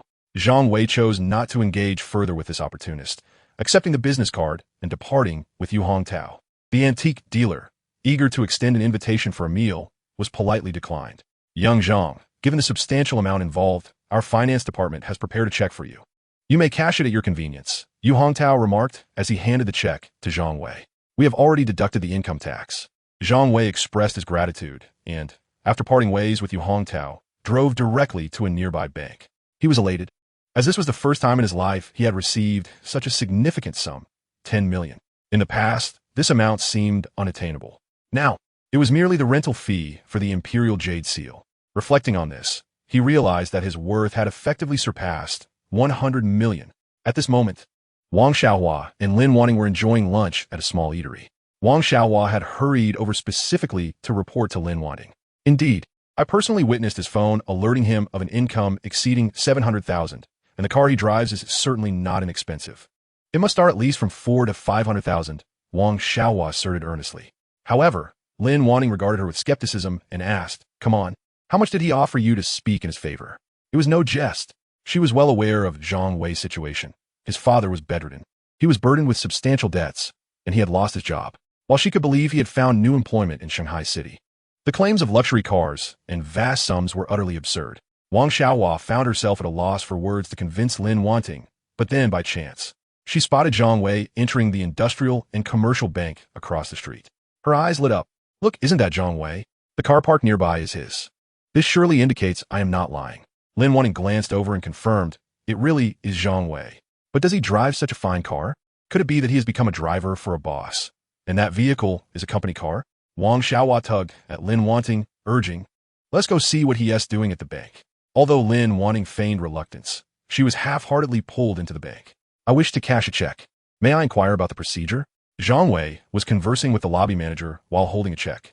The two women pretended to conduct business while discreetly observing from the lobby. The lobby manager scrutinized the check and then respectfully said, "Sir, the amount you wish to cash meets our bank's requirements. Please allow me to escort you to a private room for processing." With that, he gestured for Zhang Wei to proceed upstairs. Wang Xiaohua exclaimed in astonishment, "The bank actually has private rooms? I wonder what they look like." At that moment, an elderly lady interjected, "Little girl, are you unaware? Only those with deposits exceeding 10 million are eligible for private room services, and they're personally attended to by the bank president." Both Lin Wanting and Wang Xiaohua were left dumbfounded. What transformation had Zhang Wei undergone in just a few short days? Chapter 45, The Use of Money. Zhang Wei shook his head with a smile, noting that the weight of 200,000 in cash was roughly equivalent to a sack of rice. He could manage it alone, especially since the car was parked right outside the bank, alleviating the need to carry it far. After bidding farewell to the bank president, Zhang Wei exited the building and spotted Lin Wanting and Wang Xiaohua standing by his car. Were they waiting specifically for him? Wang Xiaohua, feeling a bit shy, quietly remarked, "Zhang Wei, we saw you going just now, so we decided to wait here for you. I hope we're not intruding." Lin Wanting, standing beside her, felt a hint of embarrassment but took the initiative to greet him. "Long time no see, Zhang Wei." Looking at the woman he once cherished deeply, memories of their past flooded his mind. Though Lin Wanting had her materialistic tendencies, she had treated him well during their relationship. Alas, fate can be cruel. The princess of the city ultimately did not wish to become a peasant woman in the countryside. Zhang Wei had long since come to terms with this reality. Checking the time, he realized it was nearly noon. He opened the car door and said to the two, "Why are you just standing by the roadside? Since we've fortuitously run into each other, let us have lunch together." Wang Xiaohua, pleased at the prospect of a meal, eagerly pulled Lin Wanting into the car. Meanwhile, Lin Wanting's heart swelled with delight. Was he inviting her to lunch because he still had feelings for her? Was he seeking an opportunity to rekindle their relationship? I must exercise some restraint shortly and refrain from immediately acquiescing to his request. Zhang Wei placed the bag containing 2 million yuan into the trunk and started the car. Half an hour later, he addressed the two individuals, "Select whatever you wish to eat. I shall settle the bill shortly." As he spoke, he added quail eggs, lotus root slices, and fatty beef into a stainless steel bowl. Indeed, the three of them found themselves at a street-side spicy hot pot establishment. Who would have thought you were affluent enough to indulge in this? Wang Xiaohua expressed her incredulity. Zhang Wei chuckled. Who decreed that the wealthy cannot savor spicy hot pot? Even Principal Wang, worth billions, still enjoys barbecuing by the roadside. My modest wealth permits me this indulgence. Today, he had a particular craving for spicy hot pot. In the past, his finances were exceedingly tight, and he often accompanied Lin Wanting on shopping sprees. Being able to enjoy a simple bowl of spicy hot pot was once a luxury. Today, he resolved to indulge, opting for 6 meat dishes. As they settled into their seats, Lin Wanting showed no disdain, savoring her meal in small bites. Zhang Wei was somewhat astonished. "Did you not despise spicy hot pot previously? You found it beneath your standards." Lin Wanting shyly replied, "I wasn't fond of it before, but seeing you enjoy it so much, I want to give it a try." Zhang Wei fell silent, not out of pleasure at her double entendre, but rather a sudden realization of his past folly.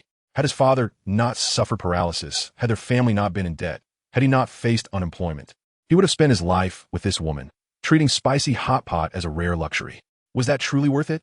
Fortunately, he had now attained financial freedom, and his future would only improve. Let this woman fade along with his memories. With this thought, Zhang Wei focused on his meal, finishing his bowl of spicy hot pot with gusto. He smiled at the two and said, "I've finished. I have matters to attend to and shall take my leave. The bill has already been settled. Enjoy your meal." As he stood to depart, Lin Wanting caught a glimpse of relief in his smile and instinctively stopped him. "Your phone number hasn't changed, has it?" Zhang Wei paused, his smile radiant. "It remains unchanged for now, although I shall be switching shortly. Perhaps we may not meet again." Half an hour later, upon entering, Zhang Wei found in Xiaoxi and Lu Haorui vying for the game controller. A mischievous idea struck him, and he decided to play a prank. Stealthily approaching the two, he unzipped the bag and poured 2 million yuan over their heads. "Oh my, so much money!" Lu Haorui, initially stood frozen in disbelief, then screamed and tossed the cash into the air, while Xiaoxi joyfully bounced on the sofa. The yuan bills fluttered down like a bustling autumn rain. The three in the room erupted into joyous laughter. "Is this for us?" Lu Haorui gazed at the floor strewn with banknotes, still in disbelief. Zhang Wei chuckled. "This is the rental fee for the jade seal, 10% each for you. Here are 2 million. Divide it equally among yourselves." And Xiaoxi cheered and immediately sat on the floor, starting a playful game of distributing the cash. After a brief period of playful banter among the three, Zhang Wei turned to Lu Haorui and inquired, "Old Lu, how do you intend to utilize that 1 million? Lu Haorui scratched his head and replied, "I plan to give it all to my parents. When I was pursuing Zhao Dan, I could hardly save any money and often had to ask my family for support. Reflecting on it now, I realize I've neglected my parents far too much. This would at least be a way to show my filial piety." Zhang Wei nodded in understanding before shifting his gaze to Xiaoxi. After a moment of silence, Xiaoxi lifted her head, her eyes glistening with unshed tears. "I wish to purchase a burial plot for my grandmother in Shanghai, so she can finally rest in peace. Since her parents' divorce, her grandmother had been her sole caretaker, providing for her with a modest pension. And Xiaoxi had never spent a penny on herself. Her grandmother was a traditional woman, and her greatest wish before passing was not only for Xiaoxi to live a good life, but also to find a resting place. Unfortunately, she had never been able to afford it, and her grandmother's ashes still remained unclaimed at the crematorium. My parents have never bothered about these matters.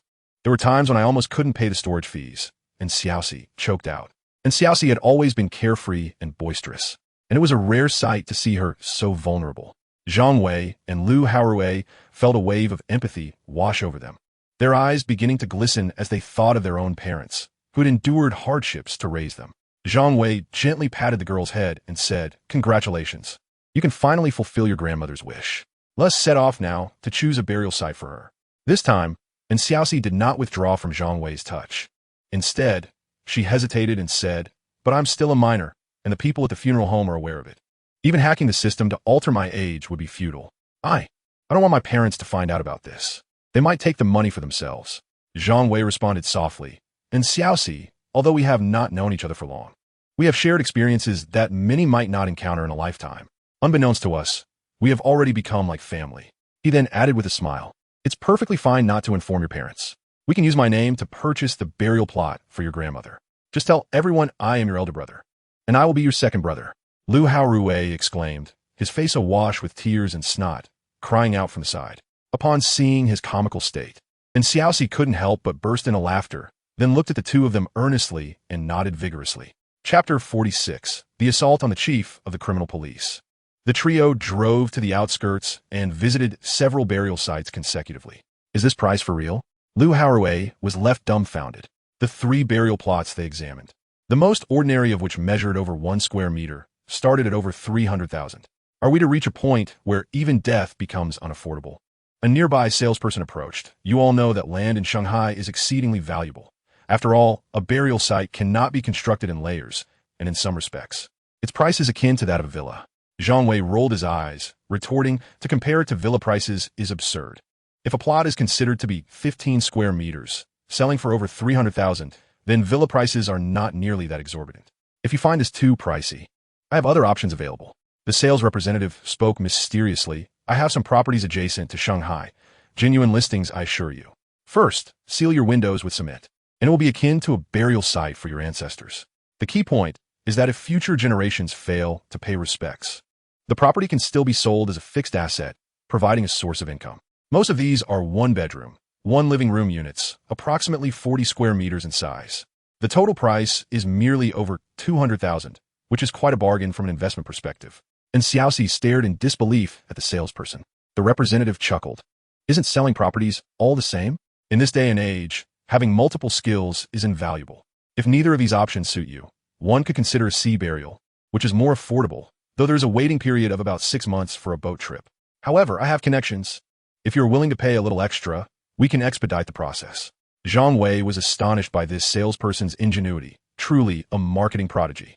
Ultimately, Xiaoxi opted for a traditional burial plot for her grandmother, as her wish was to rest in peace. And the higher price was inconsequential given her ample budget of 1 million. After finalizing the purchase, Xiaoxi promptly paid, and the trio hurried to the funeral home. Utilizing Zhang Wei's identity, and Xiaoxi fabricated information to deceive the funeral home scrutiny. They successfully retrieved her grandmother's urn. Upon returning to the burial site, they arranged for the interment without any elaborate rituals. At the moment the stone slab was placed, gazing at her grandmother's photograph on the tombstone, and Xiaoxi and her companions solemnly bowed 3 times. On the way back, Xiaoxi felt a tinge of sorrow, prompting Zhang Wei to suggest she take a moment to compose herself. At that moment, a call from Yu Hongtao interrupted. He informed that the municipal government was taking the emergence of the imperial seal very seriously. The city leaders had convened and decided to hold a grand inaugural exhibition. After inquiring about the owner, the mayor extended an invitation for Zhang Wei to attend the event, specifically noting the desire to meet with him. Zhang Wei readily agreed. Being personally received by the mayor was undeniably prestigious. After discussing with Yu Hongtao, they confirmed that Lu Haorui could film a video of the exhibition area a day in advance, which would be mutually beneficial. Lu Haorui could capture exclusive content while the museum would gain publicity. Since the incident that propelled him to fame, Lu Haorui had also experienced a surge in popularity, with his fan base exceeding 1 million. His videos, primarily focused on sharing the progress of contracted land and rural life, had unexpectedly resonated with audiences. After dropping Lu Haorui off at the instrument factory for his greenhouse construction shoot, Zhang Wei spent the night at Zhang Hong's place. Sunny Cheng cast a sidelong glance at Zhang Wei, finding him increasingly cunning, though she did not detest him. Of course, Zhang Wei still did not have the opportunity to join for tea, but as their familiarity grew, he felt that day was not far off. Upon returning home, Zhang Wei freshened up. At midnight, a notification chimed. Daily Intel has been updated. Please check at your convenience. Daily Intel 01. Wu Zhigua, after departing from Shanghai yesterday, was furious and vowed to ruin the host, currently reaching out to familiar antique experts to disseminate false information claiming the imperial seal is a counterfeit, aiming to undermine the host. Daily Intel 02. In a precision instrument factory, the manager, having glimpsed the potential profits from leasing land, devised a plan to have his brother-in-law acquire it at a low price, subsequently subletting it to nearby villagers for financial gain. He intended to gradually oust the current tenant. Upon reviewing 2 messages, Zhang Wei let out a cold laugh, reflecting on the pervasive corruption within society, wondering how those involved would react after meeting with the mayor. He believed that both matters could be effortlessly resolved in due time. Patience was essential. During an undercover investigation, Captain Zhang Yuanan of the criminal police inadvertently revealed his sidearm, catching the attention of the wanted fugitive, Tian Lirong, who mistakenly assumed that the police were on his trail. Driven by a murderous impulse, Tian followed Jiang into a secluded alley, where he ambushed him with a dagger, rendering Jiang unconscious. Mistakenly believing that nearby pedestrians were law enforcement closing in, Tian hastily concealed Jiang's body with a piece of canvas before fleeing. The precise location was indicated, and a video had been sent to the host's phone for review. Realizing the gravity of the situation, Zhang Wei quickly opened the video on his phone, recognizing that the man in the footage was indeed the criminal police captain from the recent shooting incident.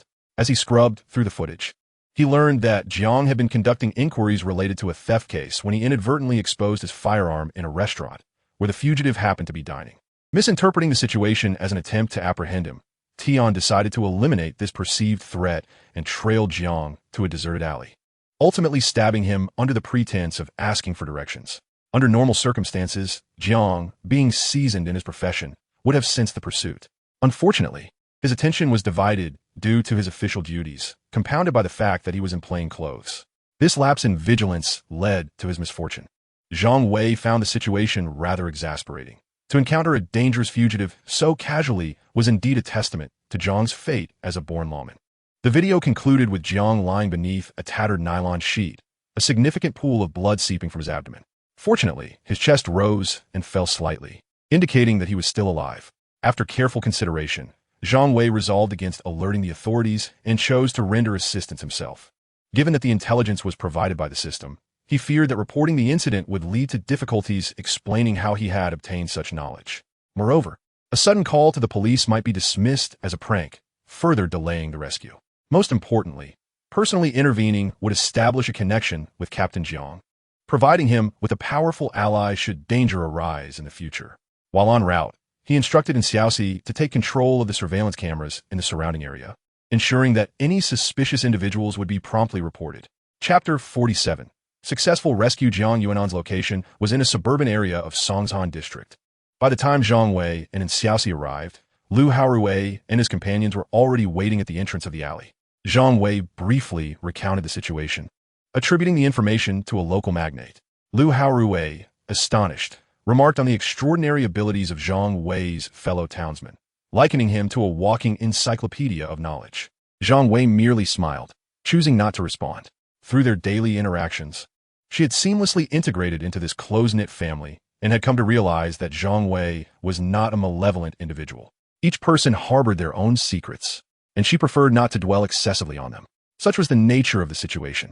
Zhang Wei instructed, when we enter to rescue the person, if questioned later, simply state that you stumbled upon the scene while having a late-night meal. With everyone nodding in agreement, the group proceeded into the alley. Before long, they located Jiang Yuanan, who remained unconscious, his lips pale and his condition deteriorating compared to their previous encounter. Zhang Wei directed Zhang Hong and Wang Sheng to remain vigilant and asked Xiaoxi to serve as the photographer to document the evidence. He stepped forward, producing the bandages he had purchased from a pharmacy, and, together with Lu Haorui, began to administer emergency care. Having never even killed a chicken before, Zhang Wei's wrapping techniques were rather clumsy, yet he ultimately managed to staunch the bleeding.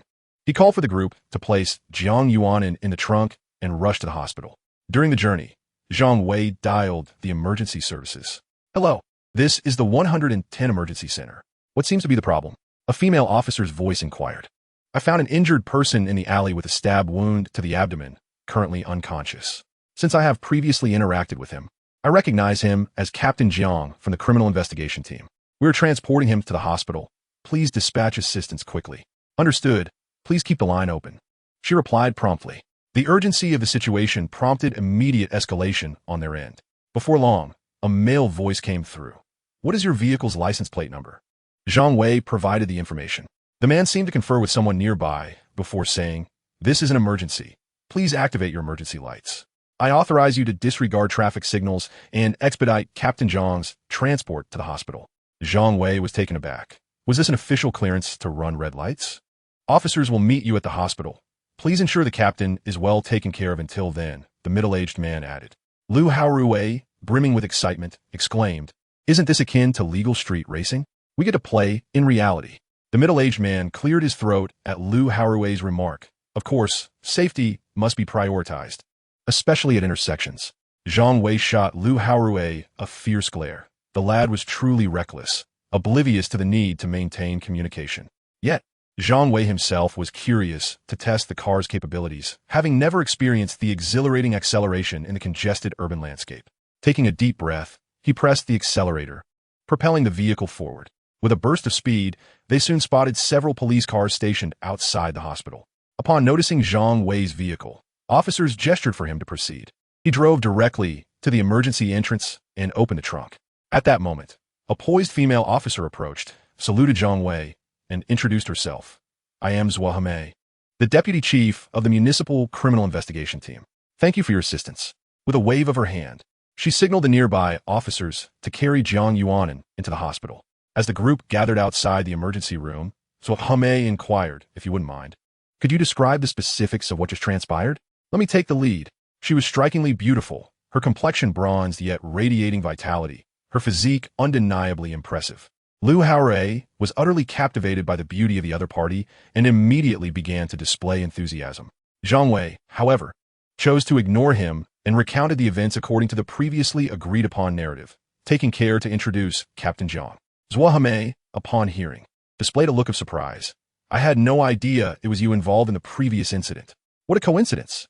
The Jiang team had been questioned multiple times by the authorities regarding the artillery incident, and he had spent 2 sleepless nights drafting reports, all the while lamenting to me. Yet now, he has been saved by these few individuals, turning misfortune into fortune. She inquired about the location of the crime scene and instructed the officers to gather evidence. After a brief conversation, the door of the emergency room swung open and the doctor emerged, stating this officer has been stabbed in the abdomen, resulting in significant blood loss.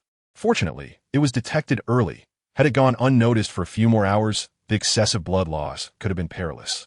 A collective sigh of relief swept through the room. Zhang Wei then asked, "Doctor, has Captain Jiang regained consciousness? When can we enter to question him?" The patient has indeed regained consciousness. The doctor pondered for a moment before adding, "You may proceed to question him, but he is still quite weak. So please keep the visit brief." Nodding in acknowledgement, Zhang signaled for Zhang Wei and the others to enter. Inside the emergency room, Jiang Yuanan lay weakly on the hospital bed. Upon seeing Zhang Wei and the others, a faint smile crossed his face. "I never expected it would be you who saved me. I truly appreciate it. Otherwise, I would have likely succumbed on the spot." He was aware of how remote the alley was. Typically, no one would pass through at night. "It was our duty," Zhang Wei responded with a smile. "You helped us before, and now we have rescued you.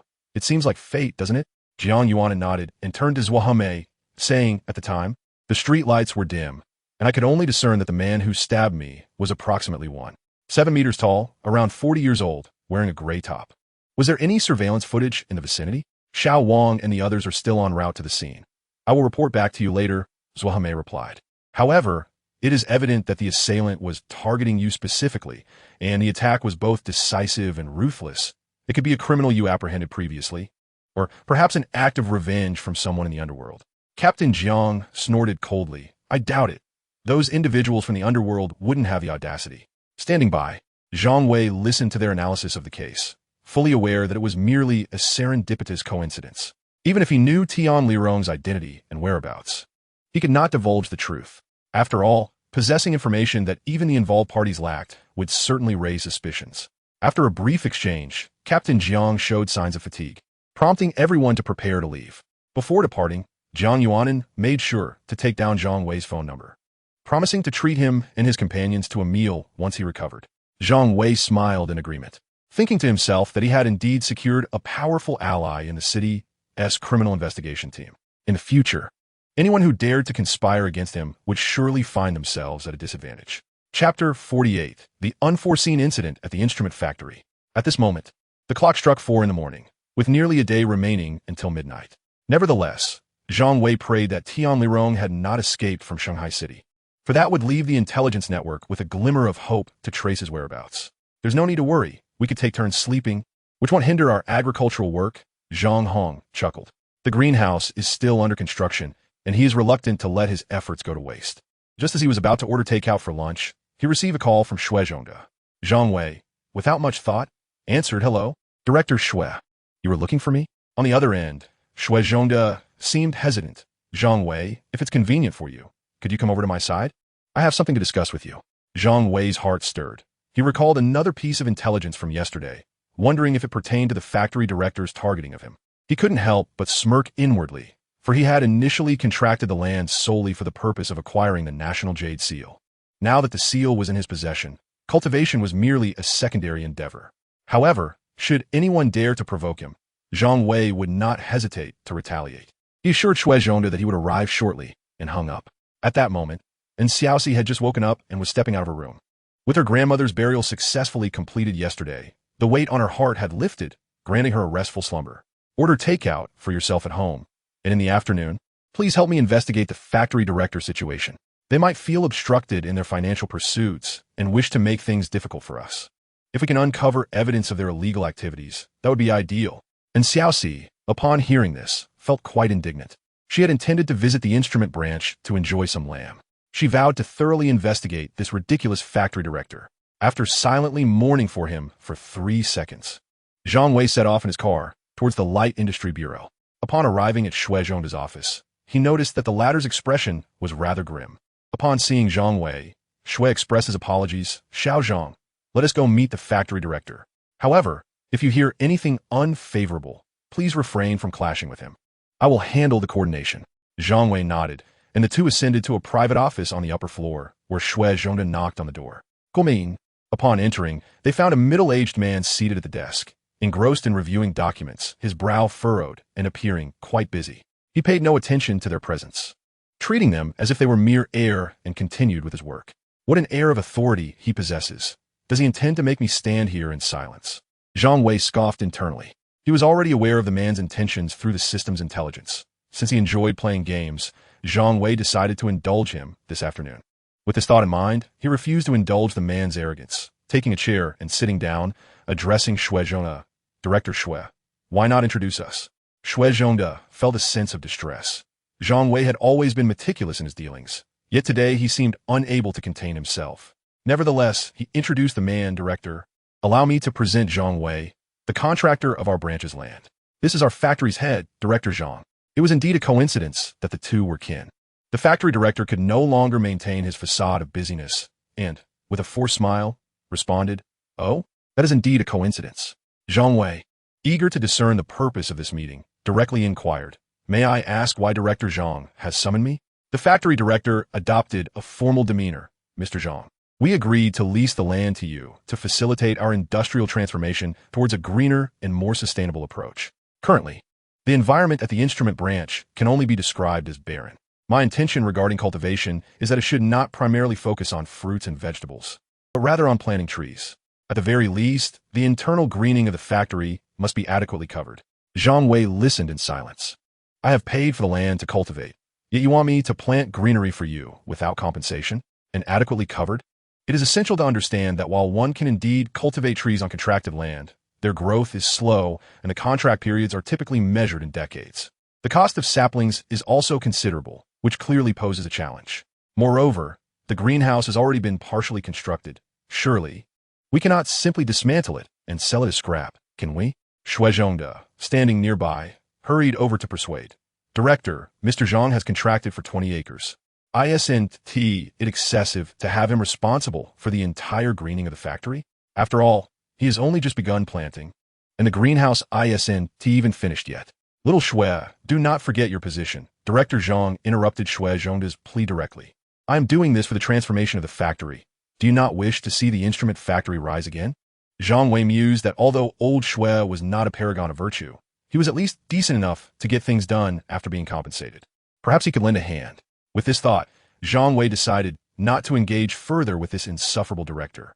He declared in a clear voice, "Do not count on me for the greening. The contract can be explicitly written. If there is nothing else, I shall take my leave." The youth lacks patience. Director Zhang thought, feeling quite pleased with himself. Just yesterday, he had plotted with his brother-in-law to contract all the land of the sub-factories at a bargain price, intending to rent it out to nearby villagers for cultivation and profit. By driving Zhang Wei away, he could justifiably report to his superiors that the rents were exorbitant, thus enabling his brother-in-law to lower the contracting price. If the other party were to compromise and switch to planting trees, that would be even better. Once the one-year contract expired, he could simply evict them and claim the saplings as his own. He would have to thank this young man for the opportunity to profit. If blame were to be assigned, it could only be directed at the unfortunate encounter with him. With this in mind, Director Zhang's tone turned icy as he threatened, "If Mr. Zhang is unwilling, I shall not force the matter. I will report to my superiors, and once the agreement is voided, it will no longer be under my control." Zhang Wei burst into laughter at this. "No need for your reports. In a few days, the mayor happens to have scheduled a private meeting with me. I shall naturally inform him of the entire situation, particularly the role you played in it, which will certainly be of utmost importance." "The mayor? Which mayor?" At that moment, Director Zhang's previously confident demeanor dissipated, replaced by a look of panic. Zhang Wei replied with a smile, "Which mayor, indeed? Of course, it is our mayor of Shanghai City. Given your diligence for the transformation of the instrument factory, I shall certainly have much to discuss." Wait, Mr. Zhang, let us talk this over," Director Zhang said, now sweating profusely, utterly flustered. He had not anticipated that this young man possessed such formidable connections. Ignoring him, Zhang Wei turned to Shui Zhongde and said, "Let us step outside to discuss. You will accompany me. As a young man, I may lack discretion, and it would be wise for you to remind me, in case I inadvertently misspeak to the mayor." With that, he disregarded Director Zhang's attempts to retain him and strode out with Shui Zhongde. Chapter 49. The Evidence Against Director Zhang. Exiting the office, Shui Zhongde sighed heavily and lamented to Zhang Wei, "Brother Zhang, you have truly led me to despair. Director Zhang might think I am the one obstructing matters." Zhang Wei, placing an arm around Shui Zhongde's shoulder, reassured him, "Old Shui, do not test my patience. What I said about the mayor's audience is genuine. You shall accompany me when the time comes. Henceforth, that Zhang fellow should regard you with a modicum of respect." At that moment, a phone rang. Upon answering, the voice of An Xiaoxi resonated through the line. "Hello? Zhang Wei, you were far too civilized just now. At least curse a few times. That pig-headed director dares to expect us to cultivate greenery for free. He ought to meet his demise." Zhang Wei, astonished, inquired, "How did you know what transpired in the office? You haven't been eavesdropping on my phone, have you?"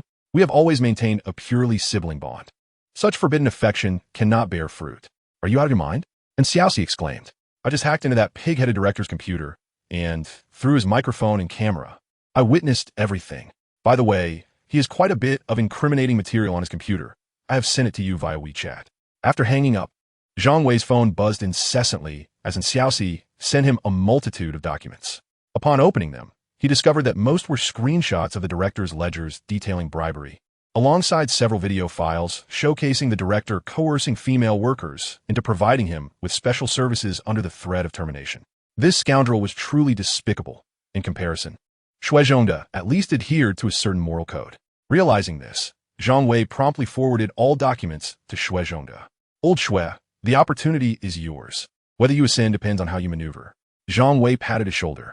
To have secured a position as the office director of a large factory and to be included in the leadership decision-making team, it was hard to believe he lacked connections. Everyone knew how he usurped the director's position. Naturally, if Xue Zhongde faltered, Zhang Wei would not hesitate to intervene personally. Looking at the materials sent, Xue Zhongde felt a cold sweat trickle down his back. When he first encountered Zhang Wei, he merely perceived him as a young man with a bit of wealth. However, today's events shattered that misconception. What ordinary person could secure a personal audience with the mayor? What ordinary person could uncover the private affairs of a factory director so thoroughly? Clearly, he needed to cultivate a good relationship with this individual moving forward.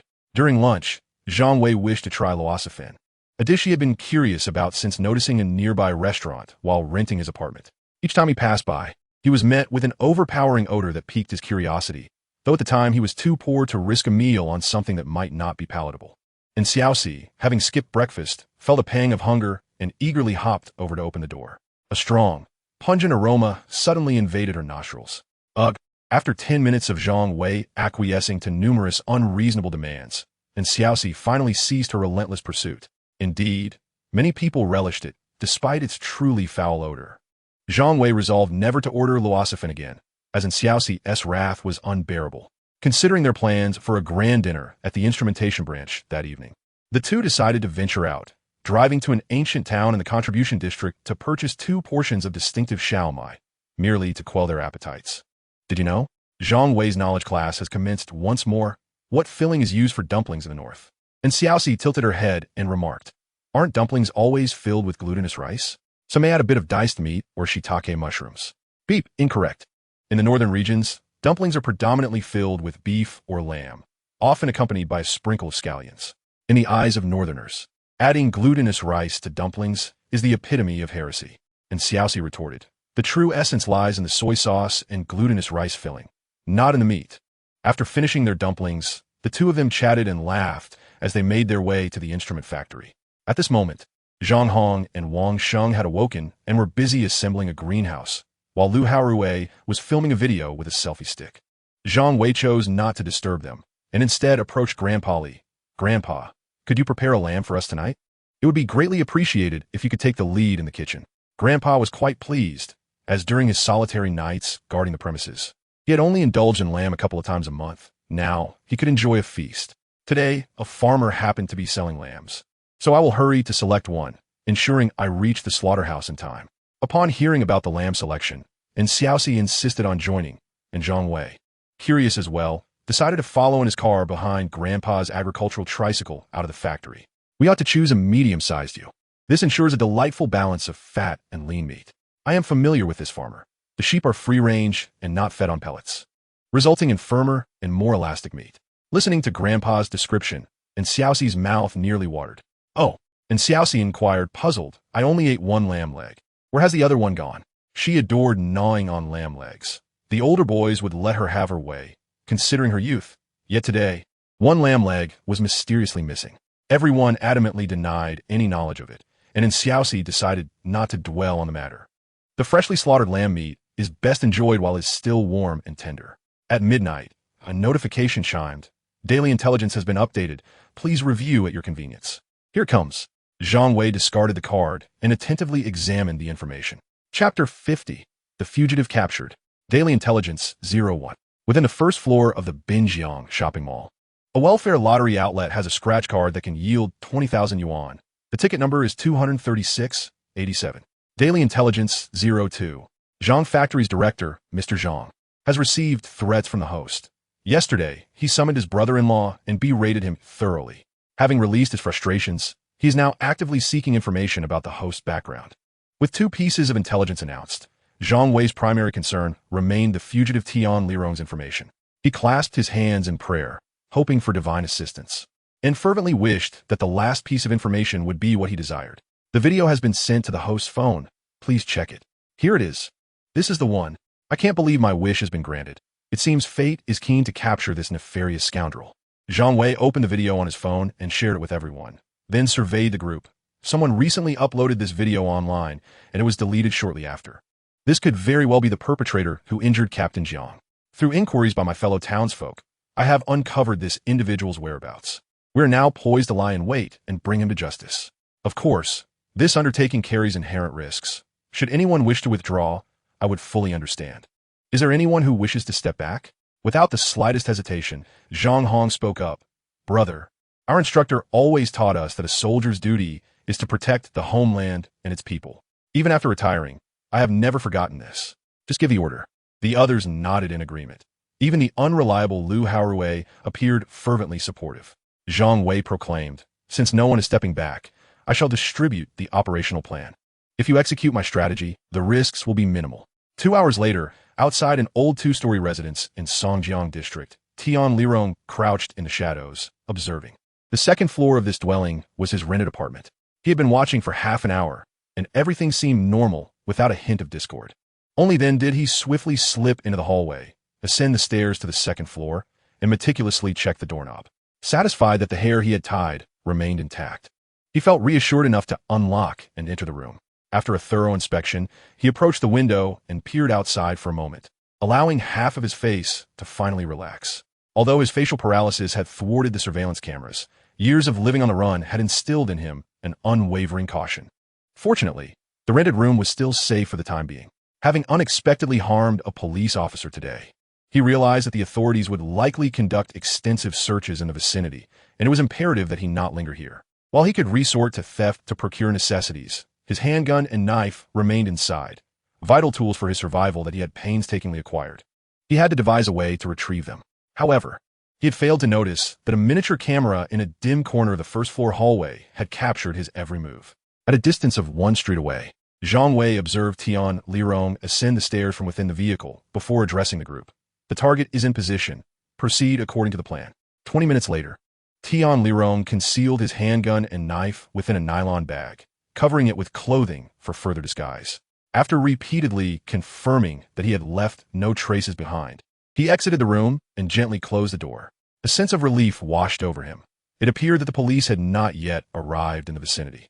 Now, he merely needed to escape to another province like an ordinary migrant worker to ensure his safety. Just as Tian Lirong descended the stairs and was about to reach the exit of the residence, a figure suddenly emerged at the entrance, and before he could react, a beam of blinding light illuminated his surroundings, rendering him momentarily sightless. An ambush. Alarm bells rang in Tian Lirong's mind. Yet there was little he could do at that moment. Meanwhile, Zhang Hong, concealed in a corner on the first floor, and Wang Sheng, stationed at the entrance, charged forward, each wielding a wooden stick. While Tian Lirong was indeed a ruthless criminal, he was merely a middle-aged man in his 40s, having suffered a stroke, and lacking any professional combat training. His only asset was a fierce determination. Yet, caught off guard by the sudden blinding light, he found himself at a disadvantage, particularly against the 2 young men from the military. Without any resistance, the 2 individuals swiftly brought him down to the ground with their clubs. Lao Lu, hurry and bring the rope, Zhang Wei called out, setting down his powerful flashlight to summon Lu Haowei. Coming. Lu Haowei hurriedly ran over from a distance, nearly stumbling in his anxiety halfway there. At this moment, Zhang Hong and his companion paid no heed to whether Tian Lirong was genuinely unconscious or merely feigning. They employed military capture techniques to secure him tightly, rendering him incapable of escape, even if the King of Heaven himself were to arrive. Zhang Wei took the rope, and to ensure Tian Lirong bore no weapons, he and Lu Haowei stripped him of his clothing, leaving him only in his underwear. They then bound him tightly with the rope, wrapping layers upon layers around him, transforming him into a veritable mummy. Thus, the operational plan was flawlessly executed. Zhang Wei opened the nylon bag and retrieved a handgun, handing it to Zhang Hong. The latter examined it and then disengaged the safety, noting, "It's a counterfeit gun made in a small workshop. This fellow is quite cautious. The safety was never engaged, allowing him the means to fire should he sense danger." Zhang Wei, still caught in the thrill of the moment, felt his legs grow weak. After all, he was facing a ruthless criminal, while he himself had never harmed even a chicken. Zhang Hong's words instilled a flicker of fear within him. Fortunately, all was proceeding smoothly. Beside them, Lu Haorui was in a worse state, having collapsed onto the ground, muttering incessantly, heaven bless, I'm just glad I'm fine. I'm still a virgin." The group erupted into laughter, the tension dissipating considerably.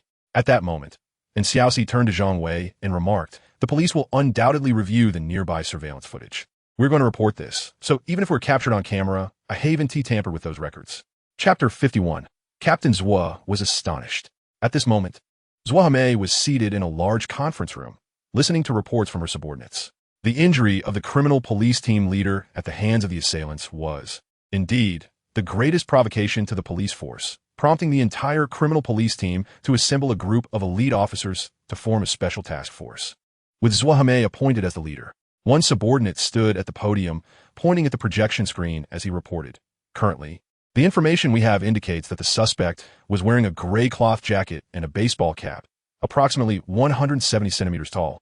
A man around 40 years of age with an average build." A police officer raised his hand to inquire, "Do we have any leads on the weapon?" "We have thoroughly searched the scene multiple times, but no weapon has been found.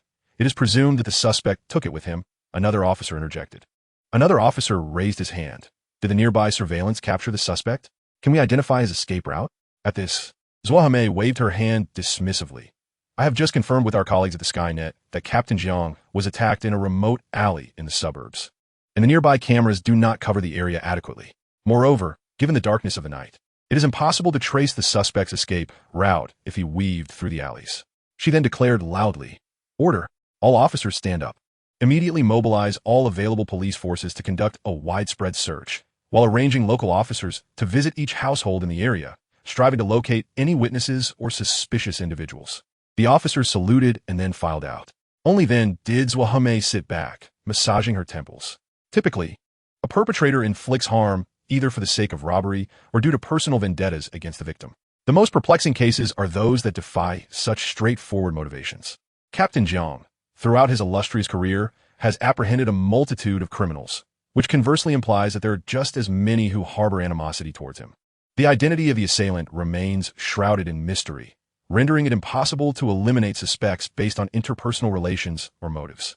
"It appears that only a comprehensive search can yield any hope," murmured Zhua Hame. However, the probability of success could only be likened to searching for a needle in a haystack, both time-consuming and labor-intensive. At that moment, an officer hurriedly entered the conference room. Zhua Hame looked up and inquired, "Have you discovered new leads?" The officer, with an unusual expression, replied, "Not a new lead, but we have located the assailant." Zhua Hame immediately sprang to her feet, exclaiming, "What did you say? Where's the suspect?" "Right at the entrance of our precinct." At the entrance of the Criminal Investigation Unit, 4 or 5 officers were gathered with Zhang Wei and others, subtly encircling a few individuals. The bound Tian Lurong lay motionless on the floor, still unconscious. The officers regarded the scene with skepticism, primarily due to the absurdity of the claims made by the others. As the pinnacle of criminal investigation in the entire Shanghai city, they were at a loss regarding the case. How could these youngsters have apprehended the culprit so effortlessly? Surely, they must be engaging in some drunken folly. Zhua Hame promptly approached the entrance. "Is it you?" She was astonished to see Zhang Wei and his companions. "Officer Zhua, good to see you again," Zhang Wei replied with a smile, giving a gentle kick to the unconscious Tian Lirong. "We identified the assailant who attempted to assassinate Captain Jiang based on a video we found online. This individual's clothing and physical characteristics match precisely what Captain Jiang described." Zhang Wei reiterated the details he had previously shared with Lu Haorui and others. Zhua Hame felt a wave of frustration wash over her. Had it not been for the fact that this individual had saved Captain Jiang the previous day, she would have dismissed them outright. "You must be Zhang Wei," she said with restrained patience. "This is highly impulsive. A person matching a description does not necessarily equate to the perpetrator. There are countless middle-aged men, 170 centimeters tall, dressed in gray cloth. These details alone cannot definitively identify the assailant. You must release him promptly. We will offer our apologies once he regains consciousness. Otherwise, he may accuse you of intentional harm, which would be troublesome. But what if there is a firearm among his belongings? Zhang Wei retorted confidently, producing a handgun from a burlap sack. Instantly, several officers drew their weapons, aiming them at Zhang Wei while shouting, "Put the gun down. Quickly. This is a disaster." Zhang Wei, initially eager to showcase his bravado, found himself frozen in fear, startled by the sudden escalation. He shouted, "Please, don't be alarmed. I am on your side." This was found in the assailant's luggage, gesturing towards the nylon bag in his hand. Realizing the gravity of the situation, Zhuhame signaled her subordinates to lower their weapons and quickly approached to take the bag. Inside were not only some clothing, but also 3 or 4 prohibited knives. She then examined the gun in Zhang Wei's hand closely. "Are all these items his?" she asked in astonishment. At this moment, Zhuhame recognized the significance of the situation and promptly instructed the nearby officers, "Wake him up and bring him to the interrogation room for questioning. Notify the forensic department to send personnel for fingerprint analysis." Having arranged everything, Zhang Wei addressed a few individuals. "I apologize for the misunderstanding that just occurred. However, you cannot leave until the results are in. Please, do come to my office for a moment." Naturally, the group had no objections and followed Zhuhame to her office. It was then that Lu Haorui leaned closer to Zhang Wei and whispered, "Old Zhang, tell me the truth. Did you wet your pants when the gun was pointed at your head?" "Get lost," Zhang Wei retorted, his cheeks flushed with embarrassment. In truth, he had nearly lost control, for he was not accustomed to such intense pressure, especially not in a setting devoid of the freedoms one might expect in America. At that moment, a police officer rushed in, exclaiming, "Captain Zhua, we have results from the fingerprint comparison." Oh, Zhuhame's excitement was palpable. "Does the suspect's fingerprint match that of Captain Zhang's clothing?" The officer's expression grew peculiar as he replied, "Not exactly. It matches with the internal fingerprint database. This individual is named Tian Lirong, a wanted serial killer with a bounty of 3 million yuan. Zhuhame stood aghast, bewildered by the turn of events. How did this connect to a wanted criminal?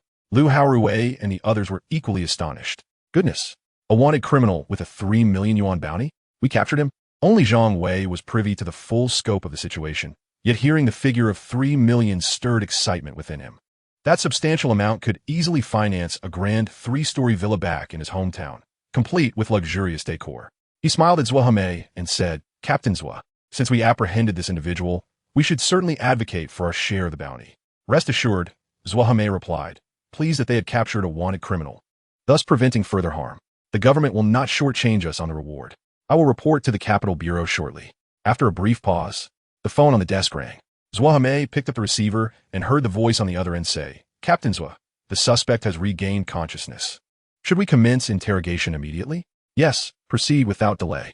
The individual has been confirmed as an escaped fugitive. Ensure the interrogation extracts valuable information." After hanging up, she smiled at the group. "Let us go. We need to see the scene." Chapter 52. The cuisine is quite good. The group walked down the corridor, each member in awe, as they had only seen the inner workings of a police precinct in films.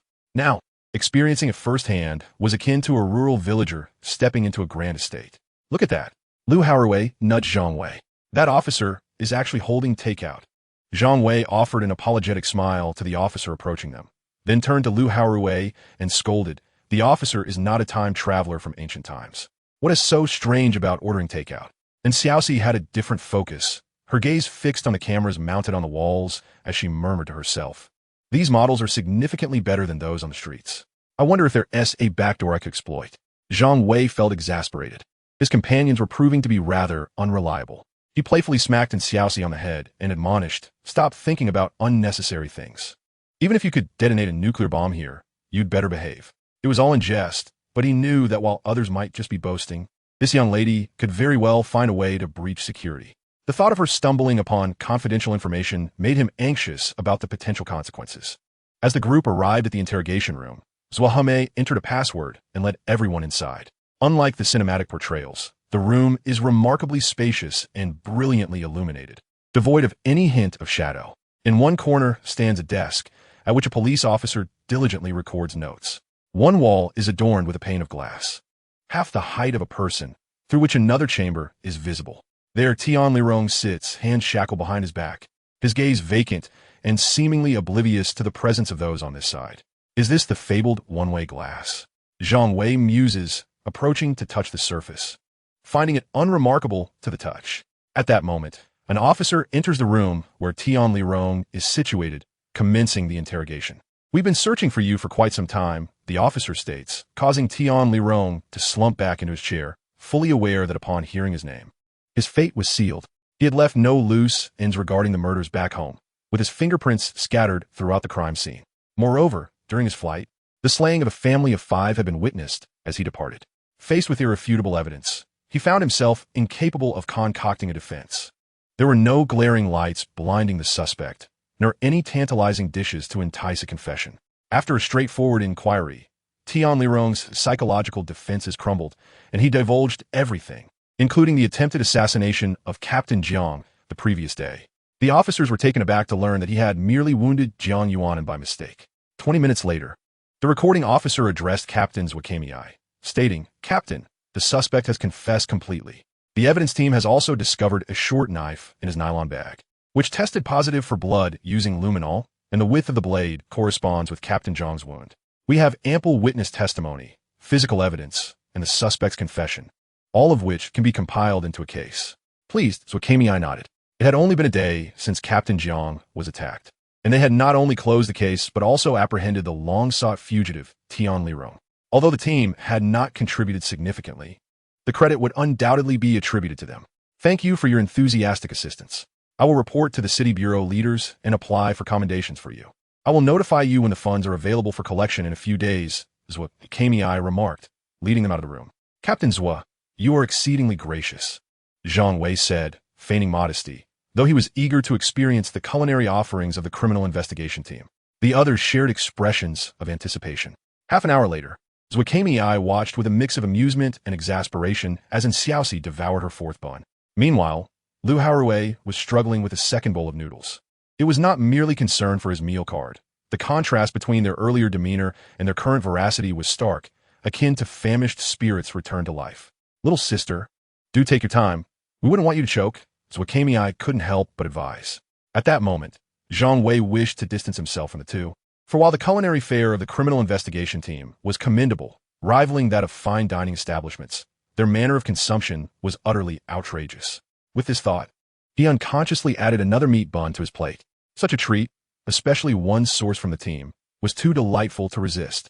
Having feasted and received permission, the group captured a photograph in the team's cafeteria. Zhang Wei intended to print copies to distribute, deeming this a remarkable adventure, as ordinary individuals could never gain access to such a place. "Recently, I have been experiencing a disorienting reversal of day and night, akin to suffering from jet lag." Zhang Wei yawned as he spoke, and Xiaoxi smirked, remarking, "That merely indicates your advancing age. For us youthful individuals, pulling an all-nighter is hardly a challenge." Upon awakening, it was already past 3 in the afternoon. Zhang Wei rose to check his bank account balance. The last rental payment from you, she had amounted to 10 million. And after distributing 2 million to Xiaoxi, along with the previous balance, he found himself with over 8.5 million in his account. In his elation, he began to contemplate how to allocate these funds.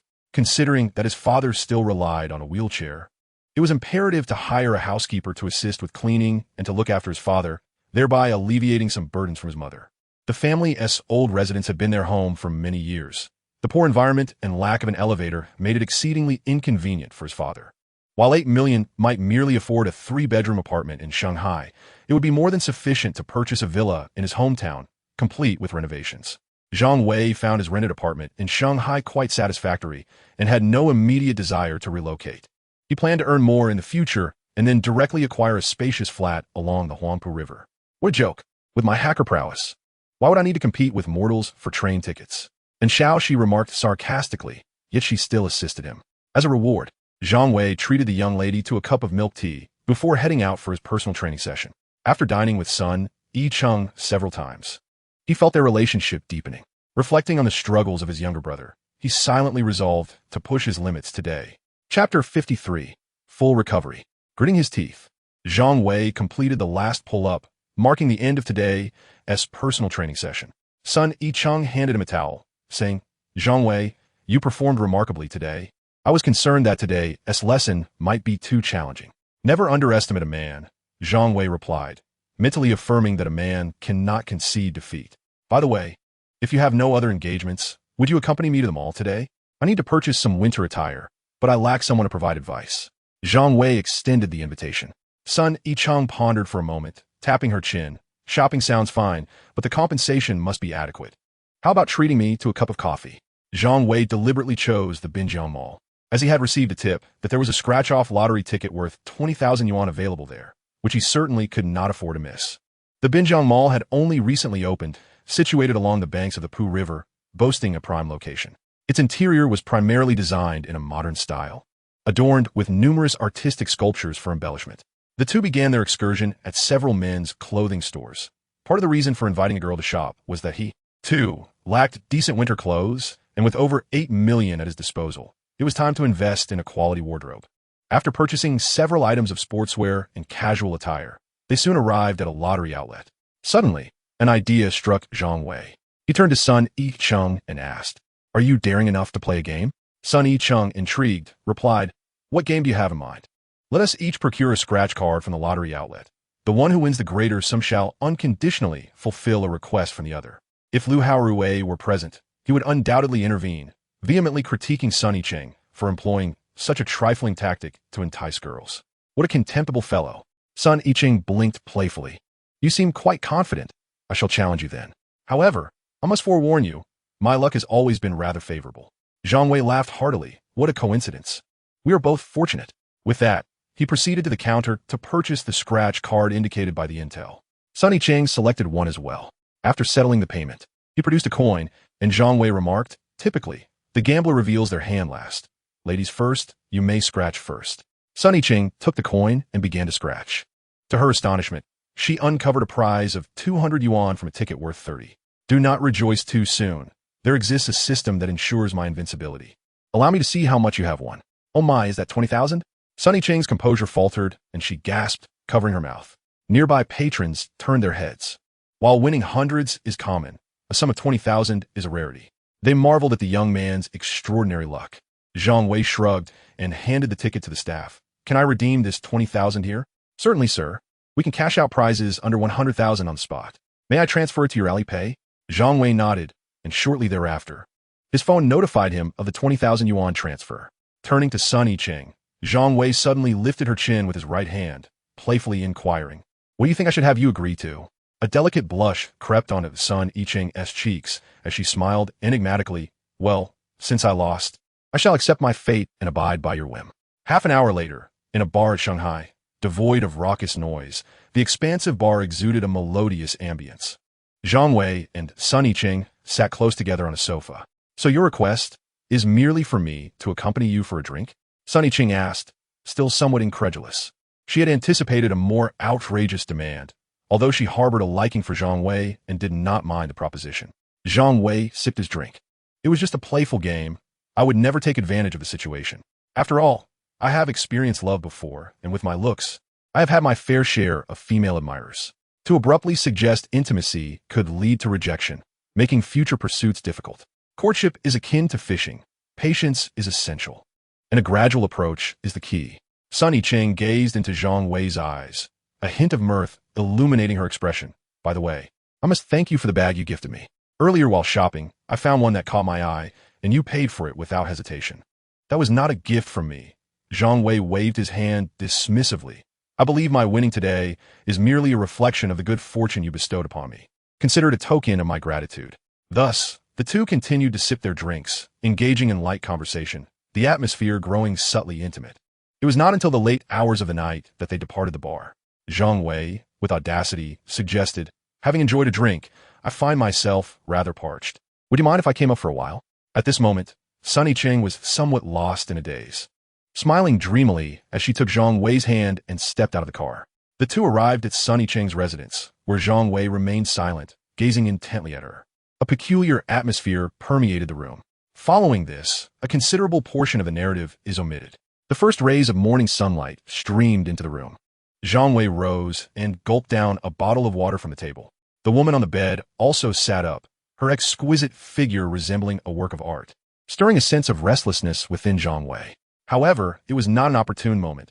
His body was subtly protesting, and it must be said that women who engage in fitness possess remarkable stamina. Zhang Wei chuckled wryly. I fear I shall never be able to concentrate on personal training sessions again. Sun Yiqing shot him a glance. You weren't thinking that way last night. Who was it that kept calling for the coach? Zhang Wei offered an awkward smile, acknowledging that he had indeed behaved differently the previous night. Chapter 54. Returning home to buy a house. If you're a musical instrument merchant with 10 pipa, and you sell 2 today, how many do you have left? Zhang Wei asked in Xiaoxi earnestly. And Xiaoxi, momentarily taken aback, instinctively replied, 8. Zhang Wei laughed heartily from within the room. You little rascal. Mind your own father's business. What your so-called genius hacker girl. Even she fell victim to her own mental gymnastics. Suddenly realizing he had yet to check today's information, he felt a tinge of regret. It seemed that beauty indeed could disrupt one's career. Last night, he had been so caught up in the moment that he completely forgot about the system. Activate. Ding. Daily intelligence has been updated. The host may view it at their discretion. Daily intelligence 01. Zhang Wei could not help but give a resounding thumbs up to Captain Jiang, exemplifying the bond between the police and the community. Such an excellent captain deserves to ascend the ranks and enjoy a prosperous career. Should any information regarding a wanted criminal arise in the future, it must be relayed to Captain Jiang. Daily Intelligence 02. There's an unopened bottle of Louis XIII cognac, with an alcohol content of 40, discovered in a trash bin at the back door of the trendy bar. The time of discovery by passersby remains unknown. Zhang Wei, having little knowledge of foreign liquor, previously engaged in business dealings primarily with Baijiu. Out of curiosity, he researched online and found that this bottle was priced at over 20,000, particularly for its new vintage. The aged versions were even more exorbitant. Which affluent individual could be so careless as to discard it? Such extravagant waste. Daily Intelligence 03. Last night, the gatekeeper, Old Li, at the instrument division in the contribution district, discreetly gifted a leg of lamb, along with its broth, to Widow Wang from a nearby village. Lingering at her home for an hour before departing, Zhang Wei was taken aback, thinking, come on, old man. He recalled that during dinner the previous day, and Xiaoxi had mentioned a missing leg of lamb, initially suspecting it had been pilfered by the guard's dog. Little did he know, the old man was even more unscrupulous than the dog itself. This was outright self-theft. Nevertheless, considering the old man's happiness, Zhang Wei decided not to dwell on it.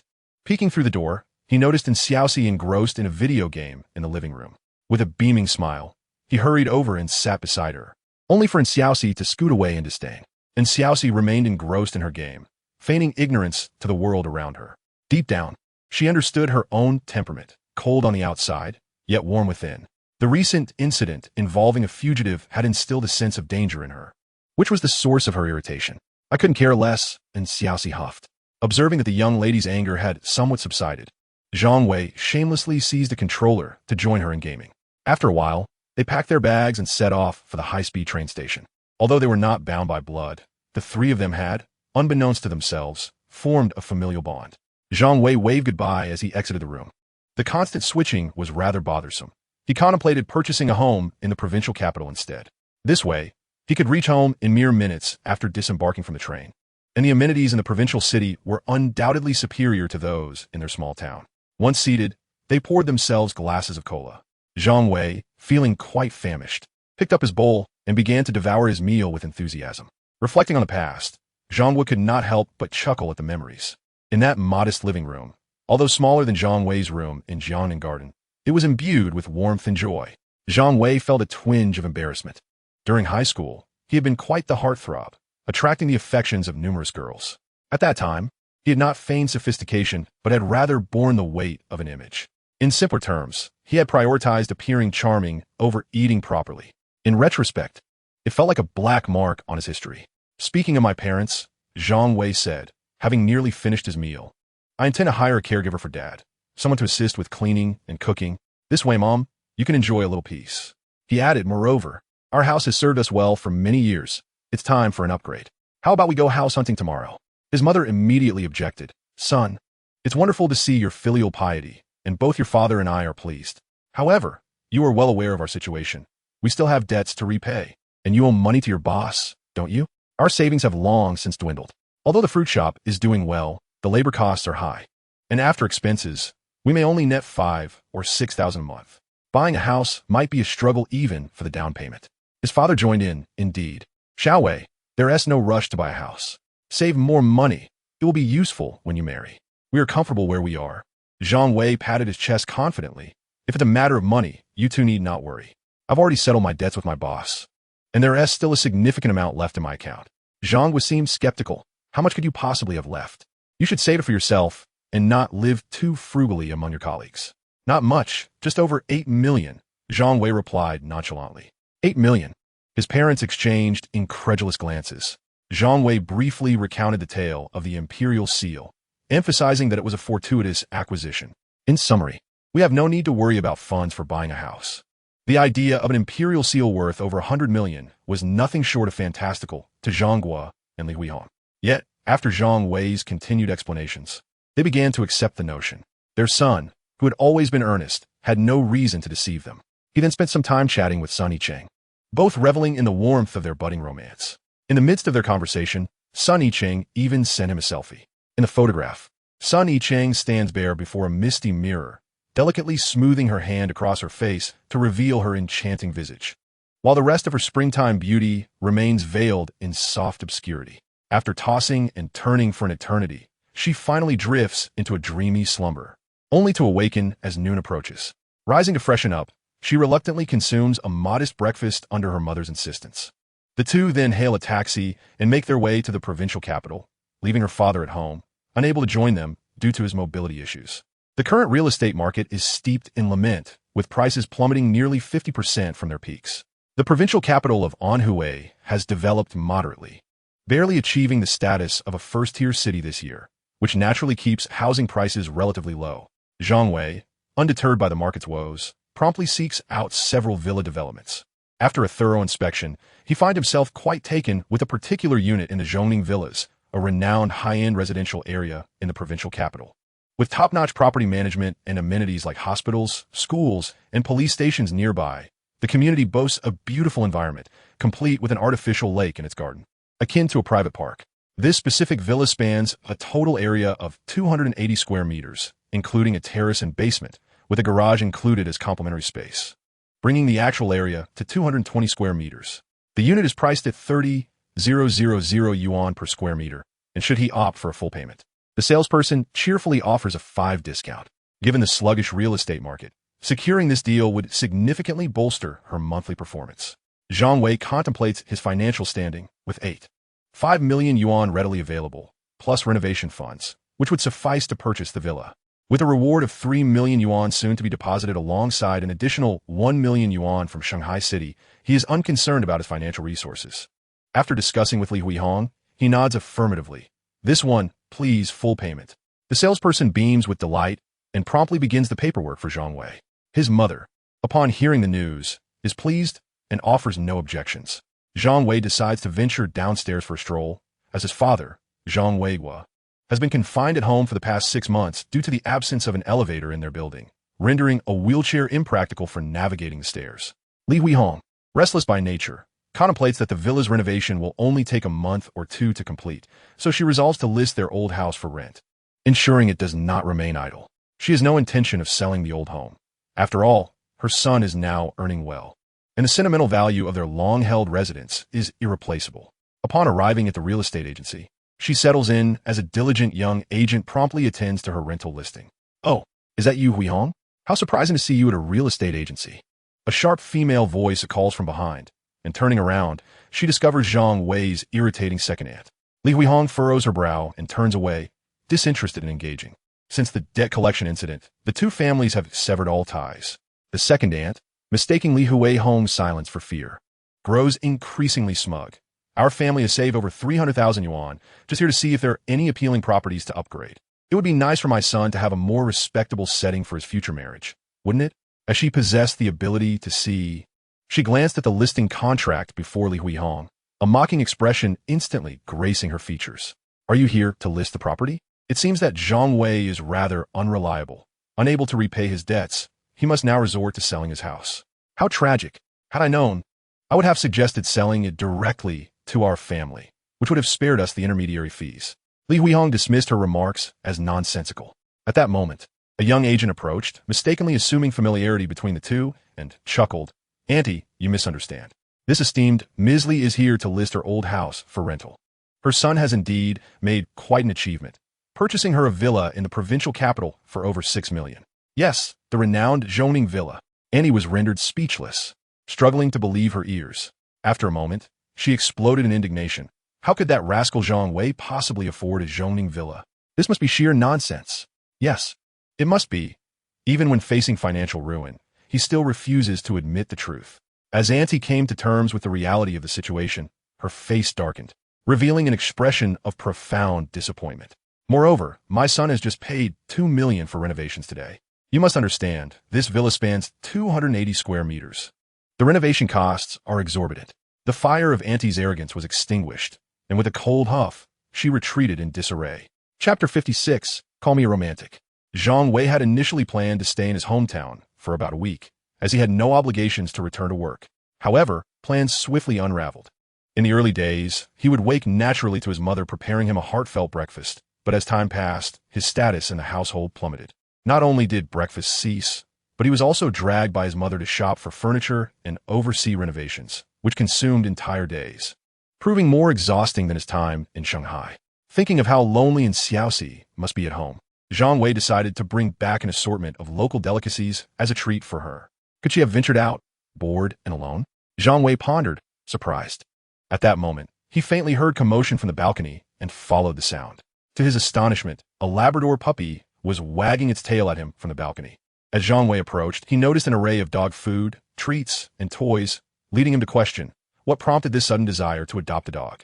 And Xiaoxi, setting her items down and catching her breath, explained, I hadn't intended to adopt one, but I saw a notice yesterday about a neighbor's dog giving birth to 2 puppies. They were looking for someone to adopt them, but no one had stepped forward. With the puppies nearing a month old and no one to take them, they would have to be sold. It struck me as rather sad, so I decided to adopt one. In truth, after her last visit to the factory where she had played with the guard dog, and Xiaoxi had long harbored the desire to own a dog. As they reached the ground floor, they discovered the driver's trunk filled with a large cage, leash, and food bowl, indicating that they had procured everything needed in one go. It was Zhang Wei's first time witnessing in Xiaoxi so willing to spend money. After assembling the cage on the balcony, Zhang Wei picked up the puppy for a closer inspection. Labradors were famously gentle in nature, and the puppy did not resist as Zhang Wei lifted it high. It was a male. After examining it for a moment, Zhang Wei turned to Xiaoxi and asked, Have you named him yet? And Xiaoxi tilted her head. I've thought of a few names, but none felt quite right. Let us just call him Wankai. It's down to earth and carries a good connotation. Zhang Wei teased with a light-hearted remark, and Xiaoxi, hands on her hips, exclaimed with indignation, That sounds utterly dreadful. If you enjoy seeking compliments so much, do you believe I won't change your ID name to Zhang Wankai? Ahaha, upon reflection, that truly is rather tacky. Surely, it must match our princess and noble demeanor, right? Zhang Wei chuckled nervously, a bead of cold sweat forming on his forehead. While others might jest, this young lady genuinely possessed the capability to follow through. After much deliberation, they ultimately settled on the name Jiangua for the Labrador, as its deep golden fur resembled the color of nuts, which also sounded endearing. Jiangua, henceforth this shall be your name, and Xiaoxi declared, cradling the puppy in her arms and bursting into laughter. I am currently filming a video in the greenhouse. I shall be over shortly. Please ensure to wait for me to commence the meal, Zhang Wei mused. He contemplated the evening's fare and decided on hot pot, for nothing is more comforting on a chilly night than this delightful cuisine. They ordered takeout from Heidaleo, tallying over 300 yuan in ingredients. Just as Lu Haorui arrived, the food also made its grand entrance. They relocated the tables and chairs to the balcony, and soon the water in the pot began to bubble. The trio gathered around, indulging in a feast. The fatty beef, drenched in sauté sauce, was simply exquisite. Beneath the table, Jiangua, though only a month old, was clearly eager to partake. Anxiously circling about, it seemed that the apple truly does not fall far from the tree, for the dog's eating habits mirrored those of Xiaoxi perfectly. During this time, Xiaoxi transferred the earnings from selling the Louis XIII brandy to Zhang Wei, who received a mere 20,000 due to the absence of packaging. He then distributed 2,000 to each of them, adhering to the team's financial regulations that mandated only one individual manage the finances. Xiaoxi had acted wisely. After a few days of recuperation back home, along with having just tasted a hint of success, Zhang Wei felt invigorated and was eager to spar with Sunny Cheng. Xiaoxi looked at Zhang Wei with disdain, remarking, Old comrade, you're no longer young. Take it easy or you might throw your back out. Who are you to advise me? I'm a man equipped with 8 engines, Zhang Wei retorted confidently as he stepped out. It was still only a little past 9, and Zhang Wei was in no rush. He called Sunny Ching and arranged to meet at the same bar for a drink, then drove out of Jiangnan Garden.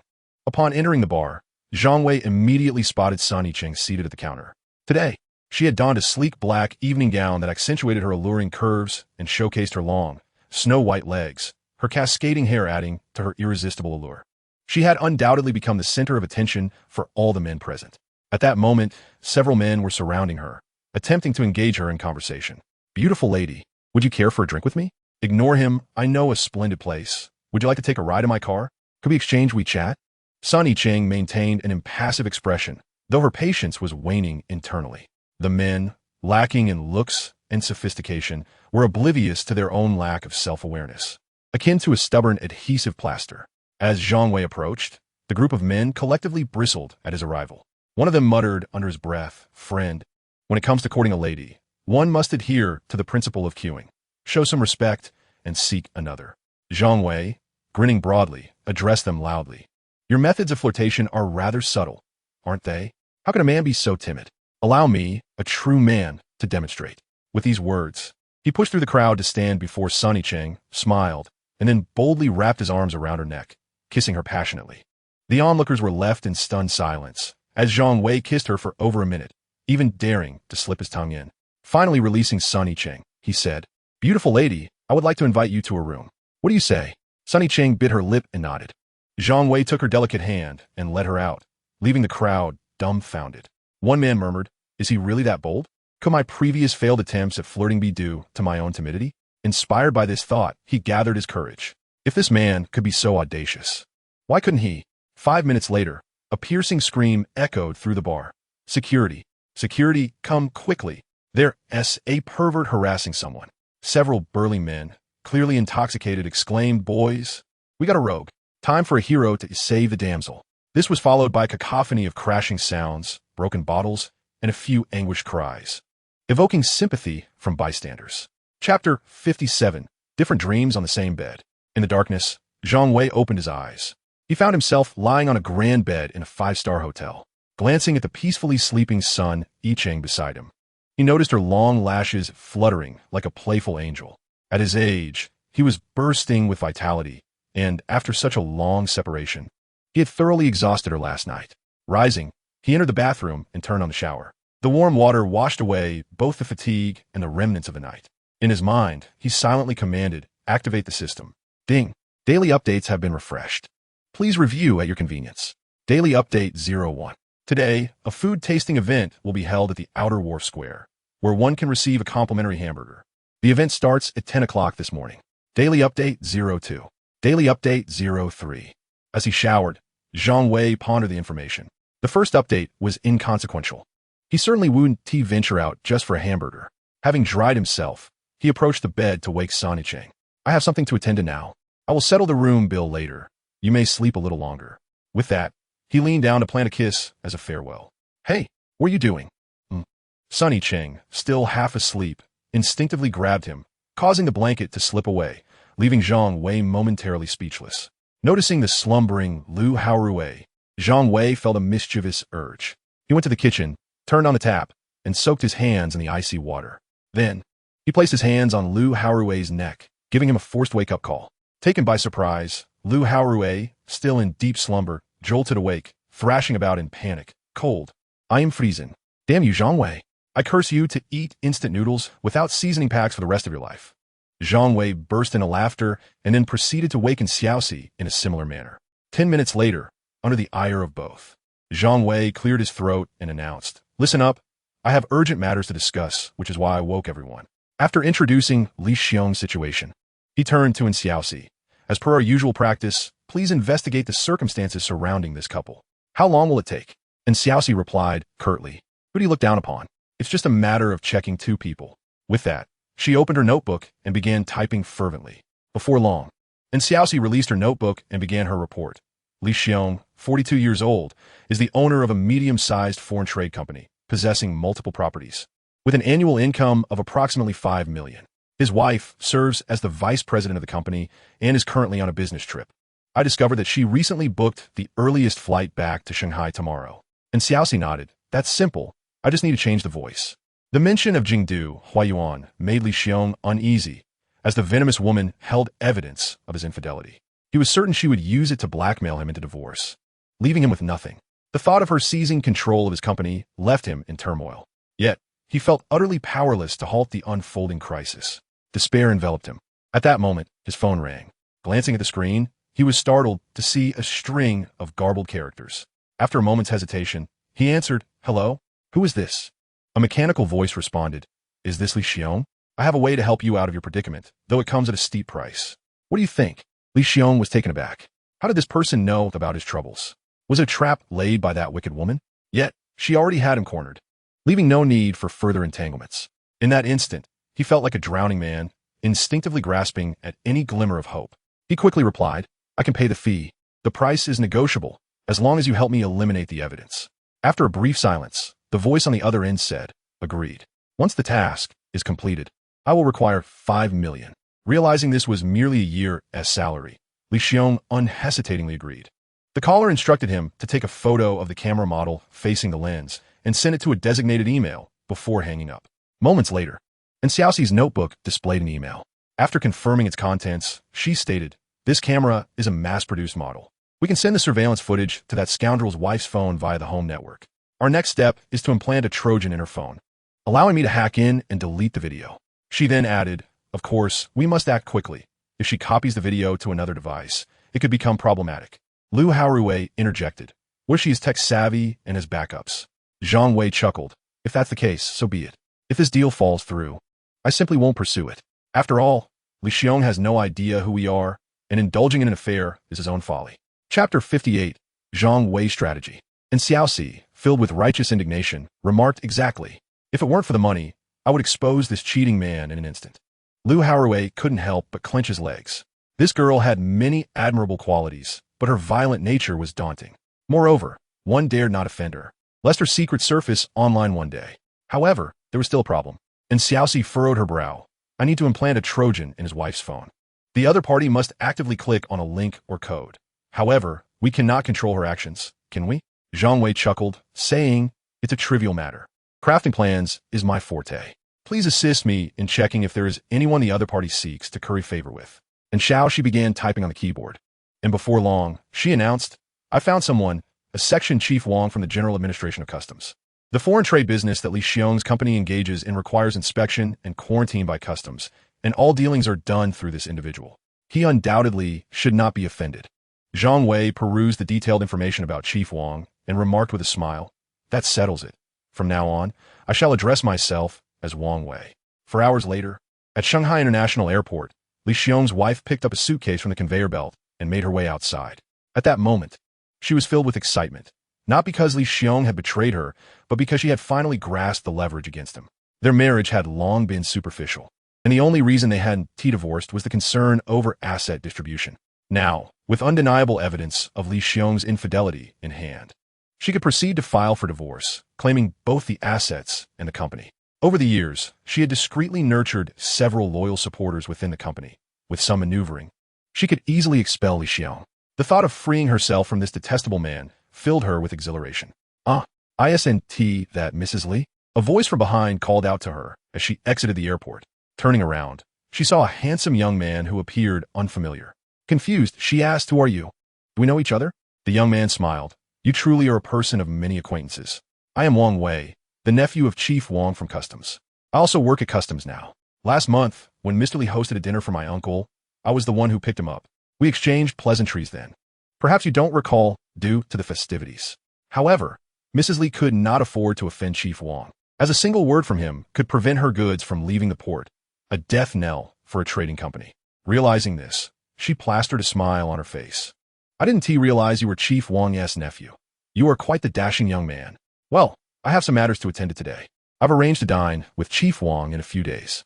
As she attempted to leave, Wang Wei would not let her go so easily, cheerfully stating, "I received notification yesterday that I will be specifically responsible for the inspection of your company's export goods from now on. I hope to count on your cooperation." This was akin to encountering a minor demon at the gates of the underworld. As the saying goes, the local authority is more intimidating than the distant magistrate. Hearing this, Mrs. Li was even more cautious not to offend him. She hurriedly offered compliments and took out her phone to add Wang Wei on WeChat for future communication. Wang Wei then seemed to suddenly recall something. Speaking of adding WeChat, I remembered that Customs has recently distributed a survey regarding the evaluation of enforcement personnel.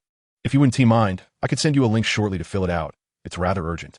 And I'd prefer not to make another trip to your company. Of course, we have always praised the efficiency of Customs. It must all be positive feedback, she replied, oblivious to any ulterior motives, continuing to sing praises. They exchanged WeChat details, and soon after, a link appeared on Wang Wei's phone. Upon clicking it, her phone seemed to freeze, as if caught in a web of stillness. After a while, the interface closed automatically. Having said that, under the courteous farewell of the other party, Wang Wei gracefully departed. Meanwhile, in the vehicle, Xiaoxi was rapidly typing on the keyboard, her hands creating afterimages in the air. Lu Haorui sat beside her, blissfully munching on potato chips. His task for the day was relatively light. Should Zhang Wei's identity be exposed, he was to appear as the interviewer, drawing the nearby crowd's attention, thereby allowing Zhang Wei to escape amidst the chaos. However, it seemed that such measures were unnecessary. I didn't realize it. Old Zhang, your acting skills are quite commendable. That old woman was utterly duped by you. To facilitate communication, Zhang Wei kept his phone in constant contact with Lu Haorui, allowing him to overhear their previous conversation. He nonchalantly tossed a chip into his mouth and mumbled, "Is it really that difficult to act?" I've seen numerous clients like that during my work. They all have the same demeanor. At this moment, Xiaoxi finally ceased her frantic typing and let out a sigh of relief. I have transferred all the data from the other party's phone to my computer and formatted the device. All content has been permanently deleted. Witnessing the smooth execution of their plan, everyone felt elated. Through their collaborative efforts, the trio had developed a tacit understanding. Zhang Wei as the intellectual strategist, Xiaoxi as the hacking support, and Lu Haorui as the jack-of-all-trades influencer, ensuring the operation proceeded without a hitch. Suddenly, Xiaoxi exclaimed, "Oh my! Li Xiong's wife's phone not only contains videos of Li Xiong's infidelity, but also an encrypted folder filled with videos involving other men. This old woman is truly disgusting." Zhang Wei and Lu Haorui leaned closer, their eyes drawn to the screen displaying unspeakable scenes, with one video even featuring 3 or 4 men simultaneously. This old woman appears quite normal. I never expected her to indulge in such debauchery, Zhang Wei remarked, stunned. Neither of this couple can be deemed virtuous, Xiaoxi declared indignantly, stealing glances at the screen. She gave herself a light tap on the head. "Such adult content is unsuitable for you. Go elsewhere." Zhang Wei, after a moment of thought, replied, "However, you have reminded me. Since neither of them is a good person and they are unaware of our presence, why not let them engage in a mutual downfall?" At this moment, Li Xiong was at home, restless and agitated. Just then, the sound of the door lock turning announced the arrival of his wife. She had headed straight to the law firm upon landing, and after a consultation, she received satisfactory answers. Her mood was buoyant as she faced Li Xiong. "So, what do you plan on leaving this house?" Li Xiong's face darkened. The mysterious phone call had not resolved anything. Despair enveloped him entirely. Suddenly, the silence of the living room was pierced by the ringing of a mobile phone. Li Xiong paused. "It seems my phone is ringing?" Chapter 59. The Trap for Li Xiong and his wife. On the other end of the line, the same electronic voice continued. "The evidence on your wife's phone has been deleted. Transfer the money immediately. The account number is 3188. To Li Xiong, those simple words sounded like heavenly music. He had never heard anything more enchanting in his life. All right, I will transfer the 5 million right now. Thank you so much." Amidst a flurry of gratitude, the other party hung up the phone. Li Xiong, not daring to delay, promptly initiated a transfer via his mobile device. Tentatively, he remarked, "What nonsense are you spouting? I am merely repaying the money my friend lent me." "What do you mean by asset transfer? Are you still in denial?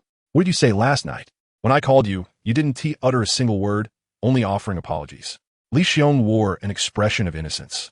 "I thought you had indulged too much at your social gathering last night. I simply went along with your narrative. Surely, you didn't take it seriously?" At that moment, Li Xiong, feeling invulnerable, was resolute in his refusal to acknowledge any wrongdoing, regardless of whether the mysterious individual had genuinely deleted the video. "Ah, you certainly possess a talent for fabrication.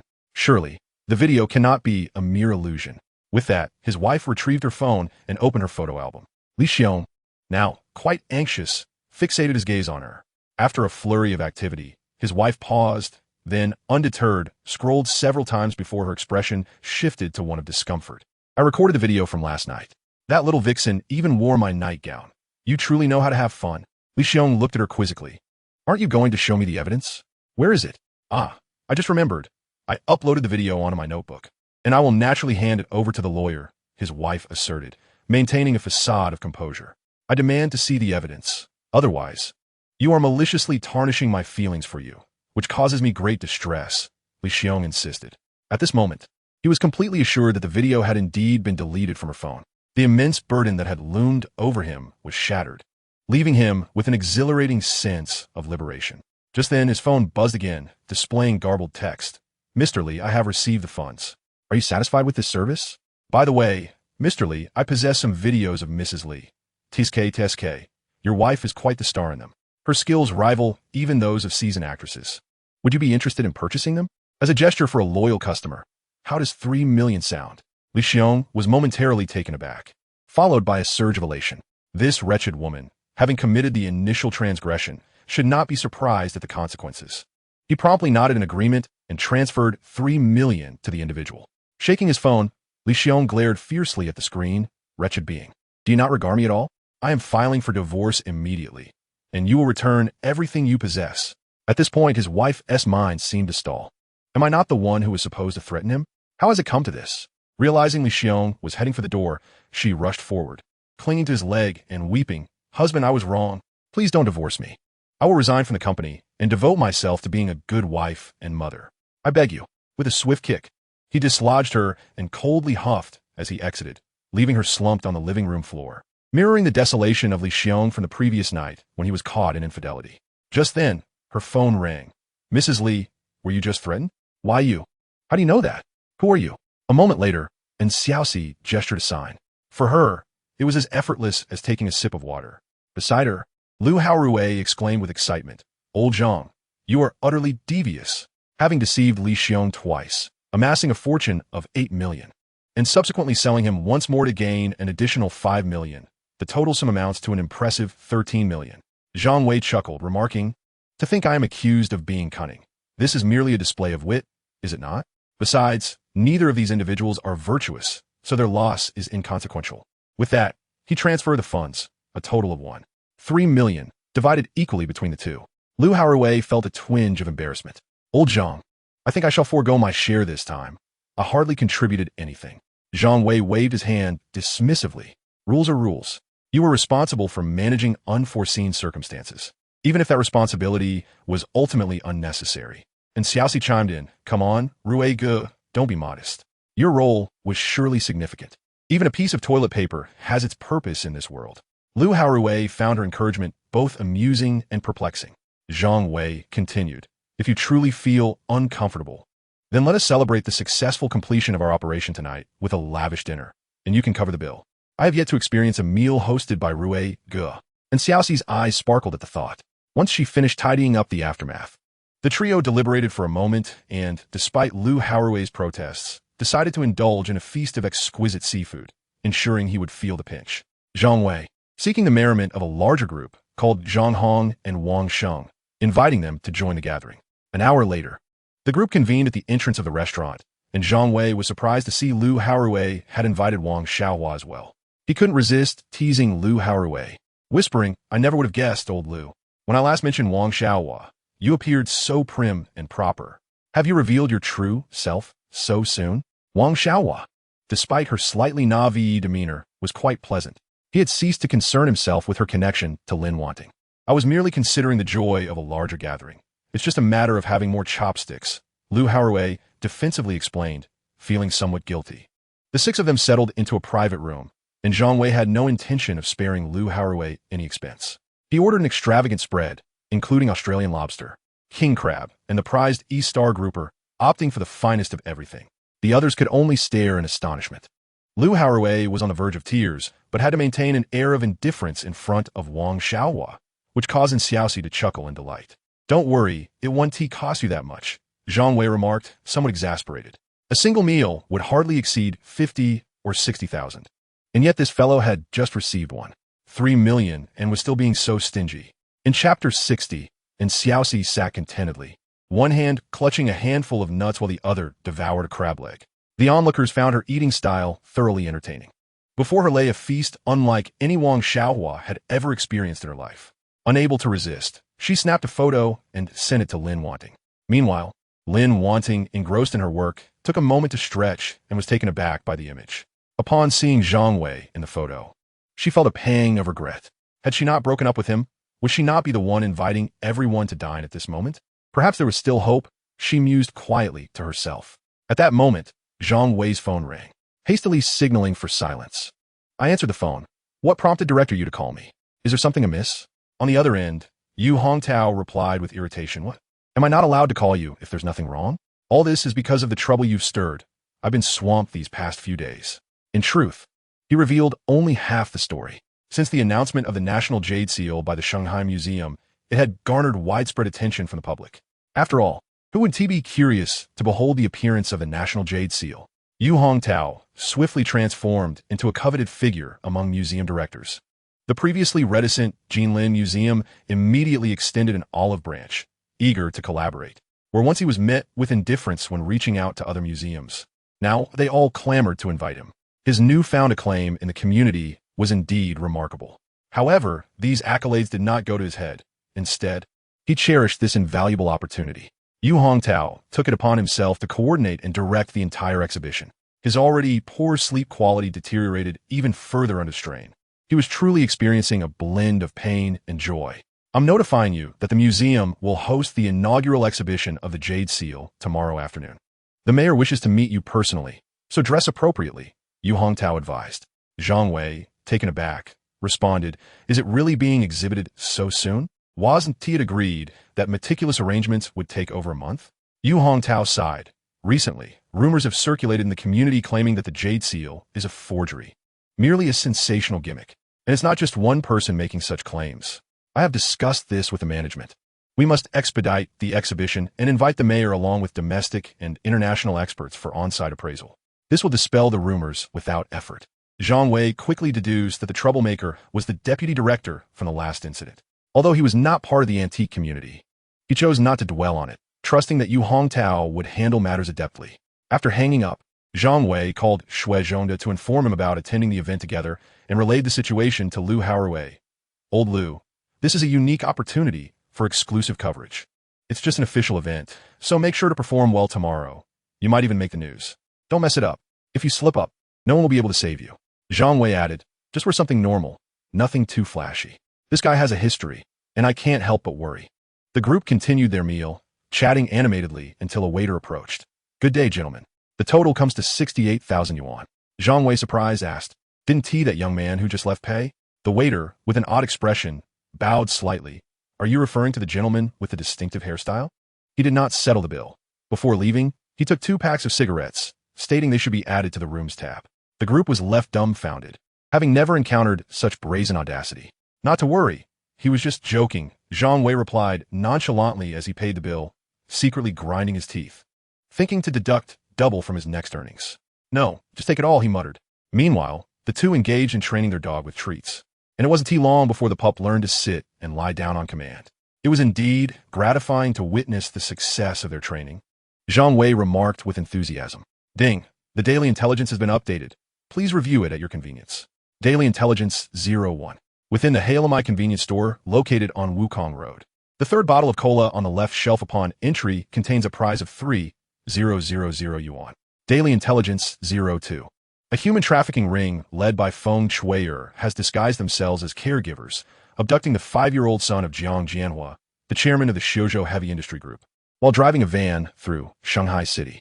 They are expected to leave Shanghai for the south tomorrow morning, fearing to stay in a hotel. The 3 individuals are currently resting in the Huilong parking lot. The vehicle's license plate number is Su.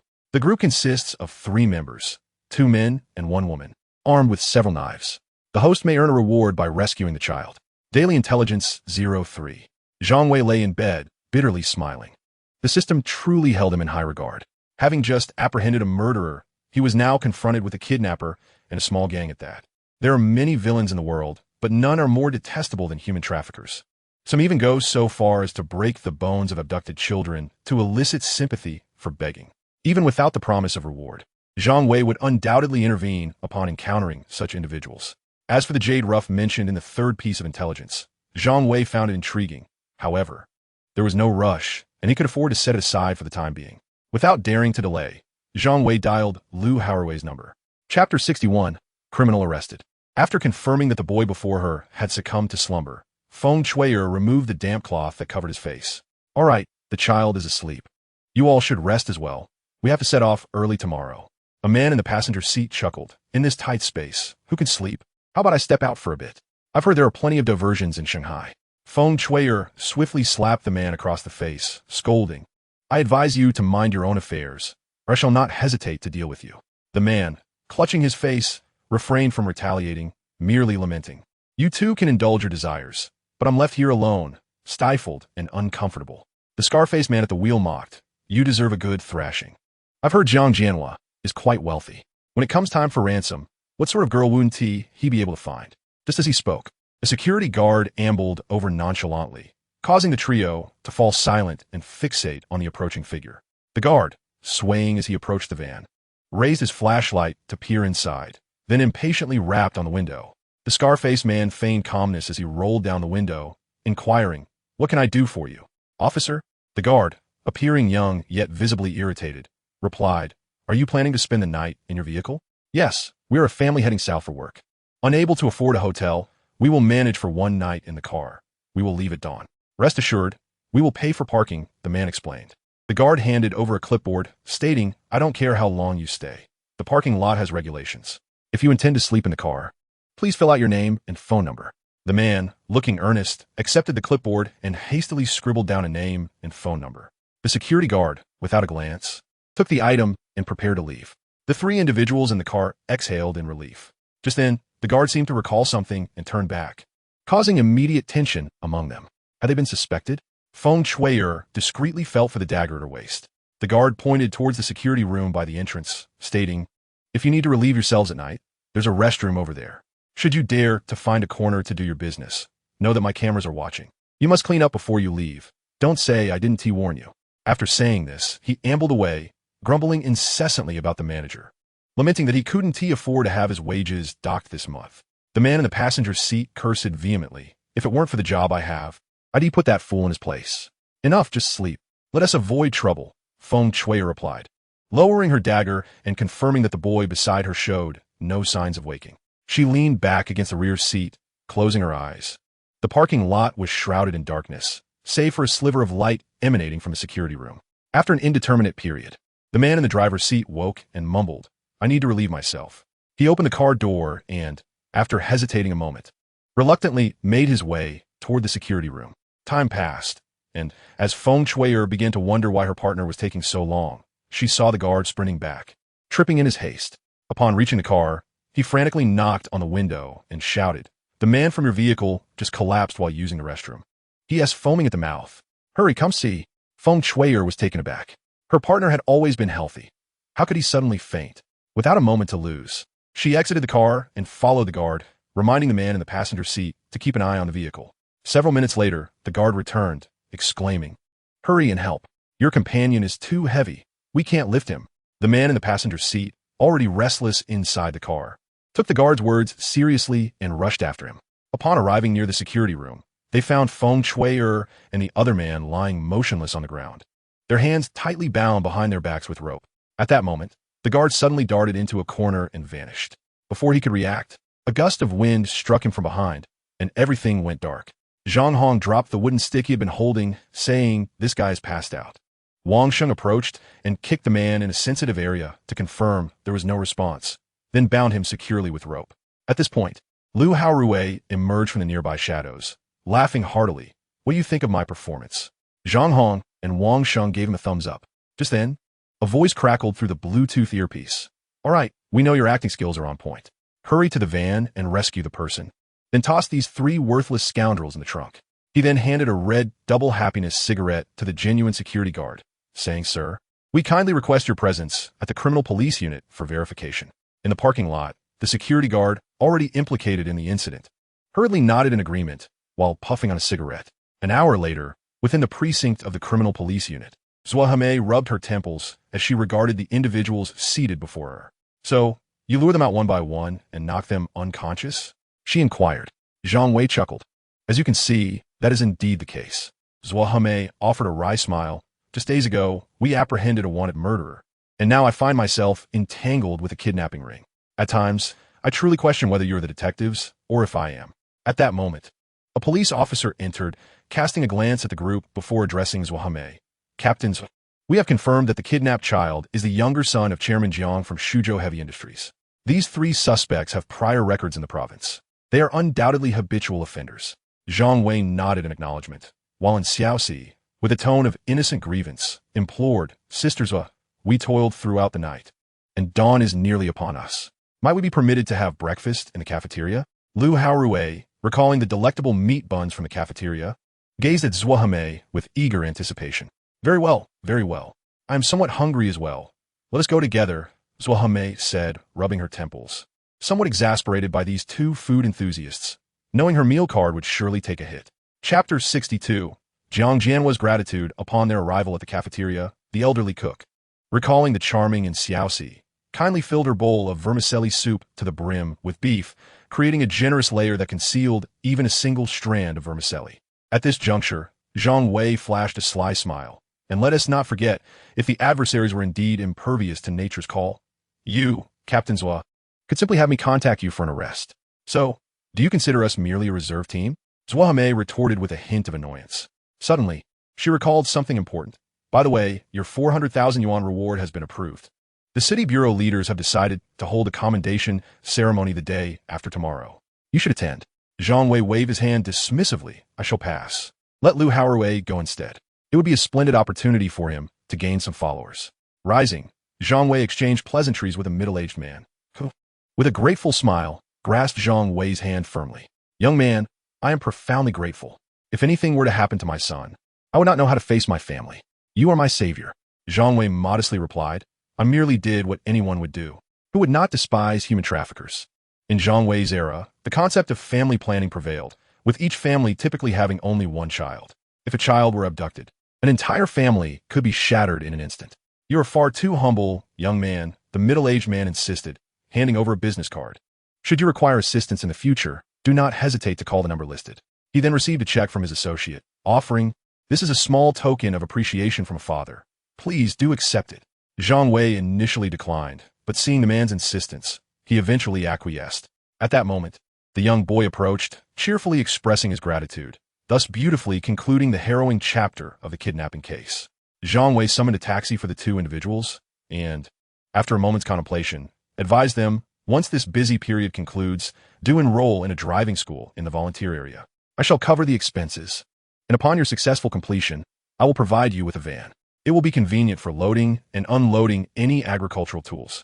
After bidding farewell to them, Zhang Wei and Xiaoxi and Lu Haorui boarded a Neo vehicle. Lu Haorui, unable to contain his excitement, inquired, Old Zhang, quickly check how much compensation the chairman of that group has granted us. And Xiaoxi also displayed a hint of curiosity. Zhang Wei produced a check, revealing a staggering sum with 7 zeros followed by a 1. He calculated that, having spent over 8 million on a villa in his hometown's provincial capital, alongside the recent infidelity incident and the current kidnapping case, his assets had swelled to 20 million, not accounting for the impending bounty of 400,000. Unbeknownst to him, he had amassed a considerable fortune. He first distributed 1 million to Xiaoxi, and then transferred 20,000 each to Zhang Hong and Wang Sheng, acknowledging their significant contributions. He then turned to Lu Haorui with a smile. I must express my gratitude to you, old Lu. Had it not been for your unpaid cameo, we could not have deceived those 3 scoundrels. Lu Haorui, glancing at the payment notification on Xiaoxi's phone, appeared utterly bewildered. Wait, old Zhang. When did I ever claim I would perform without compensation?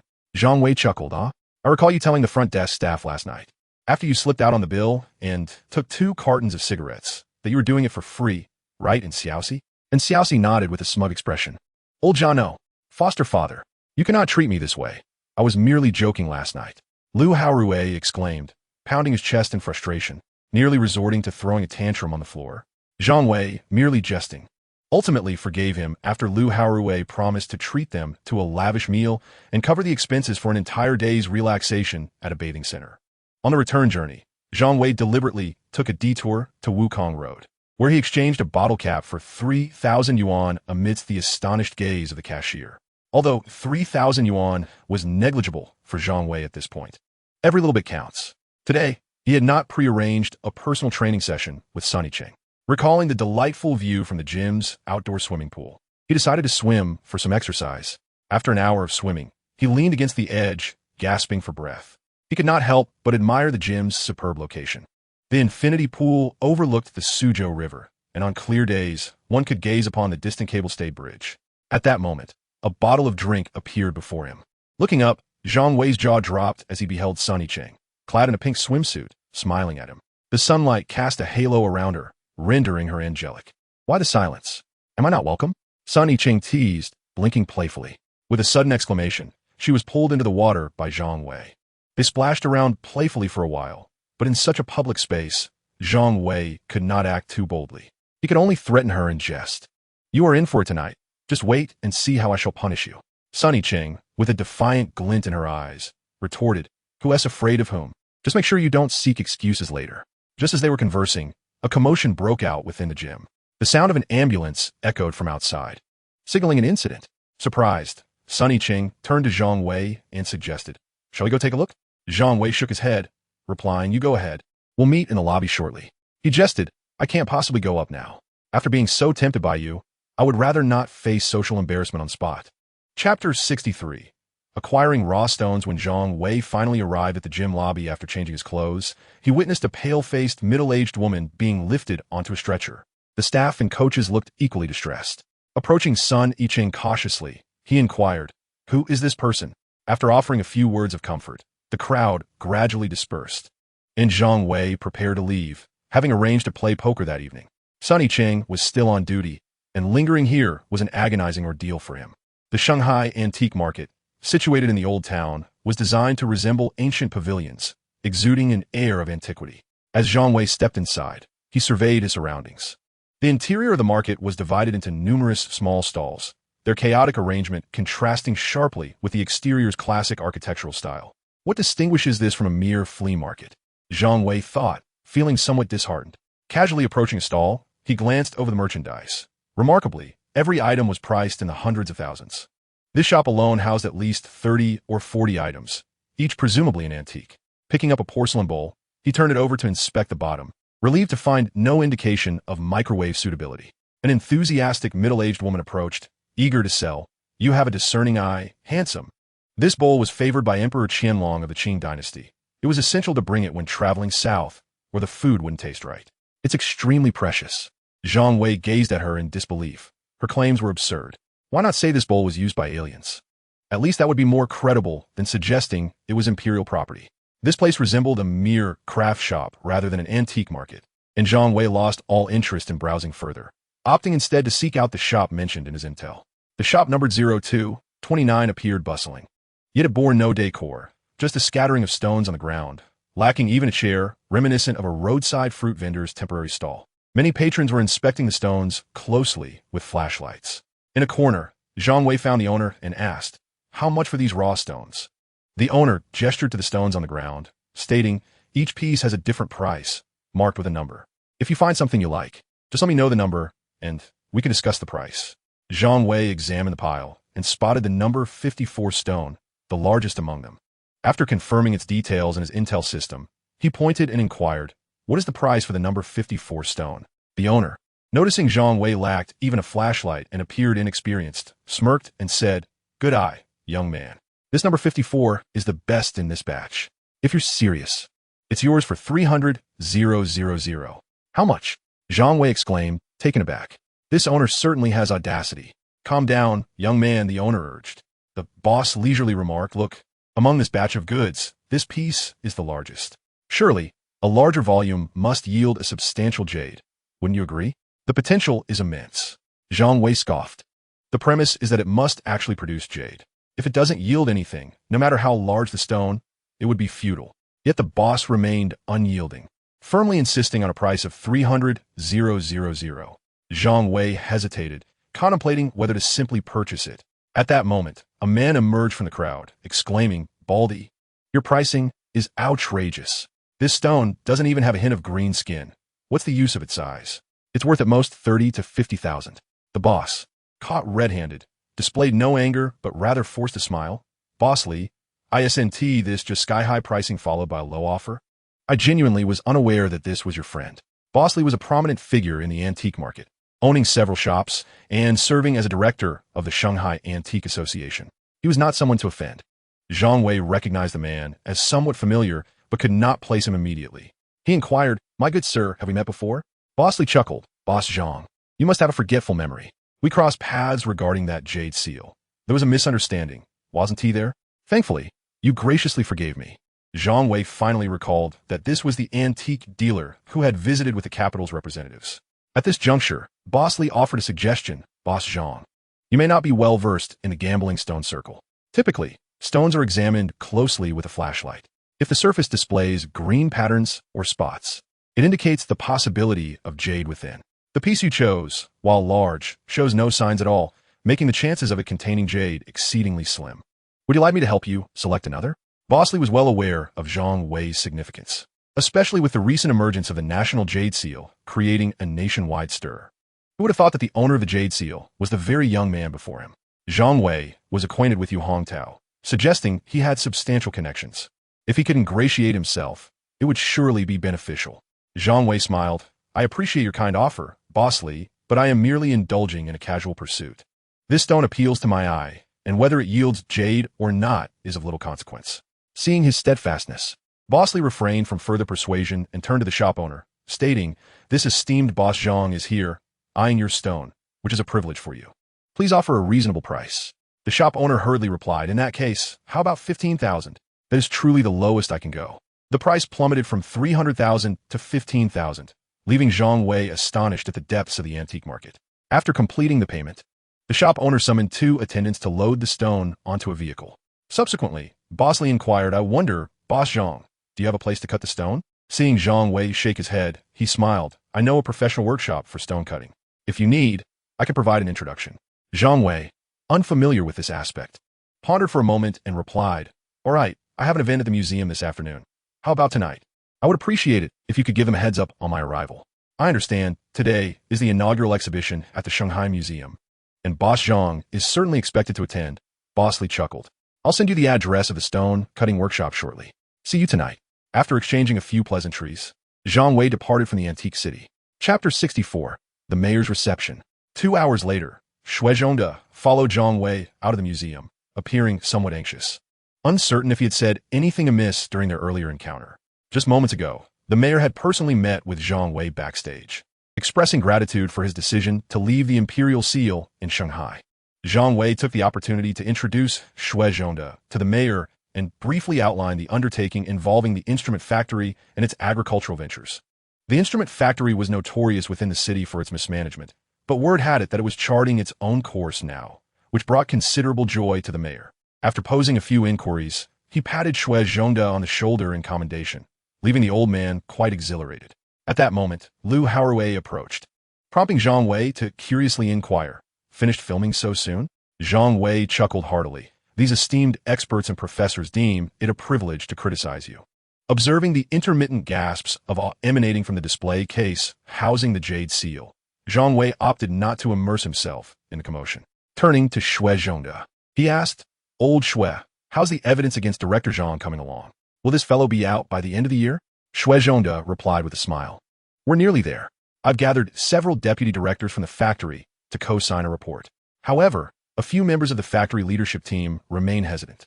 After this meeting with the mayor, I believe there will be no further obstacles." And Xiaoxi, holding a nut, questioned, "Why can't I eat this? Is it too spicy?" Zhang Wei sighed and responded, "Child, be mindful.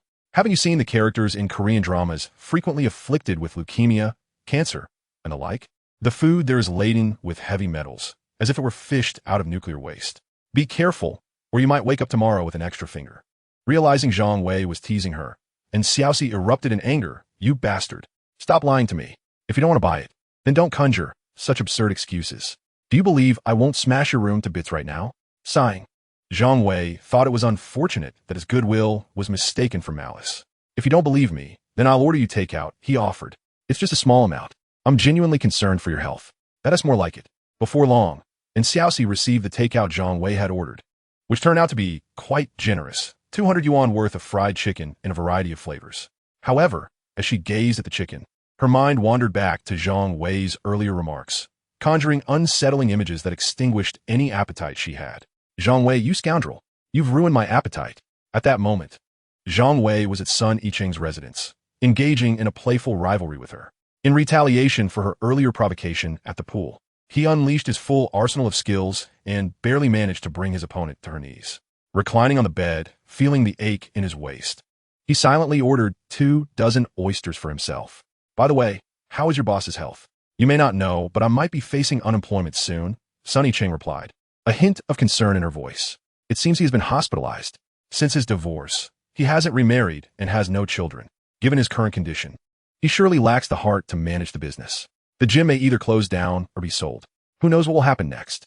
Zhang Wei, struck by a sudden inspiration, inquired, how much do you reckon your gym is worth? Sun Yiqing, resting her finger on her chin in contemplation, replied, I am not certain of the exact amount, but the owner once mentioned that she invested over 5 million to purchase the premises. Considering renovations and gym equipment, it must be worth around 7 to 8 million. After a moment of thought, Zhang Wei said, in that case, find an opportunity to ask her if she would consider selling. If she shows interest, try to negotiate the lowest price possible. Sun Yiqing, taken aback, exclaimed, you intend to buy it? But acquiring this establishment would require a significant sum. Leave that to me, Zhang Wei laughed heartily.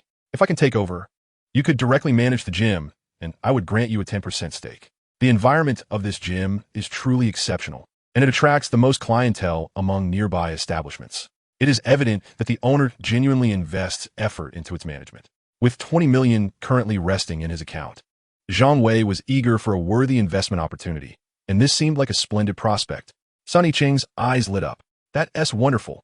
Our gym's profits have always been commendable. I am confident I can maintain its profitability, my esteemed boss. But how will you express your gratitude to your future employer? She teased, playfully covering her head with a blanket, leaving only her eyes peering out, winking mischievously. I was merely jesting. Have you let your imagination run wild again? At the very least, let me showcase the oysters once the takeout arrives, Zhang Wei responded, amused yet exasperated, realizing that lingering any longer might lead to trouble. Upon opening the door to his home, he found Xiaoxi training her dog, Nut. The clever canine had learned to play dead, and Xiaoxi raised her hand in a gun gesture, and Nut immediately collapsed, remaining still while sneakily glancing at her. The entire scene was utterly comical. Zhang Wei noticed the untouched Korean fried chicken on the table.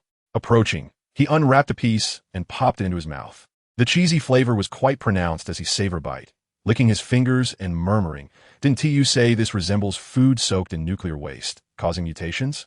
And Xiaoxi, visibly incensed, retorted, how can you eat that? You're acting inhuman. Unfazed, Zhang Wei replied, I'm not Korean. Their viruses cannot affect me. Besides, are you foolish? Nuclear waste is something entirely unrelated to a simple delicacy. Fuming, and Xiaoxi shouted, Nut, go bite him. Nut obediently dashed towards Zhang Wei, who calmly offered a chicken wing. The dog halted, no longer showing its teeth, its tail wagging furiously. In mere moments, it devoured the wing and approached Zhang Wei to lick his hand, eyes filled with anticipation. Do you know why Labradors cannot serve as guard dogs? Zhang Wei chuckled. Because they have no limits when it comes to food. Chapter 65, Green Light. Sensing Xiaoxi was on the verge of losing her temper, Zhang Wei hastily said, I admit my fault. Will that suffice? If you forgive me, how about I take you to try a mystery box tonight?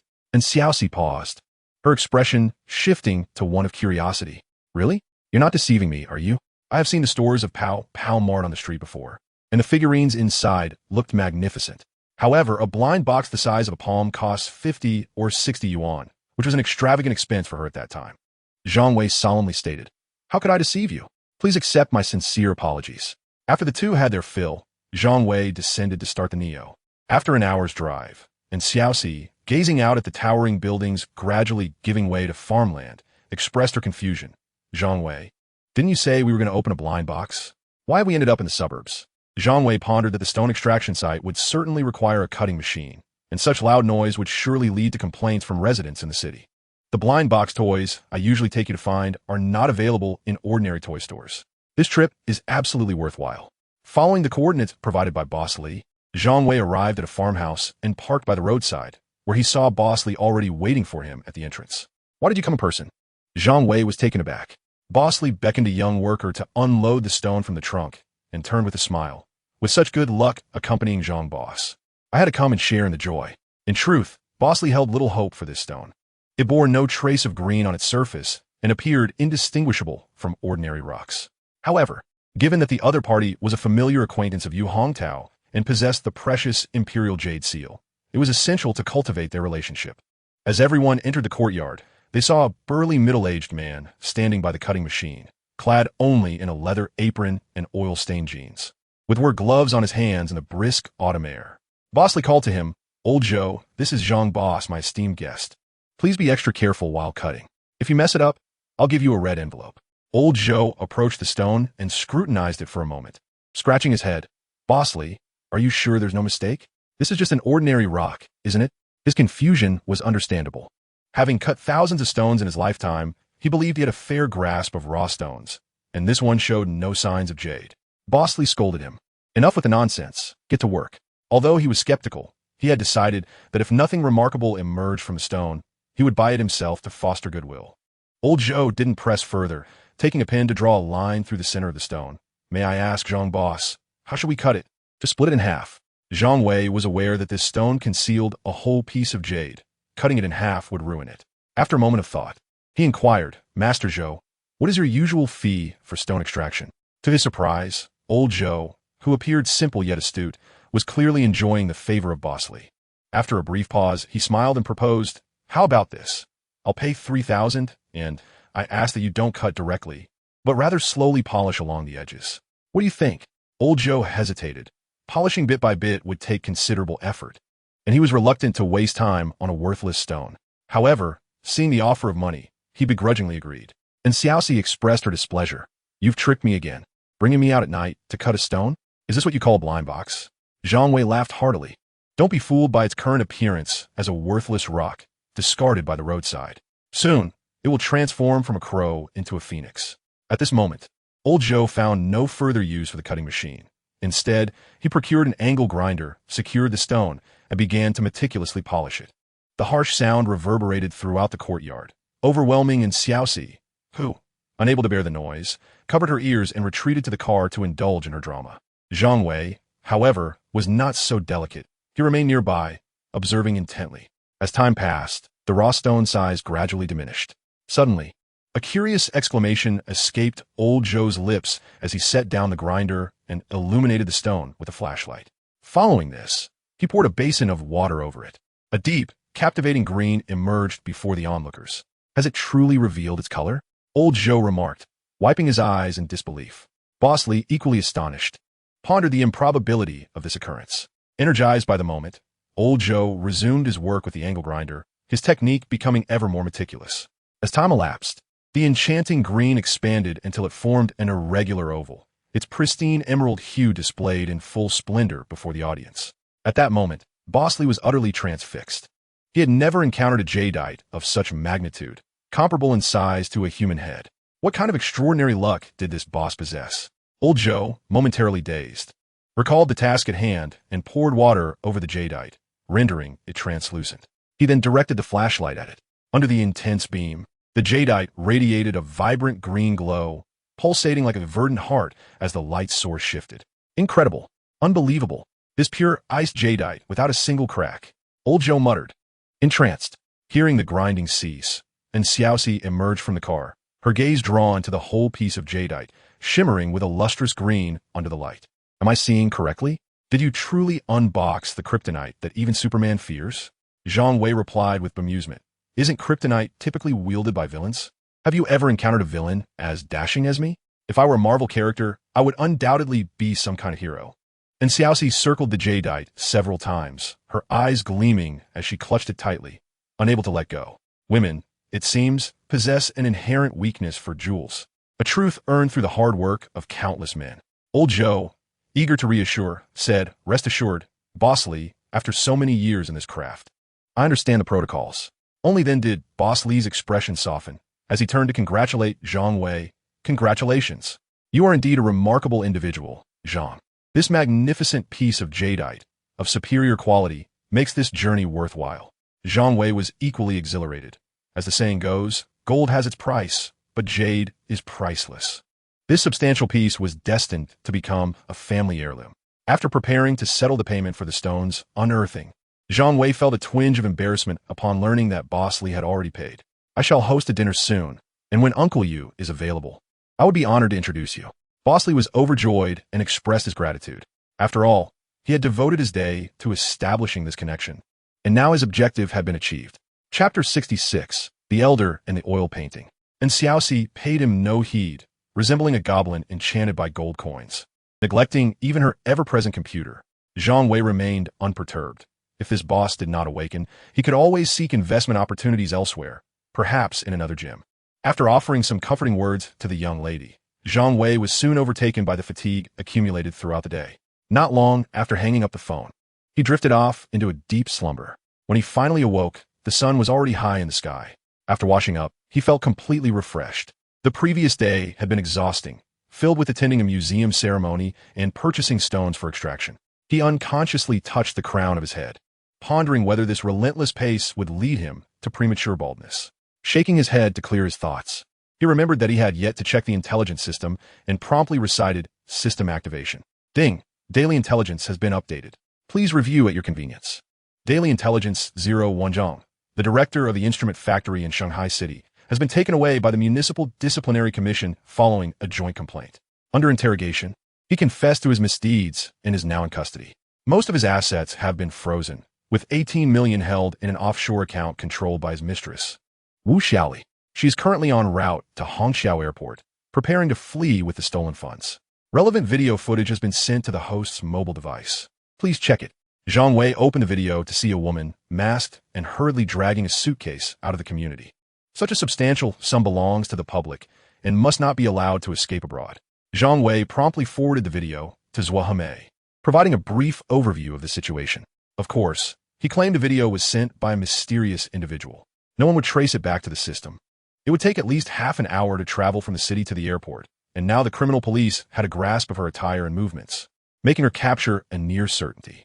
Daily Intelligence 02, a new second-hand trading post has emerged at the seafood market, with a poster intending to sell a collection of computer components, including a hard drive containing 2 forgotten bitcoins. The poster, nicknamed Going Up the Mountain to Hunt Big Tigers, piqued Zhang Wei's interest. He recalled how, due to a prior bitcoin sale, he had been introduced to Xiaoxi by his good friend Zhu Pengfei in Guangzhou. This had occurred only a month ago, yet it felt like a distant past. Without hesitation, Zhang Wei located the relevant post at the seafood market. The individual, known as Going Up the Mountain to Hunt Big Tigers, was selling a desktop computer that included the hard drive. Since the asking price was only 3,000 yuan, Zhang Wei immediately purchased it and left a message urging the seller to send it over without delay. After all, if the seller had ample time, they might format the hard drive, rendering his efforts futile. Daily Intelligence 03, Ms. Wang Hongfang, residing in the Happy Community, is listing her property for sale while also preparing to sell her household furniture and appliances. Among these items is an oil painting created by a well-known pre-liberation Gallic rooster artist, which conceals a hidden layer containing an early work by Picasso. Relevant video footage has been sent to the host's mobile device. Please check it. Zhang Wei was astonished. Could this Picasso be the same renowned figure he was familiar with? The name Picasso is universally recognized. He hurriedly clicked on the video and saw an elderly woman with a kind expression seated at a dining table, enjoying her breakfast. On the wall behind her hung an oil painting depicting a vase adorned with a single tulip. Zhang Wei, lacking any expertise in art, perceived it merely as an ordinary painting. However, intelligence suggested that it concealed a work of Picasso. He intended to visit the elderly woman after breakfast to ascertain her willingness to part with it. With this thought in mind, he resolved to invite Xiaoxi along. Yet upon entering the living room, he found her absent. Perhaps she was still asleep. A playful notion crossed Zhang Wei's mind as he stealthily approached Xiaoxi's door. Quietly turning the lock with a key, he cracked the door open and peered inside. To his astonishment, he found her lying on her side in bed, deeply asleep, clutching a piece of jade against her chest. Lacking any cushioning, one would think it uncomfortable. It serves as a reminder never to underestimate a woman's affection for jewelry. Contemplating whether Xiaoxi's presence was necessary, Zhang Wei decided against waking her, primarily out of fear that this fierce woman might react violently upon being roused, potentially hurling the jade at him. The mere thought was unsettling. Upon leaving the community, he first visited his favorite noodle shop, savoring a bowl of spicy meat noodles. The warmth of the dish was a comforting reprieve from the bitter cold, leaving him feeling quite content. He then set off in his car. The happy community was one of the few remaining Shikumen houses in Shanghai, with buildings dating back to before the liberation. Each small building featured gray tiles and white walls, while the narrow alleys were paved with cobblestones, creating an illusion of time travel to the Republic of China era. Following the address, Zhang Wei arrived at a small building. Its staircase still wooden. He ascended and knocked on the door of the second floor. After a moment, the door opened to reveal the elderly woman from the video. She wore a pair of reading glasses and a simple wool sweater, exuding an air of tranquility and grace. Zhang Wei approached with a smile, saying, "Hello, Auntie. I heard from a neighbor that you're moving and have some items for sale. I can't take a look." The old woman smiled kindly, surprised to see a young person interested in second-hand goods. "It's cold outside. Please come in," she invited. Zhang Wei apologized and followed her inside. Despite the house's dilapidated state, it was well kept. The only disarray was at the desk, piled high with books, indicating the woman had been reading prior to his arrival. After Zhang Wei sat down, she poured him a cup of tea and, with a warm smile, said, "Young man, I don't have anything of great value here. Just some furniture and appliances. Feel free to take whatever you can use. I'll need them once the house is sold, as I'll be moving to a nursing home. The next owner likely won't find them useful either." For some reason, Zhang Wei sensed a profound sentiment of reluctance in the elderly woman's eyes. After a moment's reflection, he decided to be forthright. Pointing to the oil painting on the wall, he inquired, "Annie, I must confess that I am quite taken with this painting. Would you be willing to part with it?" The elderly woman seemed momentarily taken aback, her gaze drifting to the painting, unable to break free from its allure. Chapter 67, The Oil Painting. "Young man, would you mind if I shared some stories from my past?" the elderly woman asked, looking at Zhang Wei, who nodded in agreement. The elderly lady smiled and said, "In my youth, I was a university professor. Later, through an introduction, I met my beloved husband. I still remember our first encounter. He appeared as slender as a bamboo pole, which left me somewhat dissatisfied. Yet, I understood that was his ideal. Although our correspondence was sporadic, every time I gaze upon this painting, I feel as if he is always by my side." The elderly lady rose slowly and walked towards the oil painting, gently caressing it. Zhang Wei, curious, inquired, "Annie, what became of your husband?" After a moment of silence, she replied softly, "Eventually, he found eternal rest in that land. I wonder if he heard the thunderous sound 3 years later from beneath the earth." Zhang Wei felt a profound respect. He realized she was speaking of a martyr from the era of the 2 bombs and 1 satellite. This painting held great significance for the elderly lady, and he had lost the desire to seek a bargain. Just as he was about to take his leave, she stopped him, smiling. "Thank you for listening to my stories. I have grown accustomed to living alone, and I rarely have anyone to converse with. Please take this painting as a token of my gratitude." Zhang Wei hurriedly declined, but the elderly lady remained resolute. "I can see you are a good young man. It brings me joy to gift you this painting. After all, at my age, I do not know when I will be laid to rest." Ultimately, under her insistence, Zhang Wei accepted the oil painting. As he sat in the car, he could still see the elderly lady smiling and waving at him from the window. A sense of emptiness washed over him. After contemplating for a moment, he pressed the accelerator and drove towards the Shanghai Museum. Upon arriving at the museum's entrance, he approached the front desk and said, "I am looking for Dr. Zhao. I just spoke with him on the phone." The young lady at the front desk recognized Zhang Wei and smiled. "He is in his office. Please follow me." At that moment, Dr. Zhao was in his office reviewing historical documents when Zhang Wei entered, carrying an oil painting. "Professor Zhao, I hope to trouble you once again." "Doctor," Zhao replied with a smile, "if you bring fine treasures every time, I would welcome such troubles without complaint." He then turned to another middle-aged man beside him and said, "Old Wang, your expertise lies in Western oil paintings. Come here without pretending you didn't hear." The middle-aged man eagerly approached Zhang Wei and remarked, "I know you. You are the young man who rented the Imperial Seal. I didn't expect you could procure an oil painting from abroad." "Doctor." Zhao shot him a sidelong glance before introducing Zhang Wei. "This is Wang Jingyu, an expert in painting and a member of the Art Association. It will be fitting for him to authenticate this painting." Zhang Wei quickly greeted him. "Hello, Professor Wang. I hope to trouble you to examine this painting." Wang Jingyu wasted no time, sweeping documents off the conference table to reveal a clear space where he laid the painting. He took out a magnifying glass and examined it closely. Dr. Zhao chuckled and said to Zhang Wei, "This old chap is a painting enthusiast. When he sees a good piece, he becomes oblivious to everything else, so don't take it too personally." With that, He approached to scrutinize the artwork as well. After a while, Wang Jingyu straightened up, excitement evident in his voice. This painting is truly remarkable. The brushwork is delicate, and the style is realistic. There's no doubt it is an authentic piece. Zhang Wei, puzzled, asked Professor Wang, "Could you share the origins of this painting?" Wang Jingyu pointed at the oil painting and said, "This is the work of a French artist, belonging to the pinnacle of his career, likely completed around the year 1900. While he may only be considered a moderately renowned painter on a global scale, he is a household name in France, particularly in Paris. The painting predominantly features warm tones and adeptly captures the essence of both characters and objects." After saying this, he gazed eagerly at Zhang Wei. "I wonder if you could allow me to exhibit this painting in the gallery for a few days. This artist's works have yet to be collected by any museum in our country, making it a worthwhile subject for study." Zhang Wei blinked. "That's certainly feasible. But I have a question. Don't you both think the frame of this painting is a bit too thick?" Upon hearing this, Dr. Zhao and the others paused, frowning in contemplation as they scrutinized the oil painting. "You've made a valid point," Dr. Zhao, with a hint of realization, said to Zhang Wei. "May I disassemble the frame?" Zhang Wei, having come here precisely for this purpose, had no reason to object. Dr. Zhao and his companion carefully removed the frame and measured it with a steel ruler. Indeed, it was significantly thicker than that of an ordinary oil canvas. At this moment, both individuals felt their breaths quickening. There was a strong possibility that a hidden layer existed within the painting. "Let us head to the studio to scan it," Dr.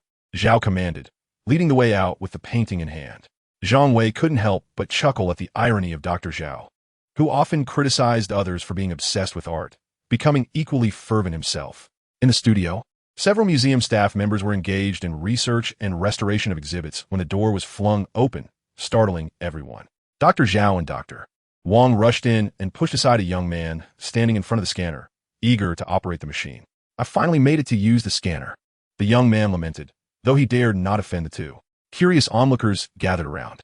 The scanning device was enormous, reminiscent of a hospital MRI machine, as the oil painting was gradually fed into it via a conveyor belt. After a tense 10 minutes, the scan was completed. The crowd eagerly gathered around the computer to await the results. Soon, a translucent image resembling an X-ray appeared on the monitor. "Oh my, there truly is a hidden layer," Wang Jingyu exclaimed, fixating on the image.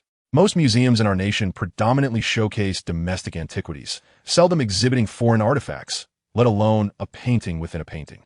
This is unprecedented. The atmosphere was electric, as if they were witnessing a momentous historical event, with researchers murmuring excitedly amongst themselves.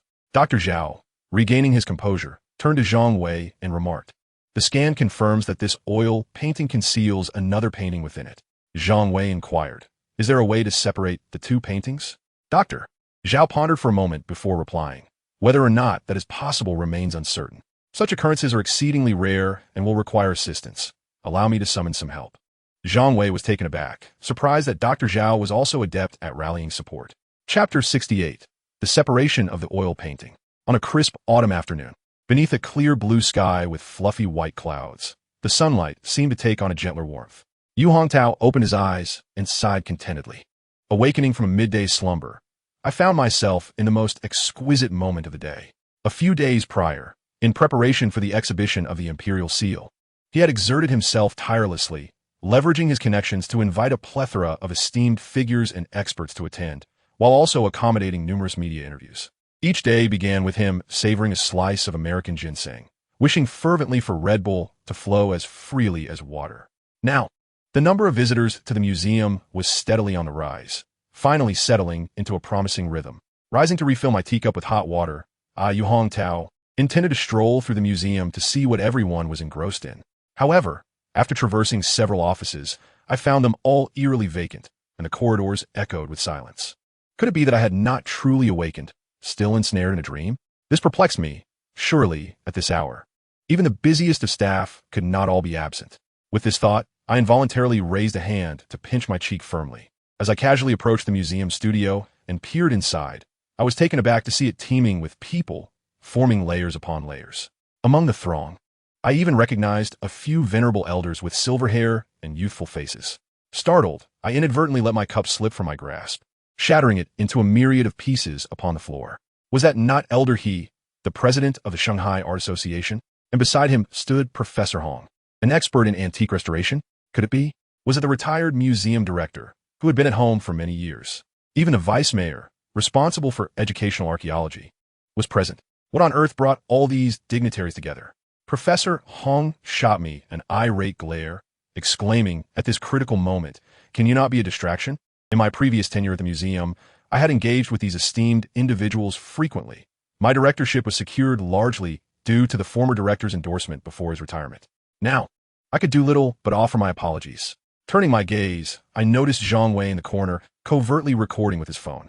Seizing the opportunity to express my frustration, I stormed over and demanded, "Speak. Is this yet another of your mischiefs?" Zhang Wei, fearful of retribution, quickly stowed his phone and retreated to the side, saying, "Uncle Yu, it's not a mischief. The outcome is yet to be determined. You may check for yourself." As he spoke, he buried his phone deeper into his pocket. Could one truly believe that the director of Shanghai Museum had been struck without retaliation?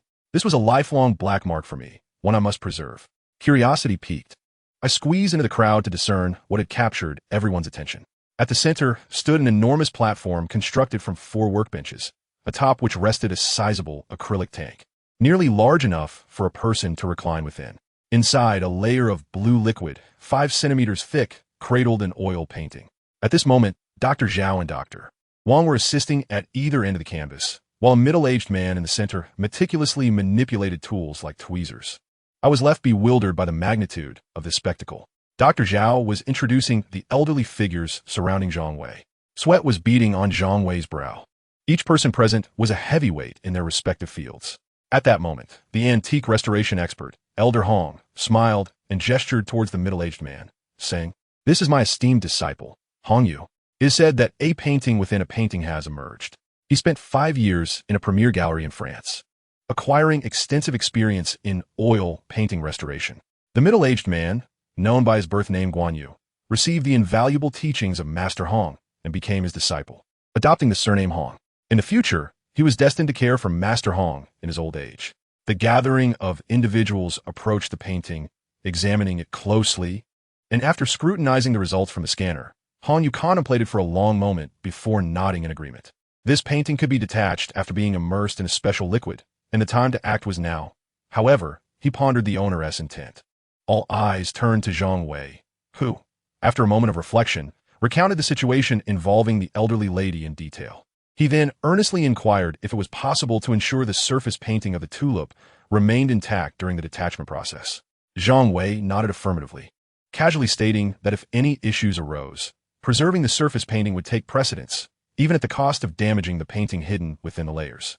He was well aware that the concealed artwork was a piece by Picasso, yet he valued the elderly woman's lifelong aspirations even more. The crowd admired Zhang Wei's dedication.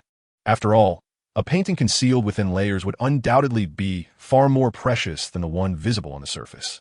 His willingness to go to such lengths for a stranger was truly commendable. Without the luxury of time to examine the internal painting, Hong Yu and Dr. Zhao swiftly relocated the tulip artwork into a dry acrylic tray, finally allowing themselves a sigh of relief as the surface painting remained unscathed. Turning their attention to the hidden layers, they discovered a blank sheet of paper containing a square painting, only half the size of the tulip. It depicted a woman cradling an infant, rendered in bold strokes interspersed with various color blocks and lines, chaotic yet imbued with an indescribable charm. The lower right corner boldly bore the inscription 1916. The attendees gasped in awe. Was this truly an original work by Picasso? At that moment, Hong Yu felt a surge of excitement. He took several deep breaths to steady himself, then, with the assistance of Dr. Wang and Dr. Zhao, carefully extracted the painting from a liquid. Once the artwork was free from its immersion, the 3 men felt a wave of exhaustion wash over them, as if they had just performed a monumental task.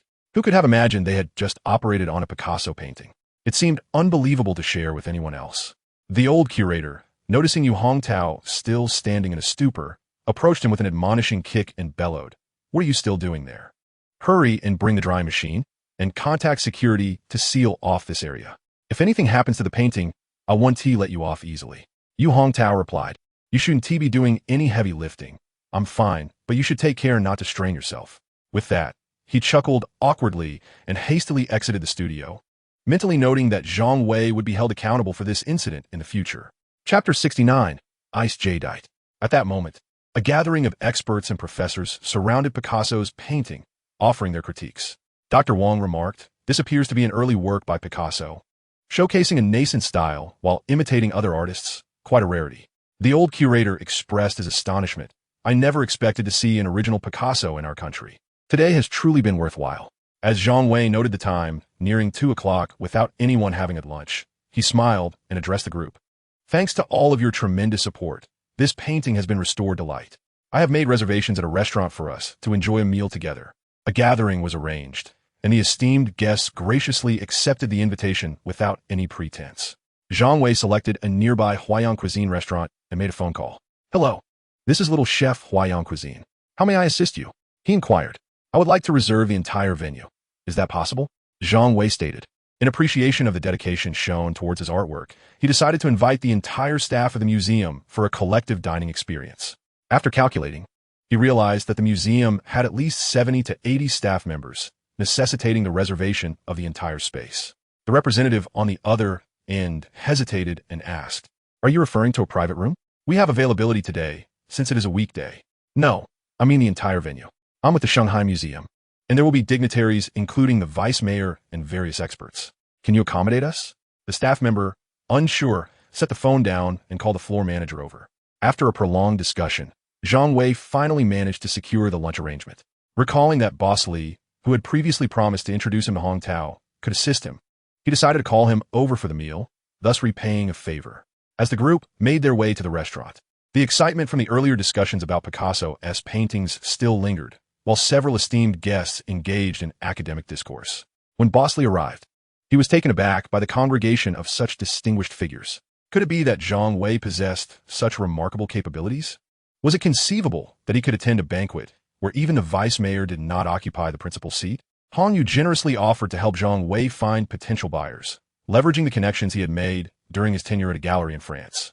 The meal was a delightful affair. Upon reviewing the bill at the front desk, Zhang Wei noticed that the total for the 70 to 80 attendees was over 30,000 yuan. The floor manager even offered him a 10% discount, hoping to encourage his return and, with a beaming smile, added him on WeChat. Zhang Wei disregarded her overtures and rummaged through his bag, retrieving a hard drive. "The old computer will be discarded soon. This is my ultimate goal," he declared. And Xiaoxi, somewhat skeptical, accepted it and connected it to her laptop. Soon, a plethora of folders appeared on the screen. Upon opening one, they were astonished to find dozens of videos from island nations. Lu Haorui's eyes sparkled with excitement. "Old Zhang, you truly know how to find hidden treasures. This is indeed a gem." And Xiaoxi's cheeks flushed. "You two disgusting men are utterly revolting." Laughter erupted as they discovered that the previous owner of the hard drive had concealed such valuable content. "However, I no longer play cloud poker. There are 2 bitcoins hidden among the folders. I leave the search to you," and Xiaoxi said, her face still crimson. Thus, and Xiaoxi began to sift through the hard drive, the screen occasionally flashing inappropriate content. Before long, she triumphantly exclaimed, "Found it." It was understandable that, as an underage girl, she was unprepared for such shocking visuals. Zhang Wei checked the market price, noting that, due to the ongoing election season, Bitcoin had surged to an astonishing price of 510,000 yuan each. He instructed Xiaoxi to list it for trading.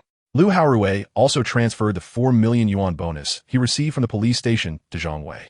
Before long, Zhang Wei's account reflected an increase of over 5 million yuan.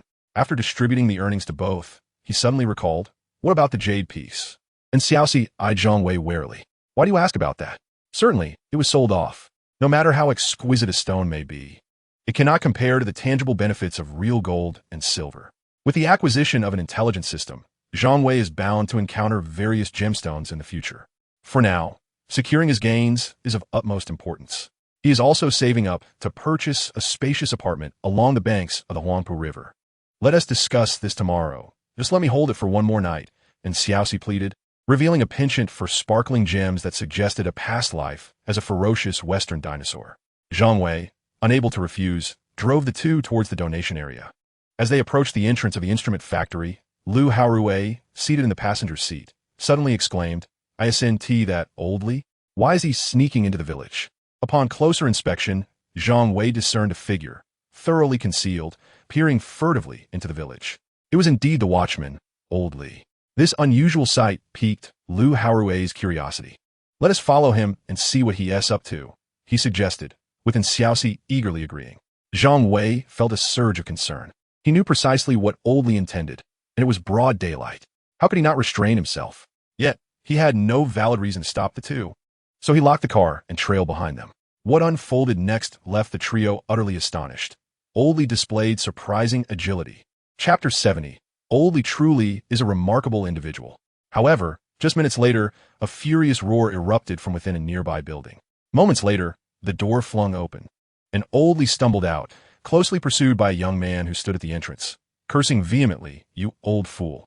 If I ever see you again at my house looking for my mother, I'll break all your legs." A large woman could be seen desperately attempting to restrain him. Disappointed, he turned away, heading in the direction of the factory, where he unexpectedly encountered Zhang Wei and his companions.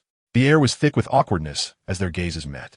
Just as Old Li pondered how to explain the situation, Lu Haowei stepped forward and proclaimed loudly, "Master, from now on, you shall be my master. Please impart your knowledge of maintenance to me. I, too, wish to remain evergreen and resilient." And Xiaoxi couldn't help but scoff, no matter how old a man gets. He is never truly trustworthy.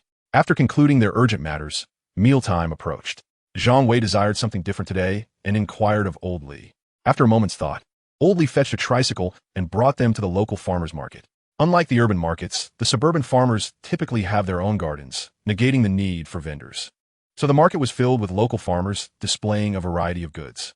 Intrigued, Zhang Wei and his companions began to explore. It wasn't long before Old Li paused at a stall, addressing Zhang Wei. "Young man, this farmer is renowned for catching wild bullfrogs and eels. A true master in the area. How about we prepare a dry pot of bullfrog and an eel stew for dinner?" Zhang Wei nodded in agreement, pleasantly surprised by Old Li's culinary repertoire. Wild eels and bullfrogs, when cooked at high temperatures, pose no risk of parasites. In fact, they are far superior in texture and flavor compared to farm varieties. It had been a long time since he had savored these delicacies, and he felt a longing for them. Old Li greeted the vendor, who had not caught many frogs today, with only about 10 in the cage. Zhang Wei decided to buy them all. An hour later, slurping sounds filled the air. How spicy! And Xiaoxi, clutching a leg of what was either a mother frog or a baby frog, was voraciously devouring it. Having never tasted such a delicacy before, she found that with the first bite, it was as if a door to a new world had swung open, and she simply could not stop. The others around her were equally engrossed in their meal. Zhang Wei turned to Lu Haowei and said, "The greenhouse is nearly completed. Zhang Hong and the others are tied up, so you must ensure the strawberry and watermelon seedlings are secured. We need high-quality varieties. Don't hesitate to spend money. Time waits for no one. I'll start running around tomorrow." He had already become a top internet celebrity with millions of followers, yet he remained the same carefree Lu Haowei, actively engaged in the greenhouse project. Everyone was invigorated, imagining the scenes Zhang Wei had painted. At midnight, a notification chimed. "Daily intelligence has been updated. Please check it at your convenience." Daily Intelligence 01. Chun Jiayan, the general manager of Xinxin Jewelry Group, is under pressure from the headquarters and is currently searching for high-quality jade sources. The host may contact them to sell jade at a premium price. The phone number is 13. The system proved considerate, providing a good buyer. Zhang Wei decided to find time to discuss this opportunity. Daily Intelligence 02. Antique Restorer Hong, you contacted an acquaintance at the Louvre in the evening. Upon learning about Picasso's artwork, they have booked a flight to Shanghai. Expected to arrive tomorrow. It seems the sale of the painting is on the right track, and Zhang Wei nodded in satisfaction. He had already resolved that regardless of the sale price of the Picasso, he would hire a lifelong caretaker for the elderly lady, so she would not need to part with her cherished home. The remaining funds would be donated to the Northwest for the maintenance and restoration of the two bombs. One satellite monument. Daily Intelligence 03. The Zhu Group will participate in a significant project tender by the Shanghai Construction Bureau the day after tomorrow. The project team responsible for the bid will arrive in Shanghai this afternoon. However, project member Qin Yulin has been bribed by a competing firm, which promised a payment of $5 million and a high executive position. Currently, Qin Yulin plans to exploit his position to steal project documents and has arranged to meet with the rival firm at 10 p.m. tonight in room 506 of the Hilton Hotel. The host can prevent this incident from occurring and reap a reward. Zhang Wei furrowed his brow, recalling that his college roommate and close friend Zhu Pengfei's family company seemed to be called Zhu Group. Could it be mere coincidence? With this thought, Zhang Wei dared not delay and quickly called Zhu Pengfei. After a long wait, the call connected and a burst of loud music blared from the phone. nearly deafening Zhang Wei. Old Zhang, are you calling me at this hour because you're feeling lonely? Zhu Pengfei's drunken voice boomed through the receiver. How much have you had to drink? Quickly find a quiet place. I have important matters to discuss. After some time, the music gradually faded. Zhu Pengfei's voice became clear as he exclaimed, "Hurry up and speak. I'm currently enjoying a wonderful time dancing with a lady. Don't delay my plans for a romantic escapade tonight."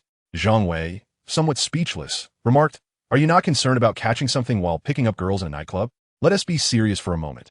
Is your family involved in a project bid at the Shanghai Construction Bureau?" Zhu Pengfei replied, bewildered. "How would I know about company matters? You're putting me in a difficult position."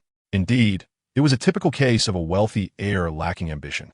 Zhang Wei, though slightly exasperated, patiently continued, "I have received some information that could potentially inflict significant damage on your family as corporate group. I suggest you promptly consult your father. If it turns out to be true, contact me immediately." Zhu Pengfei hesitated, uncertain, and said, "Are you serious, Lao Zhang? At this hour, if I go to my dad and it turns out to be a false alarm, I'll be in deep trouble. I'd probably be grounded for a month. Unable to even approach a lady. Worse than death." Zhang Wei urged, "Go quickly. If it's indeed true and your father discovers you were aware but chose to remain silent, you can forget about your romantic escapades. You may not have the chance to meet any women in the future." Chapter 71, Reaching a Consensus. "If I must face the consequences, so be it. I will call my longtime brother."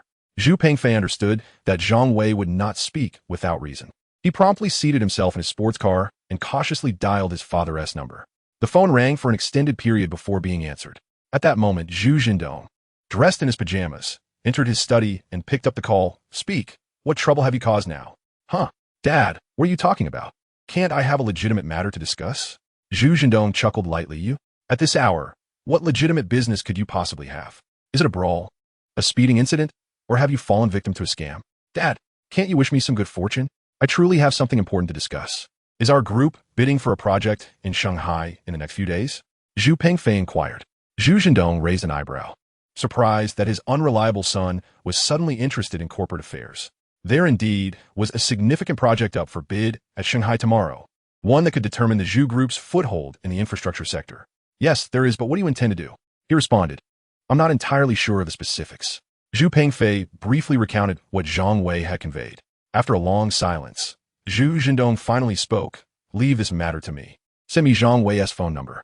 With the continuous decline in housing prices, infrastructure projects have become increasingly scarce, plunging the construction industry into a winter season.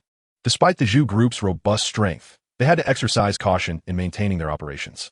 The Shanghai Construction Bureau's project was a colossal undertaking, exceeding 10 billion. If they succeeded in securing the bid, the infrastructure department of the Zhu Group would not face performance issues for the coming years, and the promotional value would be immeasurable. Conversely, failure could lead to a significant downturn, potentially ousting them from the infrastructure sector altogether. The infrastructure department was one of the pillars of revenue for the Zhu Group.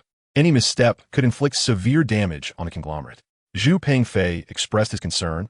"I can give you the number, but please don't frighten my good friend." Zhu Jindong disregarded his plea and abruptly ended the call. He immediately dialed another number. "Please help me investigate a young man named Zhang Wei. He is currently in Shanghai, approximately 25 years old. I require detailed information about the other party within an hour." Caution is paramount, for the entire situation exudes an air of oddity, compelling him to remain vigilant. After more than half an hour, Zhu Jindong stared in astonishment at the documents that had arrived on his phone. Initially, he believed that Zhang Wei merely sought to exploit the connection of his younger son as college roommate, perceiving him as a sycophant eager to attach himself to the Zhu Group. Had Zhang Wei been privy to Zhu Jindong's thoughts, he would have chuckled shyly, remarking, "Old comrade, your information is outdated. I acquired an authentic Picasso masterpiece just yesterday." At that moment, Zhu Jindong's dismissive attitude began to wane. It appeared that his son's friend was far from ordinary. After a moment's hesitation, he picked up his phone and dialed Zhang Wei's number. By this time, Zhang Wei was growing somewhat impatient. After all, it was late at night, and even the young require their rest. While contemplating a gentle nudge to Zhu Pengfei, his phone rang. Noticing an unfamiliar number, he answered, "Hello, who is this?" A commanding voice resonated from the other end. "I am Zhu Pengfei's father. You must be Zhang Wei, correct?" "Ah, good evening, Uncle Zhu," Zhang Wei replied, engaging in pleasantries. "Since you're calling at this hour, it seems the Zhu Group is indeed involved in the project bidding occurring the day after tomorrow." There was a brief silence before the voice continued. "Since you are friends with my son, I will not conceal the truth from you. This project is of great significance to our company. Young Zhang, have you heard any news? Zhang Wei proceeded to relay the information regarding the trader as provided by his sources. He concluded with, Uncle Zhu, I assure you that my source is absolutely reliable. At this moment, Zhu Zhendong's countenance darkened. He understood well that in the business realm, competition is fierce, and it was evident that infiltrators or bot traders had infiltrated his company. However, with the bidding approaching rapidly, it was impractical to alter the bidding strategy at this late hour. The pressing concern was to thwart the trader's dealings. Without considering that the call was still active, Zhu Zhendong picked up the landline on his desk. Secretary Li, immediately dispatch a car to my home. I need to convene an urgent meeting with the company's senior management. After issuing a few commands and hanging up the landline, he addressed Zhang Wei. Young Zhang, I appreciate the information you provided. I must attend to urgent matters, but I will reach out to you later. However, Zhang Wei hastily interrupted. Uncle Zhu, I understand your urgency, but please hold on. Given the current situation, it seems there is no time to adjust the bidding plan. I have a proposal that could perfectly resolve this issue. Would you like to hear it? Considering that Zhang Wei's intentions were entirely benevolent, Zhu Zhendong chose to exercise patience. The bidding plan took over a month to finalize. It is impossible to change it in just a few days. Please share your idea. Zhang Wei meticulously outlined his thoughts. The bidding is set for the morning after tomorrow, and I have received intelligence indicating that the trader, Qin Mulin, will conduct his dealings tonight. Since we cannot alter the bidding plan, why not provide the competing company with a false plan instead? Zhang Wei had already devised a strategy to navigate this predicament. Now that they were fully aware of the opposing party's plans, the opportunity for maneuvering had broadened. By keeping Qin Mulin under control and allowing both sides to believe the transaction was successful, they could effectively pull the wool over their eyes. Half an hour later, Zhu Zhendong laughed heartily and remarked, Xiao Zhang, your plan is quite commendable. I trust you can assist your uncle in resolving this dilemma. Zhang Wei humbly replied, my modest skills pale in comparison to your vast experience. Yet I wonder if we might involve Zhu Pengfei in this matter. Though he may seem erratic, he possesses a sense of righteousness and responsibility. I firmly believe he will achieve great things in the future. What father does not relish the praise of his son? Zhu Zhendong felt a sense of gratification upon hearing this. It is indeed fortunate for my son to have a friend like you. Very well, this matter is settled. I shall await your good news in Guanghai City. Once the affair concludes, your uncle will present you with a splendid gift that I am certain you will cherish.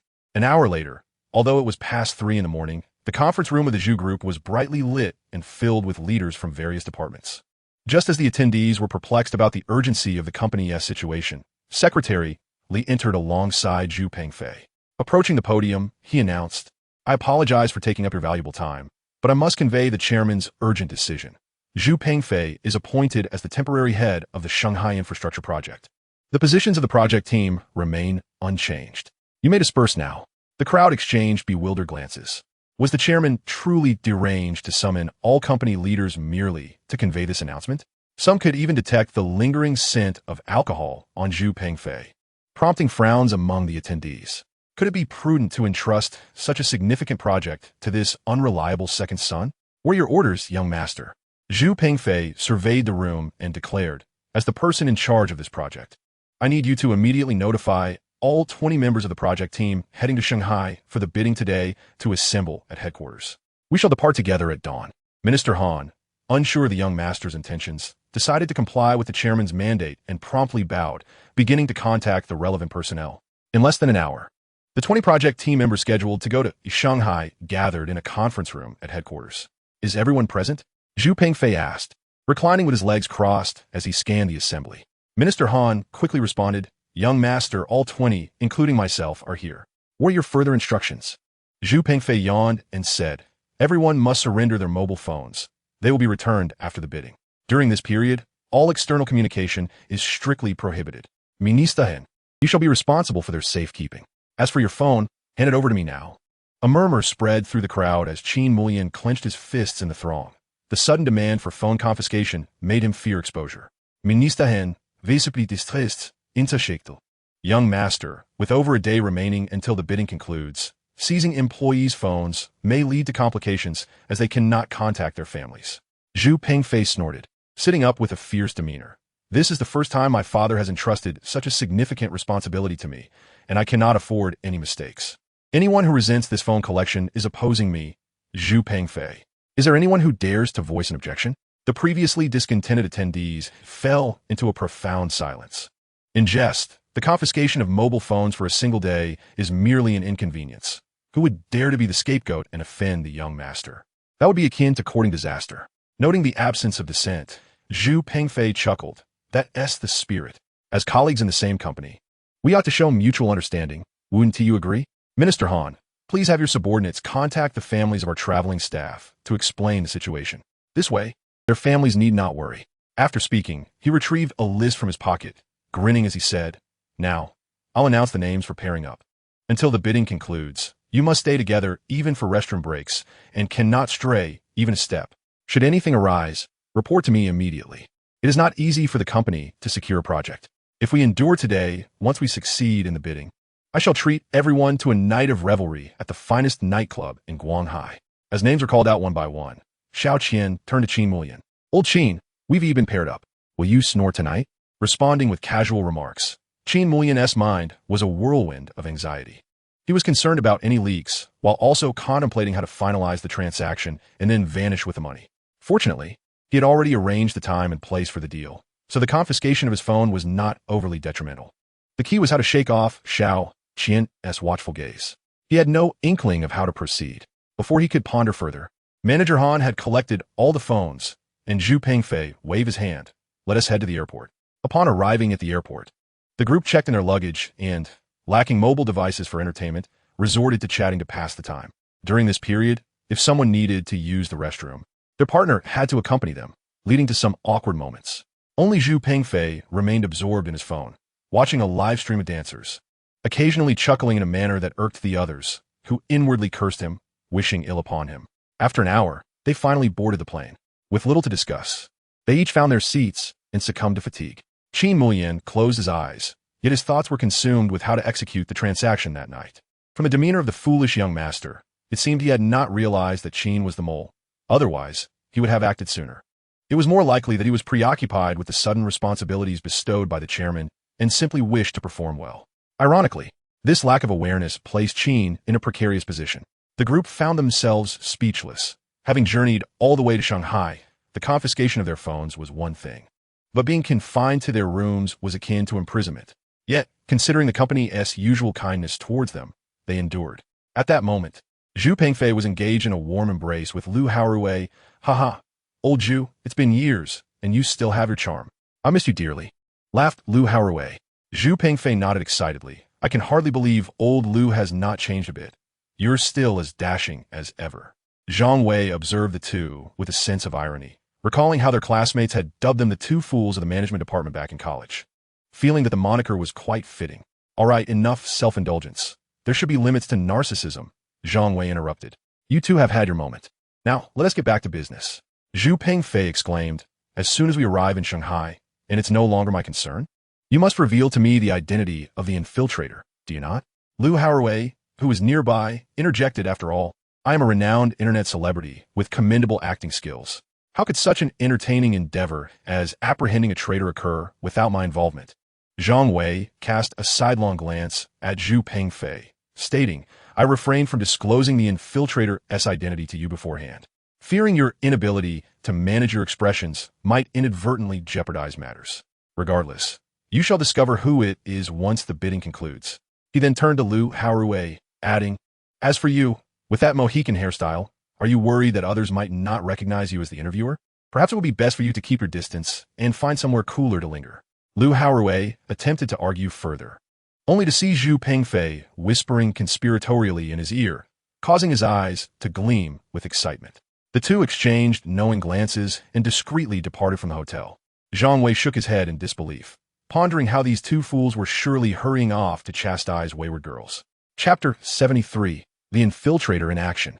At this moment, within the presidential suite on the top floor of the Hilton Hotel, and Xiaoxi knelt on the expansive bed, her fingers dancing across the keyboard, leaving a trail of messages. "Everything is normal on my end. I have taken care of what you requested." With that, she turned on the 100-inch television, indulging in the performance of Sun Honglei in Lurking. One must admit, a 100-inch television truly offers a delightful viewing experience. Should we not consider purchasing one for our home as well? Zhang Wei replied with exasperation. "You are now akin to a minor affluent lady. If you wish to indulge in your dramas, you ought to pay for it yourself. It's not as if you lack the means. 3 hours later, Qin Muyan and Xiao Qian lay languidly on the bed, boredom enveloping them. With no entertainment options available in their room, they resorted to casual conversation. Yet, the topics had nearly exhausted themselves, and they were on the verge of recounting their embarrassing childhood stories. However, they dared not venture outside, especially after Minister Han had warned them repeatedly during dinner service to remain in their rooms, threatening severe repercussions for any disobedience. Qin Muyan glanced once more at the electronic clock on the wall, noting that merely 2 hours remained until the transaction time. It was time to initiate their plan. Rising from the bed, he declared, "Xiao Qian, this is exceedingly dull. Let us retire early. A good night's rest will prepare us to face our tasks tomorrow." Xiao Qian looked at the clock, scratching his head. "But Qin Ge, it's only 7 in the evening. How can we possibly sleep this early? Besides, I napped for an hour on the plane." Qin Muyan approached the refrigerator, retrieving 2 cans of beer and handing one to Xiao Qian. "Here, let us share a drink. A little inebriation will surely help us drift off to sleep." Xiao Qian was aware of his poor tolerance for alcohol, but he reasoned that since there was nothing to occupy them while awake, enjoying a drink and then succumbing to slumber was quite agreeable. Thus, the two began to toast and drink. Before long, Xiao Qian had collapsed onto the bed, sound asleep. After ensuring that his companion was fully unconscious, Qin Muyan donned a mask, threw on a jacket, and stealthily exited the room, confirming that the corridor was devoid of familiar faces. Qin Muyan cautiously made his way to the hotel lobby, intending to summon a ride-share to the Hilton, only to remember that he had left his phone behind. Fortunately, there was some cash in my wallet as I was preparing to hail a taxi when an earnest young man in hotel uniform approached me. "Sir, are you heading out? Would you like me to assist you in calling a cab?" The attendant arrived at the perfect moment, and I nodded in affirmation. He spoke into a walkie-talkie and then turned to me with utmost respect, saying, "Sir, there's a taxi waiting at the entrance. Allow me to escort you." With a courteous gesture, he invited me to follow him. Trusting his intentions, I accompanied the attendant to the main entrance, where indeed a taxi was stationed in the designated area. Once inside the cab, the young driver greeted me warmly. "Hello? Where to?" "The Hilton Hotel." "How long will it take from here?" I inquired. The driver glanced at the central display and replied, "It's just past 8 o'clock, if traffic permits. It should take no more than half an hour." I peered at the screen, which confirmed it was indeed 8:10. A sigh of relief escaped my lips. I would surely make it in time for the transaction. Fearing that Xiao Qian might awaken or that Minister Han might come to inspect the premises, I urged the driver to accelerate. I leaned back in the rear seat, gazing at the urban nightscape outside. Once a prodigy myself, I had graduated from a prestigious university and secured a position at the Zhu Group. Full of ambition, I envisioned a promising future. However, my arrogance, stemming from my high academic qualifications, often led me to overlook the contributions of my colleagues. The consequences of my solitary approach resulted in a gradual estrangement from my peers. Last year, a colleague, Xiao Han, who had joined the company at the same time, unexpectedly rose to the position of Minister of Infrastructure, surpassing me. At that moment, my inner resentment erupted. How infuriating! Xiao Han, with neither my academic prowess nor capabilities, had no right to surpass me. This is all a manifestation of the company's hidden agendas. It is the company's fault. Betrayal is forced upon me. I am not to blame. I murmured to myself. "Sir, we have arrived at the Hilton. If convenient, please leave me a good review." "Oh, I forgot you didn't call the cab through an app. My apologies," the driver said. It was still over an hour before our agreed-upon time of 10 o'clock, but I, anxious about potential complications, opted to take the elevator immediately. Upon reaching the 5th floor and locating room 506, I rang the doorbell several times. After a moment, a deep voice from within inquired, "Who is it?" I quickly identified myself, and the door swung open to reveal a handsome young man with a furrowed brow. "Why are you here so early? Didn't we agree on 10? Situations have changed. We need to conduct the transaction ahead of schedule. By the way, where's Mr. Shi? Why isn't he here?" I asked, noticing the absence of the executive from the competing company, which made me somewhat apprehensive. The young man shrugged, saying, "You arrived too early, Mr. Shi is still at the office handling matters. With the bidding day tomorrow, he is quite busy. If you can't wait, I can set up a video conference for you to speak with him." Not daring to linger, I considered briefly and nodded in agreement. The young man respectfully made a phone call, then placed a laptop on the table and opened the video conferencing software. Before long, Mr. Shi's face appeared on the screen. "Mr. Shi, I will promptly convey the proposal to you. However, we had agreed that payment would be rendered upon delivery. May I inquire about the funds?" Qin Muyan, noticing Mr. Shi's presence, hurriedly sought confirmation regarding the payment, fearing the possibility of default. Mr. Shi, smiling at the screen, reassured him, "Rest assured. I have already sent 5 million with Xiao Zhang." Upon hearing this, Xiao Zhang, seated nearby, retrieved a black briefcase from the sofa. Upon unfastening the clasp, it revealed an abundance of renminbi. Mr. Shi continued, "Are you at ease now? Please share with me the bidding proposal from the Zhu Group. Once we succeed, you shall become the general manager of our company." With the sight of the money, Qin Mulian felt an overwhelming sense of relief and quickly expressed his gratitude. "I must sincerely thank you for your mentorship, Mr. Shi. The bidding proposal from the Zhu Group is as follows. It emphasizes the advantages of a large enterprise, pledging completion within 15 months while focusing on environmentally friendly materials. However, their greatest drawback lies in the high wages of their workers, which presents a significant cost issue. Most critically, the bidding amount from the Zhu Group has been set at 18.5 billion. We merely need to offer a slightly lower bid to secure victory." Mr. Shi, upon hearing this, was exceedingly satisfied. "Excellent. This time victory is assured. Your contribution is substantial, so allow me to congratulate you in advance on your imminent inclusion in our family." Qin Mulian was exceptionally thrilled, knowing he was on the verge of becoming an executive. Xiao Zhang, nearby, offered incessant flattery, which lightened his spirits considerably. However, he remained oblivious to the fleeting glimmer of envy in the other party's gaze. Chapter 74. Please call me Conan. Once the bidding concludes, I can easily devise an excuse to detach from the group and later collect the 5 million in cash. Qin Mulian couldn't help but revel in the brilliance of his plan. Upon returning to his hotel room and confirming that Xiao Qian was still fast asleep, he finally felt at ease. The mere thought of witnessing the astonished expressions of Minister Han and the affluent heir, Zhu Xiao, upon learning of their bidding failure filled him with immense satisfaction. The following day, Minister Han knocked on Zhu Pengfei's door, but after a brief wait, it was a young man he did not recognize who answered. Minister Han hesitantly inquired, "Excuse me, where has Zhu Xiao gone?" "Hello, Minister Han." Zhang Wei greeted with a smile. "Do not concern yourself with Zhu Pengfei's whereabouts. Simply follow the chairman's instructions." With that, he dialed Zhu Jindong's number, signaling for the other party to answer. "All right, Chairman, I understand," Minister Han said, returning the phone to Zhang Wei after the call ended. Although he was curious about the young man's identity, the chairman had instructed him to participate in the bidding as usual, and he had no reason to disobey. After breakfast, the group made their way to the Grand Hall of the Construction Bureau, where a dozen leaders were seated on the podium. The company competing against the Zhu Group had arrived earlier, led personally by Mr. Shi. Qin Mulian discreetly nodded to the opposing party amidst the crowd, patiently awaiting the commencement of the bidding. At that moment, a leader from the Construction Bureau approached the front of the stage, announcing, "I hereby declare that the registration period for this bidding has concluded. Currently, 2 companies, the Zhu Group and Phoenix Holdings, are participating. Now, may both parties submit their bidding plans and the respective amounts." "Thank you." After Minister Han and General Manager Shi submitted their bids, a leader announced, "All right, now please have both companies exit the room. Our Ministry of Construction will convene for a discussion. We will call you back in shortly to announce the results." The crowd exited the Grand Hall and was ushered into a conference room. At that moment, General Manager Shi approached Minister Han with a triumphant smile, saying, "We owe our potential victory in this bid to the generous support of the Zhu Group." Minister Han looked at him in confusion, wondering if General Manager Shi had lost his senses. The results of the bidding had yet to be revealed, and here he was speaking nonsensically. Noticing the perplexity on Minister Han's face, General Manager Shi chose not to elaborate and instead pointed to Qin Mulian among the crowd, stating, "Xiao Qin, come over here.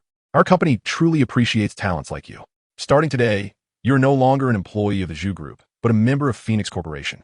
At this declaration, the members of the Zhu Group felt as though they had plunged into an icy abyss, gazing at Qin Mulian in shock. Minister Han, in a fit of rage, shouted, "Old Qin, is what he said true? I can't believe you would betray the company. This is a crime." To this, General Manager Shi laughed heartily. "Minister Han, without evidence, do not hurl baseless accusations. Our company merely appreciates employees like Qin Mulian. His decision to resign and join us is entirely unrelated to this bidding process." Qin Mulian was taken aback by General Manager Shi's unexpected move. Faced with the ire of the crowd, he realized that his reputation in the industry was irrevocably tarnished from this moment onward. He would henceforth be reliant on Phoenix Group. With a silent sigh, he resigned himself to this path. He stepped closer to General Manager Shi and coldly remarked to Minister Han, "You, of such caliber, believe you can lord over me? In terms of capability, what makes you superior?" The Zhu group fails to recognize my talents. Why should I remain here? Minister Han was thrown into disarray upon hearing this. It was evident that Qin Mulian had betrayed them. The opposing side had learned of their bidding strategy and pricing in advance, making failure inevitable. The thought of losing this significant project left the ministry in despair, potentially leading to its dissolution. The crowd exchanged glances, utterly at a loss. Hastily, Minister Han moved to the conference room and dialed Chairman Zhu Zhendong's number. He reported the series of unforeseen developments in detail. Do not worry. Simply await the results. There may still be a twist in the tale. Chairman Zhu's calm demeanor on the other end of the line was unexpectedly serene, as if the matter held no weight. Minister Han understood that a successful bid was now impossible. They were merely awaiting the inevitable proclamation of defeat. He could only sigh at the chairman's unwarranted optimism. Thus, the two groups sat on opposite sides of the reception room, one engulfed in gloom, the other exuberant, akin to a juxtaposition of heaven and hell manifesting within that small space. Time passed, though its length was indeterminate, until finally, the door to the reception room was pushed open. An official from the construction bureau entered and announced, "The bidding results are in. Both parties are requested to proceed to hear the results." Minister Han, devoid of hope yet maintaining a solemn expression, led his team into the grand hall. At this moment, the leaders on the podium, seeing that everyone had gathered, rose to speak. After our discussions, we have conducted a thorough examination of the construction plans and cost quotations from both the Zhu Group and Fengwang Company. We are now ready to announce the results. Upon finishing, he lifted his gaze towards the crowd. Congratulations to the Zhu Group for winning the bid. A hearty laugh followed. Suddenly, as General Manager Shi was about to stand and take the stage, he found himself frozen in place.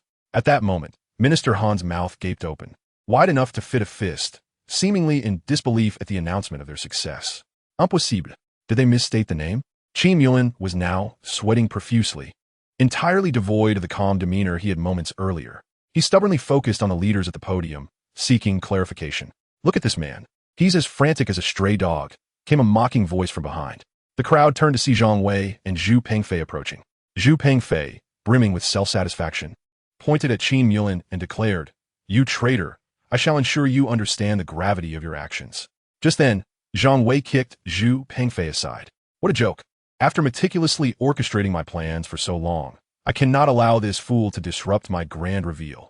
Qin Mulian's eyes widened in shock. "How could it be you? Aren't you that Xiao Zhang from yesterday?" Zhang Wei chuckled heartily. "Indeed, I bear the surname Zhang, but I am certainly not an employee of Fengwang Group. In fact, we were aware of your betrayal long before you arrived in Shanghai. Thus, we cleverly allowed you to provide General Manager Shi with a false quotation and bidding plan." Qin Mulian shouted back, "Impossible. The bidding proposal took over a month to prepare. There's no way to produce a new plan in such a short time. The plan I submitted to General Manager Shi is undoubtedly genuine." Zhang Wei gazed at him mockingly. "Are you certain that you presented it to General Manager Shi himself?" Chapter 75, Revealing the Truth. Qin Mulian bellowed, "I was clearly on a video call with General Manager Shi. There must be some mistake." General Manager Shi, standing nearby, appeared puzzled as well. "Indeed, I remember vividly that Qin Mulian, you called me via video at 10 o'clock. Although you weren't physically present, the information was relayed to me." Qin Mulian looked bewildered. "You must be mistaken. It was you who did not come to the Hilton. Moreover, I did not initiate the video call at 10. I arrived early yesterday, and it was at most before 9. Zhang Wei sneered. "Do you know why we confiscated your phones? Aside from preventing communication between you prior to the transaction, the key reason was that without your phones, and without wearing a watch, your perception of time would have blurred after spending half a day in the room. The only source of time information was the electronic clock in the room. But what you didn't know was that I had adjusted the electronic clock to be an hour fast, and the television being inoperable was also my doing, as I arranged the room. Thus, I had an entire hour's discrepancy." Zhang Wei laughed heartily. "The moment you entered and told me the contact surname was Shi, you had already sealed your fate." At that moment, within the luxurious suite atop the Hilton Hotel, an individual had meticulously scrutinized every aspect of the senior executives of the Phoenix Group, making it quite effortless to locate videos and photographs of General Manager Shi. The only uncertainty remained regarding which specific executive was involved in the transaction.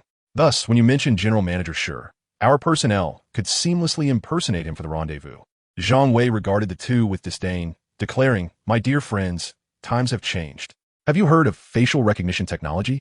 With the genius hacker girl and Xiaoxi at the helm, altering a face for a video call is child's play. Therefore, I revealed the quotations and plans of the Zhu group to an acquaintance of yours. Qin Yulin murmured vacantly.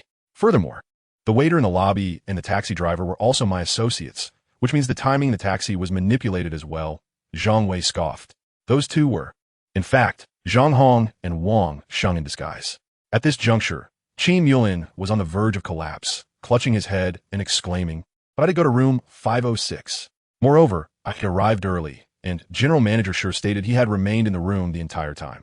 Even if you adjusted the time, we should have encountered each other. That is because we were already aware of your transaction's location and had tampered with the room number beforehand. What you believed to be room 506 was actually room 504. Ironically, during your transaction, you were merely a wall apart from General Manager Sure, yet unable to meet, with the last vestige of hope extinguished." Qin Yulin collapsed weakly to the ground. At that moment, Zhang Wei finally experienced the exhilarating thrill akin to that of a detective. I must confess, I adore deduction. However, Zhang Wei was determined to deliver a final blow. Turning to General Manager Sure, he remarked, "As for this esteemed executive, he too cannot escape culpability. It will be fitting for them to share a sewing machine together." Upon hearing this, General Manager Sure's complexion turned ashen. He realized that both he and Phoenix Holdings were doomed. The evidence was irrefutable, and the lawyers from the Zhu Group were not to be trifled with. They would not relent until they had brought the entire empire to ruin, leaving no stone unturned. Before long, officers from the Economic Investigation Unit ascended the staircase to escort both Qin Yulin and General Manager Sure for interrogation. Minister Han, meanwhile, was overjoyed as he signed a project contract with the leaders of the Construction Bureau. Thus, the incident was resolved flawlessly, leaving everyone content. Yet, Zhu Pengfei wore a glum expression. He had only learned of the entire operational plan from Zhang Wei earlier that morning. He had anticipated a chance to shine, but was mercilessly cast aside. Were it not for their camaraderie, he would have found it impossible to forgive Zhang Wei. "You should be grateful. I have done all the heavy lifting for you. Now that the bidding has succeeded, as the project leader, you should bask in the accolades without complaint," Zhang Wei derided. At that moment, a voice emerged from behind Zhu Pengfei. "What should we request then?" Zhang Wei glanced at the newcomer, signaling discreetly to Zhu Pengfei, who was currently in a state of excitement, and instinctively replied, "You must buy me a new sports car, and promote me, perhaps with a beautiful secretary at my disposal. Let the secretary handle the tasks. As for me, I have longed to unlock this new scene in the corporate office." At this point, Minister Han and several employees stood awkwardly nearby, their expressions a mix of suppressed laughter and disbelief as they gazed at the figure behind Zhu Pengfei. Upon turning around, Zhu Pengfei was met with the sight of his father standing there, expressionless, observing him with an unwavering gaze. "Well, if I were to say that those previous remarks were merely in jest, would you believe me, Dad?" As the tension escalated, Zhu Zhendong was poised to unbuckle his belt and administer discipline. Zhang Wei hurriedly intervened, addressing Zhu Pengfei. "Hello, Uncle Zhu. It is a pleasure to finally meet you." Zhu Zhendong raised his hand and emphatically nodded at Zhu Pengfei, but upon turning, his expression softened into one of warmth. "Young Zhang, the success of this bidding process is largely attributed to your assistance." Zhang Wei humbly replied, "I merely provided some support. The Zhu Group's formidable strength would have ensured the project's acquisition without any interference from petty individuals." He gestured towards Zhu Pengfei. "Old Zhu has also been instrumental. Without his oversight, my plans would have been considerably more challenging. Please do not penalize him." Zhu Zhendong nodded. "Young Zhang, do not be so modest. I shall ensure that you receive a token of appreciation. Do not refuse it when the time comes." He then turned to Zhu Pengfei and admonished, "Listen, both of you are of similar age, yet look how considerate Zhang Wei is. It is indeed a fortune to have such a friend." As noon approached, Zhu Zhendong, in high spirits, instructed Minister Han to reserve a venue for a celebratory banquet for the entire project team. Zhang Wei, aware that he was not an internal member of the Zhu Group, politely declined the invitation. Before departing, he pulled Zhu Pengfei aside and inquired, "By the way, didn't Lu Haorui go out with you last night? Where is he?" Feeling perplexed, Zhang Wei exchanged farewells with Zhu Zhendong and the others before driving towards Jiangnan Garden. Chapter 76, The Oil Painting Unveiled. Upon arriving, Zhang Wei witnessed two movers posing for a photograph with Lu Haorui, in contrast to his usual exuberance when encountering fans. Lu Haorui's smile appeared rather strained. Ignoring him, Zhang Wei stepped into the living room and found in Xiaoxi adjusting a 100-inch smart screen. "Your pace is astonishing. Just earlier you expressed a desire for a large television, and now it's already set up?" Zhang Wei exclaimed in surprise. and Xiaoxi gave a thumbs up. Jingxi is simply remarkable. At that moment, Lu Haorui, having dismissed the television installers, entered the room looking rather lackluster. Zhang Wei promptly inquired, "What exactly transpired yesterday?" Zhu Pengfei, at a loss for words, faltered in his response. Lu Haorui ushered Zhang Wei to the sofa, his expression a mixture of emotions. "Old Zhang, yesterday, old Zhu took me to a rather upscale nightclub. I was engaged in pleasant conversation with a girl, and then, well, we ended up at a hotel. Isn't that wonderful? Why do you appear so discontented about finding someone?" Zhang Wei questioned, puzzled. "I was initially quite pleased," Lu Haorui replied, his expression complicated. "Upon arriving in the room, the person suggested taking a shower first. With nothing else to occupy my time, I lay on the bed to watch some television. Now, I must interject," Zhang Wei remarked. Somewhat exasperated, "What era are we in? A grown man should certainly be more mindful of personal hygiene. How can one forego a shower? Brother Rui, you are rather unkempt. What happened next?" And Xiaoxi interjected, her disdain palpable, yet her ears perked up, eager not to miss any juicy gossip, her feet rooted to the spot. Lu Haorui, with a forlorn expression, recounted, "The other party seemed unfazed, but when they emerged, I was taken aback to discover that the individual was, in fact, a male." Cough, cough, cough. Zhang Wei nearly choked on his own saliva, and Xiaoxi paused for a moment before bursting into uncontrollable laughter, pointing at Lu Haorui and exclaiming, "Oh dear, I can't take it anymore. Is this what they mean online when they say Jia Good doesn't want it? Good brothers should support each other, right? Zhang Wei, you must be cautious when sharing a restroom with him in the future. Ha ha ha." Lu Haorui trembled with anger, gesturing towards Xiaoxi. "It was too dim in the nightclub, and that person was dressed like a woman. I simply couldn't see clearly." "No more laughter from you, you little sharp-tongued sprite." Zhang Wei nodded in agreement, prompting Lu Haorui to ask, "Old Zhang, you think she has a sharp tongue too, don't you?" Zhang Wei shrugged. "It's quite evident. We only have one little sprite in our home." It seems Lu Haorui's journey towards leaving his virginity behind remains fraught with challenges. After a while of their playful banter, Lu Haorui, being somewhat carefree, temporarily forgot his embarrassing incident. At that moment, Zhang Wei's stomach growled, and the trio began to deliberate on what to eat. Suddenly, Zhang Wei recalled that the intelligence system had mentioned a French expert, introduced by Hong Yu, was to visit today to view some paintings. With a grand gesture, he declared, "We've already dined at the Criminal Police Brigade's cafeteria. We must not miss out on the dining facilities of the Shanghai Museum. Let us go and exhaust Uncle Yu's meal card." An hour later, Yu Hongtao glared at the trio before him, who were patting their bellies and picking their teeth, filled with indignation. He had been working when these three burst in, dragging him to the cafeteria for a meal. As the museum director, treating someone to a meal at the cafeteria was trivial. Yet these three consumed enough for 6 people and then proceeded to critique the food, claiming that their museum's cafeteria was inferior to that of the Criminal Police Brigade. They were exceedingly picky, and Zhang Wei went so far as to suggest he would return in a few days to check for improvements, truly treating the place as if it were his own home. After finishing their meal, they hurried back to the office, as the French expert had already been waiting there for quite some time. If they delayed further, one might think that our museum lacked proper decorum. Yu Hongtao, with a scowl, ushered them out. The distinguished guest was Professor Anatole, an authentication expert from the Louvre in France, who had come to discuss the potential purchase of a Picasso painting. As the three entered, Hong Yu rose to introduce the elderly gentleman to them. Professor Anatole appeared quite enthusiastic, immediately embracing the trio and exclaiming, "You discovered the painting hidden within the layers? My goodness, this is incredible. The entire affair could be turned into a novel for publication." Zhang Wei chuckled. "If the opportunity arises, I would indeed be interested in publishing this story." Professor Anatole nodded, then turned to point at the already framed oil painting. "Let us discuss this piece. This is a work from Picasso's transitional period, where he began to establish his distinctive style. It holds significant research value. I wonder, would you be willing to sell it?" Zhang Wei mused to himself how pleasant this old gentleman was. Typically, when purchasing items, even the most eager buyers tend to express dissatisfaction and attempt to haggle. It was quite rare for someone to shower such praise right from the start. Hong Yu, noticing Zhang Wei's confusion, explained, "Do not blame Professor Anatole for his excitement.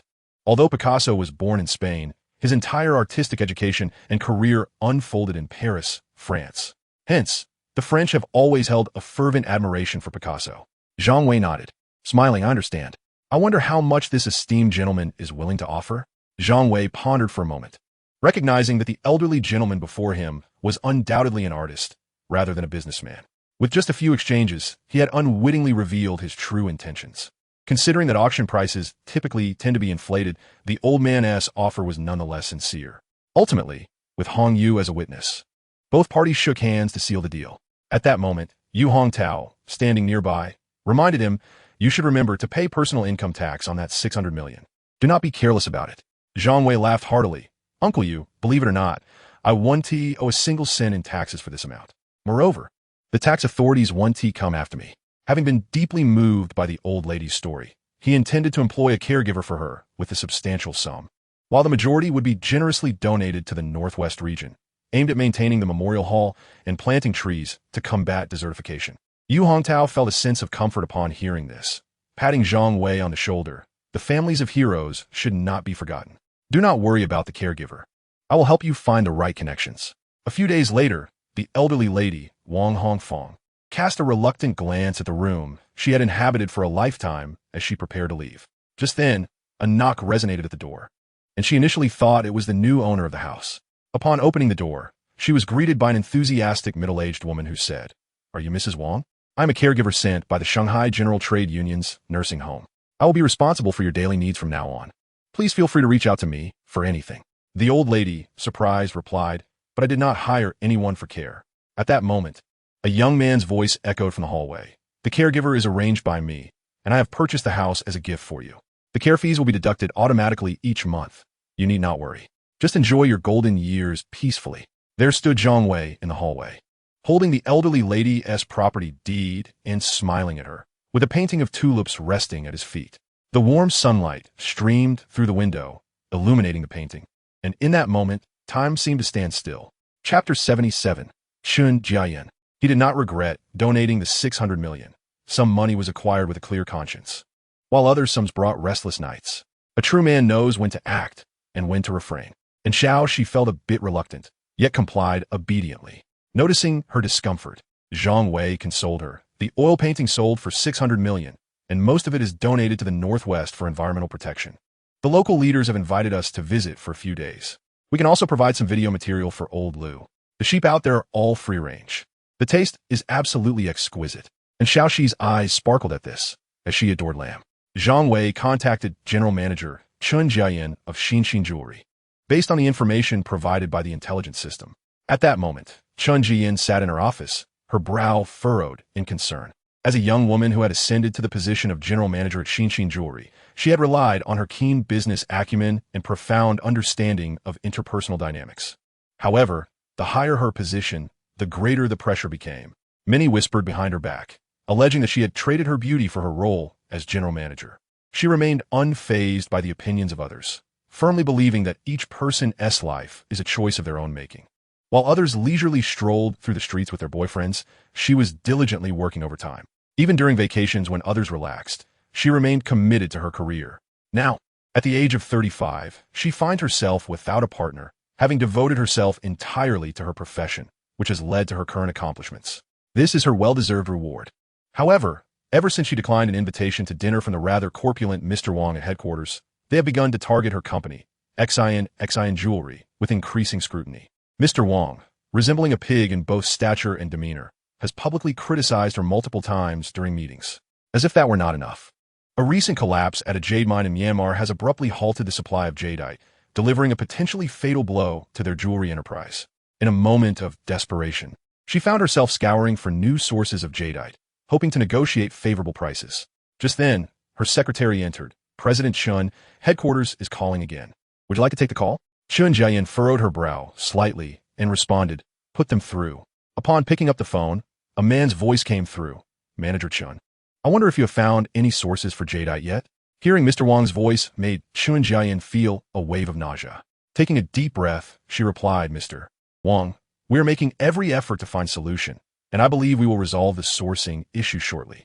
Making every effort, he scoffed. "I'm tired of hearing that. Spare me the platitudes." Chun Jiayan patiently explained, "Currently, the market is experiencing a shortage of supply, which is a challenge all jewelry companies are facing. Please allow me some time to rectify this." Mr. Wang sneered, "Give you time?" What about our customers? XIN Jewelry targets the high-end luxury market. Do you realize the damage to our brand value from not having even a single piece of jadeite?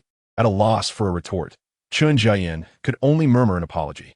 However, Mr. Wang's tone then shifted to one of feigned sympathy. President Chun, I understand your difficulties. How about this? I've reserved a private room for dinner tonight. If you join me, I can help explain the situation to headquarters. What do you say? Chun Jian recognized that this hefty man was likely concocting some scheme. Although reluctant, her current predicament left her with little choice but to acquiesce, planning to bring her secretary along for support. After all, Mr. Wang wouldn't dare confront her directly. After hanging up, she was about to instruct her secretary when the phone rang again. Pausing for a moment, she considered that the jewelry industry was not particularly vast.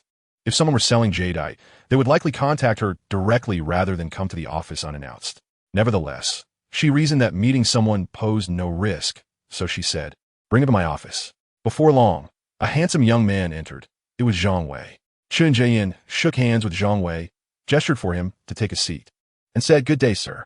If I'm not mistaken, this is our first meeting, correct?" "Indeed, it is. I only heard about XIN Jewelry yesterday," Zhang Wei replied with a smile. Chun Jian had little hope for this encounter, suspecting that he had only obtained her contact information due to possessing a jadeite ring. However, her admirable professional demeanor rendered her expression unchanged. "Sir, if you wish to sell your jade jewelry, I can escort you to the testing department downstairs. Rest assured, the pricing will be fair."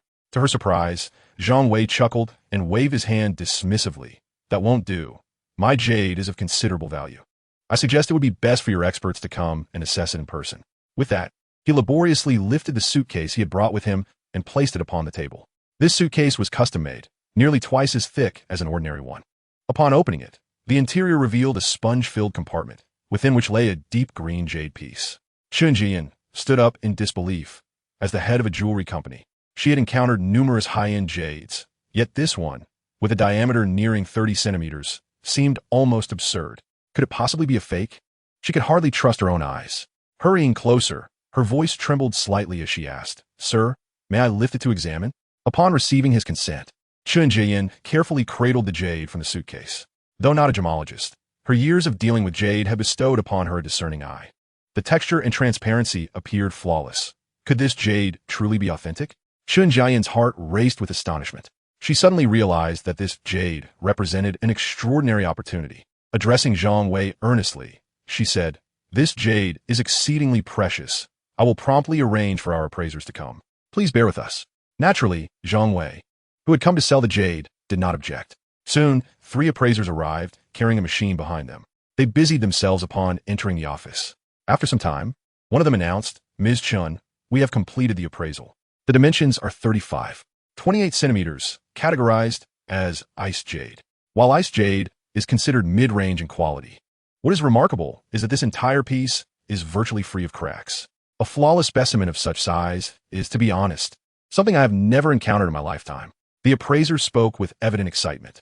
Chun Jian's heart surged with emotion. This was a rare high-quality piece.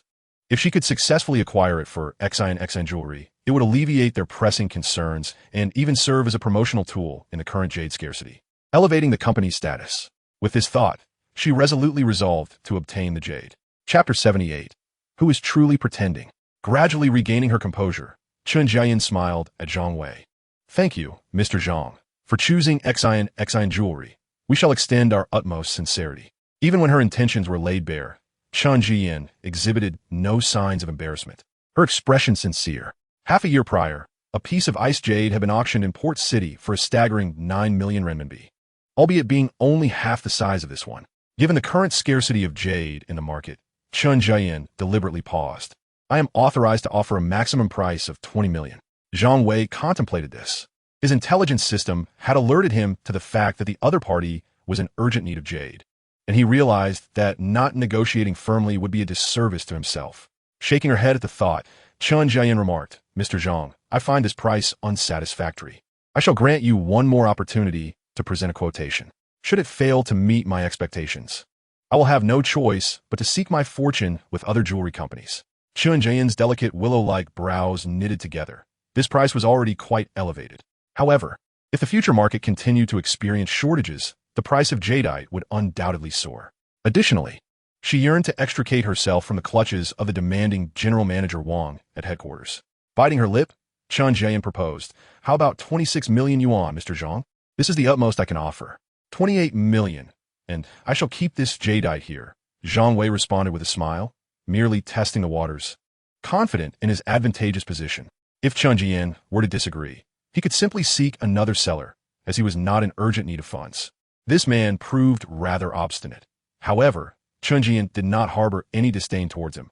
Instead, she found his negotiation skills quite admirable. With a sigh of relief, she extended her hand to shake Zhang Wei's, declaring, "Mr. Zhang, you have triumphed. Our company is prepared to finalize this transaction at your proposed price." Zhang Wei beamed in return. "I believe this is merely the beginning. There will be ample opportunities for collaboration ahead." Chen Jian nodded and instructed her secretary to retrieve the transaction contract while arranging for the accountant to issue a check.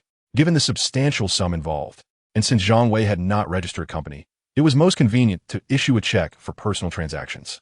Zhang Wei felt immense satisfaction. After taxes and distributing dividends to Xiaoxi and the others, his assets would surpass 37 million yuan. The luxury residence by the Huangpu River was now within reach. After signing the contract and receiving the check, Zhang Wei intended to exchange pleasantries before departing. Just then, a commotion arose outside the door, with the secretary calling out, "General Wang, there is an important client inside. You cannot enter." As both individuals were perplexed, the door was forcefully pushed open, revealing a middle-aged man. Standing under 1.7 meters tall, he bore a rotund figure, particularly evident in his protruding belly, which strained against his tailored suit.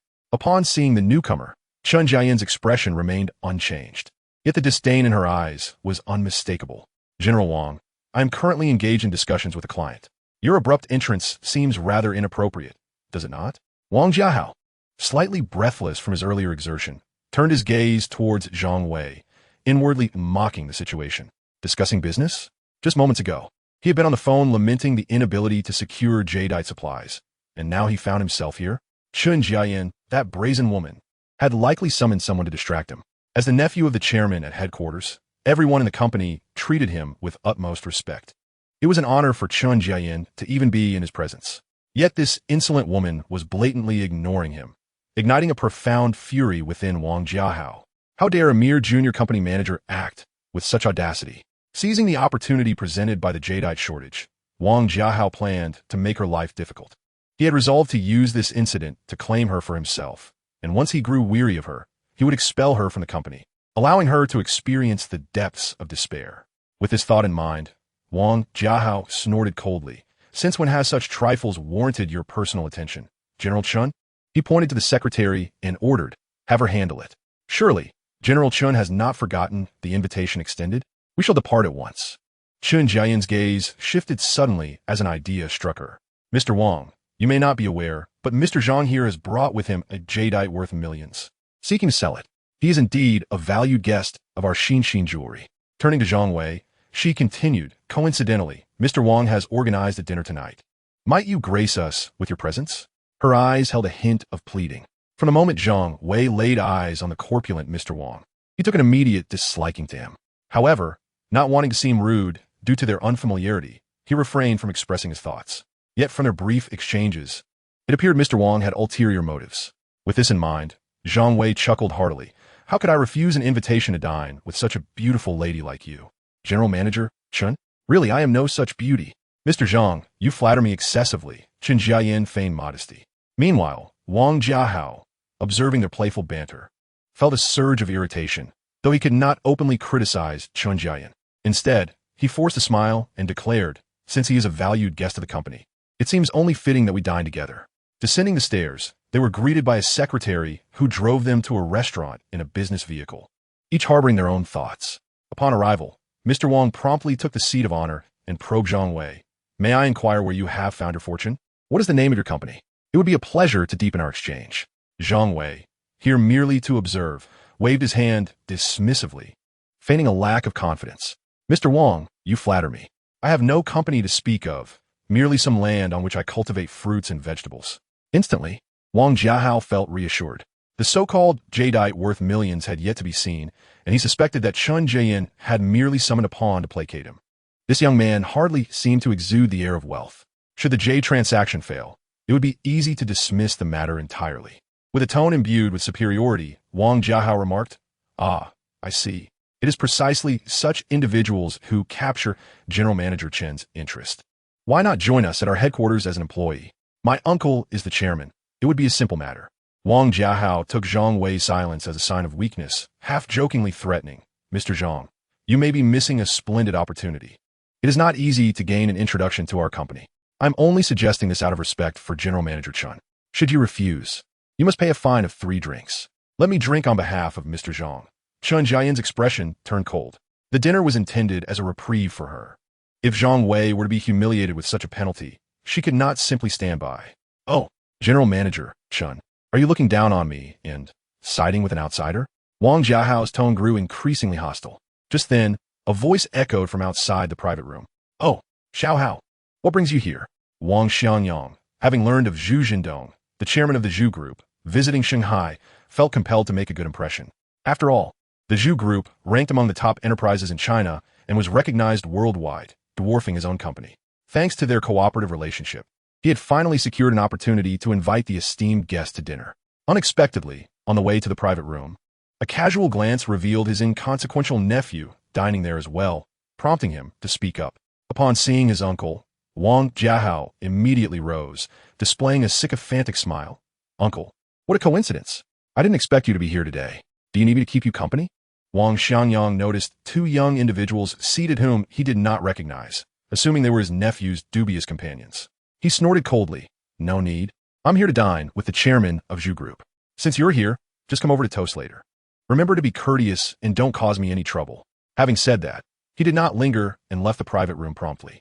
The individual he referred to as the chairman of Zhu Group must be Zhu Jindong, Zhang Wei pondered. Indeed, Zhu Jindong had been in Shanghai these past few days. Most likely the same person. What a coincidence it was. Zhang Wei was curious about how Mr. Wang would react upon discovering his acquaintance with Zhu Jindong. He felt a twinge of anticipation. "You must have heard of Zhu Group, right? It's one of the foremost conglomerates in the country, and we have business dealings with them. Given today's circumstances, if negotiations go well, it could deepen our collaboration," Wang Jiahao boasted, as if orchestrating the entire affair himself. Feigning surprise, Zhang Wei exclaimed, "Ah, that is quite an impressive enterprise. Mr. Wang, you must take me along when toasting later. It would certainly enhance my standing when mentioned." At that moment, Chun Jian's expression reflected a hint of disdain. She had initially thought Zhang Wei to be of decent character, only to discover he was just another sycophant. Wang Jiahao, indifferent to such judgments, laughed heartily. "You're quite savvy. In that case, follow my lead later when we toast. Just remember not to speak out of turn." Meanwhile, Wang Xiangyang stood at the entrance of an even more luxurious private room, welcoming Zhu Jindong's arrival. "Mr. Zhu, welcome. Your presence truly graces us. May I inquire who this gentleman is behind you?" Wang Xiangyang smiled, complimenting while also inquiring about the middle-aged man accompanying Zhu Jindong. Zhu Jindong gestured to the man and said, "This is Jiang Jianhua, chairman of Shuzhou Heavy Industry Group. Our company secured a major infrastructure project yesterday, so I invited him to discuss it today." Had Zhang Wei been present, he would have recognized the newcomer as the father of the boy involved in the previous kidnapping case, who had offered him $1 million as compensation. Jiang Jianhua waved his hand with a smile. "I apologize for attending uninvited." "Not at all. Your esteemed name is well known, and it is truly an honor to share a meal with you," Wang Xiangyang hastily replied. It was no jest. Shuzhou Heavy Industry was a state-owned enterprise, and Jiang Jianhua was no ordinary businessman, but a capable official at the bureau level. Without Zhu Jindong's connections, he wouldn't even have the privilege to speak. As everyone took their seats, Zhu Jindong and Jiang Jianhua engaged in discussions regarding the infrastructure project, leaving Wang Xiangyang, the host, sidelined. Yet, he dared not express any discontent, merely watching and smiling politely from the side. At that moment, Wang Jiahao entered the private room with an obsequious demeanor, followed by Chun Jian and Zhang Wei. Upon noticing his nephew approaching to propose a toast, Wang Xiangyang, concerned that he might say something inappropriate, promptly addressed the assembly with respect. "Allow me to introduce my nephew, Wang Jiahao. He is currently biding his time at my company and has come here today to partake in the meal and broaden his horizons." He then turned sharply, admonishing, "What are you standing there for? Hurry and greet the 2 chairmen." Startled, Wang Jiahao bowed deeply, only to find the 2 middle-aged gentlemen seated before him, gazing in his direction with a degree of astonishment, before swiftly rising and striding towards him. Wang Jiahao felt a mixture of surprise and honor. He had not anticipated such cordiality from these prominent figures upon their first encounter. It seemed they held him in favorable regard. As he extended his hand, intending to shake theirs, he was taken aback when they completely disregarded him, bypassing him to approach Zhang Wei directly. Jiang Jianhua, brimming with excitement, grasped Zhang Wei's arm and exclaimed, "Young brother, what a surprise to find you here. I was worried about the child after our last encounter. I left rather abruptly and neglected my manners." "Uncle Jiang, you are far too gracious. I merely acted as I should," Zhang Wei replied modestly. Zhu Zhendong, witnessing their familiarity, expressed his astonishment. "Old Jiang, what a coincidence. You know Zhang Wei as well?" Jiang Jianhua responded animatedly. "Of course I know young Zhang. He is a benefactor to our family. Pray tell, does Zhu also share a connection with him?" Zhu Zhendong laughed heartily. "Well, if he calls me Uncle Zhu, I suppose we are quite familiar. Moreover, it was Zhang Wei who advocated tirelessly for my recent project. Without his assistance, I might have faced disaster." Zhang Wei quickly deflected the praise, stating, "Uncle Zhu, surely you are aware of my modest capabilities? Please, no flattery." The unexpected intersection of their paths was indeed remarkable. At that moment, Wang Jiahao stood in a state of bewilderment, finding himself entranced by the unfolding scene. He had once thought this young man merely a handsome face, coasting through life on charm alone. Little did he know, this individual possessed an extraordinary background, one that commanded respect from even his own uncle. Wang Xiangyang, though equally astonished, regained his composure and warmly welcomed. "I had no idea that Jiahao's friend was so accomplished. Come, take a seat. Jiahao, why are you standing there?" Quickly summon the waiter to add a few more places. "Do not concern yourselves with your private room. It will all be on my tab." At this juncture, Wang Jiahao felt a cold sweat trickle down his back, burdened by the unspoken dread of his earlier arrogance before Zhang Wei. He had been haughty and dismissive, failing to acknowledge the man's stature. Now, with the tables turned, he could only cast a pleading glance in Zhang Wei's direction, uncertain of how the latter might retaliate. Meanwhile, Chun Jiayin was similarly astounded, realizing that Zhang Wei possessed such an impressive network. Reflecting on her earlier deference to Wang Jiahao, she now recognized it as mere folly, having been unwittingly entertained by the young man's delusions of grandeur. Zhang Wei, unyielding towards Wang Jiahao, smiled and addressed the gathering. "I cannot claim the title of friend.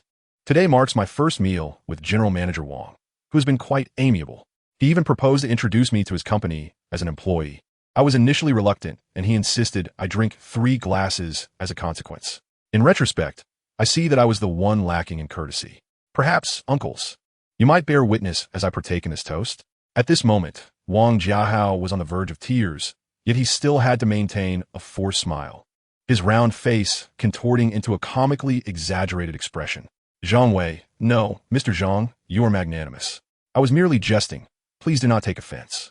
Zhu Zhendong and Jiang Jianhua, seasoned veterans in this game, could easily discern the tension in Zhang Wei's tone. Clearly, he harbored no fondness for this rotund figure. "Mr. Wang, this young man, Xiao Zhang, is a close associate of my family. I have complete faith in his character. You must provide an explanation for this situation." Zhu Zhendong's voice was icy, and Jiang Jianhua cast a menacing glare in their direction. Wang Xianyang, witnessing his nephew's desperate plea for help, felt an overwhelming urge to dismember him and flush the pieces down the toilet. "You have offended someone you cannot afford to cross, and now you seek my assistance. But whom can I turn to for help?" Chapter 80. The Intelligence Update. Wang Jiahao stood frozen in place, unable to comprehend that his uncle not only refused to assist him, but treated him with such disdain. Wang Xianyang, witnessing his nephew's silence, erupted in fury. "My words have become meaningless? Get out of my sight now." Startled, Wang Jiahao scrambled out of the private room, fear compelling him to obey. Now suddenly stripped of all support, he recalled the derisive laughter of his colleagues upon learning of his predicament, and a fierce glint appeared in his eyes. All of this was instigated by Zhang Wei. Had he not shown up, he would not have been cast out like a stray dog. "Since I have lost everything, I shall ensure you do not escape unscathed." With that thought, Wang Jiahao seized his phone and dialed a number. "Brother Bao, keep an eye on someone for me. He is dining at Shanghai number 1. Follow him to his residence and gather the brothers to deal with him severely. Ideally, leave him in a vegetative state." Meanwhile, Zhang Wei remained blissfully unaware of Wang Jiahao's vengeful intentions, engrossed in discussions about Picasso's oil paintings with those around him, who expressed their astonishment. Zhu Zhendong interjected. "By the way, I have yet to deliver the token of appreciation from my uncle. Tomorrow morning, I will send Zhu Pengfei to your place. This lad, upon arriving at Shanghai, has been like a dog unleashed from its cage, gallivanting daily without a trace. Zhang Wei chuckled inwardly. Noting that Zhu Pengfei was likened to a dog, Zhu Zhendong had inadvertently insulted himself. After a while, Zhang Wei prepared to leave, feeling exhausted from the day's dealings in jade and oil paintings. Given that Zhu Zhendong and his companions were engaged in business conversations, it was best for him not to linger.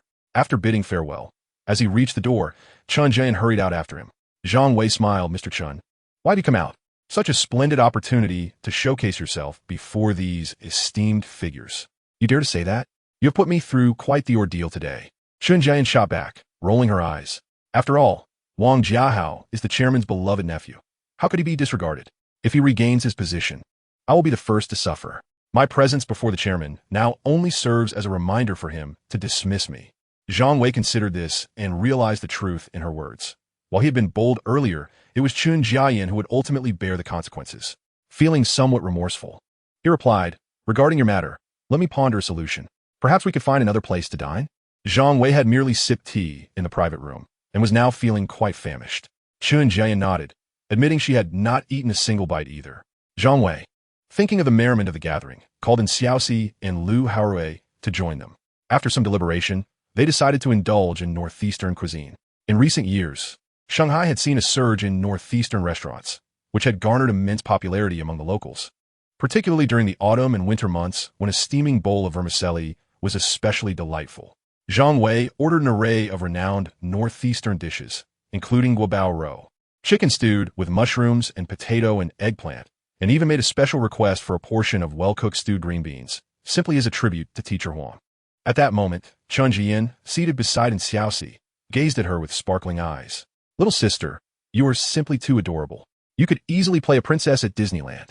And Xiaoxi felt a bit bashful from the compliment and shyly smiled. Oh no, sister, you are the true beauty here. Lu Haorui leaned closer to Zhang Wei and whispered, Old Zhang, do you think Xiaoxi has a dual personality? She lost a game yesterday and actually let her dog bite me. She seems like a completely different person now. Zhang Wei replied nonchalantly, You know too much. Be careful, or you might lose your name. I certainly do not wish to wake up one day to find my ID has been changed to Zhang Fugue. There exists a curious connection between people.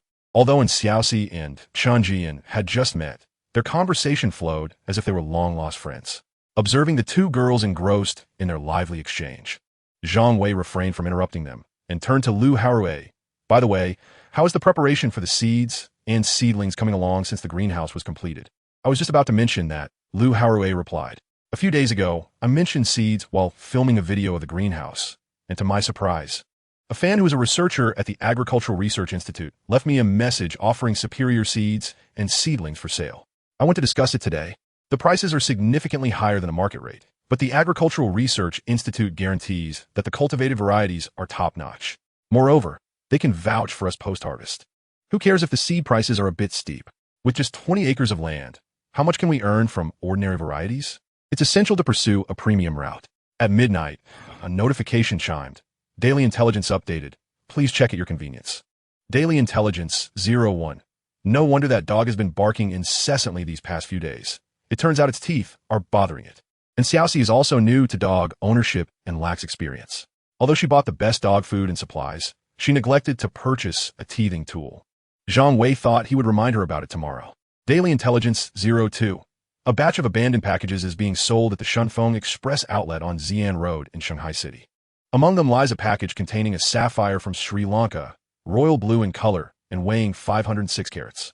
Zhang Wei contemplated taking Lu Haorui to buy these packages tomorrow, perhaps even live-streaming the event, believing it would significantly boost his follower count. Daily Intelligence 03. Wang Jiahao has faced considerable setbacks today and harbors resentment towards the host. He has contacted a group of societal miscreants led by Brother Leopard to trail the host. They have already located the host's address, and two of his lackeys are currently surveilling the community from outside. The coordinates of Brother Leopard's current location are as follows. Please take caution. The relevant video has been sent to the host's phone. Kindly check it. Zhang Wei opened the video to see two young men with peculiar hairstyles squatting on the curb across from the entrance of Jiangnan Garden, occasionally glancing at the individuals entering and exiting the community. Zhang Wei felt somewhat exasperated. Is this what one refers to as a social person? Their appearance resembled that of vagrants, rather unrefined indeed. Chapter 81. The Abandoned Delivery Box. Hello, Officer Zhua, this is Zhang Wei. I believe someone is following me. Does your criminal investigation team handle such matters? Zhang Wei promptly called Officer Zhua Himei, convinced that the criminal investigation team would be the most suitable place for such social persons. After a moment's thought, officers were replied, "Do not concern yourself. Simply rest assured and stay indoors tonight." After hanging up, Zhang Wei felt a sense of relief. It was a trivial matter for the criminal investigation team to apprehend a few social individuals. As drowsiness enveloped him, he closed his eyes and gradually drifted into slumber. An hour later, Brother Leopard was engrossed in a game of mahjong in the recreation room when the door was forcefully kicked open. Just as he was about to unleash his frustration, 4 or 5 heavily armed special police officers stormed in, shouting, "Everyone down, quickly!" Brother Leopard instantly transformed into a model of obedience, crouching down without daring to utter a sound. Captains walked in and surveyed him. "You're Brother Leopard? I hear you are quite the social figure." "Nonsense," he replied. "I am merely an unemployed drifter." It was a jest. Over the years of the crackdown on organized crime, countless so-called social individuals had been apprehended. Who would dare to admit to such a label? So he may let out a cold laugh. "Well, you have now spoken beyond your means. Take him away." The following morning, Zhang Wei received a call from Officer Zhua. "Last night, Brother Leopard has confessed. He was incited by a certain Wang Jiahao to act against you. We have detained him on charges of intentional injury, and he is currently being interrogated at the station. The evidence is substantial, and a resolution will be swift." The efficiency of the criminal investigation team was indeed remarkable. Zhang Wei had not even provided Brother Leopard's location. He expressed his gratitude to Zhua Himei and promised to visit the criminal investigation team in the afternoon to go through the necessary procedures before ending the call. Typically, the intelligence system updates during the dead of night, and having grown accustomed to sleeping until noon, Zhang Wei found himself unsettled by waking up so early. And Xiaoxi shook her head and promptly took out her phone, tapping a few times. He is currently practicing driving at the driving school. Zhang Wei nodded, preparing to leave, but suddenly realized with dismay, "You are actually monitoring him in real time? This young lady, ISNT, also monitoring me. Is she? What are you thinking?" "I am merely concerned about your safety," and Xiaoxi retorted, rolling her eyes. Lu Haorui is a prominent internet celebrity, and Zhang Wei's assets are worth millions. Should a nefarious individual harbor ill intentions, at least they could be located swiftly. Zhang Wei found himself at a loss for words. This young lady was only looking out for their safety and did not seem to mind her own exposure. However, considering Wang Jiahao's sinister intentions from the previous night, Zhang Wei grew increasingly worried for their safety. It seemed imperative to find a bodyguard. Driving directly to the driving school, Zhang Wei spotted Lu Haorui bargaining with a vendor at the entrance. Intrigued, he called out to him. Lu Haorui, upon noticing that Zhang Wei had arrived, wasted no time. He scanned the code to make the payment and then picked up a plastic bag before walking over. Once he entered the car, Zhang Wei curiously inquired, "Lao Lu, what did you just buy?" Lu Haorui, brimming with excitement, shook the plastic bag in his hand and replied, "A whole stack of Conan posters." Zhang Wei, puzzled, looked at him and remarked, "I recall you are not really a fan of Conan. What straight man likes a Grim Reaper? Isn't it all about Belmont?" Lu Haorui, filled with pride, declared, "You don't understand. Hanging up Conan brings luck for my exams. The more I hang, the easier it will be to pass my driving test. Kids are quite perceptive. As long as you're happy." Zhang Wei responded, somewhat speechless. He thought it was quite clever for the vendor to sell Conan posters right outside the driving school. Would it not have been better if Lu Haorui had devoted more effort to practicing driving instead of these antics? The two arrived at the Shunfeng outlet on Shaoyan Road. Considering that they would soon be driving out the Sapphire, Zhang Wei decided not to bring in Xiaoxi, knowing she would surely snatch it away if present. "Lao Lu, today your adoptive father will personally film you, so make sure to perform well." Zhang Wei succinctly relayed the information from the briefing to Lu Haorui, then mounted his phone on a selfie stick to begin recording. "Hello, everyone. I am your extraordinarily handsome interviewer. Today we have arrived at a certain Shanghai outlet, where it is rumored they sell abandoned parcels. Let us hurry in and investigate." At that moment, Lu Haorui entered the office of the outlet, calling out, "May I inquire who the person in charge is?" A man stood up, stating, "I am the person in charge." "Ah, I think I've seen your videos before. You are the interviewer, right?" To Lu Haorui's surprise, the manager recognized him. Lu Haorui beamed with pride, proclaiming, "Brothers, did you see that? This is the influence of your interviewer." After exchanging a few pleasantries, he learned that the manager was named Zhou Guang'an and hailed from the province. Meanwhile, a considerable number of viewers began trickling into the live stream, with accounts swiftly surpassing 10,000. The screen was flooded with comments. Is the interviewer actually live streaming? Is something exciting about to happen? What treasure have they unearthed this time? After a brief exchange with Zhou Guang'an, Lu Haorui inquired. We are here to help you clear your inventory. As we have heard, there are many abandoned parcels. Zhou Guang'an nodded and led them to a storage room. Upon opening the door, they found it filled with parcels of various sizes. Lu Haorui then asked about the pricing, to which Zhou Guang'an cheerfully replied. Since we are merely clearing out clutter, it's half sold, half given away, so let us say 8 yuan per parcel. With so many parcels, Zhang Wei felt too lazy to search for the sapphire among them, and exchanged a knowing glance with Lu Haorui. The comment section was rife with anticipation as the viewer count continued to rise, creating a lively atmosphere. Zhou Guang'an, pleased with the situation, called over 2 couriers to assist in counting the parcels. In no time, they had counted a total of 231 parcels, amounting to 1,848 yuan, Zhou Guang'an announced. Lu Haorui scanned the payment and promptly requested Zhou Guang'an to bring over a table, positioning himself at the entrance of a storage room to begin unboxing. Brothers, it's time to open blind boxes. Be sure to follow along. I wonder what treasures the first one will reveal. Lu Haorui said with eager anticipation, shaking the parcel box. The box felt surprisingly light, and no sound emanated from within. With a utility knife, I swiftly sliced through the tape and revealed the contents of the package to the audience. To my astonishment, it was utterly empty, devoid of even a single hair. Instantly, both the and the live stream fell into a hushed silence. Chapter 82. The blind box shipment. Lu Haorui, skeptical of the situation, turned the package upside down and gave it a shake. Still, nothing fell out. Director Zhou, what is going on here? Is such a thing even possible? Lu Haorui was dumbfounded. He had assumed that every parcel would at least contain something, even if it were worth merely a few dollars. Who would have imagined that unboxing a delivery could yield such an empty outcome? At that moment, the comment section erupted with laughter.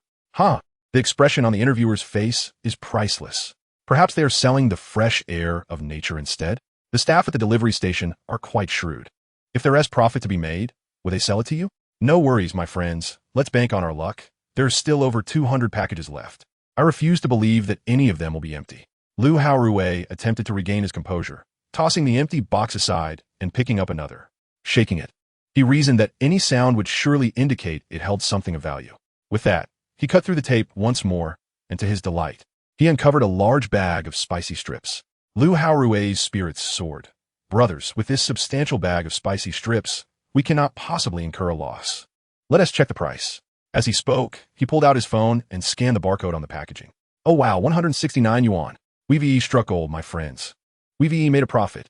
Lu Haorui, brimming with excitement, tore open the bag and sampled a piece, giving a thumbs up and exclaiming, the flavor is delightfully spicy and bold. The texture of the gluten is quite unique. I adore it. However, Zhang Wei felt something was amiss and picked up the packaging to inspect it. Wait a minute. This expiration date is from last year. He warned, you should spit that out.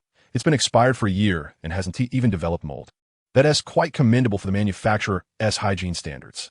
Upon hearing this, Lu Haorui turned pale and leaned over the table, beginning to retch.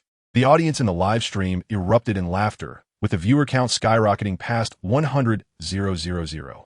Thus, as Lu Haorui continued to unbox several more packages, the contents ranged from empty boxes to nail clippers and clothes drying racks, items that could easily be found at a dollar store. Had it not been for Zhang Wei's earlier tip about a large shipment, he would have given up long ago. Meanwhile, Zhou Guang'an watched with amusement. Although these delivery packages had not been opened, they had all been scanned by security machinery prior to sale.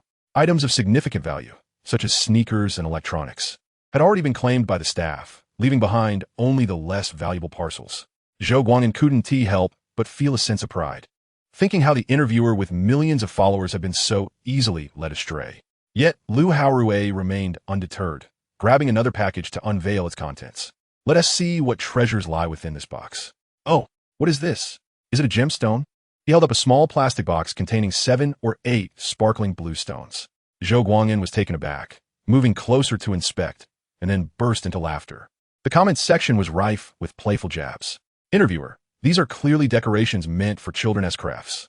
Haha, my daughter has a whole bucket of these in various colors. Have you ever encountered gemstones nestled within plastic boxes? Lu Haorui, upon reading the comments on the live stream, assumed they were merely worthless trinkets and contemplated discarding them. Zhang Wei, however, felt a spark of interest and casually remarked to Zhou Guang'an, "Director Zhou, we have purchased this batch of deliveries. You wouldn't retract your agreement should we uncover anything valued over 10,000, would you?" Zhou Guang'an chuckled heartily, responding, "Of course not. You've already paid for them. Whatever you find in these parcels is yours to keep." He mused internally that such rubbish was not worth his attention, and it would be preferable for them to take it away, saving him the trouble of disposal. "That's splendid," Zhang Wei continued, addressing the audience in the live stream. Director Zhou is not one to backtrack on his word. He then turned to Lu Haorui, saying, "I'm live streaming on my phone. Please call Chun Jiayan and ask her to bring an expert for appraisal." It was a weekend, and Chun Jiayan was likely out shopping with Xiaoxi. Upon hearing this, Lu Haorui perked up, remembering that Zhang Wei had mentioned there were valuable items within. Could these gemstones be the treasures? After entrusting the plastic box to Zhang Wei for safekeeping, Lu Haorui made the call and proceeded to open several more deliveries, yet the results remained disheartening. Just then, Chun Jiayan and Xiaoxi entered the room. Zhang Wei directed his phone camera towards them. Both had taken care in their appearance for a day out. Xiaoxi wore a delightful Lolita-style dress with playful pigtails, while Chun Jiayan donned casual attire, her fiery red lips exuding allure. Together, they were undeniably eye-catching, igniting a frenzy of hearts and drooling emojis in the live stream chat. With a smile, Zhang Wei addressed Chun Jiayan, "We require a jewelry expert. Will it be convenient for you to appear on camera?" Chun Jiayan confidently settled beside Lu Haorui, cheerfully greeting the live stream audience. "Hello everyone, I am Chun Jiayan, the general manager of Xin Jewelry." Lu Haorui briefly updated her on the situation before handing her the plastic box. Pouring out its contents, Chun Jiayan examined a piece, remarking, "This appears to be made of resin, bearing no relation to genuine gemstones." Zhou Guang'an exhaled in relief, previously fearing the discovery of something valuable, only to find it was a false alarm. The comment section was rife with playful jests. Chun Jiayan then picked up a few blue stones, and to her surprise, one felt significantly heavier. Upon closer inspection, she exclaimed, "Wait a moment, this one seems unusual. It resembles the real deal." Without hesitation, she grabbed her phone and instructed, "Secretary Li, please summon a company appraiser equipped with instruments to the express delivery point along the lower route, and do so promptly." Xin Jewelry ensured that appraisers were available even on weekends to handle such situations. While waiting for the instruments, the group busied themselves, and Xiaoxi found joy in unboxing the parcels, and together they opened over 200 deliveries, gathering a plethora of minor trinkets. Shortly thereafter, personnel from Xin Jewelry arrived, carrying a sizable apparatus. After a careful procedure, they delicately placed the gemstone onto the device. Before long, the results were in. "Director, this is indeed a natural blue sapphire, weighing 506 carats, with exceptional purity and a standard royal blue hue." The staff, taken aback by the unexpected discovery at the express delivery station, displayed a sense of exhilaration. Meanwhile, the audience in the live stream was left utterly astonished. Is this a script? In reality, how could such absurdity occur? Could it possibly be any more contrived? Why not claim to have unearthed the Emperor Qin Shi Huang? I just checked. Indeed, the general manager of Xin Jewelry is the very person present. It hardly seems like a deception. At this moment, Zhou Guang'an, standing nearby, was equally dumbfounded, vaguely recalling that he had personally scanned this package. He had presumed it contained merely a collection of glass beads crafted by children, only to discover it was, astonishingly, a gem. Lu Haorui, now breathless with excitement, hurriedly inquired, "How much is this sapphire worth?" Chun Jiayan pondered for a moment, "At least 100,000 as a base price." Chapter 83, A Magnificent Gift. What? 100,000 starting price? Zhou Guang'an was flabbergasted. This amount equated to several months' worth of his salary.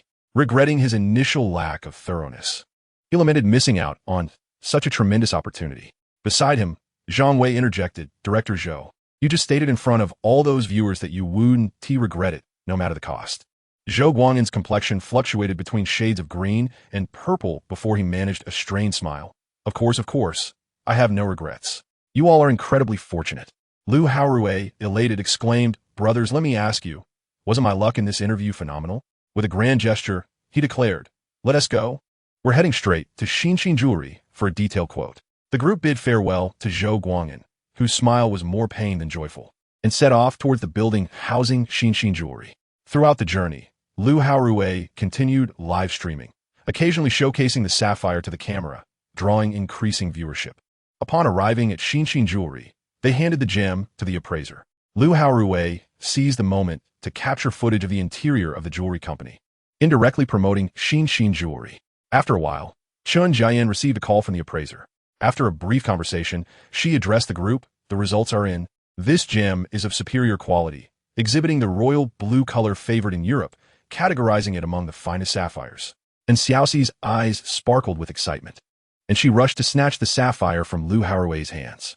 Zhang Wei swiftly restrained her, preventing an embarrassing scene before the live stream audience. Chun Jiayin continued. Our company is willing to offer 150,000 yuan to acquire this sapphire. If that is agreeable, we can transfer the funds today. The live stream chat erupted in fervor. Wow, such a tiny gem is worth 150,000. Interview brother is incredible. 666. Breathe in, breathe in. Inhale the luck of interview brother. Only I seem to care about why such a valuable gem was nestled within a discarded package. There must be a conspiracy at play. Upstairs, your neighbor Uncle Wang gazes at you with kindness, and I too sense a plot. Then, Chun Jian proposed, here is the plan. Today, in celebration, in addition to the 150,000 from the sale of the sapphire, I will personally contribute another 150,000 to round it up for a donation to Hope Primary School. This way, no one can accuse me of dishonesty. The money will be considered a collective contribution, and I will share screenshots of the donation in my updates. Everyone is welcome to supervise and verify. Lu Haorui had followed Zhang Wei and amassed several million over time, a sum he was quite willing to use for charitable endeavors. In the live streaming room, various praises, such as mighty and impressive, were showered upon him. The audience had already surpassed 300,000, even making headlines on today's news. This surge in followers was indeed astonishing. After concluding the live stream, Zhang Wei turned to Lu Haorui with a smile, saying, Old Lu, this is impressive. Our horizons have truly expanded. Once our strawberries and watermelons hit the market, I believe there will be no need to seek out fruit vendors for wholesale. You can simply host a live stream and showcase them on a yellow card, and they will be snapped up in no time. Lu Haorui patted his chest confidently. Absolutely. At that moment, Zhang Wei's phone rang. Hello, old Zhang, where are you? Came Zhu Pengfei's voice from the other end. Zhang Wei chuckled. Uncle Zhu mentioned you would come to see me this morning. It's almost 11. I thought you had forgotten. It's not even noon yet. Besides, you have no idea how enthusiastic the ladies in Shanghai are towards me. I couldn't possibly neglect them, could I? Zhu Pengfei replied nonchalantly, then sent Zhang Wei a location pin. I'm on my way. Let us meet at the designated spot. Upon checking the location, Zhang Wei saw that it was right by the river. Curious about what Zhu Pengfei was up to, he decided to bring a few others along, since in Xiaoxi and Lu Haorui had nothing else to do, and Qin Jiayan was off today. When they arrived, Zhang Wei looked up and realized they were at the illustrious luxury community, Pujiang No. 1, in Shanghai. Just then, Zhu Pengfei called again. Old Zhang, have you arrived? Come straight into the living room. I'll be waiting for you there. At that moment, Zhu Pengfei was lounging on a sofa, sipping a drink, his carefree demeanor starkly contrasting with the opulent atmosphere of the hall. Old Zhu, are you here to show us your mansion? Lu Haorui approached and patted him on the shoulder. Startled, Zhu Pengfei jumped up as if electrified, exclaiming, Why are you touching me? Just speak normally. I only like the ladies. Ever since that day, he had seen Lu Haorui enter a hotel room with another man. He had been unsettled, sensing a peculiar intensity emanating from Lu Haorui. Lu Haorui was puzzled. Have you lost your mind? Do you not recall who helped you secure a room when you were drunkenly wandering about, ensuring you didn't collapse on the streets? Upon hearing this, Zhu Pengfei's expression shifted to one of terror. Recalling his inebriated state, he feared Lu Haorui might have taken advantage of the situation. The mere thought made him uneasy. Zhang Wei, realizing that if left unchecked, these two could bicker all day, quickly interjected, Old Zhu, what was it that you wanted to discuss with us? Zhu Pengfei then remembered the important matter his father had entrusted him with. My father is grateful for the significant help you provided to the group. I heard you are still renting a place in Shanghai, so we have a vacant property here that we'd like to offer you to live in. With that, he gestured to a middle-aged man nearby. This is the property manager of the community. He will provide you with further details. The man, impeccably dressed in a black tailcoat, bowed deeply to everyone. Ladies and gentlemen, I will be your guide for this property. Please follow me. Is this a gift of a luxurious mansion to oneself? I was still contemplating saving up for another one, and now Uncle Zhu has directly presented me with one. Zhang Wei thought for a moment and decided not to refuse any longer. The butler led a few people into the elevator, gently explaining, "Our elevator cabin features gilded craftsmanship, with handrails wrapped in crocodile leather, exuding an air of sophistication. The entire floor utilizes a 4-elevator, 2-household design, with one elevator designated for guests and another for the staff." Upon hearing this, the group could not help but be astonished. This mansion was indeed extraordinary, with even the elevator boasting such meticulous detail. Chapter 84. Invasive Species. Exiting the elevator, the butler guided everyone to the entrance. The front door employs a double-opening structure, crafted by a top-tier brand. Lu Haorui was somewhat dismissive, thinking to himself that what was so special about double doors? Even his refrigerator was a double-door model. The butler smiled and remarked, "Sir, you may not be aware that brand doors undergo stringent certifications in Germany and internationally, classified as the highest-level anti-theft doors. They can withstand impacts of over 3 tons and possess excellent blast-proof, fireproof, and soundproof capabilities. The cost of this door alone amounts to 500,000 RMB, equivalent to more than 50 double-door refrigerators." Lu Haorui stood there in stunned silence, and apart from Zhu Pengfei, the others were equally taken aback by the opulence of the door. They arrived at the foyer, where the butler continued his introduction. The entire foyer spans 20 square meters, with the flooring laid using a single slab of Turkish moonstone. This type of jade is renowned worldwide for being used in pendants and bracelets. Here, it serves as marble flooring to showcase the homeowner's ultimate prestige. The background of the foyer features an entire piece of Sioux embroidery, crafted by a master artist, depicting a scene of blooming prosperity. The house encompasses over 300 square meters, comprising a living room, 3 bedrooms, and a study, along with 3 bathrooms. The grand master bedroom includes a walk-in closet and a guest room, complete with a bathroom boasting a river view and a massage bathtub that accommodates 3 people. There is even an entertainment room with a mahjong table. The group had become numb to the series of luxuries presented. Zhang Wei had initially thought he had earned a significant amount of money and built relationships with various leaders. Yet upon witnessing this house, he realized his perspective was still woefully limited. After the butler concluded the introduction, he addressed the group. "In fact, this house is entirely ready for immediate occupancy. We have personnel who clean daily. However, considering you're all young, I suggest making some adjustments to the layout and decor, which may better suit your aesthetic preferences." Zhu Pengfei interjected, "The design style is tailored to my father's generation, exuding a rather strong business vibe. It certainly could benefit from some changes in soft furnishings. The community has a dedicated design team you can entrust with this." And Xiaoxi ran to the secondary bedroom, took a look around, and said, "I want a princess room, with the walls covered in pink wallpaper." Zhang Wei nodded in agreement, confirming the modification plan with the butler and providing 1 million for the renovations, with adjustments to be made later. Chun Jian remarked enviously, "Having seen this house, I feel my rental place is hardly better than a doghouse." And Xiaoxi pulled Chun Jian aside and said, "Sister Chun, if you'd like, you can sleep with me. After all, the bed is big enough. You're always welcome." Beside him, Lu Haorui leaned toward Zhang Wei and said, "Old Zhang, your bedroom bed is ridiculously spacious. Why don't I just move in and we can share it?" I declined, insisting that he should save up and purchase his own. Zhang Wei pushed him aside, considering that in Xiaoxi, being underage and homeless was a different matter altogether. He simply wasn't accustomed to sharing a bed with another man, especially one rumored to have had questionable inclinations.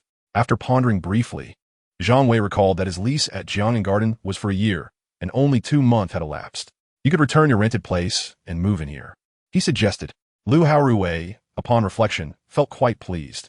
A year's rent could indeed be quite a substantial amount. Zhang Wei then acquired the keys and access codes from the housekeeper. Upon leaving Pujiang No. 1, Zhu Pengfei exclaimed, "Old Zhang, my father wouldn't even part with this luxury apartment for me. And here you are, having received it, thanks to my running around." He insisted that a celebration was in order. Zhang Wei waved his hand grandly. "Absolutely. We shall indulge in a lavish feast this afternoon."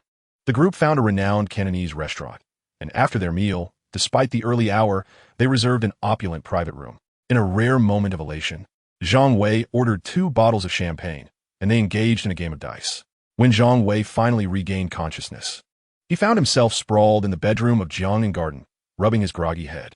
Rising, he ventured into the living room in search of water, only to find Lu Haorui and Zhu Pengfei sprawled on the sofa, entwined in slumber.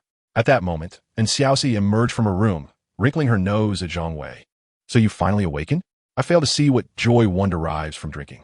Zhang Wei felt a lingering sense of dread, relieved that he had not committed any more embarrassing acts. It seemed that alcohol truly muddled one's judgment. In a state of horror, he realized that he had been contemplating capturing a silly photo of the two, only to discover that he himself was the unwitting fool. Ding! Daily intelligence has been updated. Please check at your convenience. Daily intelligence 01. A crocodile fish measuring 2.6 meters in length was released into the artificial lake of Yinzhong Green Space yesterday. It is an invasive species. Within a month, it is expected to devour all fish and shrimp in the lake and may pose a threat to humans. Coordinates will be updated continuously. Relevant videos have been sent to the host's phone. Please check. Zhang Wei recognized that the shadow he had seen was indeed a grotesque fish over 2 meters long, resembling a crocodile with rows of sharp teeth. Its body was covered in scales, and it had 2 fins disproportionately located on its sides. The appearance was ghastly, as if a fish and a crocodile had been grotesquely fused. In less than a minute, this crocodile fish devoured a carp and was already on the hunt for its next prey, displaying an astonishing appetite. Zhang Wei zoomed out on the video, revealing that some elderly individuals were swimming in the artificial lake. He was somewhat alarmed. A single bite could easily result in a grievous injury. Fortunately, no casualties had been reported, and the green space was not open to the public at night. Zhang Wei resolved to address this matter first thing in the morning. Chapter 85. Acquisition of a Gem. Daily Intelligence 02. Zhang Wei furrowed his brow, feeling a sense of déjà vu regarding the keyword Mountain Road Trash Can. Upon opening the video, one witnesses a couple embroiled in a vehement quarrel within their home.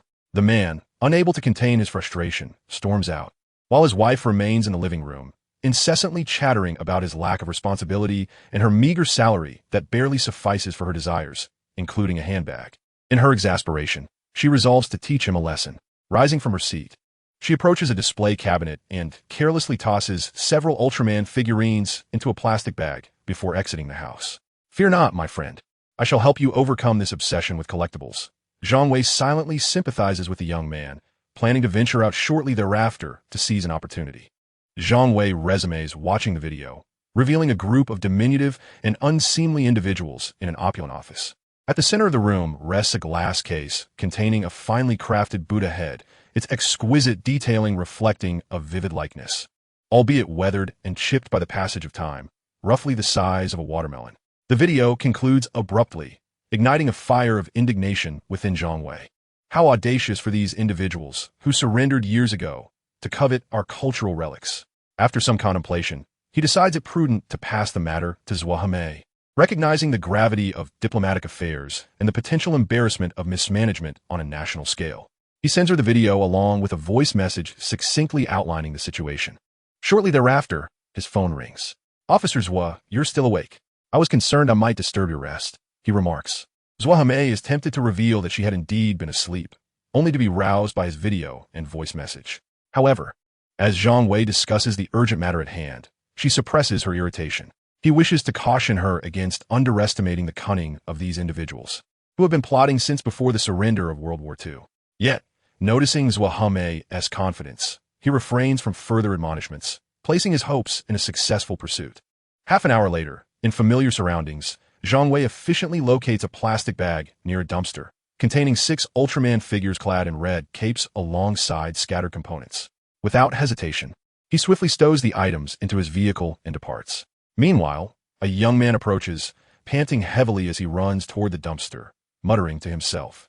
Suddenly, he spots a car pulling up beside the dumpster, where a young man is about to get in. An ominous feeling washes over him. "Wait, please wait," he shouts, but the distance proves too great, and the young man quickly vanishes into the enveloping night. Undeterred, the man rummages through the dumpster for what feels like an eternity, eventually releasing a frustrated cry. "Sun Hongmei, you wretched woman, you discarded my collectibles. I shall file for divorce first thing in the morning." At this moment, Zhang Wei remains oblivious to the turmoil that has unfolded between the couple. The midnight streets exude an enchanting aura, creating a peculiar sensation of being the sole wakeful soul amidst a slumbering world. He accelerates his vehicle to the base of Sun Yicheng's building, ascends the stairs, and knocks on the door. After a prolonged wait, Sun Yicheng opens the door, her expression one of mild surprise. "What brings you here at this hour?" she inquires, observing him with a bemused smile. Zhang Wei, in a fervor, disregards any decorum, shedding his clothing and advancing toward her without further ado. After a period of exploration, they found themselves at a standstill. Sun Yiqing blinked, wondering why they had paused. Zhang Wei turned onto his side, expressing his annoyance. What else can I do? With your golden shield, I fear being splattered with blood if I continue. Sun Yiqing playfully hit him, pouting, every day you only think about that. By the way, our boss woke up a few days ago. She is recovering quite well, but managing the gym is no longer feasible for her. Noticing Zhang Wei's serious expression, she continued. I spoke with her. She mentioned an investment of around 7 million previously. If I were to take over, she would accept a transfer for 5 million. But she hopes to preserve her design and the gym's name, as it reflects her dedication. Zhang Wei nodded, admiring such a conscientious owner. No problem. Inquire when she can sign the contract. The funds are readily available. The decor and name are essential for attracting customers, and we can promise not to make any changes. As for the staff, their salaries can remain the same, and there is no need for layoffs. After a moment's contemplation, he added, also, arrange a share agreement. Once the gym is secured, I will transfer 10% to you. From now on, I shall call you manager Sunday. Sun Yiqing's spirits lifted significantly. The gym, renowned for its excellent service and top-notch equipment, boasted a considerable monthly revenue, promising generous profits. Moreover, the manager's salary would be significantly higher than her current earnings. With this in mind, she leaned in and planted a kiss on Zhang Wei's cheek. He chuckled. A mere kiss to dismiss me? That won't do. He then whispered a few words in her ear. Sun Yiqing bit her lip, ultimately succumbing to shyness as she lay on the bed. Chapter 86. The fish takes the bait. 2 hours later, Sun Yiqing, limping slightly, linked arms with Zhang Wei as they made their way to a nearby breakfast shop to satisfy their hunger. It's all your fault. I can't even go to work today, she lamented. Zhang Wei laughed heartily. You're about to become the manager. You'll be quite busy from now on. A day of rest is just what you need to adjust your routine. After finishing their breakfast, he wasted no time and drove to Yinzhong Green area. It was already past 6 in the morning, and the gates had just opened, attracting numerous elderly folks who had come to exercise. A few aunties took it a step further, blaring music through loudspeakers as they began their morning dance, completely indifferent to the fact that it was still early. Zhang Wei shook his head in resignation. He couldn't concern himself with such matters. Previously, he had seen news reports of a community where dance sessions started at 6 in the morning and continued until after 10 at night, featuring various teams and dance styles. During the day, they might seem formidable, but on public transport, they appeared as vulnerable as anyone. Reporting them to the authorities wouldn't resolve the issue. When Officer Hat Uncle arrived, they would lower the volume to comply, but once he left, the volume would be back up again. The worst that could happen was the confiscation of their speakers, which were worth only 1,000 or so.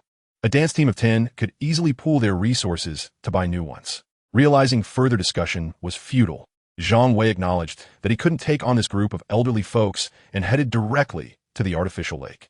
The verdant expanse of Yinzhong Green Space, a grand landscaping project in the city center, has been thoughtfully designed to include an artificial lake. Along its banks, willows, pines, and cypress trees have been planted, complemented by expansive lawns.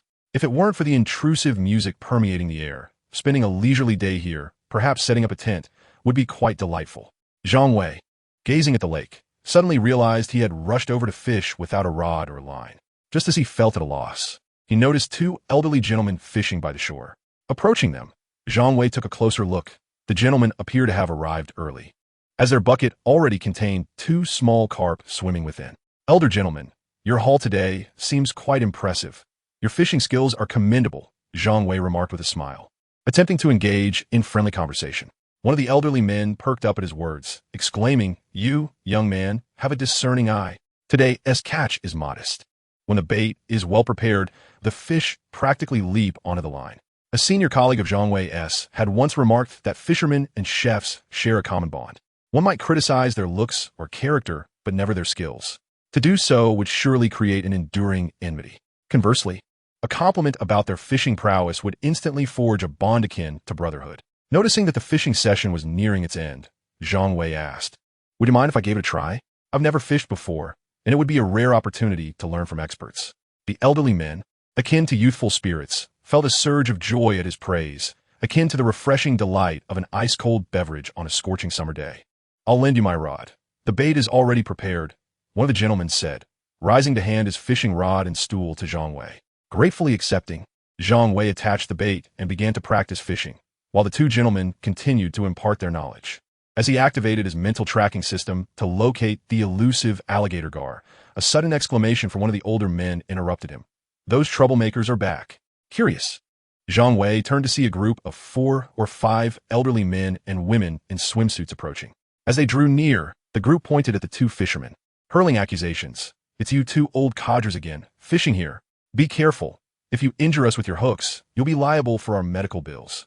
The fishermen trembled with indignation, one of them pointing emphatically at a sign declaring swimming prohibited. "You have the audacity to complain. It's stated that swimming is not allowed, but there's nothing forbidding fishing. You are the ones causing a disturbance. There are plenty of swimming pools available. Why come here?" One of the women retorted sharply. "What is that to you? The entrance fee for the pool is exorbitant. Are you going to pay for us?" With that, she advanced towards the fishing gentleman, her presence diminishing their resolve. At that moment, the alligator gar, having gone a night without sustenance, awoke, its hunger peaked.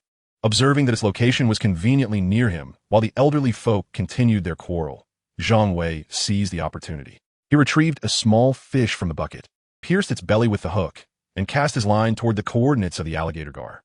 Down below the water, the alligator gar glided through the water like a swift predator. Suddenly, a faint scent of blood piqued its interest. In the distance, a small fish, bleeding from its belly, swam in a peculiar manner. The sight of blood ignited the gar's ferocity. As the undisputed ruler of the lake, it remained blissfully unaware of human cunning. With a powerful flick of its tail, it surged forward, opening its maw filled with sharp teeth to swallow the small fish whole. A sharp pain struck as a fishhook embedded itself firmly in its flesh, causing it to thrash wildly in agony. On the shore, Zhang Wei, a novice angler, lacked experience and was taken aback by the sudden force transmitted through the fishing rod.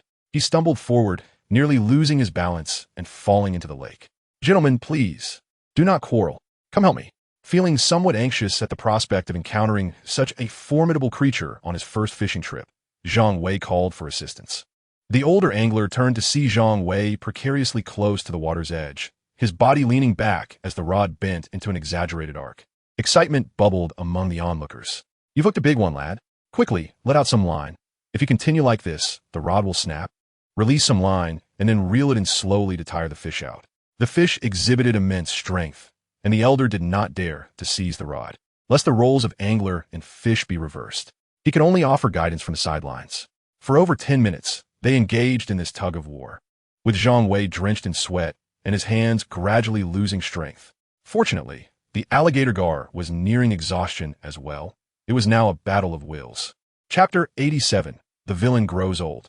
Several individuals set down their backpacks and prepared to descend along the steps by the shore. An elder angler caught sight of them and immediately shouted, "You cannot go down there. Do not cause trouble." Yet, the group paid no heed, and the leading lady made her way straight to the spot where the fishing line entered the water, intent on dislodging the hook and leaving the anglers with nothing but disappointment. At that moment, Zhang Wei gasped for breath, his heart racing with anxiety. Was this woman not recklessly heading to her demise? The alligator gar, now thoroughly fatigued, could not comprehend why it was ensnared by this line. Just then, a vividly colored figure approached it. The gar's aggression surged anew, and with its last ounce of strength, it lunged forward. The woman reached to remove the fishhook, only to see a massive shadow rush toward her, followed by a sharp pain shooting through her fingers. She could not suppress a cry of anguish as blood poured from her wound, leaving her in a state of panic, gulping water in distress. It should be noted that although the lake was man-made, its average depth exceeded 2 meters. In the event of an emergency, even the most skilled swimmers could find themselves in peril. Onlookers gasped as they witnessed a 2-meter-long shadow thrashing beneath the surface, with some shouting, "There's a crocodile! There's a crocodile!" The individuals who had been swimming behind the woman halted in their tracks, turning to flee towards the shore, leaving her floundering alone in the water. "Quickly, notify the security. I need a few more people to help me reel in the rod." Zhang Wei shouted desperately, straining to steady his trembling hands. The situation was dire. He could no longer concern himself with the potential breaking of the fishing rod. It was imperative to capture the alligator gar immediately. Once this fish latched onto its prey, it would not release its grip even in death. At this moment, saving the individual was of utmost importance. 2 elderly fishermen rushed forward, clasping Zhang Wei around the waist, pulling him back. Several long-distance runners from the crowd joined in, and together they managed to drag both the alligator gar and the woman to the shore. As they beheld the monstrous fish emerging from the water, a collective gasp escaped the onlookers. This creature bore a striking resemblance to a crocodile, with its jaws firmly clamped around the woman's finger. Could it possibly be 2 to 3 meters long? Exclaimed one elderly gentleman. Zhang Wei shouted urgently, "Quick, fetch the landing net." Someone in the throng retrieved the net and handed it to him. Upon inspection, Zhang Wei was taken aback. The fisherman, accustomed to catching only carp and crucian carp, possessed a net no larger than a bucket, insufficient to contain even a third of the fish. Resolutely, he borrowed a pair of work gloves from a nearby gentleman practicing on the pull-up bar. He relinquished the fishing rod to the elder fisherman and, donning the gloves, seized the fish's tail with all his might, striving to drag the alligator gar onto the bank. At that moment, a wave of weakness washed over him, and Zhang Wei collapsed onto the grass, gasping for breath. The woman was also pulled ashore. She had swallowed water several times, her condition deteriorating rapidly. Her face paled, consciousness fading, with her fingers still ensnared in the creature's jaws.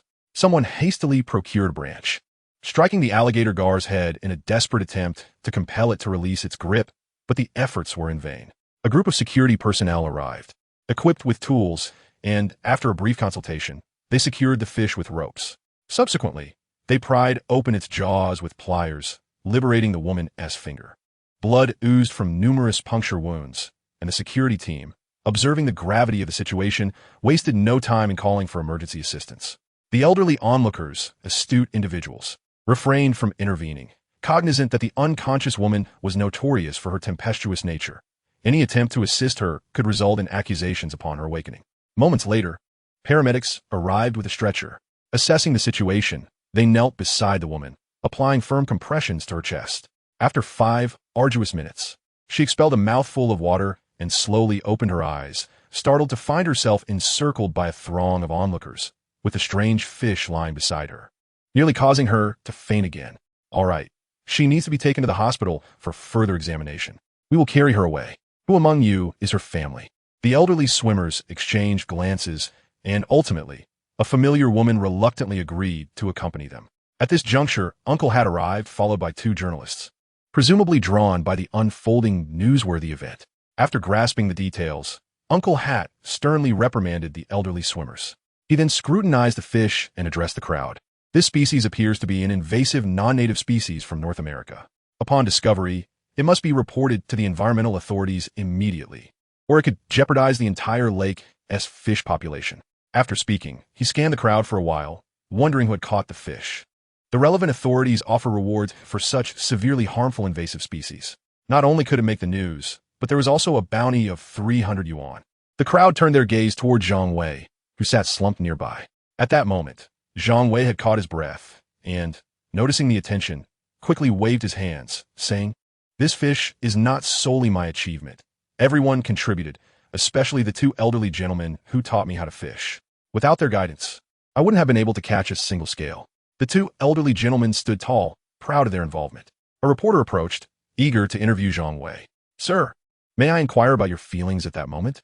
"Apologies, but I do not accept interviews," Zhang Wei replied, accustomed to modesty and wishing to avoid being recognized by passers-by. The reporter, however, was determined not to let such a newsworthy opportunity slip away. With a sense of resignation, Zhang Wei approached the police officer and whispered, "I am well acquainted with Captain Jiang from your criminal investigation team. Due to professional reasons, I prefer not to be interviewed. I hope you can assist in keeping the reporters at bay to prevent any unauthorized photographs or misrepresentation." He then called Jiang Yuanan to explain the situation. Zhang Wei had not intended to disturb Captain Jiang during his recovery, but he felt it necessary, as Zhuahame was likely occupied with the investigation into the Buddha head case. "You really know how to stir things up. I heard you even assigned a case to Zhuahame today. One might think you're the captain of the criminal investigation team yourself," Jiang Yuanan teased, his voice booming, suggesting that he was recovering well. "Please, Uncle Jiang, spare me the ridicule. Could you speak to the police officer on my behalf?" Zhang Wei handed his phone to the officer. After a brief conversation, the officer nodded. "I understand the situation. I will clarify things with the reporters shortly. Rest assured." Zhang Wei expressed his gratitude, reflecting on the fact that this was his first catch, a magnificent fish over 2 meters long. He asked the officer to take a photograph with him, then bid farewell to the elderly gentleman and hastily departed. Chapter 88. The Vanishing Buddha. Head upon reaching his vehicle, Zhang Wei retrieved a bottle of mineral water from the trunk and drank it in one go, without caring for the mud clinging to his back. He plopped down into the driver's seat. Just as he regained his breath, fatigue still lingered, prompting him to recline the seat for a brief nap. Arriving at Jiangnan, he entered to find Xiaoxi playing with the dog, Nut. The dog rushed over, sniffing Zhang Wei vigorously before licking the mud off him. And Xiaoxi, a girl who cherished cleanliness, could not tolerate such behavior. You're a grown person, still playing in the mud? Hurry up and change. Don't dirty the floor, I just mopped. Without much thought, Zhang Wei stripped off his upper garments. At that moment, and Xiaoxi realized and screamed, "You pervert! No one told you to strip completely." She had seen swimming pools before. There was no need for such exaggeration. Zhang Wei thought she was overreacting. Meanwhile, Zhua Hemei frowned as she spoke on the phone with Jiang Yuanan. So, we can only rely on ourselves in this matter? Last night, Zhang Wei provided video evidence, prompting Zhua Hemei to swiftly establish an investigation team. She arranged for officers to surveil the Shanghai branch of Sanlin Group while reaching out to colleagues in the city for assistance. Initially, the other party appeared to take the matter seriously, but merely an hour later, their attitude shifted to one of indifference, displaying a blatant disregard for the situation. Zhua Hemei found herself perplexed by their demeanor and decided to consult Jiang Yuanan, leading to their recent conversation. On the line, Jiang Yuanan spoke gravely, stating that he had contacted former classmates from the police academy, one of whom currently holds a position in the city. After extensive inquiries, it became evident that the leader responsible for attracting investments was significantly disinterested in this case. Although Jiang Yuanan did not wish to undermine Zhua Hemei's confidence, moments earlier, his old comrade had not been so diplomatic. The implication was clear. Jiang Yuanan was advised to refrain from further probing, as the city leadership had considerable reservations. Despite his integrity, Jiang Yuanan, seasoned by years of experience, grasped the underlying message.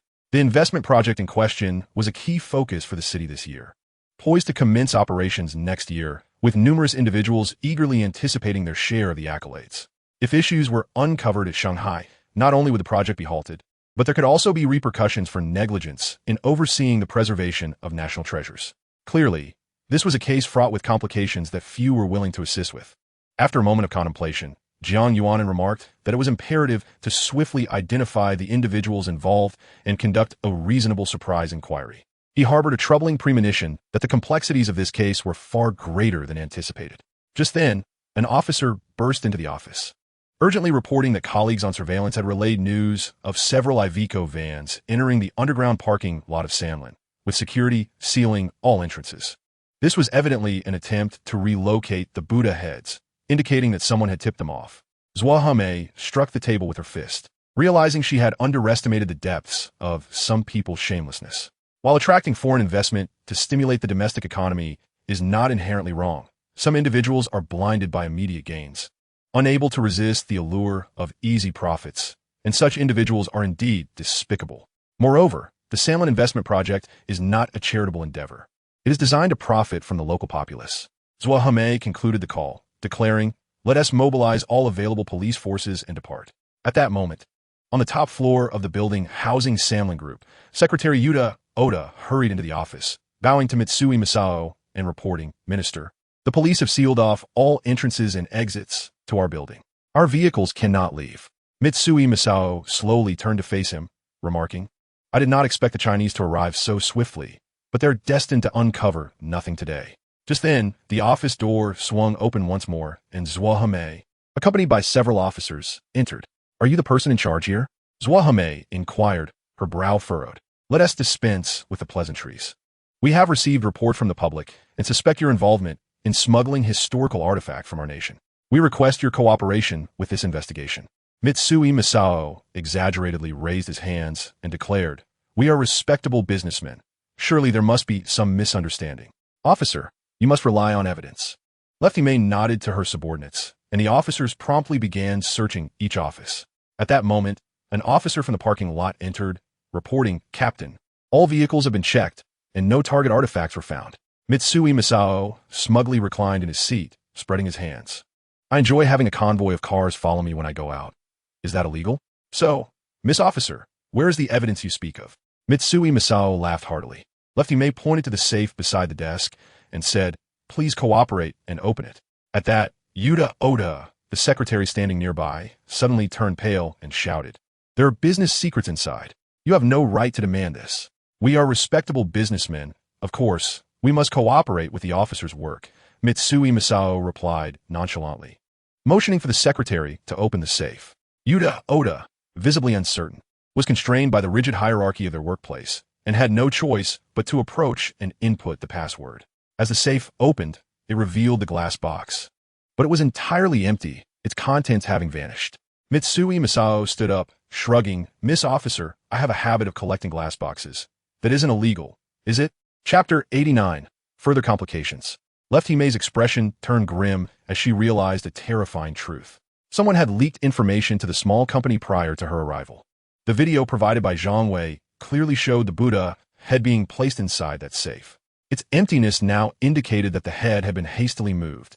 Withdraw, Left Hime commanded, her face stern, glancing at Mitsui Masao. I hope you don't leave me with a trail to follow.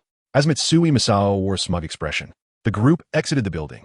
An officer beside them inquired, Captain, that small company is too arrogant. Are we just going to let it go? Lefty May replied, only half an hour has passed since we launched the raid and began inspections. Most of our personnel were hastily assembled and acted as a team, making it unlikely that any mishap occurred. The only ones who could have been aware of the operation in advance and had the motive to inform them are from the city.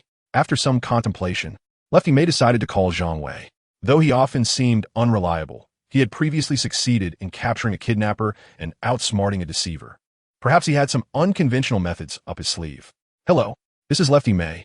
Once the call connected, she detailed the situation to Zhang Wei, concluding, at present, without solid evidence, our criminal investigation team cannot take action. Otherwise, we would have difficulty explaining ourselves to the city. Think of another way. Zhang Wei was taken aback, not expecting the situation to grow so complicated. He summoned a blue holographic display, revealing the real-time location of the Buddha head still within the Sandling Group's building. He scrutinized the display, noticing the red dot representing the Buddha head moving up and down intermittently. Officer Left, you've been played. The Buddha's head had never left that building, Zhang Wei said with a wry smile. Zwahame, with disbelief etched across her face, responded.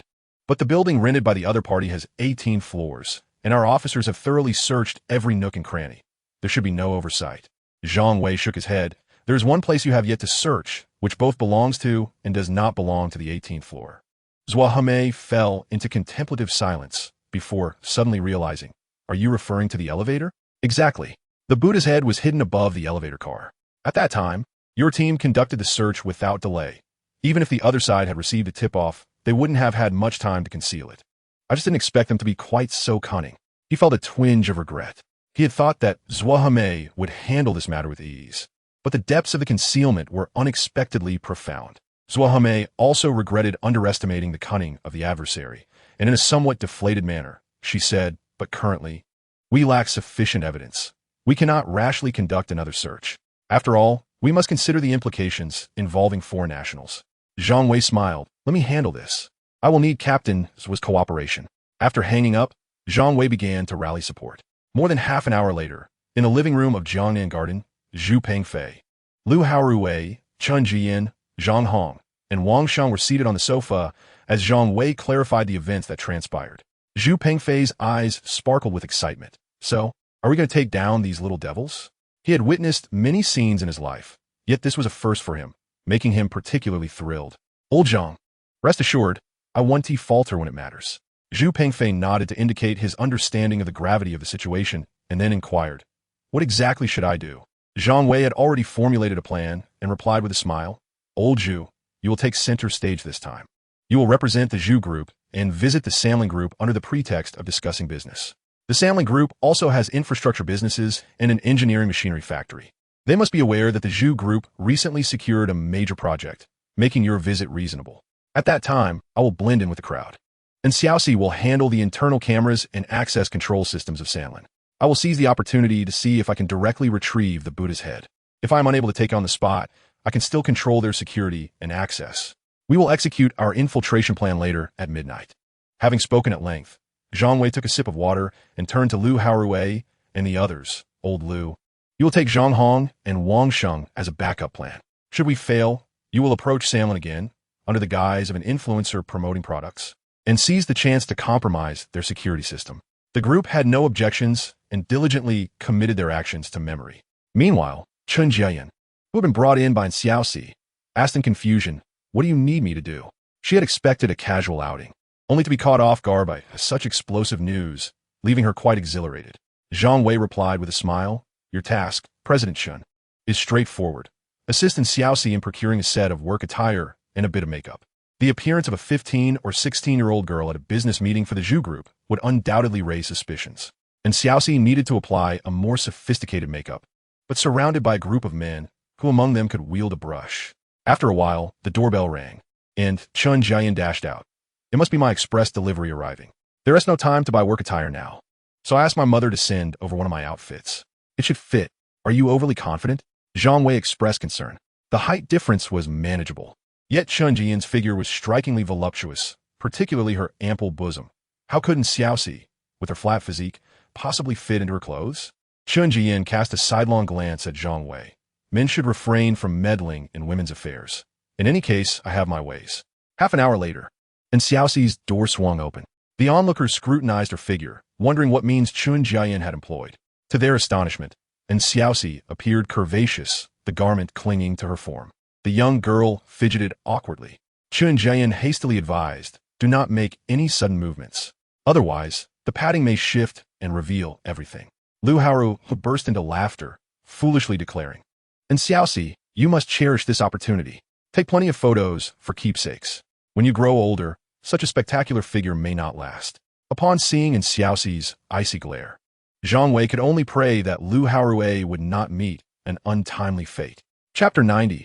Zhang Wei takes action. In a swirl of time, Mitsui Masao was seated at his desk, while his secretary, Oda Yuta, was assiduously flattering him.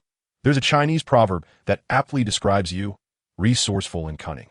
Such a lowly nation as theirs does not deserve to be your adversary. Mitsui Masao's grandfather had participated in the war against China, possessing extensive knowledge of the nation, and had made significant contributions to the militaristic ambitions of Neon. It was upon this foundation that Mitsui Masao had gained the trust of Sanlin, being appointed as a minister in Shanghai.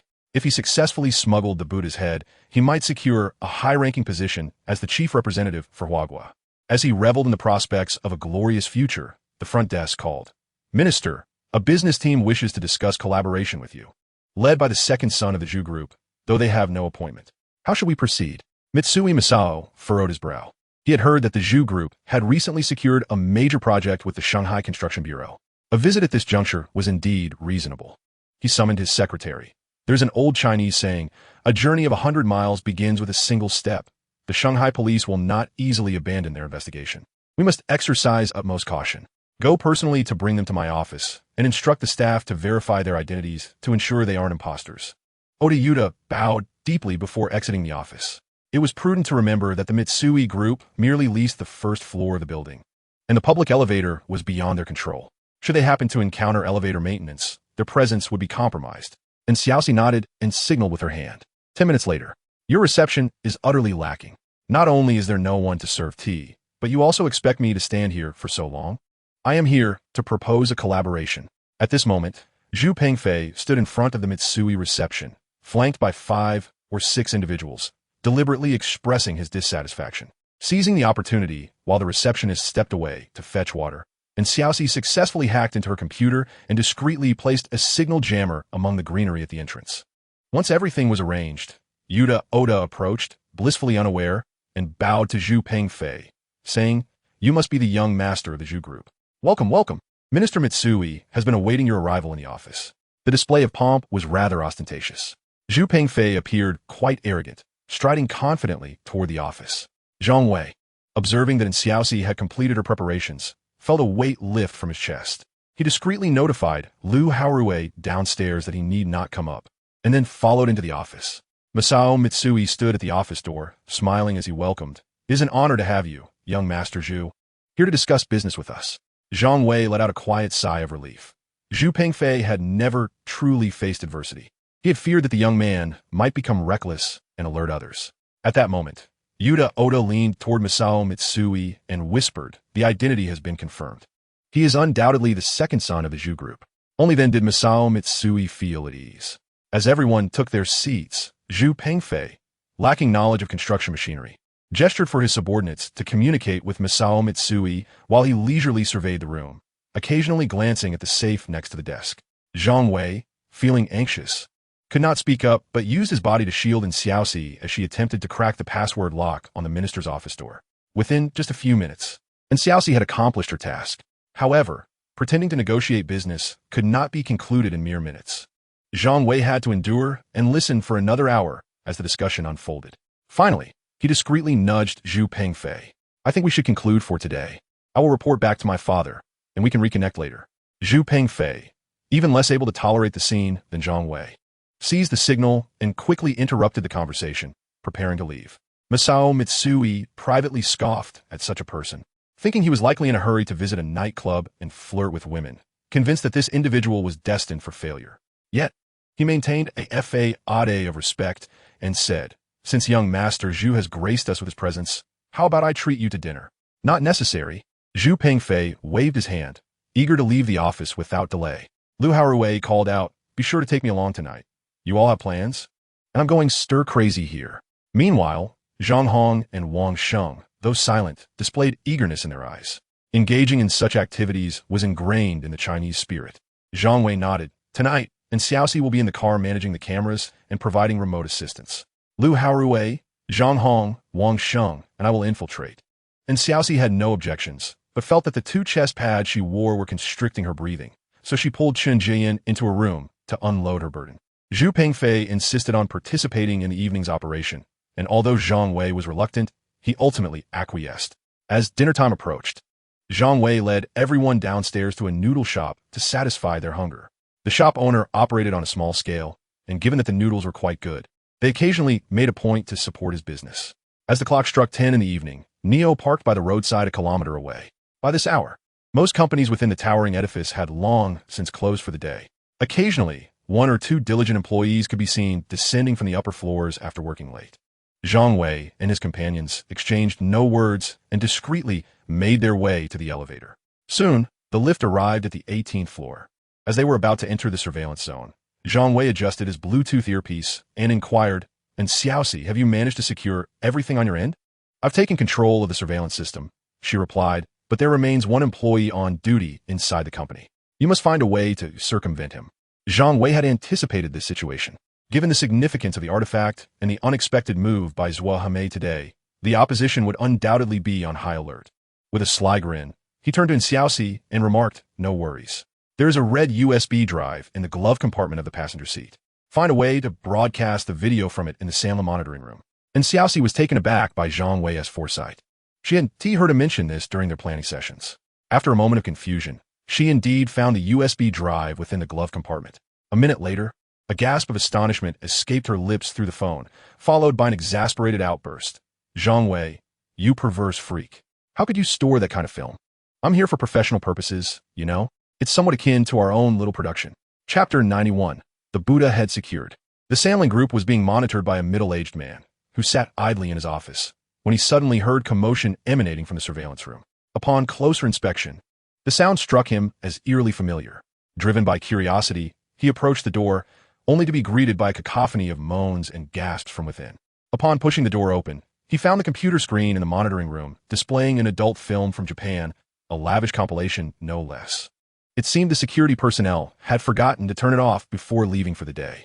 Well, he smirked lewdly. What a pleasant surprise. It appears that the security guard, Mr. Higashida, shares similar tastes. These films were not available as pirated copies. Typically, a single production could cost between 60 to 200 yuan. Thus, employees could not simply choose any film they fancied, and often exchange recommendations with colleagues. Take note, he advised, this is called catering to preferences. I usually watch such films with a critical eye. He then waved his hand at the group. Hurry in and get to work. These films are fleeting, lasting only 2 or 3 minutes, so let us not waste time. The group utilized the decryption disk provided by Xiaoxi to unlock the glass doors and stealthily entered the office of the department head. Keeping the lights off as they crept in, they repeated their earlier maneuver to unlock the keypad and once again found themselves inside the office. At this moment, Zhu Pengfei appeared highly energized as he approached the safe and urged Zhang Wei, do you have any high-tech unlocking tools? Bring them forth, and I shall operate. He had already envisioned himself as Tom Cruise in a Mission Impossible scenario. Zhang Wei rolled his eyes in response. There are no such tools. Hurry and lend a hand. We need to lift this safe out of here. Otherwise, why do you think I gathered so many people? He had observed earlier during their discussions in the department head's office that this compact safe weighed just over 100 kilograms, easily manageable by 3 or 4 men. Is it merely to act as a laborer? This is hardly impressive. At least one could employ a welding torch for cutting, right? Zhang Wei retorted with irritation. Welding and cutting? Is that all you can think of? Do you have any idea how loud that would be? Hurry up, the locksmith is already waiting at Garden. Everyone exerted their strength to lift the safe out of Sandlin Company. Moments later, that young fellow emerged from the surveillance room, looking quite distressed with a piece of paper in hand. An hour later, Zhu Xiaoming, a professional locksmith, was pleasantly surprised to receive a call for a job in the middle of the night. In their line of work, encountering various situations was commonplace. It was not unusual for someone to find themselves locked out late at night, as he had previously encountered a household where the husband was on a business trip abroad, and the wife had forgotten her keys while taking out the trash, thus unable to enter her home. Those who called him were often in awkward predicaments. Upon arriving at Garden, he knocked on the door, and a stunning urban beauty answered. "Are you the locksmith?" she inquired. Chun Jian gestured for him to enter, smiling. "Please have a seat. The safe will arrive shortly." Zhu Xiaoming was taken aback. What was this situation? He had always been the one called to unlock doors. Yet today, it seemed reversed. Zhu Xiaoming felt a surge of anxiety. Had the current wave of thieves become so brazen as to openly summon a locksmith?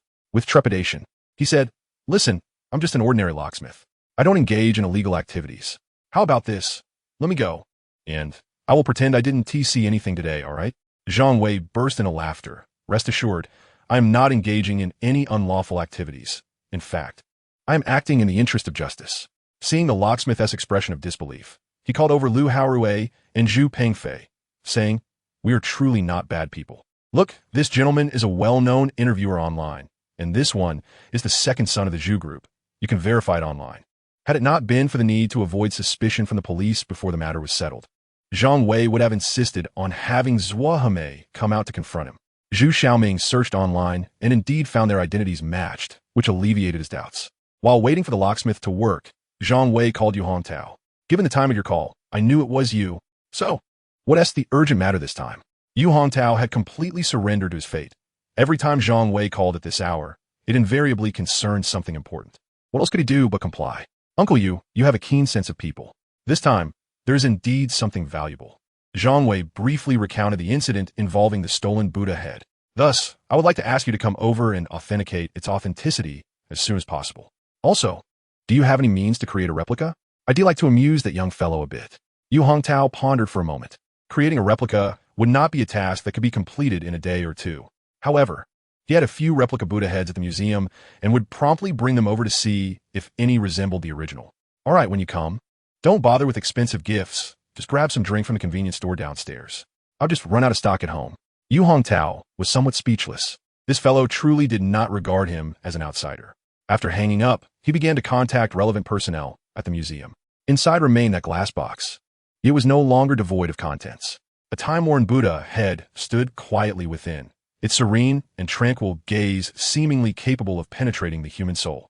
Zhang Wei dared not move, for it was carved from stone. Having endured over 17 centuries of vicissitudes, a careless touch could lead to grave consequences. Better to await the arrival of the professional appraisers led by Yu Hongtao. After a while, the doorbell rang. Upon opening the door, to his surprise, it was not Yu Hongtao, but rather several officers in police uniforms, including Zuohame. At that moment, Zhu Xiaoming had just finished unlocking the door when 4 or 5 policemen surged inside. He quickly stepped aside, crouching on the floor with his hands raised, exclaiming, "Indeed, there's a problem. Officer, these individuals stealing the safe have nothing to do with me. I was compelled to unlock it."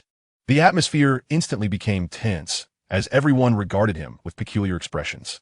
Zuohame, realizing that the locksmith had misunderstood, deliberately adopted a serious demeanor and stated, "We are here to seize criminal evidence." Zhu Xiaoming, with a grimace, reflected on the irony of good fortune turning into misfortune. The audacity of these robbers was astounding. Even with the police present, they remained nonchalant. Lu Haorui found the locksmith amusing and decided to tease him, pointing at Zhu Xiaoming and saying, "Captain Zuo, he is the mastermind. He orchestrated the theft of the national treasure. We were merely keeping watch. If anyone deserves execution, it is him alone." Zhang Wei could only shake his head in disbelief. It was as if he had proclaimed his acquaintance with Officer Zhua for all to hear. Rest assured, comrade. They are just jesting with you. Zhua interjected, concerned that the locksmith might genuinely be frightened. Zhu Xiaoming, after repeated reassurances, finally relaxed, collapsing into a chair and exclaiming, "You nearly scared me to death. I was just thinking, how could a prominent internet celebrity in a wealthy air resort to stealing antiques? That would be a grave jest indeed." Zhang Wei approached and patted the locksmith on the shoulder, chuckling, "Your locksmithing skills are remarkable. Let us exchange WeChat. We'll hire you for future jobs at double the price." At that moment, Yu Hongtao, accompanied by Dr. Zhao and several museum staff members, finally arrived, carrying 3 wooden boxes. Zhuahame stepped forward to shake hands with Yu Hongtao, smiling, "Director Yu, thank you for coming out at such a late hour to conduct the appraisal. It is much appreciated." "It was my duty," Yu Hongtao replied, rubbing his hands together. "To appreciate such fine artifacts is beneficial for our work and experience accumulation. It is a win-win situation." Unable to contain himself, Dr. Zhao began directing the staff to carefully open the glass box. While they were engaged in their appraisal, Yu Hongtao gestured towards the 3 wooden boxes he had brought, saying to Zhang Wei, "These are plaster replicas of the 3 Buddha heads in the museum. The second one is modeled after a Buddha head from the Eastern Jin dynasty, closest to this genuine piece before us. You may take it, but it will cost you 10,000. Remember to visit the museum to settle the payment at your convenience." Not all exhibits within the museum are genuine, due to the value of certain artifacts or for the sake of educational purposes. Museums often create one-to-one replicas to enrich their collections. Of course, this does not apply to historical cities like the capital, where an abundance of excavated artifacts exists. Zhang Wei listened in silence, exclaiming, "Uncle Yu, you are being excessively stingy. This makes our Shanghai museum appear unrefined. Others online claim that Shanghai people are miserly. Can't you reconsider?" Yu Hongtao playfully tapped Zhang Wei's head, saying, "You rascal. You have already taken a staggering 10 million for the rental of the state seal of the kingdom. And yet you claim we lack generosity? Now you won't even part with a mere 10,000. I dare say the real miser here is you." Helpless, Zhang Wei turned to Zhuahame, who averted her gaze, stating, "I only handle the case. I am not privy to other matters." Hearing this, Zhang Wei felt exasperated, as if he were being betrayed by his own allies. Nonetheless, to vex the little fellow, he agreed to part with the 10,000. Opening the wooden box, he discovered yet another Buddha head. Remarkably, although it was a replica, its craftsmanship was of museum quality, not to be taken lightly, both in form and antiquing. It was so lifelike that an untrained eye could hardly discern which was genuine and which was counterfeit when placed side by side. Zhang Wei laughed heartily, declaring, "Aside from my looks, my greatest talent lies in devising ideas. Just watch closely from now on." 10 minutes later, at Sanlin Company, the middle-aged little fellow, having just experienced a peculiar incident, was now lethargically engaged with his computer. Suddenly, a delivery person appeared at the entrance. The little fellow stood up to open the glass door, inquiring curiously, "What brings you here?" The delivery person handed over a bag, pointing to a note in Japanese affixed to it. Leaning in for a closer look, the little fellow read, "Thank you for your hard work. This is a small gesture of concern from the minister." Surprised and flattered, the little fellow was unprepared for such warmth from the minister, who usually held a lofty demeanor. Could it be that his efforts were indeed recognized, possibly hinting at a promotion? His spirits lifted. He even bowed to the delivery person in gratitude. Upon returning to his office and unwrapping the meal, he found it was his favorite Odin. Truly thoughtful of the minister. Realizing it was too late to disturb the minister's rest, he resolved to express his thanks in person the following morning. With tears of joy in his eyes, the little fellow devoured the entire bowl of Odin, savoring every drop of the broth. Meanwhile, Zhang Wei sat in the car, observing the surveillance footage with delight. He turned to Lu Haoruwei, asking, "Old Lu, did you add the laxatives?" Lu assured him, "Rest assured, I added 3 times the dosage. This little fellow shall soon have quite the ordeal." Zhang Wei nodded in satisfaction, exclaiming, "Excellent. Let us prepare for our operation." Indeed, shortly after finishing his meal, the little fellow felt a sharp cramp in his abdomen, followed by an overwhelming urgency that nearly caused an accident. He hurriedly dashed to the restroom. One can only imagine the fury that would ensue when the little fellows discovered that the Buddha head had been swapped. They would be beside themselves with rage. Zhu Pengfei, thrilled to partake in such a thrilling mission, could hardly contain his excitement at the thought of the little fellow's impending outrage. Meanwhile, Dr. Zhao was concluding his appraisal, with an officer nearby recording evidence. Zhang Wei, lacking knowledge of antiques, casually inquired, "Dr. Zhao, What makes this Buddha head so remarkable? Dr. Zhao exclaimed with palpable excitement. The only one in the world is right here. Can you believe it? The astonishment was not limited to Zhang Wei. Everyone present was left speechless. It seemed that yet another monumental discovery of the caliber of the imperial seal was at hand. Chapter 93, The National Treasure. Dr. Zhao continued. It can be said to be a treasure of the same level as the imperial seal. It would be a centerpiece in any museum across the nation. The origins of Buddhism's introduction to China are subject to various interpretations, yet the most widely accepted theory places its arrival during the Eastern Han period, with the establishment of the White Horse Temple serving as compelling evidence. However, Buddhism was not widely embraced by the populace at that time. Dr. Zhao's voice began to falter, and he instinctively reached for his thermos, only to realize, somewhat awkwardly, that he was not in his office. Zhang Wei promptly fetched a bottle of green tea and handed it to him, much to the chagrin of Yu Hongtao, who rolled his eyes in irritation at this inconsiderate lad taking credit for his purchased beverage. After taking a sip, Dr. Zhao resumed. Following the Eastern Han came the Three Kingdoms, and after the Three Kingdoms reunited under Jin, Buddhism flourished during the Western Jin period. It began to gain traction with the notion that Laozi had ventured westward beyond the pass of Hangu, transforming into the Buddha, Shakyamuni, to enlighten the people of India. This narrative intertwined Taoism and Buddhism, leading to the belief among the populace that Buddhist followers were disciples of Laozi, thus fostering the acceptance of Buddhist culture among the masses.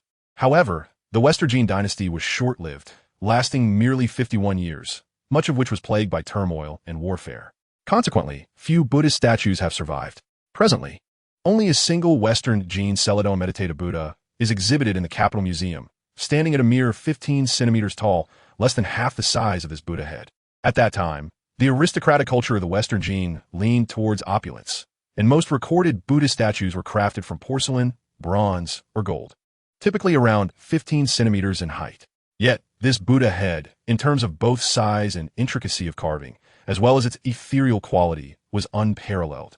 It can be regarded as a significant discovery of the religious culture of the Western Jin era. Dr. Zhao gazed intently at the Buddha head. Illuminated by the soft glow of the night, its solemn and ancient visage seemed to gaze down with a calm detachment at the vicissitudes of life, witnessing the strife of war, the plight of humanity, the peace of settled lands, and the moment when the fallen would be unearthed to behold the light once more. The world had transformed, and the essence of existence was rendered into an enigmatic realm. It was then that the boisterous Lu Haorui broke the reverie with a rather inappropriate inquiry. So, how much is this Buddha head worth? The atmosphere was abruptly shattered as everyone turned to glare at Lu Haorui, their displeasure palpable. Money, money, money, they seemed to scold. Zhang Wei jestingly rebuked him, stating that the Buddha head could not be valued in monetary terms, for it did not belong to him. Its rightful place was in a museum for the public to admire. Dr. Zhao chuckled gently. In this world, no one can truly ascertain its worth, for there is no precedent. However, in my opinion, it is certainly a priceless treasure. At that moment, Yu Hongtao seemed to have an epiphany and approached Zhuhame with a beaming smile. Captain Zhua, may I inquire about your plans for the Buddha head? It would be best to entrust such matters to professional institutions. I suggest we preserve it in our museum. Zhang Wei regarded Yu Hongtao with the innocent eagerness of a child yearning for candy, standing there wringing his hands and grinning foolishly, nearly spitting out his drink. The rapid shift in Uncle Yu's expression was remarkable. He would have made a fine actor. It is worth noting that an exhibition of artifacts of such significance would undoubtedly be a national sensation, bolstering the prestige of the Shanghai Museum immensely. Upon hearing this, Yu Hongtao was elated, grasping Zhuhame's hand in gratitude. If one were not aware of old Yu's character, they might mistakenly believe he was taking advantage of Zhuhame. As the clock struck 9 in the morning, Mitsui Masakazu looked at Nakamura, who was on duty, with a puzzled expression. Had he encountered a ghost last night? This morning, he had even skipped his beloved natto, hastily arriving at the office, only to find Nakamura pale and utterly drained, slumped over the front desk, as if he had been subjected to a brutal ordeal. At that moment, seeing Mitsui, Nakamura recalled the midnight snack the minister had provided. Yet the words of thanks were lodged in his throat. 16 times. He had endured it 16 times last night, feeling as if his insides were about to give way. Now, all he wished for was to see a doctor quickly, lest he perish far from home. Mitsui Masakazu, preoccupied with the Buddha head, paid no mind to Nakamura's tormented gaze. He proceeded directly to his office and opened the safe. Upon seeing the Buddha head intact within its box, he exhaled a sigh of relief. He He promptly summoned his secretary, Oda. Quickly arrange for a vehicle. I shall personally deliver the Buddha head to the airport. Additionally, schedule another vehicle to depart 10 minutes earlier for the cruise terminal to divert the attention of the Shanghai police. They may very well be monitoring us closely, so we must exercise caution. Understood, Oda replied, hastily preparing for the tasks at hand. It must be noted how disgracefully the Japanese have mastered the art of smuggling important Chinese artifacts under the guise of friendly exchanges. Historically, they have committed numerous such acts. Recent events concerning the ocean need not be mentioned. To satisfy their culinary desires, the Japanese have mercilessly slaughtered whales, presenting whale sashimi as a delicacy. Even after international environmental organizations prohibited the hunting of whales for food, they continued their nefarious activities under the pretense of marine biological research, denying any wrongdoing when exposed. Such despicable behavior is truly repugnant.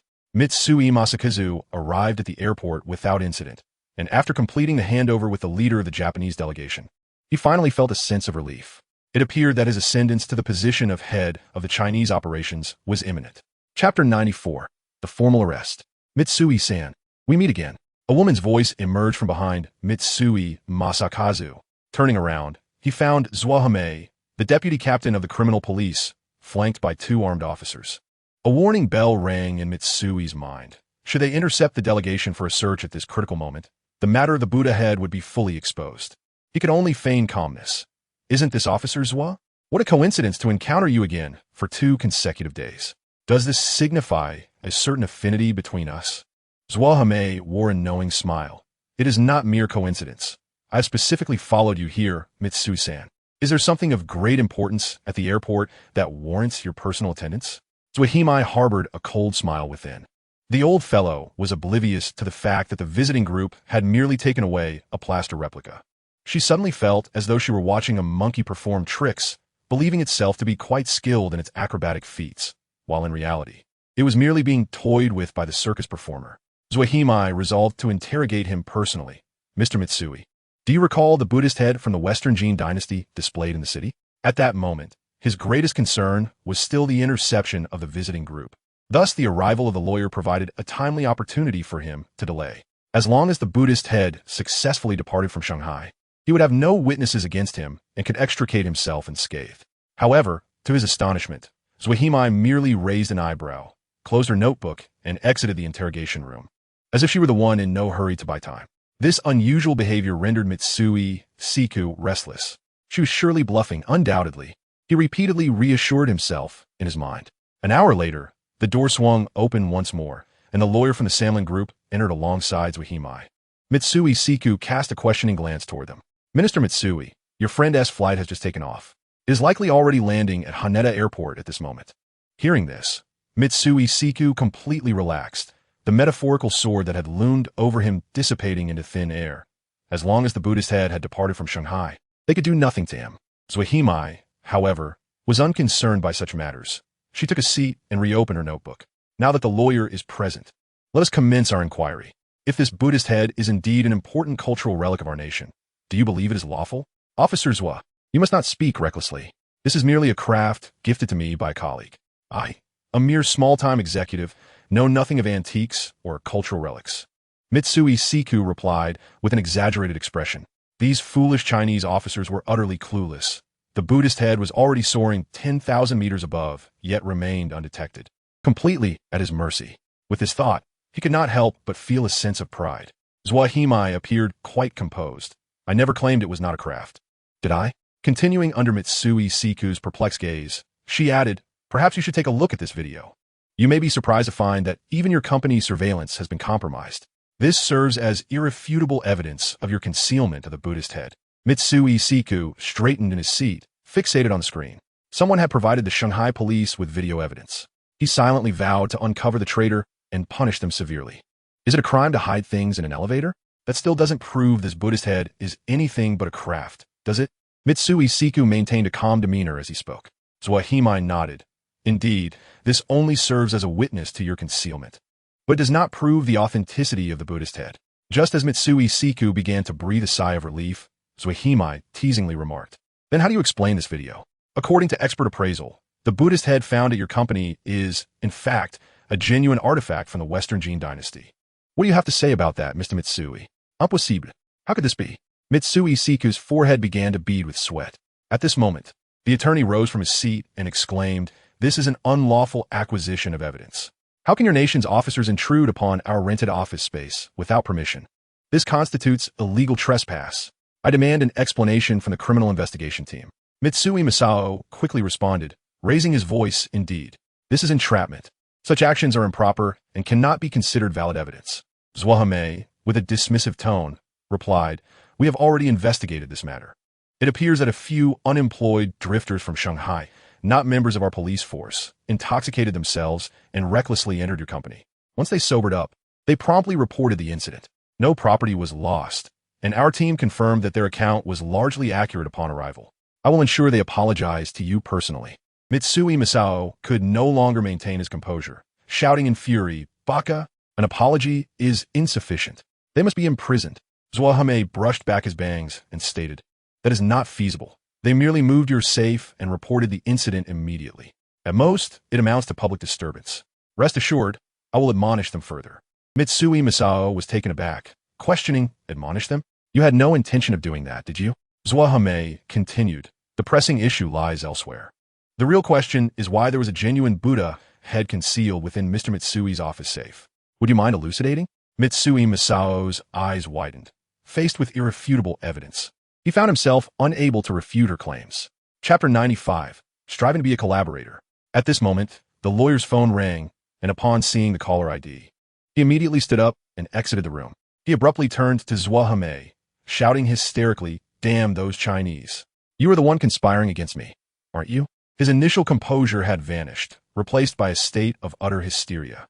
Zhuahame was not inclined to indulge him. Seizing the collar of his shirt, she executed a shoulder throw. Mitsui Masao, his body ravaged by indulgence, resembled a fragile figure, and with that throw, his ribs nearly fractured. He found himself pinned to the ground by Zhuahame's knee, wailing in agony, and he soon became docile. Mitsui Masao felt as though he had experienced more in these few days than in his entire life. From the heights of triumph, while anticipating a promotion, to being discarded by the company like a lost dog. He could not reconcile such drastic shifts and lay helplessly on the ground, akin to a lifeless creature. "All right, Mr. Mitsui, I strongly advise you to divulge everything you know. It is clear that the Sandling Group has abandoned you. Your only path forward lies in cooperating with our police force. We uphold the principle of leniency for those who confess and severity for those who resist. I urge you to consider this carefully." Zhuahame longed to confine this pitiful creature to prison immediately, yet recognized his potential utility. The situation in the city was murky, and it was imperative to uncover who had leaked information and who had benefited from concealing the truth, all of which required Mitsui's testimony. Furthermore, the crimes of the minor collaborators needed to be brought to light. History has shown that traitors can be more detrimental than the enemy itself. A lesson learned through the sacrifices of countless war heroes. "It depends on the significance of what you disclose," she stated. "I will disclose everything. It was that old, decrepit group from Neon who compelled me to act." An hour later, Zhuahame emerged from the interrogation room, her expression grave. The situation in the city was far more complex than she had anticipated, compounded by the involvement of foreign powers. Without delay, she hastened towards her superior's office. Meanwhile, Zhang Wei was oblivious to these concerns. He had just been peacefully slumbering when he was abruptly awakened by Xiaoxi's icy hands gripping his neck. With a startled shout, he sprang from his bed, and Xiaoxi burst into laughter, teasing, "This is what you get for waking me up in the middle of the night." Zhang Wei, feeling quite vexed, noted how this little girl held grudges. Why disturb his rest when she herself refused to sleep? And Xiaoxi, brimming with excitement, exclaimed, "I almost forgot. Get up quickly. It's snowing outside." Zhang Wei paused, then pulled back the curtains to confirm her claim. Indeed, it was snowing. Those from the north could never grasp the south fascination with snow, perhaps because what one lacks becomes all the more precious. Shanghai, located in the southern reaches of the Yangtze River, rarely sees snow, experiencing only 2 or 3 light flurries each year. Thus, the occurrence of snow was as rare as a short holiday. "Zhang Wei, hurry up. Let's go have a snowball fight." And Xiaoxi urged. Zhang Wei was at a loss. The scant snow in Shanghai would vanish upon touching the ground, rendering any hope of snow accumulation futile. Yet, seeing her delight was infectious, and he did not wish to dampen her spirits. Descending to the street, they found the ground damp but devoid of snowflakes. Undeterred, and Xiaoxi tilted her head back, mouth agape, attempting to catch the falling snow. Zhang Wei, bemused, realized that many others were doing the same and, after a moment's reflection, joined in. He merely wished to spare her the embarrassment of being alone in her whimsical antics. Gazing at the delicate snowflakes descending from the heavens, Zhang Wei was filled with nostalgia. In just 2 short months, he had transformed from a petty thief scavenging for gold bars to unearthing the Imperial Jade Seal, apprehending a murderer, and dismantling a theft plot orchestrated by foreign adversaries. He had witnessed a whirlwind of events. Perhaps, after the new year, he should take his parents on a vacation. For even humans, unlike machines, deserve a moment to unwind. Meanwhile, Xiaoxi had joined a group of children in playful antics, seizing the snow atop a parked car and shoving it down the collar of a small boy, who squealed in shock. Zhang Wei empathized, grimacing at the sight. As he pondered Xiaoxi's mischief, he recalled that he had yet to review the intelligence reports for the day and mentally activated them. Daily Intelligence 01 today. At shop number 24 on the 3rd floor of Huanqiu Port, a promotion is underway. Couples who kiss for over a minute will receive a complimentary ice cream cone. Daily Intelligence 02. A tourist from Camelot has recently posted a treasure hunting challenge in Shanghai on a new app called Pharaoh's Time Travel. Following the clues may lead to a rare Egyptian stamp. Daily Intelligence 03. The Shanghai stock market is set to experience a significant surge this afternoon, with one stock, Yaoji Company, expected to hit consecutive trading limits for 3 days. Standing still, Zhang Wei processed the day's intelligence. The first report was immediately dismissed. Even though he could enlist Sun Yiqing to undertake the challenge, it hardly seemed worthwhile to venture out for an ice cream. The scene undoubtedly attracted a crowd of onlookers. If captured in photographs and disseminated online, it would have been quite the misfortune. Such ostentatious behavior starkly contradicts his character. The second piece of information regarding treasure hunting was unfamiliar to him. Upon searching on his phone, he discovered the existence of such an application. After some exploration, Zhang Wei realized that it was, in fact, an offline treasure hunting game. Users worldwide conceal small treasures and post clues within the app, guiding participants to ultimately uncover the hidden gems. Zhang Wei found this concept rather intriguing and resolved to take Xiaoxi to experience it later. Back in the day, the elderly villagers, despite their lack of formal education, managed to engage in stock trading. Zhang Wei, considering himself a graduate of a prestigious university, believed that understanding the stock market's operational principles would surely place him above the elders. However, reality proved otherwise. Within merely 2 weeks, his modest investments were thoroughly ensnared. Consequently, he lost all desire to venture into the stock market again. It appeared that a chance for redemption had finally presented itself, and Zhang Wei couldn't help but feel a surge of excitement.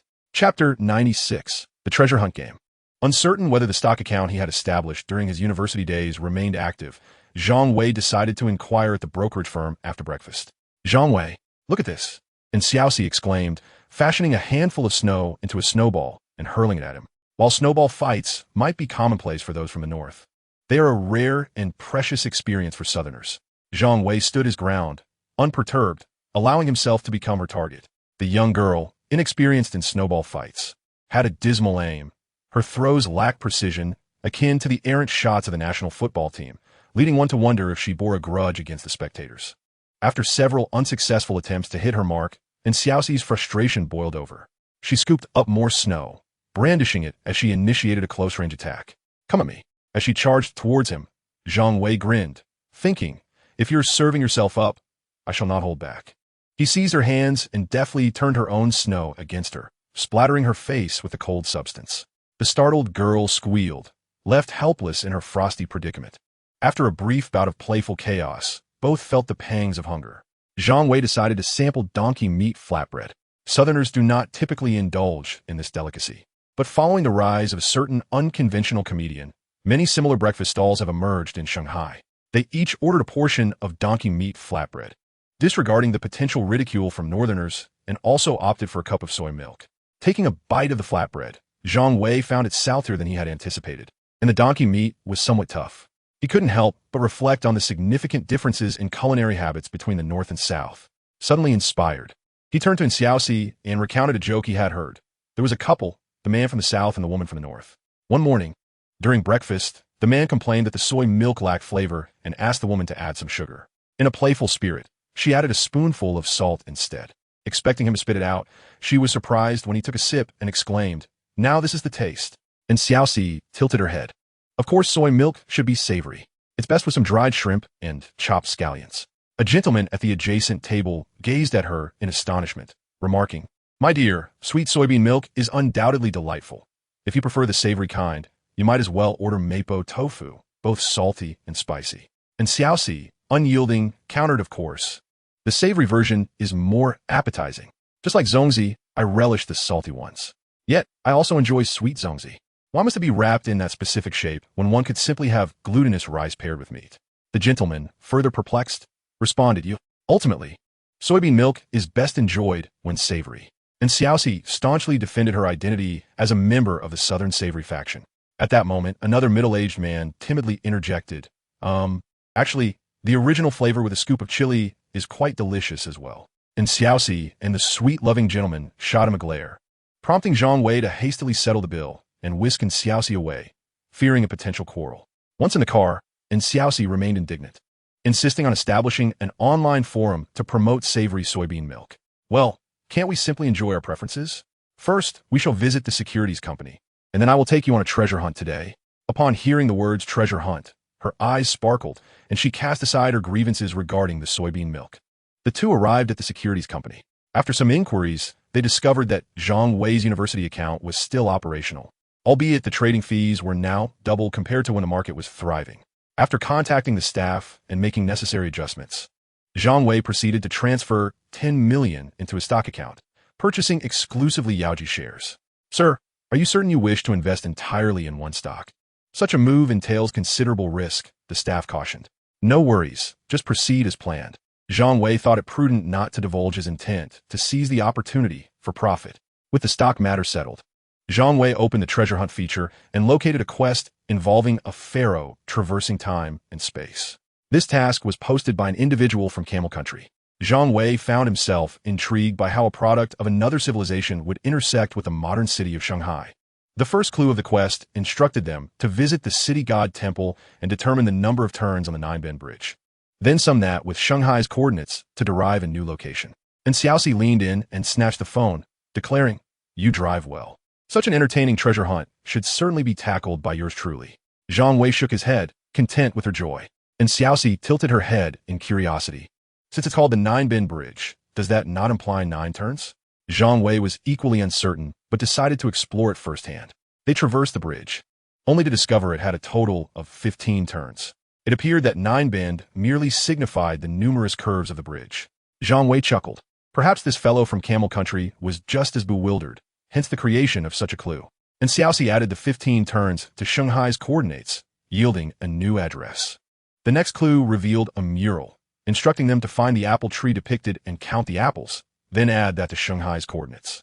Strangely, their calculated location pointed to a Shikumen community in Puxi, leaving Xiaoxi utterly baffled.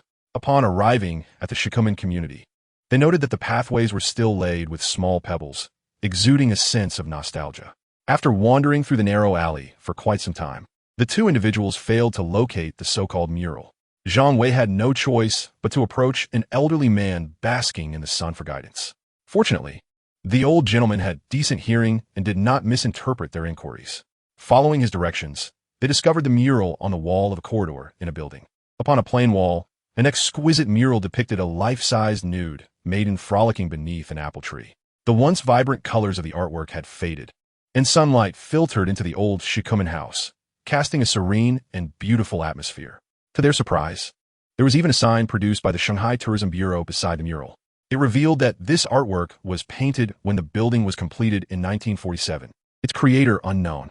After the liberation, the mural faced the risk of destruction due to its depiction of a nude figure, prompting residents to cover it with cloth to preserve it. Later, during a tumultuous period, they resorted to painting over it. As time passed and the paint began to chip away, the mural gradually re-emerged into view. Zhang Wei couldn't help but admire the resourcefulness of the local residents. It was unlikely that anyone would have discovered such an obscure location without a professional's guidance. Chapter 97. The Search for Treasure. The next clue pointed to the ultimate location of the treasure, and Xiaoxi eagerly matched the coordinates to the treasure site. Zhang Wei, we've been to the location where the treasure is buried. And Xiaoxi exclaimed, surprised. Can you believe it? It's the small square in front of the Shanghai Museum. Zhang Wei was taken aback. Wasn't that the very place where the renowned Cannon brother had gained fame? It seemed fate had intertwined their paths with this location. The Shanghai Museum, situated adjacent to People's Square in the bustling city center, posed a significant challenge for parking. Without hesitation, Zhang Wei drove directly into the staff parking lot of the museum. During their previous encounter, when separating a Picasso painting, Zhang Wei had invited the entire museum staff to dinner, and the gatekeeper had attended as well. Upon recognizing Zhang Wei, the guard greeted him with a smile and waved him into the garage. Zhang Wei beamed with pride, saying, "Now, that's what I call having connections. Not only do we park for free, but once we find the treasure, we'll treat Uncle Yu to a meal at the cafeteria." And Xiaoxi nodded in agreement, expressing her enthusiasm. After parking, the two made their way to the small square in front of the museum. It was relatively spacious, featuring only a modern sculpture in the center and a surrounding greenery. Zhang Wei and Xiaoxi searched high and low but found no sign of the treasure. Could it be that someone had already beaten them to it? However, upon inspection, the treasure hunting task was not marked as completed, indicating that they had yet to uncover the prize. Zhang Wei pondered deeply, while Xiaoxi, undeterred, resumed her search among the shrubbery. Just then, Yu Hongtao rushed over with two security guards from the museum. Moments ago, the security personnel in the monitoring room had spotted two familiar figures engaging in suspicious behavior in the small square. One of them exclaimed, "Isn't that one of the two people who almost caused a scene at our museum last time? What are they up to?" Due to the necessity of maintaining their posts, the two security guards were unfamiliar with Zhang Wei. One of them murmured, "Do you think that after their previous failed bombardment, these two might hide a bomb in the greenbelt this time?" The pair fell silent for 2 seconds before abruptly leaping from their seats. "Quickly alert the curator." And thus, the scene before us was set in motion. Yu Hongtao was certain that Zhang Wei would not engage in any terroristic activities. His curiosity was simply genuine. "Why are you two rummaging through the greenbelt? Perhaps you could assist me in clearing out the trash there?" Zhang Wei shot him a glance and jokingly remarked, "Uncle Yu, you don't understand. We're searching for precise coordinates. The ancient pharaoh is about to traverse time any moment now." Yu Hongtao, rendered speechless, retorted, "How old are you? Aren't you being a bit childish? Why didn't you come to the Egyptian artifact exhibition the museum held earlier? Now, that was truly exquisite from the Pharaoh's era." At that time, amidst the eruption of conflict, Yu Hongtao had utilized the influence of Shanghai International Metropolis to negotiate personally on 5 occasions in Egypt, impressing the other party with their sincerity. Ultimately, they succeeded in organizing an exhibition of artifacts from the Pharaoh's period, airlifting around 40 to 50 significant relics from their nation, many of which were of national treasure status and had never been showcased abroad before. Zhang Wei felt a surge of inspiration and hastily inquired, "Uncle Yu, were there any exhibits related to the Egyptian pharaoh set up in the small square at that time?" Yu Hongtao pondered. The relics were too precious to be displayed outside the museum. However, there was a plaster statue of a pharaoh placed in the square for promotional purposes. "Where is that pharaoh statue now?" Yu Hongtao mused for a moment. After the exhibition concluded, it should have been stored in the museum's warehouse. All right. My old bones are nearly breaking from all this pulling." Yu Hongtao observed that while he could still tease Zhang Wei, he had no means to manage the young girl accompanying him.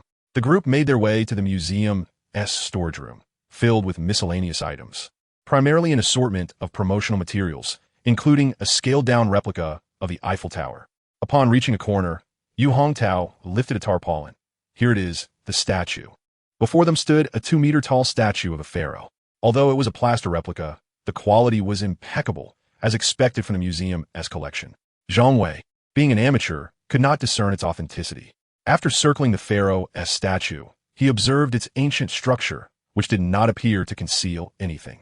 However, upon looking up, he noticed that the only potential hiding place was the scepter held firmly in the pharaoh's hand. "And Xiaoxi, I'll hoist you up to take a look." Zhang Wei crouched down, gesturing for Xiaoxi to sit on his shoulders, and then slowly rose to his feet.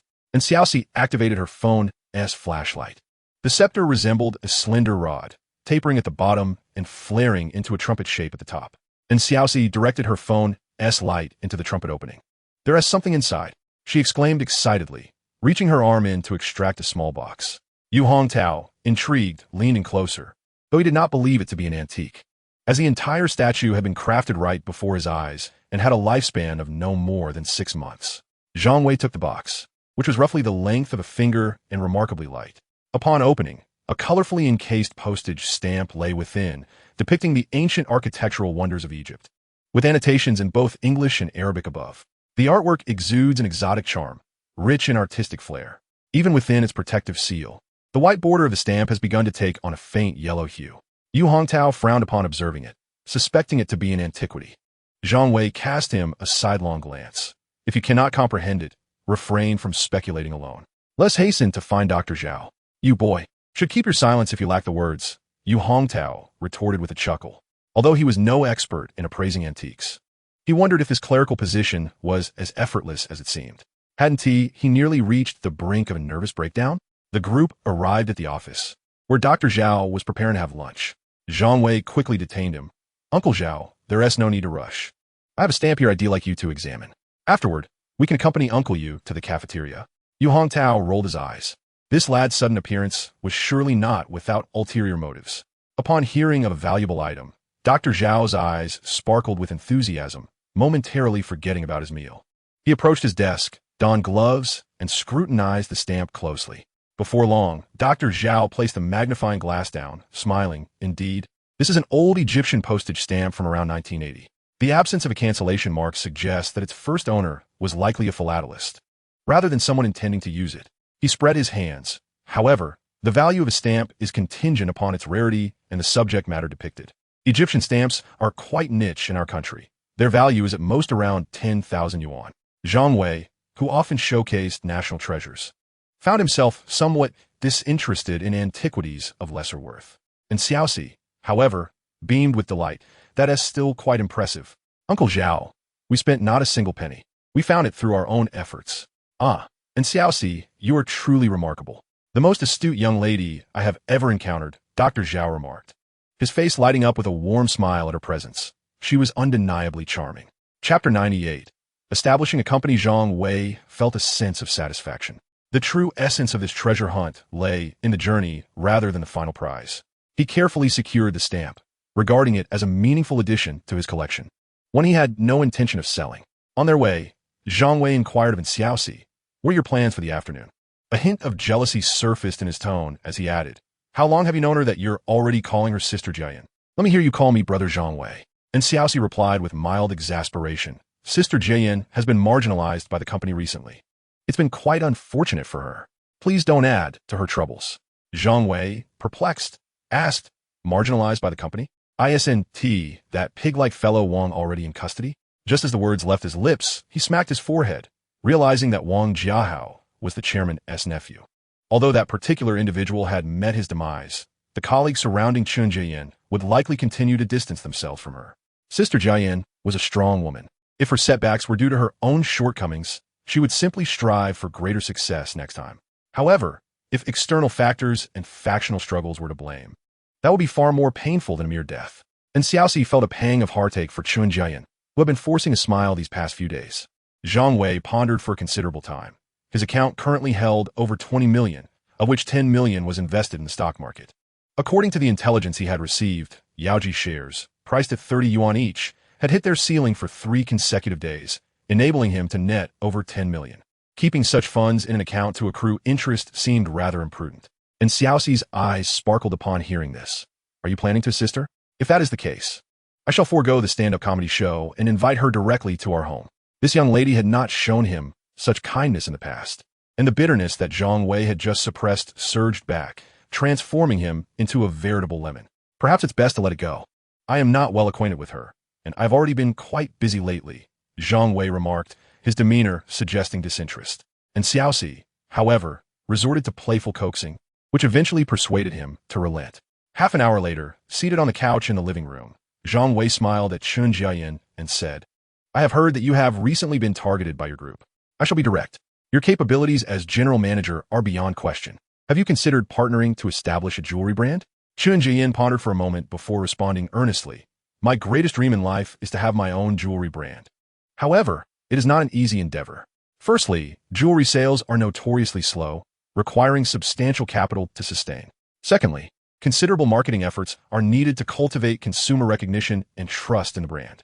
This is a long and exceedingly costly process, which is why many small jewelry companies struggle to survive." Zhang Wei contemplated this, He recalled that Sun Yicheng's gym required 5 to 6 million in funding, while the remainder of his capital had no clear purpose at present. I can currently invest 20 million, though it may not be a substantial amount. My vision is to start with an online brand, targeting affordable, mass-market offerings akin to Sherwalu Oshiki. He continued, we could involve in Xiaoxi and Lu Haorui as well. And Xiaoxi would handle the establishment and maintenance of the online store and big data marketing, while Lu Haorui could manage advertising and live stream sales. Once the brand gains traction and profitability, I could even collaborate with industry giants like the Zhu Group and Suzhou Heavy Industry to establish offline flagship stores in Guanghai and Jiangsu. You would assume the primary responsibility for operations and management. I firmly believe that with our collective efforts, we can create a successful brand. Though 20 million was not a vast sum, it was sufficient to commence an online venture. Chen Jiyan listened attentively to Zhang Wei's proposals, and Xiaoxi raised her hands exuberantly. I have over 2 million that I can contribute as well. At this point, the trio had been discussing for a while when the door swung open, and Lu Haorui rushed in, visibly flustered. Old Lu, you arrived just in time. We were discussing launching an entirely new jewelry brand. Are you in? Lu Haorui thumped his chest, declaring, how could I possibly miss out on such an endeavor? I will match whatever Xiaoxi contributes. With the 4 of us together, how could we possibly fail? Although Zhang Wei had anticipated Lu Haorui's enthusiastic response, he felt a deep sense of gratitude. The 3 of them, bonded not by blood, shared a camaraderie akin to that of family. This is precisely why, despite Lu Haorui only being responsible for emergencies in previous operations and not having been practically utilized, Zhang Wei still chose to share the profits with him. After all, having a brother by your side in the struggle is incomparable to an ordinary employment relationship. Chen Jiayan chuckled, stating, I have some savings accumulated over the past few years. I can certainly contribute 2 million. Count me in.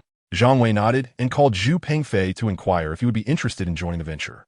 To Zhang Wei's surprise, the newly affluent Zhu indicated that anything below 10 million could be decided by Zhang Wei, and if it fell short, he would ask his family for more, which deeply moved Zhang Wei. After deliberation, Zhang Wei presented a preliminary plan to everyone. Currently, the company will be structured as follows. I will invest 20 million for a 50 stake, serving as chairman without taking on additional responsibilities. And Xiaoxi and Lu Haorui will each invest 2 million for a 10 share, overseeing online operations and promotional live streaming sales, effectively as technical partners. Based on sales performance, there will be additional profit sharing. Chen Jiyan will also invest 2 million for a 10 share and will be appointed as the general manager, responsible for various operational matters with a salary of 80,000 per month to be increased proportionally as the company profits grow. As for Zhu Pengfei, he will invest 5 million for a 10 stake without holding any position. The remaining 10 will be reserved for future leadership rewards. Zhang Wei surveyed the group and remarked, if there are no objections, we shall proceed with this decision. Chen, no, Hiayan. Please initiate the company registration so we can inject capital and begin recruiting talent to form our team. Zhang Wei added, I too had intended to save for a luxury home, but now all my funds are invested in the company. Jin, if you falter, I may find myself bankrupt. Quit your lamenting. Uncle Zhu gifted you a riverside luxury apartment just days ago. What are you crying about being poor for? And Xiaoxi retorted with a roll of her eyes. Why have Shi Hualuo and Shiqi succeeded? They do not sell genuine precious metals. Yet their exquisite designs and accessible pricing have garnered immense affection from countless young women. The average person may possess only a few gold ornaments throughout their life, but crystal necklaces can be changed daily without repetition. Chapter 99. New Intelligence. After careful consideration, Chen Jiayan finalized the optimal plan. Our only disadvantage at this stage is our limited initial capital. However, we could design 2 or 3 products and adopt a crowdfunding approach. This would alleviate much of the financial pressure. We could also collaborate with the Shanghai Museum to launch a co-branded product. The Shanghai Museum, having endured bombardment and the National Jade Seal incident, has undoubtedly reached the pinnacle of domestic recognition. Zhang Wei nodded in agreement. That is feasible. During my earlier statement, officers will mention that the city has already communicated with local authorities and several individuals have been apprehended. As each person confirmed their respective roles, Zhang Wei realized that aside from investing, he had little to do and felt somewhat sidelined. Observing the others engrossed in their tasks left him feeling disheartened and in need of comfort. Consequently, he drove to visit Sun Yicheng. After receiving a round of affectionate encouragement, they lay on the bed, discussing matters related to the gym. Sun Yicheng nestled comfortably in Zhang Weihui's embrace, saying, the fund will be transferred tomorrow. I will oversee the grand opening ceremony.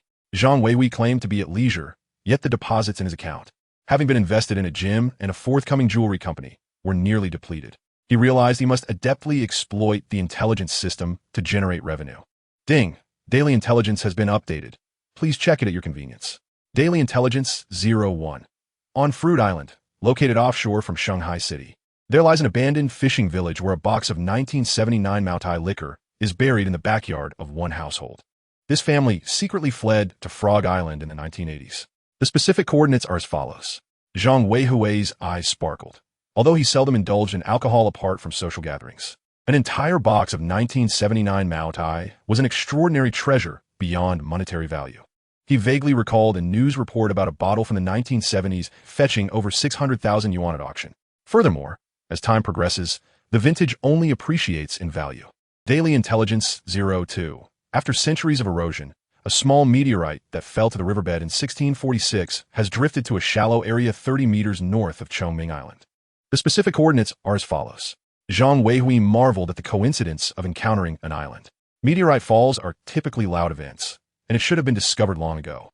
Upon checking his phone, he realized that 1646 was during the Qing dynasty's tumultuous entry into the Central Plains. Given the chaos of that era, local records were likely incomplete, and it seems no one paid heed to the matter. Daily Intelligence 03. Tang Lianxing, chairman of Shanghai Tangshan Cultural and Artistic Company, Limited, has recently contemplated retirement due to declining health. As Tangshan Cultural operates under a family business model, the heir must come from Tang Lianxing's bloodline. As the sole offspring, Tang Yi was initially trusted by the family, but due to a series of betrayals, she had become the least likely candidate among potential heirs. The host could gain benefits by assisting Tang Yi in securing her inheritance. Currently, Tang Yi is at Yak Bar, drowning her sorrows.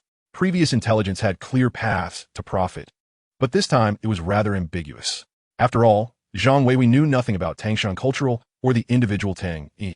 He was uncertain how to assist her. Considering that the system would not provide information without purpose, Zhang Wei pondered for a moment and decided to meet Tang Yi. At Yak Bar, Tang Yi approached the bar and plopped down beside a young woman.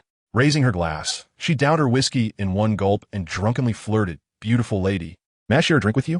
You're stunning. It's a pity you aren't a star." "Thank you, but I'm not much of a drinker," the young woman replied, slightly distasteful of the alcohol-laden breath, frowning in rejection.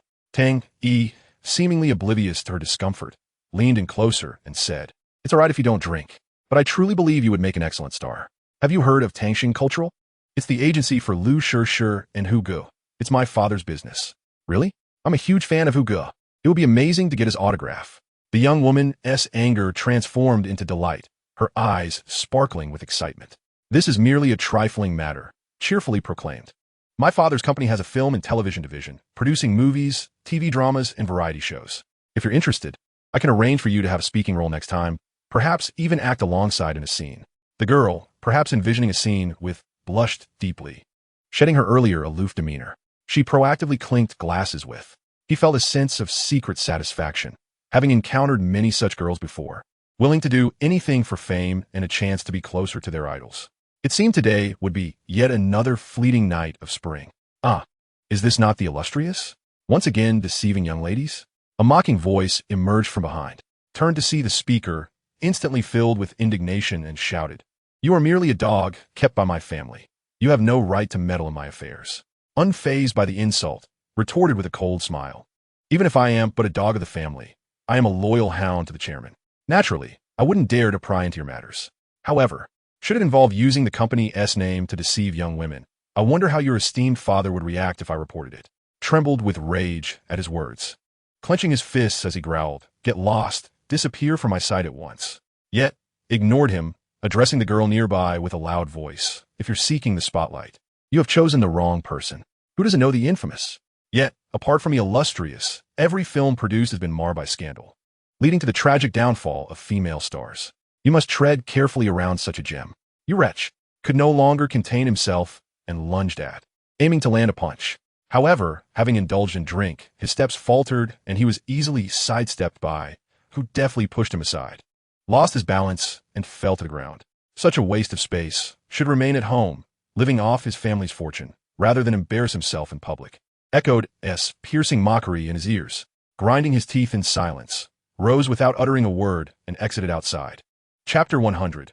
Free labor. The winter in typically hovers around freezing. Though not as frigid as the north, the damp chill permeates through clothing, delivering a bone-deep cold. Found himself in a precarious state, hunched beside a trash bin on a street corner, expelling a foul, repugnant substance. The film projects were fraught with difficulties. Either the actors faltered or the crew encountered issues, with not a single project successfully completed. Whispers of various rumors circulated within the company, alongside revelations from artists on social media about his mismanagement and scandals. Everything left him feeling utterly beleaguered. After finally securing a television opportunity from his father, a scandal erupted during filming involving an explosive accident that injured an actor. The production was abruptly halted, and he could still vividly recall the disappointment in his father's eyes. From that moment on, he was stripped of his position, reduced to a mere incompetent second-generation heir, knowing nothing but to languish in idleness. In merely 3 years, he has transformed from a promising individual to a state where even a mere supervisor within the company dares to speak to him in such a manner. A flicker of resentment flashed in Tang Yi's eyes, yet he felt utterly powerless. "You seem quite unconvinced," a young man's voice emerged from behind him. Tang Yi staggered to his feet and turned to see a handsome young man leaning against a car by the roadside, observing him intently.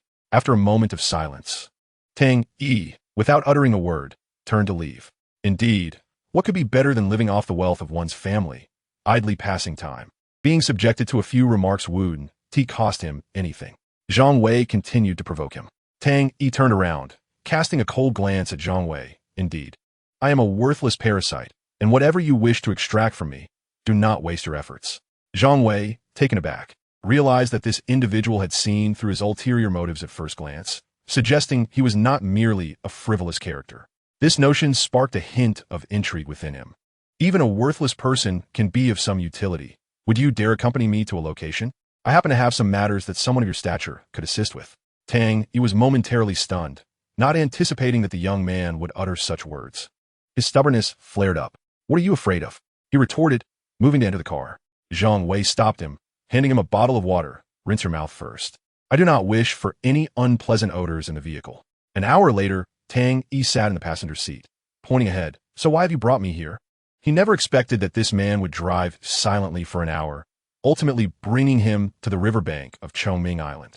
Had it not been for the absence of any weapon in the other man's hands, he might have feared for his life, thinking he was to be disposed of in the river.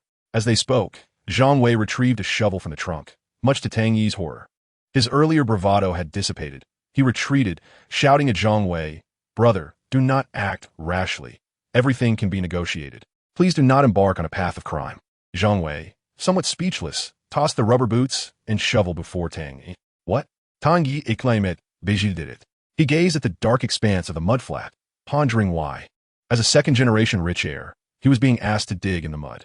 After a moment of internal conflict, the eerie solitude of the riverbank compelled him to don the rubber boots and descend the embankment. With no one around at that hour, Zhang Wei saw no need for pretense. Following the coordinates displayed by the intelligence system, he moved toward the distance. The two trudged through the mud, each step sinking deeper as the muck thickened, engulfing their feet. Tang Yi's patience wore thin. He wondered what purpose this man had in bringing him here. At that moment, Zhang Wei finally reached the vicinity of the meteorite. A glance at the intelligence system revealed that the meteorite was buried 1 meter deep. It was not excessively deep. Fortunately, the meteorite had endured extensive time and had been displaced by the river's currents. Had it recently fallen, it would have been buried several meters underground, beyond the reach of human effort. "All right, let us commence the excavation here," Zhang Wei declared, not intending to do the labor himself. His notion of utilizing waste was not to be taken lightly. Tang Yi gazed in silence at the mud before him, feeling utterly bewildered. He mused that he must have lost his sanity to believe the fanciful words of the individual standing in front of him. Was he truly afraid to dig in the mud? Surely, it would serve as a fine outlet for his pent-up frustrations.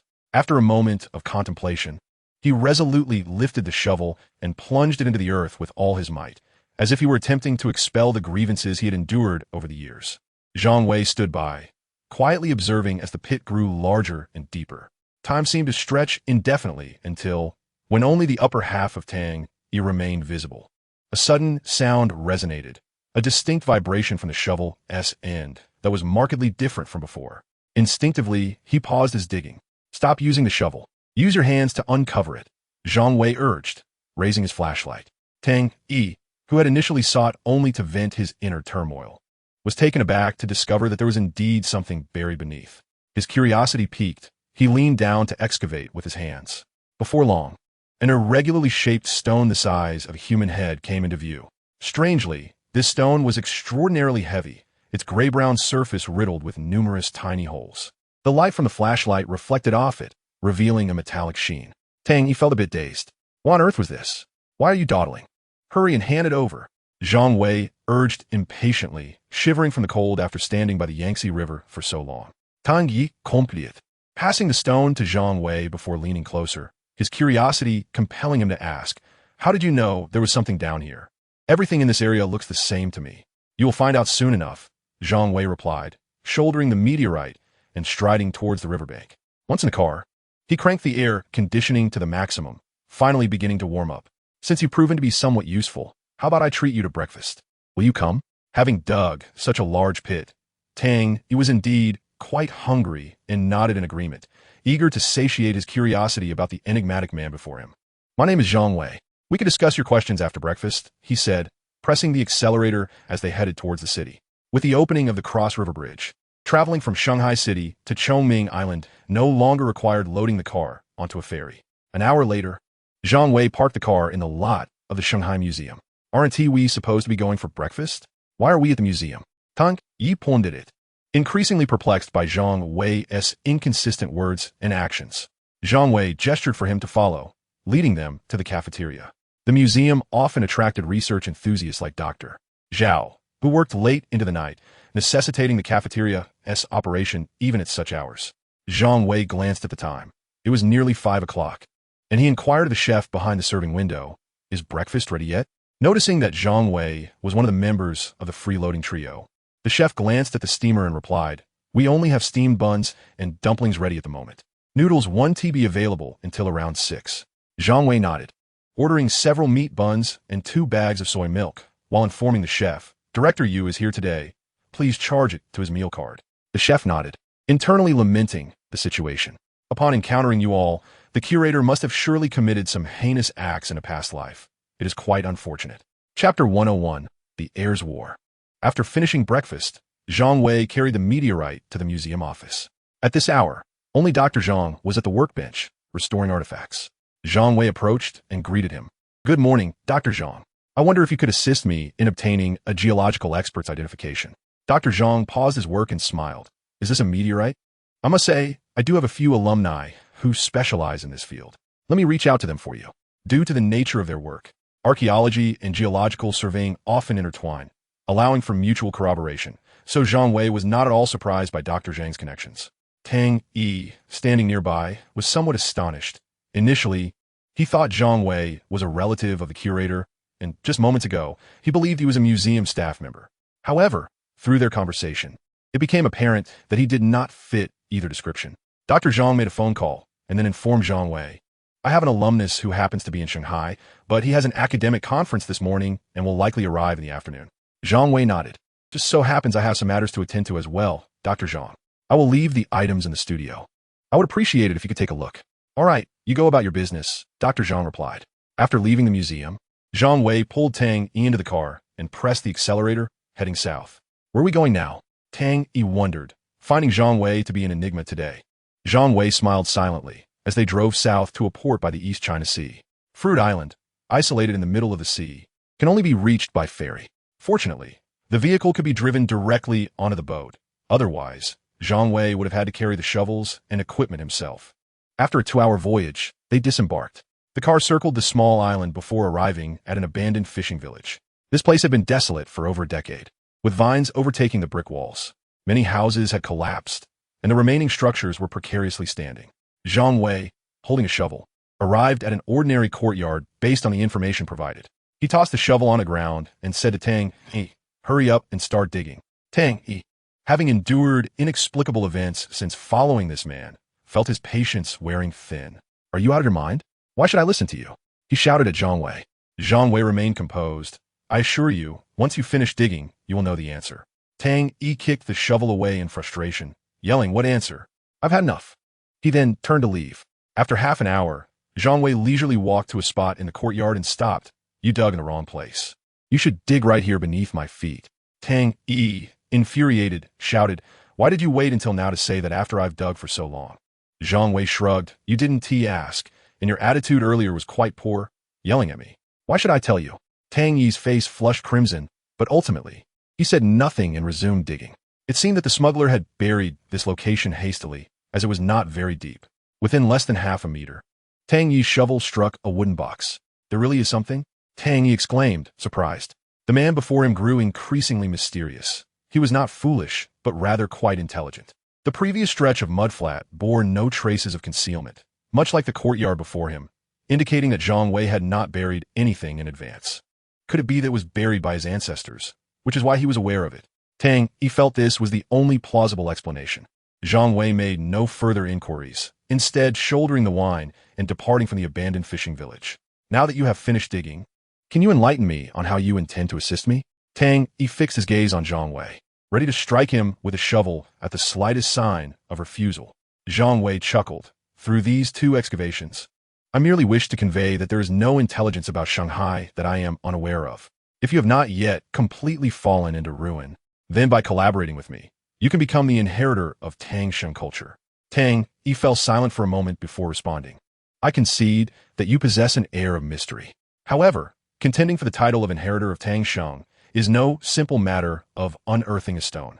Are you certain you can achieve this? Zhang Wei replied with a grin. Do you have any other options? Moreover, even in the event of failure, you would suffer no significant loss, would you? He laughed heartily, relishing the prospect of utilizing free labor, considering it merely a form of interest for his assistance. The pair drove to a well-known seafood stall on the island. Zhang Wei ordered 2 local specialties, the Chinese mitten crab, along with some assorted shellfish. As they dined and conversed, Tang Yi briefly recounted his current predicament, then sighed, I cannot fathom why my luck has been so abysmal in recent years. Otherwise, I might possess some influence within the company. Zhang Wei, taken aback, pondered aloud. Have you considered that these incidents seem too coincidental? Tang Yi's eyes widened. Are you implying that someone is deliberately framing me? Indeed, Zhang Wei's suggestion seemed quite plausible.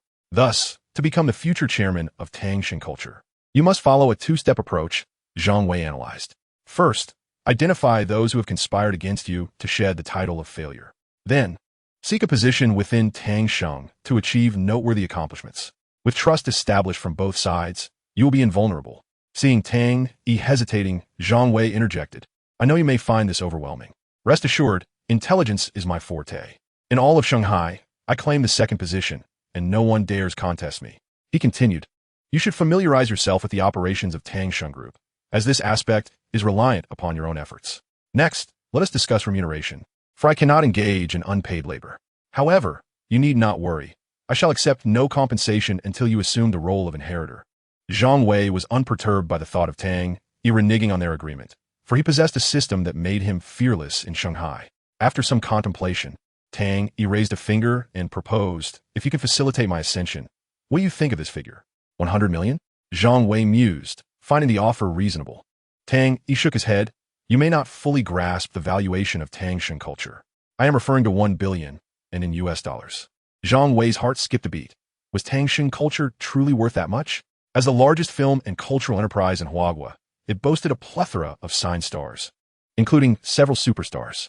Additionally, it owned the largest offline cinema chain and film base in Huagua, along with 5-star hotels, and invested heavily in numerous films and television series annually. A share of $1 billion would merely be a drop in the ocean. Agreed.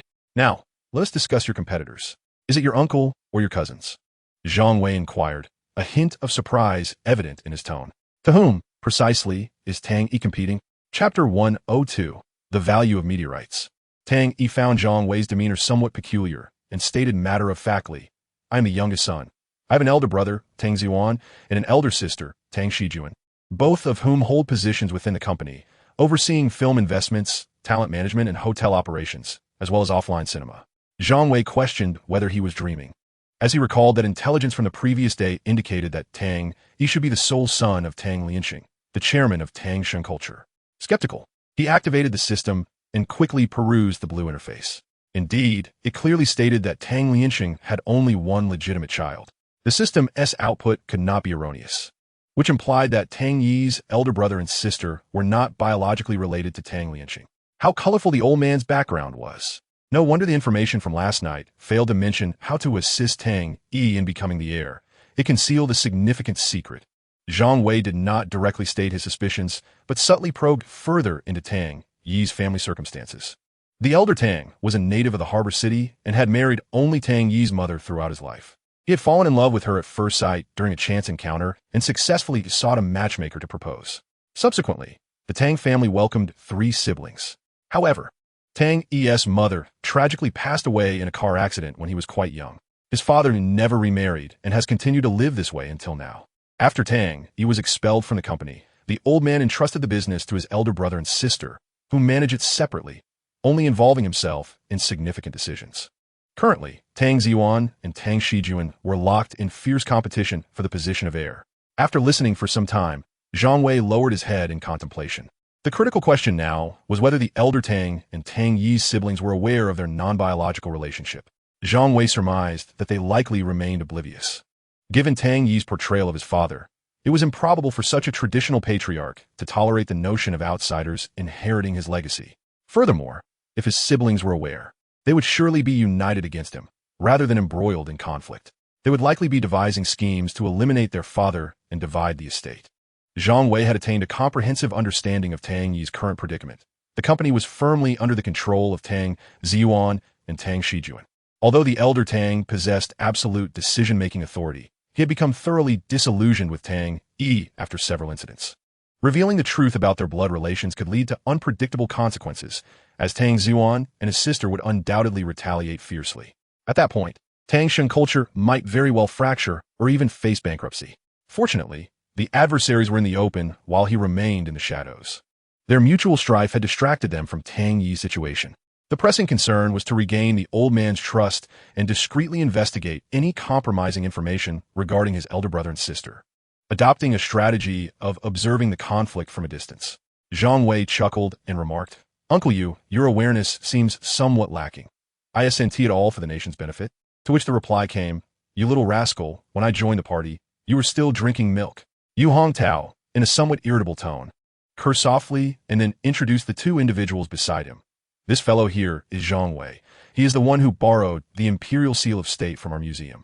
These 2 esteemed gentlemen are Director Zheng from the National Space Administration and Dr. Wu from the East China Geological Research Institute. Both are prominent figures in their respective fields.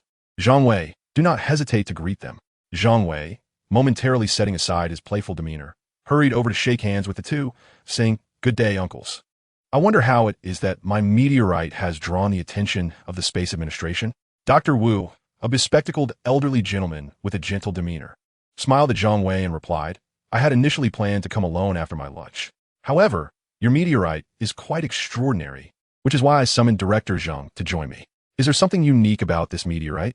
Zhang Wei asked, somewhat astonished. In his understanding, meteorites were merely composed of either stone or iron. Historically, were they not fashioned into divine weapons from celestial iron? What could possibly make it special? Dr. Wu chuckled, addressing his confusion. "Young man, your understanding of meteorites is rather simplistic. Just in terms of composition, they can be classified into more than a dozen categories. Common types include stony meteorites, iron meteorites, and others such as glass meteorites, black diamonds, and tektites. Your meteorite is particularly intriguing because, while it falls into the category of ordinary stony meteorites, it is exceedingly precious to humanity." Zhang Wei found himself bewildered by Dr. Wu's explanations, oscillating between the notions of ordinary and precious. What exactly is going on? Dr. Wu continued, "This meteorite originates from the moon. It is most likely a fragment resulting from the impact of a small celestial body or space debris on the lunar surface, which subsequently fell to Earth. The occurrence of such meteorites is exceedingly rare, yet through analysis of its structure, we can gain invaluable insights into the moon and future lunar exploration endeavors. Hence, its great value. Is this a joke?" Tang Yi, standing nearby, was taken aback, realizing that what he had unearthed from the marshland was such a valuable artifact. Initially, he had thought it merely a worthless rock. At that moment, Zhang Wei appeared increasingly enigmatic to him. Such a person surely had the means to assist him. Tang Yi's spirits lifted, He recognized this could very well be his final opportunity to inherit his family's legacy, and he must seize it resolutely. Zhang Wei, no, brother Zhang. You shall be my own brother from now on. You cannot ignore my plight, he exclaimed, showering compliments. Director Zhang from the Space Administration could no longer refrain from interrupting their exchange. Rubbing his hands together, he smiled and inquired, young comrade, what are your intentions regarding this meteorite? With a hint of apprehension, Director Zhang continued, I do not wish to presume, but this meteorite is crucial for our research on the moon. We previously collected several kilograms of lunar soil. Yet the moon's vast expanse and the stark differences in rock structures and soil compositions from the South Pole to the equator present challenges. Therefore, I would like to propose whether you could consider donating this meteorite to the National Space Administration. It would greatly aid our work. Might you be willing to part with it? He gazed at Zhang Wei with a mixture of anxiety and hope. Director Zhang, is it truly fair to expect to take the meteorite with just those words? Although Yu Hongtao expressed disdain verbally, he had already regarded Zhang Wei as his own kin in his heart and spoke up in defense of him. Director Zhang felt somewhat embarrassed, but sincerely stated, I am aware that meteorites hold immense value. Last year, a lunar meteorite of similar size was auctioned in the United States for a staggering $5.6 million. However, our Bureau's funding is entirely allocated to aerospace research and development, which leaves us unable to afford such an expense. The annual research and development budget of the National Space Administration hovers around $10 billion. While this figure may seem substantial due to the technological barriers imposed by Western nations, many material projects require independent exploration by our country. This situation is akin to a nation competing against over a dozen developed countries, the difficulty of which is readily apparent. Numerous research projects lack funding and rely on the Space Administration's acceptance of launch tasks from other countries to sustain their operations. Zhang Wei had no objections to making a donation. After all, he was a part of the nation, and contributing to the aerospace endeavors of his homeland was a matter of pride. However, he found himself financially strained, as the funds at his disposal were dwindling, and the jewelry company would likely require substantial promotional expenses in the future. The $30 million he and Xiaoxi managed to scrape together was hardly sufficient. At that moment, an idea struck Zhang Wei, and he sought Director Zhang's opinion. Director Zhang, I will not hide it from you. I am currently in the process of establishing a brand new jewelry line, and the financial pressure is indeed considerable. Upon hearing this, Director Zhang's expression dimmed, for the lunar meteorite was valued at over $40 million, and acquiring it as a donation seemed quite an unreasonable request. Nevertheless, Zhang Wei continued, what I propose is whether it might be possible to reach a cooperative agreement. We require publicity for our new brand, while the Space Administration needs meteorites for research. Why can't we create a win-win situation? Director Zhang, somewhat perplexed, inquired, what do you mean? Zhang Wei explained gently, consider this, we provide the meteorite, and when the Space Administration has a launch mission, our company's name could be printed on the rocket. Subsequently, we would design a pendant related to the cosmos as a joint product with the Space Administration. Wouldn't that be a delightful outcome for both parties? The rockets of our nation typically feature a white body adorned with the red national flag, a color scheme well suited for various advertisements. Back in 1994, due to insufficient funding for space missions, the phrase Enwei was printed on the rockets. While many may not be familiar with the Enwei group, its product, Gyrian, is undoubtedly renowned throughout the country. Similar advertisements promoting pandas have also graced the rocket carriers, demonstrating that our aerospace endeavors are not as shrouded in mystery as one might assume. After a moment of contemplation, Director Zhang responded, I will need to report this. There has been no precedent for such an arrangement. However, it is indeed a commendable win-win approach. I will do my utmost to facilitate this matter. Zhang Wei smiled. I am confident this will be a splendid collaboration. They exchanged phone numbers, and Zhang Wei secured the meteorite in a museum safe before departing with Tang Yi. All right, there is nothing more for today. I will contact you once I have thoroughly investigated the situation with Tang Xin culture. Rest assured, it will only take a day or two. Tang Yi felt somewhat disoriented. At this hour, he would typically just be waking up, preparing to grab a bite before heading to the bar to indulge in revelry. Now, he had resolved to regroup and forge ahead. At this moment, I find myself at a loss for what to do. I suggest you visit this gym to improve your physique. At such a young age, you appear utterly drained. Let us not have you prematurely succumb to exhaustion just after assuming the role of chairman. Future work engagements will undoubtedly demand considerable stamina. Zhang Wei forwarded the gym's location to Tang Yi, reminding him that even the smallest mosquito carries weight. After all, I must assist him in securing his inheritance. Is it too much to ask for him to acquire a yearly pass at our family enterprise? The dining table and sofa in the living room have vanished, replaced by 5 office desks. At this moment, Chun Jiayin is tidying up the office supplies. Are you treating my home as an office? Zhang Wei remarked, somewhat incredulous. And Xiaoxi chimed in with a touch of sarcasm. Indeed, you, the chairman, seem to lack awareness. Haven't you noticed that I've sacrificed the sofa? After binge-watching, we can only retreat to our rooms. Besides, you won't have to endure this for long. You'll be moving to a mansion soon. So just bear with it for a month or so. Suddenly, Zhang Wei recalled something and hurriedly inquired, but won't the landlord have objections to this arrangement? With hands on her hips, and Xiaoxi proudly declared, young man, I've already anticipated your concerns. I entrusted Wang Xiaohua with confirming details with the real estate agent. She has been appointed as our company's first employee, tasked with assisting Lu Haorui in future livestream sales. After a brief respite, as mealtime approached, Lu Haorui and Wang Xiaohua arrived, and the group ventured out to enjoy a hot pot feast to celebrate the company's inception. Zhang Wei initially wished to dine somewhere upscale, but Chun Jiayin interjected, from now on, company expenses must be accounted for. If you treat us to dinner, that is a personal gesture, not to be conflated with business. Zhang Wei found her reasoning sound and relented. Thus, the group settled at an ordinary hot pot establishment by the street, all buzzing with excitement over the company's founding. At this juncture, Lu Haorui posed a question. What shall we name our brand? Zhang Wei had pondered this for some time, but had yet to settle on a name. He decided to invite suggestions from everyone, and Xiaoxi was the first to raise her hand. How about calling it cyber jewelry? Zhang Wei rolled his eyes. Not at all. We're selling jewelry, not hacking services. Lu Haorui then raised his hand and suggested, it should reflect our unity. How about brotherly bonds jewelry? Zhang Wei chose to disregard his proposal, as he was not establishing a street gang. After much deliberation, Zhang Wei suddenly recalled his earlier discussion from the day. He briefly recounted the plan to collaborate with the National Space Administration. What do you think of the name Star Jewelry? It would resonate well with the space agency. No one had anticipated that their humble assembly would have an opportunity to partner with such a distinguished entity as the Space Administration. The name Star Jewelry was well received, deemed catchy and pleasant to the ear. Thus, the name of the future luxury goods conglomerate was established in that unremarkable hot pot restaurant. Through the recent case of the wanted murderer, Zhang Wei discerned that if the intelligence provided remains incomplete or has further developments, it is highly probable that subsequent information will pertain to the same matter. Zhang Wei murmured to himself, I hope this holds true once more. Chapter 104. The Opportunity for Tang Midnight, 12 o'clock. Ding. The Daily Intelligence has been updated. Please check at your convenience. Daily Intelligence 01.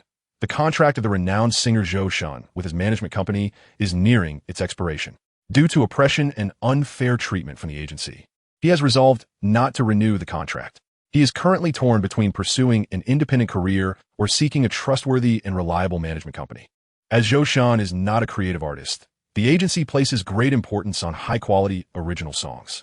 This could serve as a crucial factor in his decision-making. Daily Intelligence 02. Mao Liang, a student at the Shanghai City Music Academy, has harbored a secret crush on his class goddess for 2 years. In a bid to win her heart, he painstakingly composed 6 songs to present as a confession gift. However, a set of photos of his goddess surfaced on the campus network, revealing that beneath her seemingly pure exterior lies a woman willing to do anything for cinematic opportunities. Disheartened, Mao Liang resolved to sell the songs, currently valuing them at 300,000 yuan. These 6 songs of exceptional quality have the potential to become viral hits online, and the host could purchase them and later resell at a profit. Daily Intelligence 03. Tang Zhiyuan, the deputy general manager of Tangsheng Cultural and Artistic Company Limited, has long controlled the realms of film and artist management. He has exploited his position to indulge in unspeakable perverse behaviors. Over the years, he has lured 25 newly trained trainees into compromising situations under the pretext of debut opportunities, including members of currently popular idol groups. Due to Tang Sheng's standing in the industry, no one dares to speak out against his misdeeds. Several individuals have since withdrawn from their groups or developed mental health issues. The host could gain the gratitude of the victims by exposing Tang Zhiyuan. His office computer contains a wealth of videos from crime scenes that could serve as evidence. This was the first time Zhang Wei noticed that all 3 pieces of intelligence on the same day were related to Tang Sheng culture, with the first 2 being interconnected. His sole shortcoming lay in his inability to create, necessitating the acquisition of songs to perform.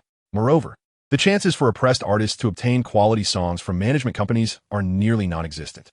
Zhang Wei surmised that this was likely the reason Zhou Shun was conflicted about whether to go solo or find a reliable agency again. However, the second piece of intelligence adeptly resolved this dilemma, as the system merely required him to sell songs at a low price to deter profit. Yet, Zhang Wei sought more than just this modest gain. He intended to not only acquire songs, but also sign the artists. This would significantly enhance his chances of persuading Zhou Shun to join Tang Sheng. The third piece of intelligence pertained to Zhang Wei's non-biological older brother. The nature of this matter repulsed Zhang Wei. Although he maintained a conventional orientation, he respected others. However, if coercion through unspoken rules was involved, the situation would take a grave turn. Should this matter be exposed, Tang Zhiyuan's career at Tangshan Culture would be irreparably tarnished. Zhang Wei pondered for a moment, realizing that this matter required careful consideration, particularly since Tang he currently held no foundational support within the company. Even if Tang Zhiyuan were to step down, it would not be his place to assume the role. The pressing priority was to secure Zhou Shinshin's signature for Tang Yi. Once he clarified the direction of his actions, Zhang Wei felt no further hesitation and succumbed to slumber. The following morning at 7, Mao Yongliang sat in the cafeteria of the Music Academy, his eyes devoid of vitality, as he took a bite of a meat bun that tasted as insipid as wax. Since the very first day of his freshman year, he had been infatuated with Lu Yutao from the Performing Arts Department. However, as a composition major standing at a mere 1.7 meters with an unremarkable appearance, he found himself unable to compete with the strikingly handsome youths from the dance and drama departments. Consequently, he kept his affections concealed within the depths of his heart, content with merely catching glimpses of her from a distance whenever fate allowed. As graduation approached, Mao Yongliang realized that if he did not confess his feelings, he would truly lose his chance. Yet, aside from his commendable songwriting skills, he possessed no other advantages. Thus, he transformed the emotions he had nurtured over 4 years into a wellspring of creativity, enduring countless sleepless nights to compose 6 songs. He had planned to confess his feelings in the coming days, but unexpectedly, news broke on the campus network yesterday that shattered his world. He was astounded to discover that the girl, who appeared as pure as an orchid, had a sordid side, willing to do anything to gain the resources of directors and producers. This revelation left him feeling as though his worldview had been violently dismantled. Although the post was swiftly removed from the website, the anguish within his heart remained unerasable. For years of unrequited love felt like a jester mocking his despair. "Excuse me, Mao, would you mind if we sat down and talk?" Approached 2 gentlemen, Zhang Wei and Tang Yi. Early that morning, Zhang Wei had stormed into Tang Yi's apartment, relentlessly knocking on the door until Tang Yi was nearly in distress. After deciding to place his trust in Zhang Wei for one last effort, he spent the night poring over internal documents of Tangshan Culture, finally succumbing to sleep around 3 in the morning, already suspecting Zhang Wei's intentions. Unfazed by Tang Yi's plight, Zhang Wei pulled him into a car and briefly explained the situation regarding Zhou Shinshin and Mao Liangliang on their way to the Music Academy. "I have gathered all the necessary information. Now it is your turn to shine, as securing songs and signing artists is your forte." This led to their encounter in the cafeteria. Mao Yongliang had not previously seen the two, but upon observing their handsome features, he assumed they were fellow students from the Performing Arts Department and nodded to invite them to sit. "Tang, he was the first to speak, Mao. Are you familiar with Tangshan Culture?" Mao Yongliang was momentarily taken aback. Tangshan Culture was a renowned enterprise within the entertainment industry, its name known to all. He found himself perplexed by the intentions of the individuals before him. "In fact, my father is Tang Lianxing, the chairman of Tangshan Culture. I have always enjoyed forming friendships with creators, and by a fortunate chance, I learned of your esteemed name, rumored to be a highly talented musician. Hence, I took the liberty of visiting to discuss a potential collaboration. Would it be possible to have the honor of such a conversation?" Mao Yongliang was utterly astonished. He was merely an obscure arranger, still a student yet to graduate. He had never imagined that he would intersect with the illustrious Tangshan Culture. His initial reaction was to perceive the 2 individuals before him as fraudsters. However, he swiftly dismissed this notion. With neither wealth nor connections, what did he truly have to lose? With this thought in mind, he relaxed. Discussing collaboration was no issue, but let it be known that he had no funds and would not be purchasing any insurance. Tang Yi straightforwardly declared, "I assure you, I am not an insurance salesman. If you inquire within the industry, you will find that I speak the truth. I am here today to ascertain whether Mr. Mao has any intention of joining Tangshan after graduation." Our company is in need of creative talents like him. I believe he could accomplish great things at Tangshan Culture. Zhang Wei was momentarily taken aback by this statement. Wasn't the agreement to discuss music acquisition? How had it morphed into recruitment? This was not what they had deliberated on the way here. Chapter 105, The Predicament of Zhou Xinshan. Mao Yongliang exclaimed with delight. Of course, I would be interested. As a recently graduated composer, he typically worked for established musician studios, and opportunities to join a film and television company were exceedingly rare, especially with a leading group like Tangshan Culture. I have indeed created a few songs recently. Please wait a moment while I fetch a demo from my dormitory. He mused to himself. It seems that while I may have suffered in love, fortune smiles upon my career. My opportunity has arrived. Mao Yongliang harbored no doubts about the other party's intentions. These songs were composed in secret, away from his roommate, and no one else in the world knew of them. He promptly rose and hurried out of the cafeteria toward his dormitory. Once he had vanished from sight, Zhang Wei curiously inquired, "Why not just sell the songs directly? What are you trying to achieve?" Tang Yi replied leisurely, "I assent this splendid, since you claim his compositions are of exceptional quality. Why not take both the person and the songs?" Zhang Wei was left speechless. "You seem remarkably like a con artist. I must remind you that a great deal of effort goes into crafting those songs. Whether we sign him or not is irrelevant. You must ensure he is compensated for his work." Tang Yi shrugged. "Do you think I enjoy deceiving others? The crux of the matter is that purchasing songs requires money, which I do not possess." Zhang Wei was astounded. "Come on, you're a wealthy second generation. Surely you're not entirely broke?" He had initially thought Tang Yi was a talent enthusiast, only to realize he genuinely intended to exploit the situation. Had he known, he would have just paid for the songs earlier, as it wouldn't harm him once Tang Yi rose to prominence. "Do you think so?" Tang Yi rolled his eyes. "If I had money, would I need to con young ladies at bars? I would rather indulge with models at exclusive clubs. Ever since my dismissal from the company, my father has cut off my credit card, providing only a minimal monthly allowance. This USB drive contains demos of my 6 latest songs. I kindly asked the production team at Tangshan Culture to provide their feedback." Tang Yi nodded with a smile. "I wonder if Mr. Mao has registered his copyrights?" Upon receiving a negative response, he continued, "My suggestion is to register with the Huagua Copyright Association as soon as possible. Nowadays, it can all be handled online with a computer. We can then sign a delegation agreement, allowing me to play your songs in non-commercial contexts. Certainly, this is a piece of work you created prior to your employment. Should the company take an interest, I shall endeavor to secure additional funds for the acquisition of songs." Rest assured, Tang Yi adopted a humble demeanor, refraining from leveraging his position to intimidate others. Instead, he engaged with Mao Liang on equal footing, ensuring that all matters were transparently discussed. Observe, the young heir of Tangshan Culture is indeed professional, even offering himself such sagacious advice. Mao Yongliang felt increasingly reassured upon hearing this. After finalizing their agreement, Tang Yi located a nearby printing shop to amend and print a similar contract. The two then affixed their signatures. "Now, Mao, your task is to graduate smoothly while continuing to create as much as possible without compromising your studies. I have faith in you."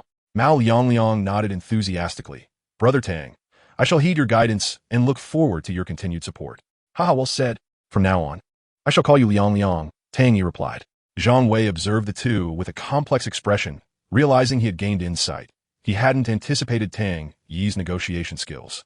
It was evident that Mao Yongliang was so charmed he nearly assisted Tang Yi in counting money. Zhang Wei furrowed his brow. "Can't we just send the songs directly for them to listen to?" Tang Yi shook his head. "That would lack sincerity. We must present ourselves in person. It is a matter of respect for an artist, a principle highly regarded in the entertainment industry." Zhang Wei pondered for a moment. "Very well. There's nothing pressing in the coming days. There's no time like the present. Let us depart today." He first called in Xiaoxi to inform her of his itinerary, hoping she might assist in booking 2 plane tickets. However, Xiaoxi abruptly replied that she was busy and hung up. Zhang Wei sighed, realizing that since the establishment of Xingchen Jewelry, Xiaoxi had been preoccupied with building the website and online store, resulting in a declining status in her eyes. At that moment, Zhou Shunshin sat within a recording studio, having listened to 2 new songs that left him unsatisfied. Upon returning from studying abroad, he had been naive about the domestic entertainment industry and fell prey to his manager's empty promises, signing with Huaxia Entertainment. This led to a lack of resources, only salvaged by the faculty at the Capital Music Academy, who provided him with numerous performance opportunities. The new songs had been secured through the support of senior artists. Though he had achieved fame through his vocal talent, the company had ironically arranged for him to be eliminated from a talent show in favor of a tone-deaf young idol. Had he possessed a more combative nature, he would have severed ties with them long ago.